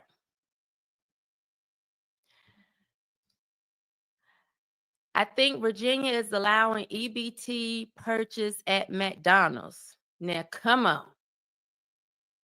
I do know some places here that will take EBT for hot food, and it's not hot, healthy food. It's like fried foods. And that's when you really should be, I would be suspicious. Why are they offering me something on taxpayers' dollars that isn't healthy? It's like when they said, come get the you know what for a Big Mac 5 years ago. Y'all remember when the you know what was happening? And they were giving you $100 to come get that thing. This still YouTube. I'm still broadcasting on YouTube, so I'm careful. If I was just on Rumble or X, I could say what I want to say. But this still YouTube. When they were trying to get you to go run out and get it, they were offering you $100 or offering you a Big Mac and some fries. That would have made me suspicious. But there were so many people running out to get that Big Mac. And now they regret it. In NYC, you can buy Popeyes with EBT, but not food stamps. Well, what's the difference there? Because the EBT here is food stamps. So what's the difference there? But again, all this week, we're going to be discussing the war on words. Today it was thick. Just to sum it up before we get out of here, just making sure I didn't miss any like super chats or anything, because I definitely want to Well, I'm going read to say one those. thing. Believe me. Trad wife Hold on one 2222. sec Another here. issue, in my Trad honest wife. opinion, is the obesity constipation connection, which has to do with gut health. Absolutely. And One thing she didn't connect, if you're able to use EBT at a place like McDonald's, and quite frankly, as long as you're not eating it every day, I think fried chicken is okay. You know, it's not just something you want to eat every night. But the bottom line, if McDonald's is accepting EBT, I guarantee you it was big restaurant or big fast food or whatever you want to call it, who was lobbying for some of those tax dollars. So I'm wondering why she doesn't connect those dots and comment on it.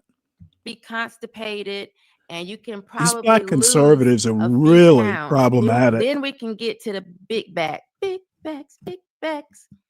Oh, your cart is loaded up. To recap,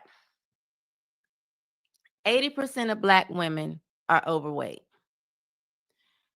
We are dying at faster rates because we are experiencing heart disease at much faster rates than white women. We are struggling with hypertension, obesity. Okay, and one thing diabetes. she's not going to touch All is risk medical care. factors for There are heart problems with disease, medical which care. is the Let's see if number she one killer let's see if she for can work women that in into the her United States. into her conversation. So although we can come together and we can joke about these things, there are a lot of people who don't think that it's a serious issue. Yeah, Brian, I haven't been They'll put chastened in another that name way. on it and think that that makes it okay. I'm not going to tell you what weight you should be. I am saying you should not be overweight and you certainly shouldn't be obese. If you're struggling with either one of those, you need to be on top of it, doing something about it. Yes, small people have issues that we struggle with as well. I struggle with anemia, although that's not a small or big thing. Big women can be anemic as well, but I struggle with anemia. That's something that I have to stay on top of. Why? Because I have children, and although they're grown, I want to see my grandkids. I'm not just living for today. So put down the chicken, the ribs, the mac and cheese, or eat it in a smaller portion, fat girls, and don't just live for today. Think about tomorrow, 10 years from now, 20 years from now. You want to be around and you want to stop putting yourself in positions to possibly not be around. Really? Who does she work and stop for? being lazy. Again, the I gym didn't know may she cost, worked for anybody in but particular. walking outside is free. Now, if you live where a lot of YNs are, because there's something else people want to make sound like it's something good, may not be so free. Walk around your house. Walk around the coffee table as many times as you can. Get that work in, get that heart rate up, and let's lose some weight. Put the fork down, push away from the table. Because if I see you, I may only shake my head, but then I might just do a whole episode on you. If you want to see the woman arguing with me on X, it's still up there. She got an episode, but she also motivated me for an entire week's worth of Oh, content. does she really? Again, Yeah, I knew. this is the Okay, I war didn't. I on guess I kind of knew words. that. The battle may be over, I'm gonna have to start watching but more the war Jason Whitlock continues too. tomorrow. Make sure you're here at the same time, same place, for the next word or phrase that we're going to be putting under fire in this war on words. Until then, stay sharp, stay bold, stay fearless, stay naked, stay authentic, and meet me back here for the next time they calls me to shake my head. Oh, I thought she was gonna say shake her ass.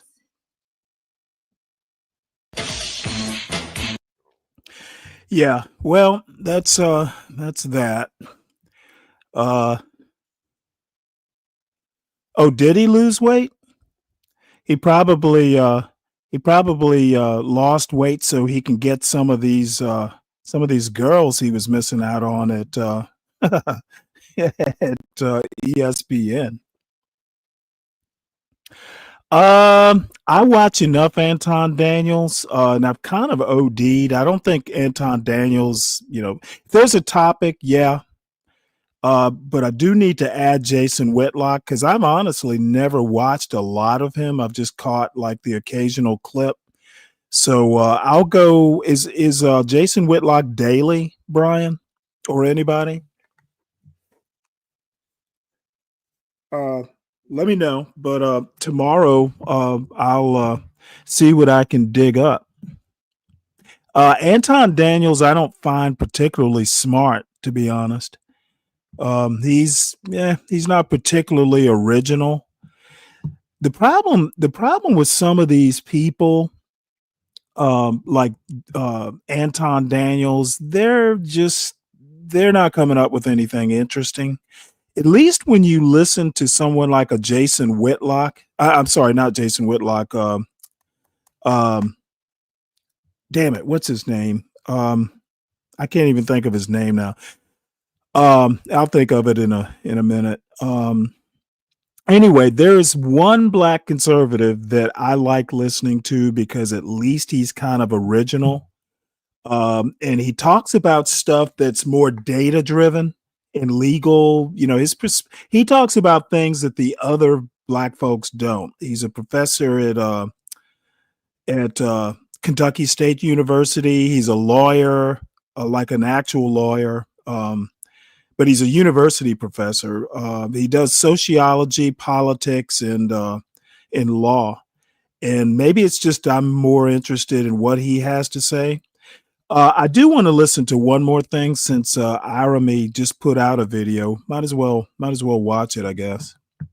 I'm sitting here kneading bread or dough. We have, and I'm Yosef Frimpong, and I want to start off by saying that if you actually thought Umar Johnson was going to have a boarding school for black boys, you got taken advantage of because of your ignorance, right? You don't understand how much it actually costs and how little we have, and that's unfortunate, but I hope now you know. And we're going to talk about how Umar Johnson was picked. The only reason you know about Umar Johnson is because he was picked, especially if you know about Umar Johnson, but you don't know about Yvette Carnell, right? So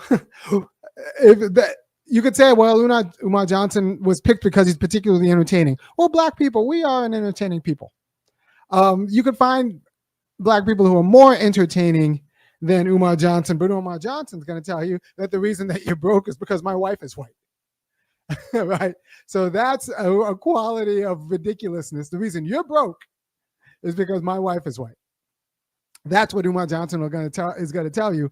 And that's why he was picked, because he mixed in that quality of ridiculousness with as a pressure valve, a release valve for like righteous calls for racial justice, right? Black nationalists are always the wrong kind of black nationalists are always kind of used in this way, which is why they didn't have a problem with Elijah Muhammad as much as they had a problem with Malcolm X, right?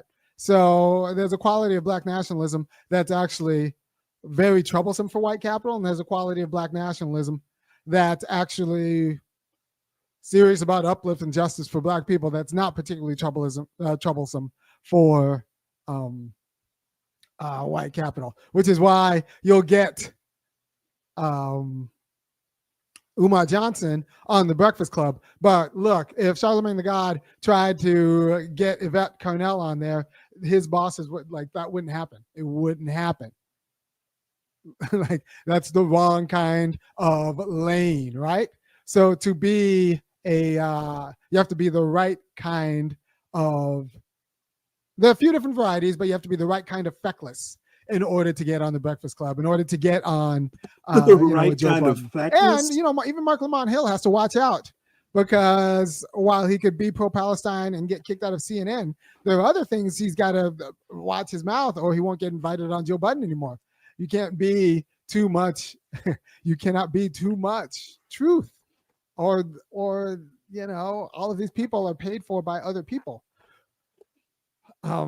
And those people don't their paymasters do not have black uplift in their mind, right? So you have Umar Johnson, who you know about not because he's the most entertaining black radical out there, but because he's the black radical who is ultimately completely 100% under control of, the capitalist structure, which he wasn't winning in. So he's a black radical who tell you once again that our problem is that my wife is white, not that you don't own anything. You don't own assets in a capitalist economy, right? You need to own. You need to own. Black home ownership is in the 43%. That's we're not in the game, right? We need land. We need real assets. Real assets. I would like commercial land, not necessarily for me, but for us.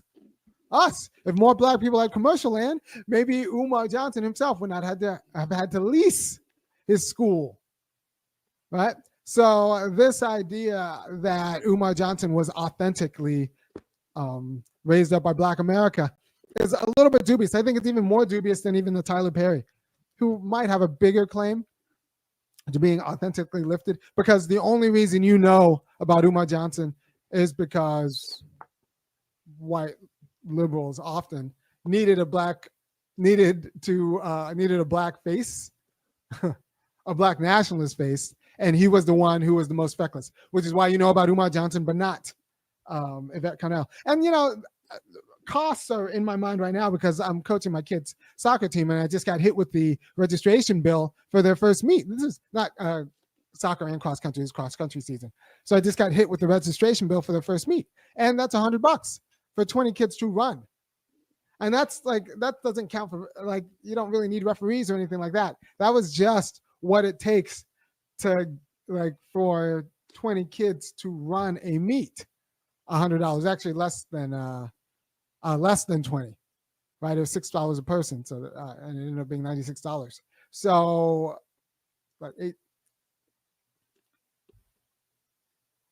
and I'm just being hit with that bill. It's $100, and I got 7 meets, so it's going to be $700, and that's just for cross country meets. Do you know how much money it costs to run an entire school well? Talking about millions, and actually pay employees. It's not just Umar teaching every class. To pay employees, you don't. That's why you thought Umar was going to actually be able to sustain a school, not even raise the initial capital, because $500,000 or $1 million even, if he raises it, that's not enough. That's not enough for deferred maintenance. That's not enough to build a school. And anybody telling you that it isn't really serious. And you are told it's serious because, powers that be have a design on your mind. By the way, if you appreciate my my efforts as the cross-country coach at my daughter's middle school, which I think you should because it's really good work I'm doing, you should go ahead and give a one-time. Once again, I'll give all one-time donations that at thefunkyacademic.com for this show will go to the cross-country. We'll go to the boys and girls cross-country middle school team that I'm coaching. I'm teaching, poor black kids how to compete and how to run distance. Because if you go to a 5K, an adult 5K, what you don't see are a lot of black kids. And I'm fixing that. Right? He's a plant. Hold on, did I not change the video of this?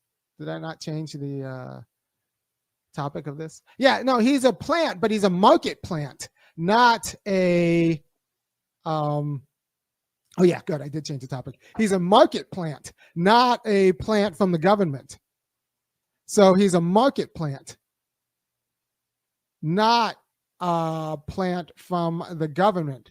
And what we have to understand is that we don't live in nature. So our plants don't necessarily come naturally. They come from, they're not plants from nature. Our plants are not necessarily from the government, not necessarily from the FBI. We live in an advanced market society, so we can get a market plant. It's the market. It's liberals in the market who decided that Umar Johnson needs to be on the Breakfast Club.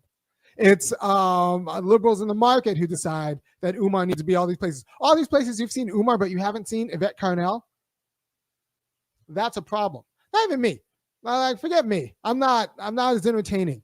I don't as those two are. Now, if you think that Umar Johnson was picked because he's entertaining, think about all of the other entertaining black leaders who were not picked.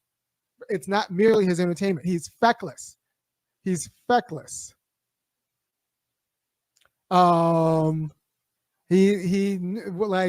He was picked because he's the kind of guy who will tell people like that. Once again, you're broke because my wife is white.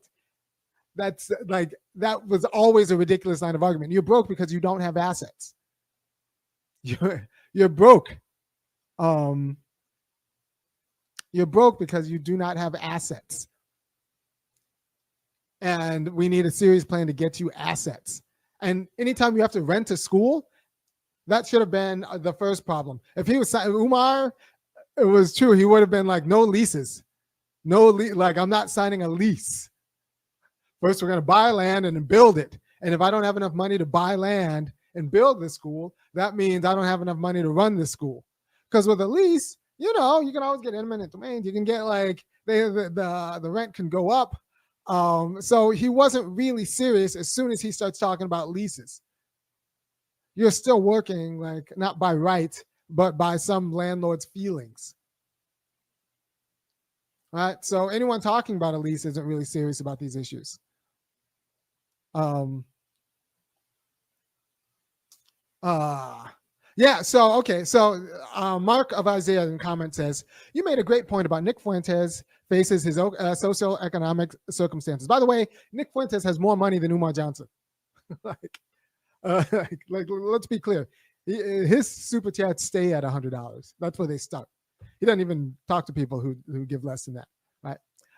So Nick Fuentes, being broke, has more money than your middle class black leaders. That tells you something. So Mark of Isaiah says, you made a great point about how Nick Fuentes faces his socioeconomic circumstances as opposed to being ashamed of those circumstances. Umar either fails to embrace how broke ADOS is or doesn't care, right? So you need, I assume that you're broke. I assume that you're broke. And like, because, and honestly, if you are listening to me, you have the quality of, you know, bandwidth that you're not even the worst off. You're not even the worst off, right? And I don't pretend to be, you know, to lead you to wealthy or to have wealth myself. I'm not Boyce Watkins or some of these other guys who pretend that they're going to leave you wealth. If you listen to me, I might help you pick the right spouse and keep your marriage together and not screw up your kids. That's what I can promise. That's what I can promise. If you listen to me, I think, and you take me seriously, you'll avoid some pitfalls I find even bougie blacks falling into with their kids. Right? So Umar never like actually addressed the fact that black people are poor. He was like, well, you know, we just need to get our money together. And when I say giving our money together, that means give it to me. No, that's not a solution. Giving your money to me is not going to be a problem. It's not going to like lead to direct community wealth. Or maybe if you give it to me, I'll start speaking about like, you know, reparations and getting justice. And that will lead to a different kind of politics that will lead to getting money. But I'm not like anybody who's saying that like, well, we just need to get our money together and that'll solve it. No, we don't have money. We don't have assets. Like the whole idea of like everybody just gives Umar $5, we'll be fine. No, you will not be. That will not, like, we don't have money. We don't have assets. That's not our problem. Our problem isn't that we don't buy black. Our problem is that we don't own assets. And that's not going to be fixed at the consumer way with how we buy. It's going to be fixed with policy, with contracts, with real contracts, and secured contracts for black people, with good jobs and secured contracts. Right. And like I said, every place you saw Umar, but you did not see Yvette, it's because Umar was not giving a real message and Yvette does. It's not because one is more entertaining than the other. By the way, and someone said about Yvette's book or the book on the ADOS framework. I ordered my copy. The moment I saw it released. It looks like it's coming. Might be coming today. I will do a show on it because, like I said, I think Yvette does great work. If I ever was on the Breakfast Club, one thing I would say is you guys need to get Yvette on the show, and I would say that on air to make sure that it's arriving tomorrow. The ADOS framework is arriving tomorrow, and I would tell them to get Yvette on the show. Whatever show I'm on, like, I'll tell you right now that Yvette Carnell needs to be on it if she wants to, if she could use the audience, because she's actually doing the work the right way. Right? So Umar was picked by the market. He wasn't an FBI plant. He was a market plant. He was a market plant because he told people what they wanted to hear in a way and led them down the road that would never lead to success. And his time was up. So they threw him away. These like the people who needed him to release tensions around racial justice now do not need him anymore. They do not need him anymore, right? The whites won, so they don't need a fake black radical. They don't need a black radical at all, so they threw him away. He doesn't need to get picked anymore, right? So Umar was a plant from the market, not necessarily a plant from the FBI or CIA. Although if we find out that's the case, I wouldn't be surprised. But I'm not going to say that. I think he was a plant from the market. Charlemagne, the God, can go to his producers because yes, Charlemagne does have producers. Joe Biden does have producers. He can go to his producers and his paymasters and say, like, I'm going to bring in Umar Johnson on, the black radical Umar Johnson on. And they'll say, yeah. If he goes to the same thing and says Yvette Carnell, they'll do a little research. They might say, yeah, do a little research and say, like, nah, she might make too many converts. Bring in the guy who says that, you know, the problem black people are poor because broke black guys, some broke black guys, and the sliver of NBA players marry white women. Bring in that guy, because if that's where all the energy goes, that means black people are going to stay broke forever. But you bring in Yvette, things might happen. Yeah, I mean, I'm going to do a show on the ADOS book. I suggest you go get it. I suggest you go get it. Let me get the exact title of it. It's in my orders on Amazon. Okay, the ADOS Reparations Framework, a guide to developing a functional reparations program. Yeah, and I think From Here to Equality, actually, I read Sandy Davidy's book. I think it's a great book, especially chapter 13, where he actually talks about, well, you need two conditions. You need an identity condition and you need a lineage condition. You need to show that you identify as black and have for 15 years, but you also need, you know, some grandparents who were slaves or terrorized by Jim Crow. Because that means if you have grandparents who were terrorized by Jim Crow, you did not get the parenting you deserved. You did not get the parenting you deserved. And that's what I say about a lot of people.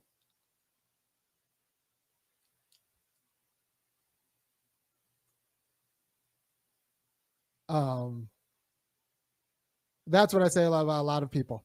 Black people, you did not get the parenting you deserve. Forget the land that you were taken out of by not getting 40 acres and a mule. Forget the kind of onslaught of liberalism that might have broken up your parents' marriage, but you did not get the parenting you deserve because the black family was always a target. It was always a target. And like that doesn't get fixed by, you know, my spouse. Like the problem is you guys are breaking up. The problem isn't interracial marriage. The problem is like broken homes, right? So CG1 says, specifically, Umar believes fatherless homes, lack of group economics, and school expulsions are the cause, is not the symptom. Well, I think the lack of group economics is the symptom, and we talk about it as a cause. It's a symptom of black people not owning and producing, not the cause of black people not owning and producing. Black people spending money on black people isn't enough. We need states and contracts and like serious, and like putting pennies together only ever makes pennies, right? Like if we had huge black businesses, then it'd be important for those black businesses to entertain black contractors. But we're talking about pennies circulating around people with pennies. And that's never going to lead. Like we weren't allowed to sustain assets. We weren't allowed to sustain assets, like real businesses. Right? So, I mean, fatherless homes, I think that we had fatherless homes ever since, like, you know, yeah, slavery, Jim Crow, like those all produced fatherless homes, whether your father was always working or, or your mom's was like the big deal was post-civil rights, the liberalization of the black family after it come from being overdetermined by the terrorism of white supremacy. Like we went from a family being terrorized by the Klan, and that totally distorting black family dynamics, to a quality of liberalism that just told black women that they don't need men, and told, like, that was so anti-family that, you know, I know, taught black women that they were a race unto themselves. and that destroyed the market destroyed black family. We allowed the market to destroy black family because we were never allowed to actually sustain an autonomous black family. So the ravages of the market destroyed the black family because we weren't allowed to sustain it in Jim Crow. We weren't allowed to sustain it internally. Right. I did another show on that. If you want me to go deeper on that, just go into the annals. All right. So yeah, you can't wait for the show on reparations. Yeah, I think it's going to be good. I look forward to the book. The book comes tomorrow. I'm going to read it, and then I'll probably do a show on it either this end of this week or the beginning of next week on Yvette Connell's book, because I think that probably most people should read it.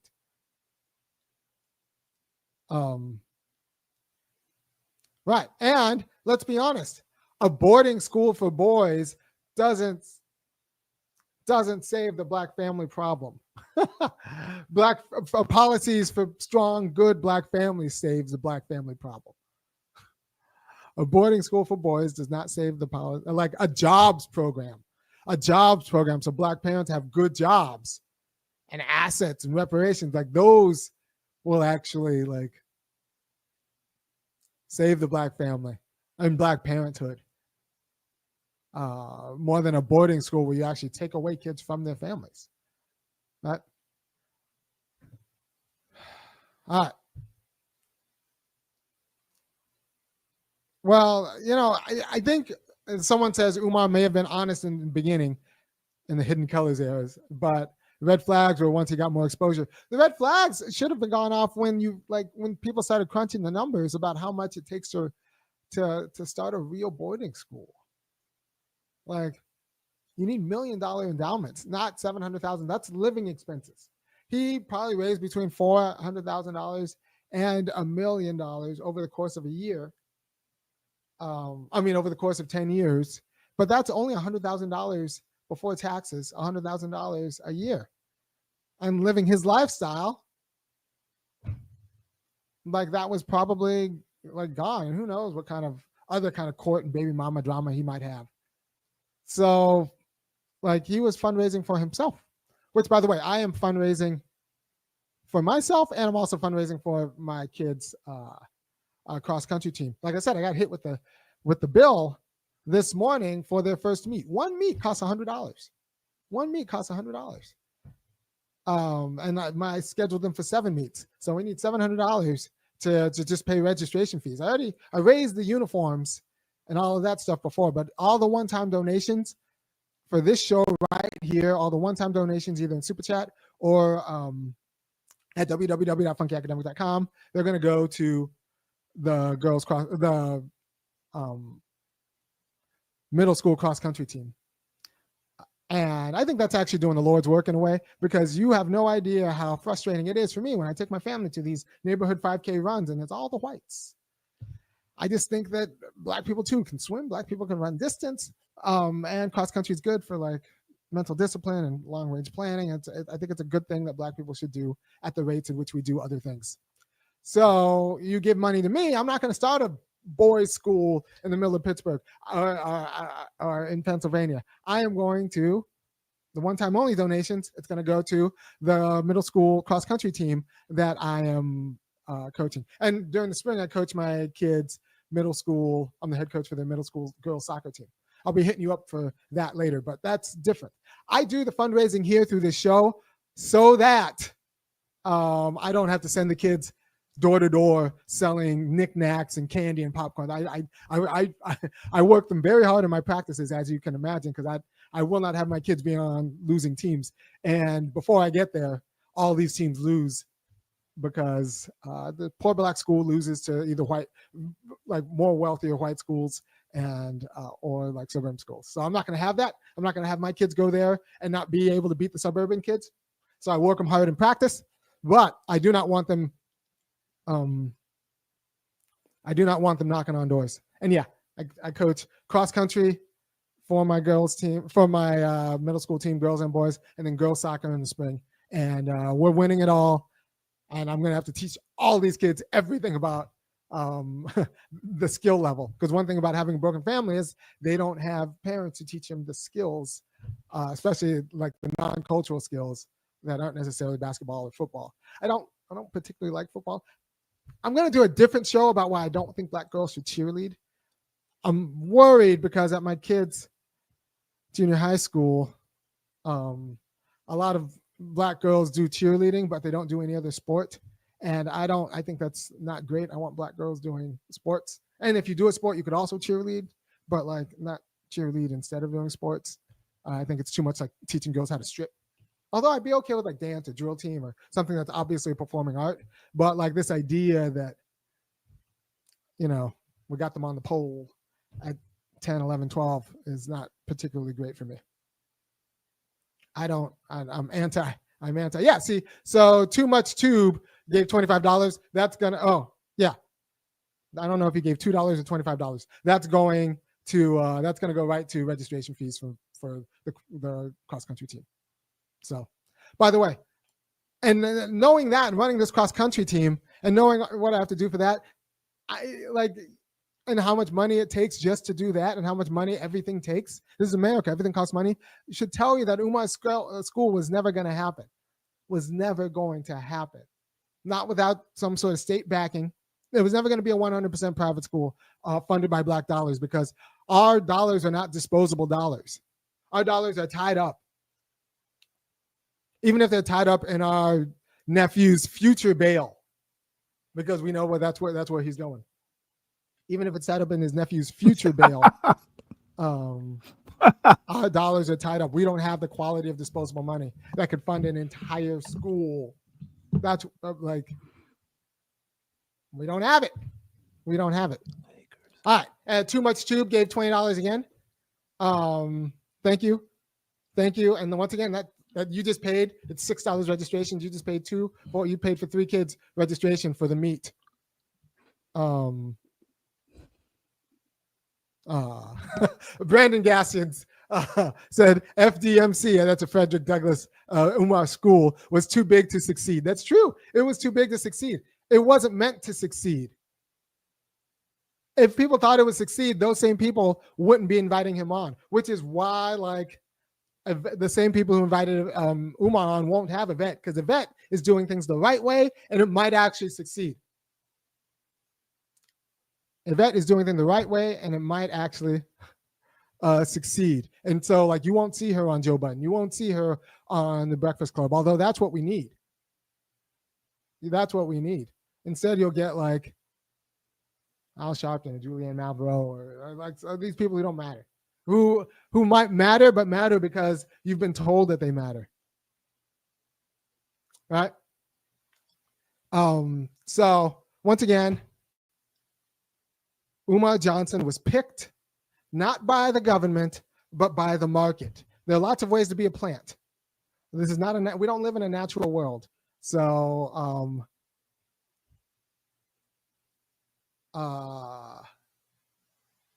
so you can be a government plant or you can be a market plant. You just know that the same people who picked and decided that it's okay for Joe Budden and Charlamagne the God and those folks to put on Umar Johnson would not allow Yvette Carnell to be on those same spots. Right? So someone, Let's Go Dom, has a super chat that says, ADOS versus Pan-African, weird beef? Well, I actually think the ADOS are the real Americans. I actually think ADOS is, I'm not a Pan-African.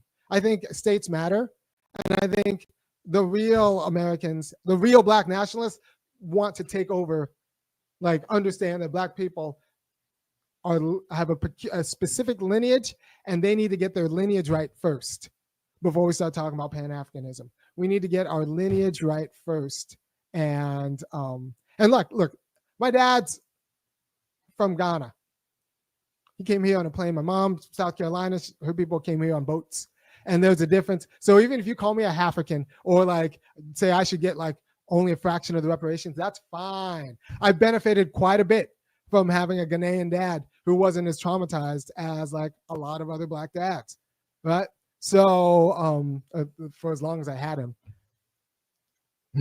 And I had to take I was kneecapped quite a bit by a mom who, like, you know, was kind of taken over by American liberalism because that's in her lineage, or that was the target.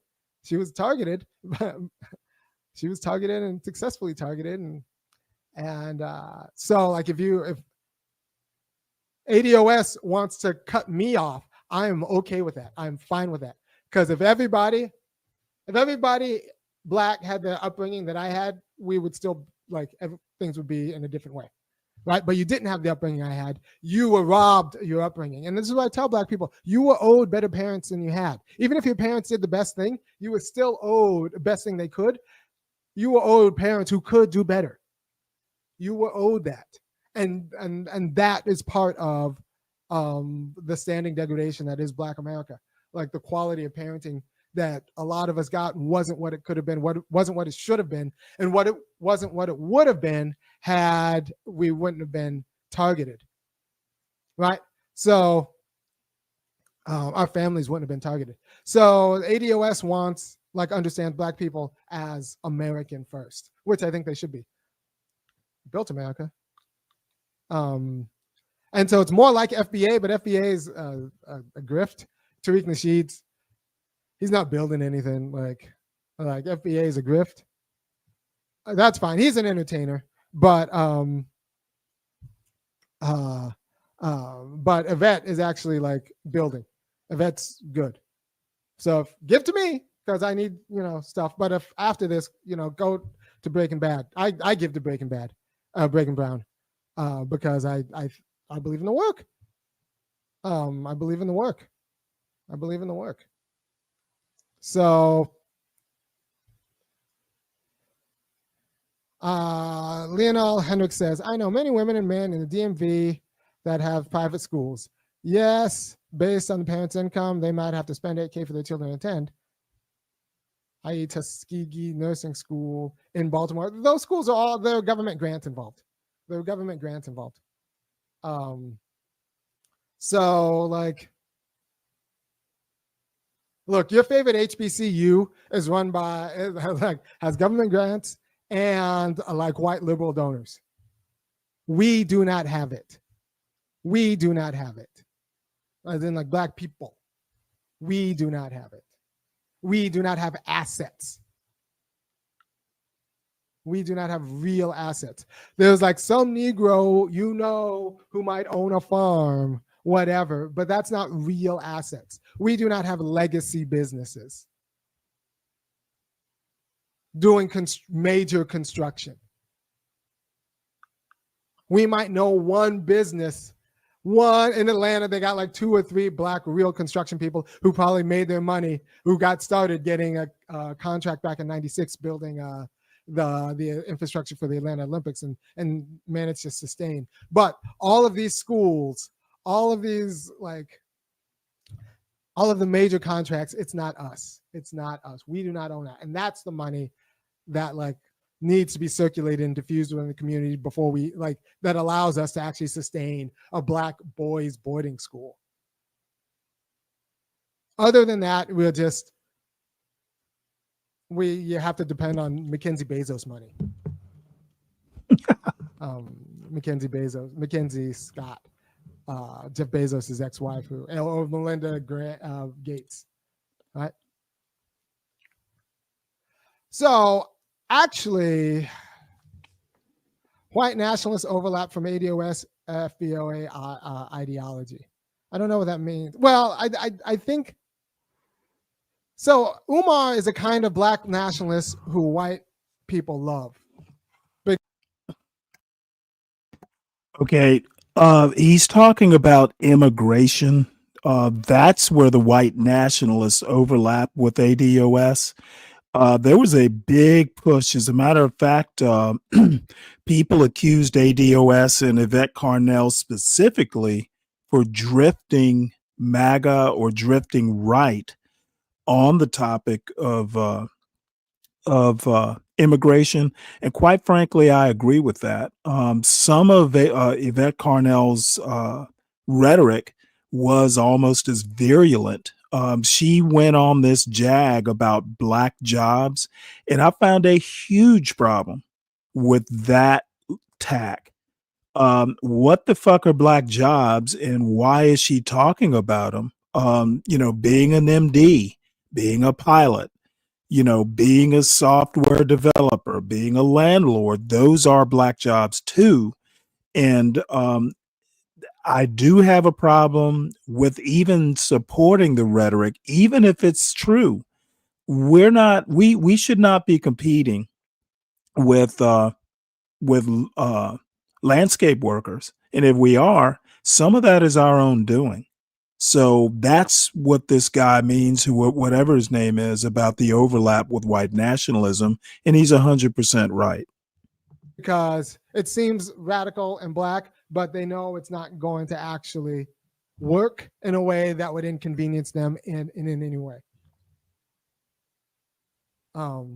So like I'm an integrationist. I just don't think black people need to be on their knees. Like I want to integrate, but you integrate in place of power. You don't integrate students. Black nationals and white nationals, go back to Garvey and the KKK. There is what Derek Bell would call interest convergence. So I don't know why he couldn't answer that question. He skipped over it, in my opinion. Board members. You integrate principals. If integration had come with like black principals and white vice principals, that would be that's how you do integration. You don't integrate on your knees. Like I said, I mean, I like Arami. I agree a lot with him on a lot of things, but there is always room for healthy disagreement. And I think that was I don't know how Yvette Carnell could have avoided it. There is a grain of truth there, but she went all in. Okay. And I would have been a little bit less hot on that black jobs bullshit, because a lot of white nationalists and the MAGA folks talking about black jobs, to me that was a dog whistle. And she kind of doubled down on it, and I don't think she came off looking good. I think she lost some of her sheen with a lot of black people, me included. At the most vulnerable person, at the most vulnerable level. No, you integrate the power. You integrate the power at the level of the power, at the board level. And like meaningfully integrate, so you can say no, right? So I am not the idea of pure blood and others of, well, there is an idea of lineage, right? So I do think that black Americans have a unique lineage from Jim Crow, from slavery to Jim Crow to like the assault of liberalism. That is a peculiar lineage that was calibrated to destroy the reproduction and sustainability and stability of black families, and we're the living wreckage of that. The black people you see all across the United States are the living wreckage of that. And so like they have a particular and a specific justice claim. The particular and specific justice claim because, black people in Africa, they're not the reason. They don't have anything to do with the fact that like your parents are scared, like your grandparents like was scared through, terrorized by the Jim Crow and how they terrorized in Jim Crow, and how they organize their family. The black people in Africa, they're not the reason why liberalism taught your already weakened parents to divorce. Right? So like Pan-Africanism is fine, but it doesn't explain specific black degradation. It doesn't explain why our families are screwed up. It doesn't explain why black family, like, it doesn't explain that. But what does explain that is the particular degradation that America has heaped upon black families by targeting black families. Right? So I'm not a Pan-African.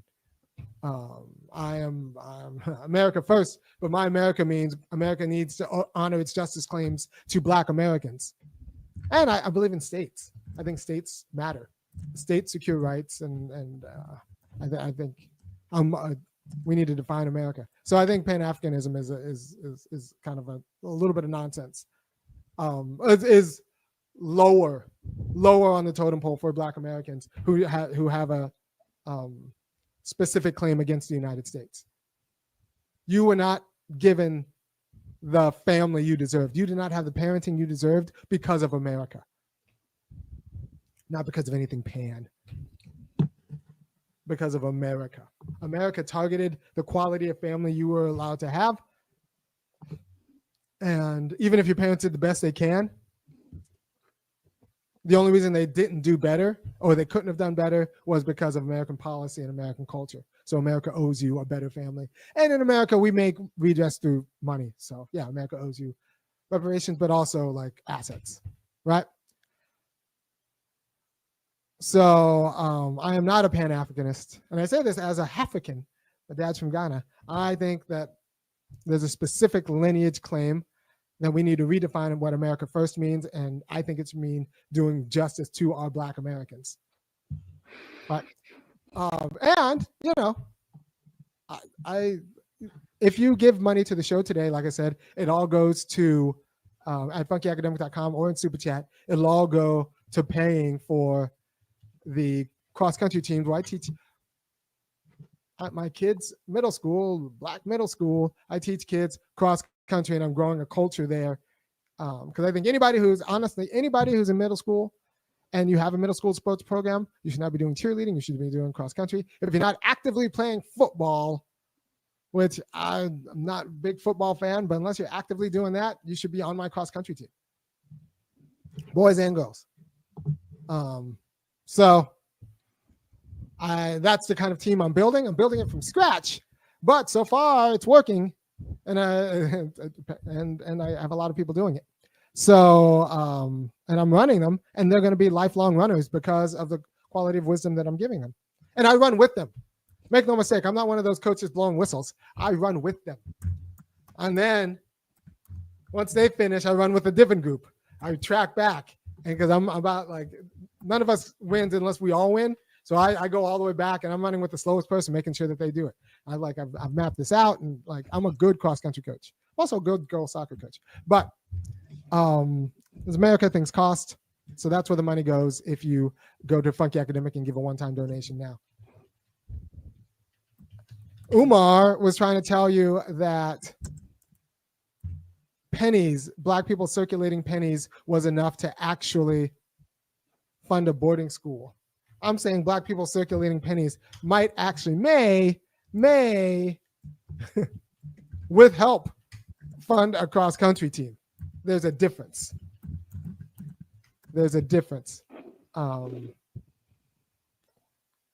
And yeah. All right. So next show I do, hopefully it'll be on Yvette's book, the framework for reparations. It's coming tomorrow.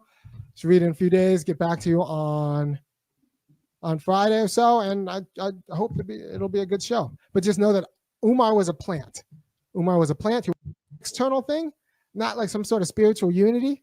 So we're barely a group. Like black culture is tenuous. Ooh, they actually grow things in ways that they don't want. So with help, fund a cross-country team. There's a difference. I'm hoping Irony actually covers something, and then before I go, EAE, are you in the audience by any chance? If you're not, I'll talk about it anyway and just give you the timestamp in a Discord. But let me let him cook. Too bad he waited till the end with what I think he's going to make this point. There's a difference. And yeah. All right. So next show I do, hopefully it'll be on Yvette's book, the framework for reparations. It's coming tomorrow. Should read it in a few days. Get back to you on Friday or so, and I hope it'll be a good show. But just know that Umar was a plant. Umar was a plant. He wasn't a plant by the government. He was a plant by the market, because he wasn't just entertaining. Because if those same people who thought Umar was entertaining would not have had Yvette on. Yvette Carnell, and Yvette Carnell is just as entertaining as Umar, but she's not a plant. She might actually grow things in ways that they don't want. So they took the guy who is going to release the pressure out of Black radicalism without actually threatening white people or white power or even white daughters. And they upheld him to confuse your mind. Be very suspicious of Black people who don't admit that Black people are broke. And be very suspicious of Black people who say that, well, the problem is we don't practice group economics. Like, we don't have a communication structure, and we're barely a group held together by lineage, which is kind of an external thing, not like. Yes, this is what I keep saying. And by the way, my opinion is not based on anything that Irony has said in the past. I'm 60 years old. I've just come to the conclusion, and being in this anti-black John Galt, Bob, CT, Be Brave kind of sector, and SKC has kind of, I've gone back and forth with SKC about this as well. Okay, no. He's absolutely right. We have a common lineage, but we don't have some sort of coast to coast culture. And I just don't understand why people, or Black people in particular, the John Galts of the world, I just don't understand why that can't be understood. Because of American history and our place in that American history, dude. When you hear the term "sold down the river," that literally comes from American history.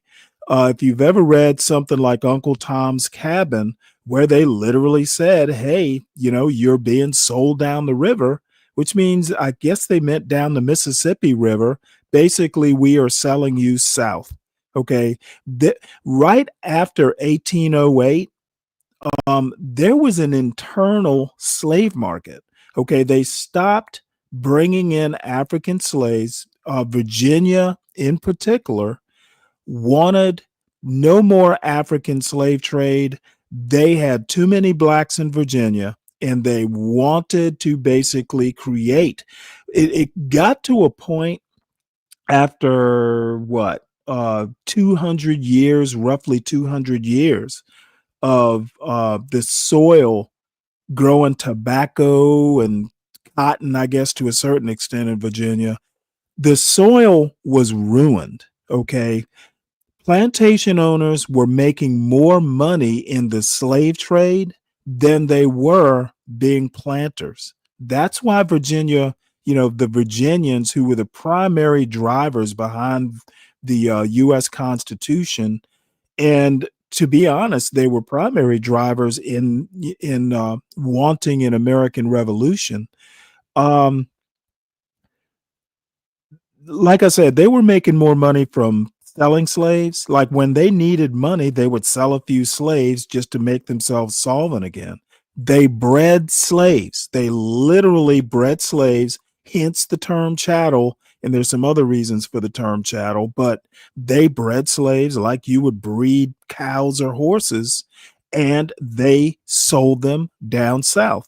The westward move from the East Coast through Alabama, through Louisiana, through Mississippi, through Texas, That's where the slaves were going. They got sold down south, and a lot of these East Coast planters wound up moving west because the soil, to a certain extent, in a lot of places, was exhausted because they didn't have, the modern planting methods where you rotate crops and that sort of thing. I guess that really didn't come about until the 20th century, maybe late 19th century. So there. So families got broken up to an extent that the idiots who are black conservatives who think that after slavery we were magically, reabsorbed into nuclear family units. Now, there was a rush to get married. I can admit that, because slaves actually were not legally married, or if they were, it was rare. Free blacks, maybe. I'm sure they were. But if you were a slave marrying somebody from another plantation, it was just so you could make babies. You weren't legally married, and there were plenty of husbands that were sold away from wives and vice versa. Again, Uncle Tom's Cabin, is a fictional example of something like this. So blacks have never been the kind of contiguous community that white groups were. There was a little bit of a coagulation, I guess you would call it, during in the South during Jim Crow. But even then, there was the Great Migration, which tore families up again. This time it wasn't, a North to South movement. It was a South to North movement. So families were broken up again. That's where Southern Black culture, the Deep South type of Black culture, became very matriarchal.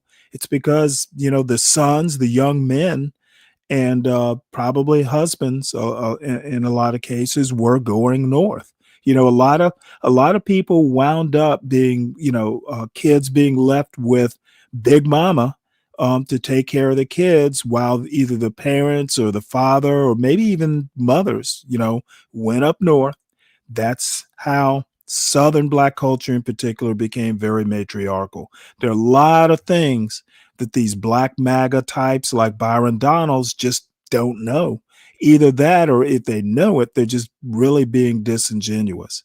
So we'll let Irami finish about Black culture, but I'm glad to hear someone other than me. And this guy is,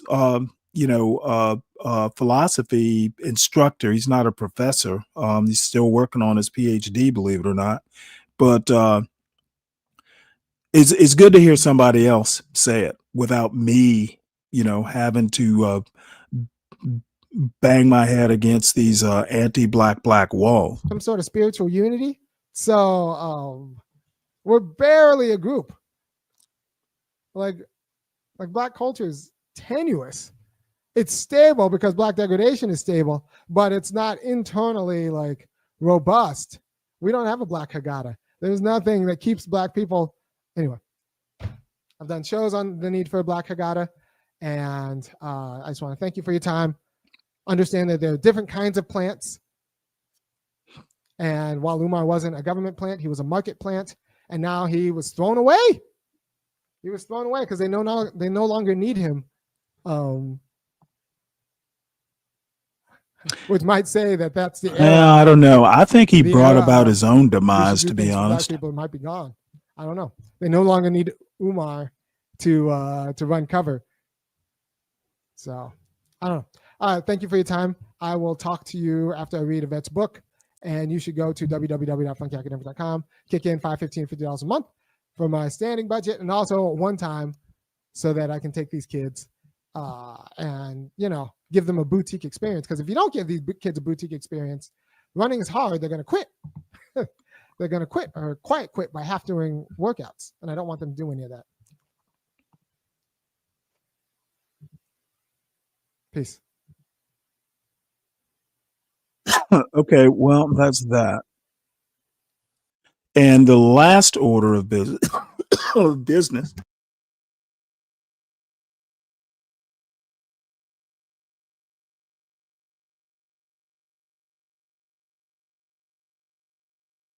had a conversation. This is the last order of business of the day. I've gone way too long. I'm right at 8:59. I have bread to make. Um, um, EAE and I touched briefly. Apparently, I'd made a comment. He talked about reparations, and I made a comment. And the comment was he's wrong. His contention is that reparations probably wouldn't help us in the long run. Why reparations wouldn't help us in the long run. And my response to him is basically reparations aren't supposed to help or hurt or anything else. It's being framed by people like William Darity, Sandy Darity, is something that's owed. Okay, there was work even during Jim Crow. Even if you don't want to talk about slavery, just talk about the harm done during Jim Crow. Reparations are not like a foreign aid or something like that that's being given to help, black people, close wealth gaps. It's literally being framed as something that is owed for damages done. Think of it like a lawsuit. So whether it helps or hurts really isn't the issue. It's simply owed. Okay, if you sue somebody for libel, for instance, and you win that lawsuit, the question isn't whether that money is going to help or provide generational wealth. It's something that is punitive and owed, because of a judgment. So that's what reparations are. Who cares if it helps or hurts? Whether it helps or hurts is up to the quality of individual. It is not, it's not like a welfare benefit or some entitlement. It is owed, period. And if you're not framing it like that, then you do not understand at least Ados's argument about what reparations are. And I don't give a fuck what the anti-black blacks have to say. Or to be honest, I'm not it's not something I don't debate. It is what I say it is. And if you think it's something else, that's up to you. So that is going to be it for the day. I will be back at 6:45 or so in the morning. And just off the top of my head, we will cover the actual meeting. I didn't realize they were actually going to film the actual meeting between the EU people or the NATO people and Zelensky and Donald Trump. We will cover that tomorrow. And then we will also, something I didn't get to today. There was overnight, I watched a guy called Political Punk, Punk. And apparently something happened on a CNN show last night where Jillian Michaels got on and showed her ass getting all kinds of things wrong about the nature of American slavery.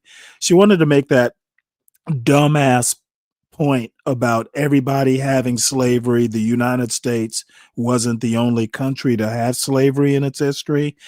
Totally missing the point. Like conservatives, and I'm not going to even call them conservatives. I'll call them the far right MAGA people. They get the whole thing wrong, and I can't figure out whether they misunderstand the argument on purpose. I suspect they just want to deflect. But the bottom line is that America, and I would argue the Caribbean and probably Brazil. I don't know that much about slavery in Brazil, But America literally, once the African slave trade was over, literally had an internal slave market. As I said a few minutes ago, there were plantation owners in Virginia that made more money in the slave trade than they were making planting tobacco or other types of crops. So that's one of the things that makes it unique. And one of the things that the United States also had is it was literally an economy based on slavery. Plantation owners in the South and shipping in the North. Places like Rhode Island and Connecticut had slave traders who started Ivy League universities, or what would become the Ivy League.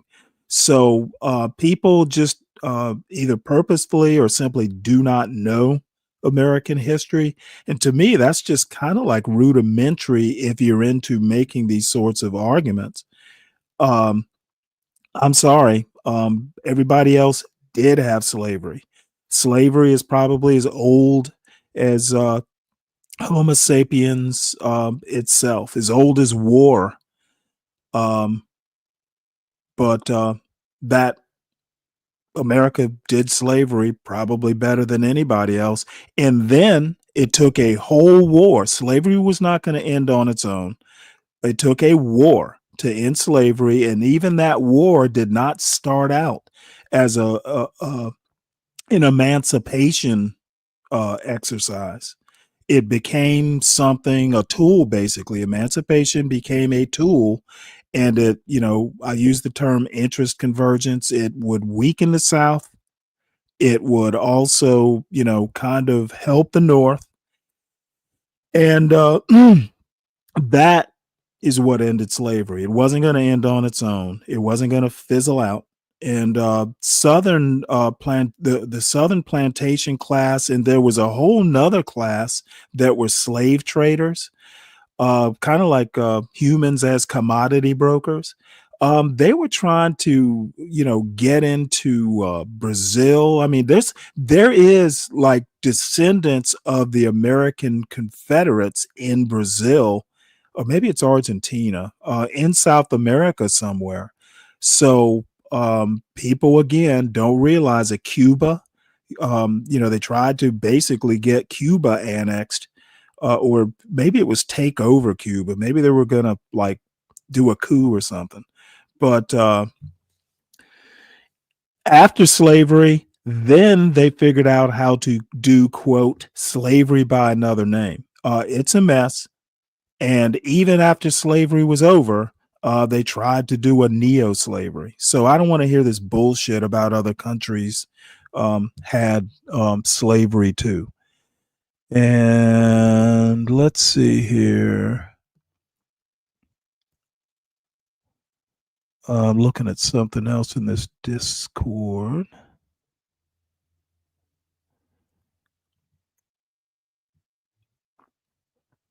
Yeah, they're talking about Amanda Seal and some of this bullshit. To be honest, I don't really like, the Jubilee thing is kind of old already. So I'm not that interested in even talking about it. All right, folks. Lincoln was going to avoid Cuba to avoid the Civil War. Never heard that one.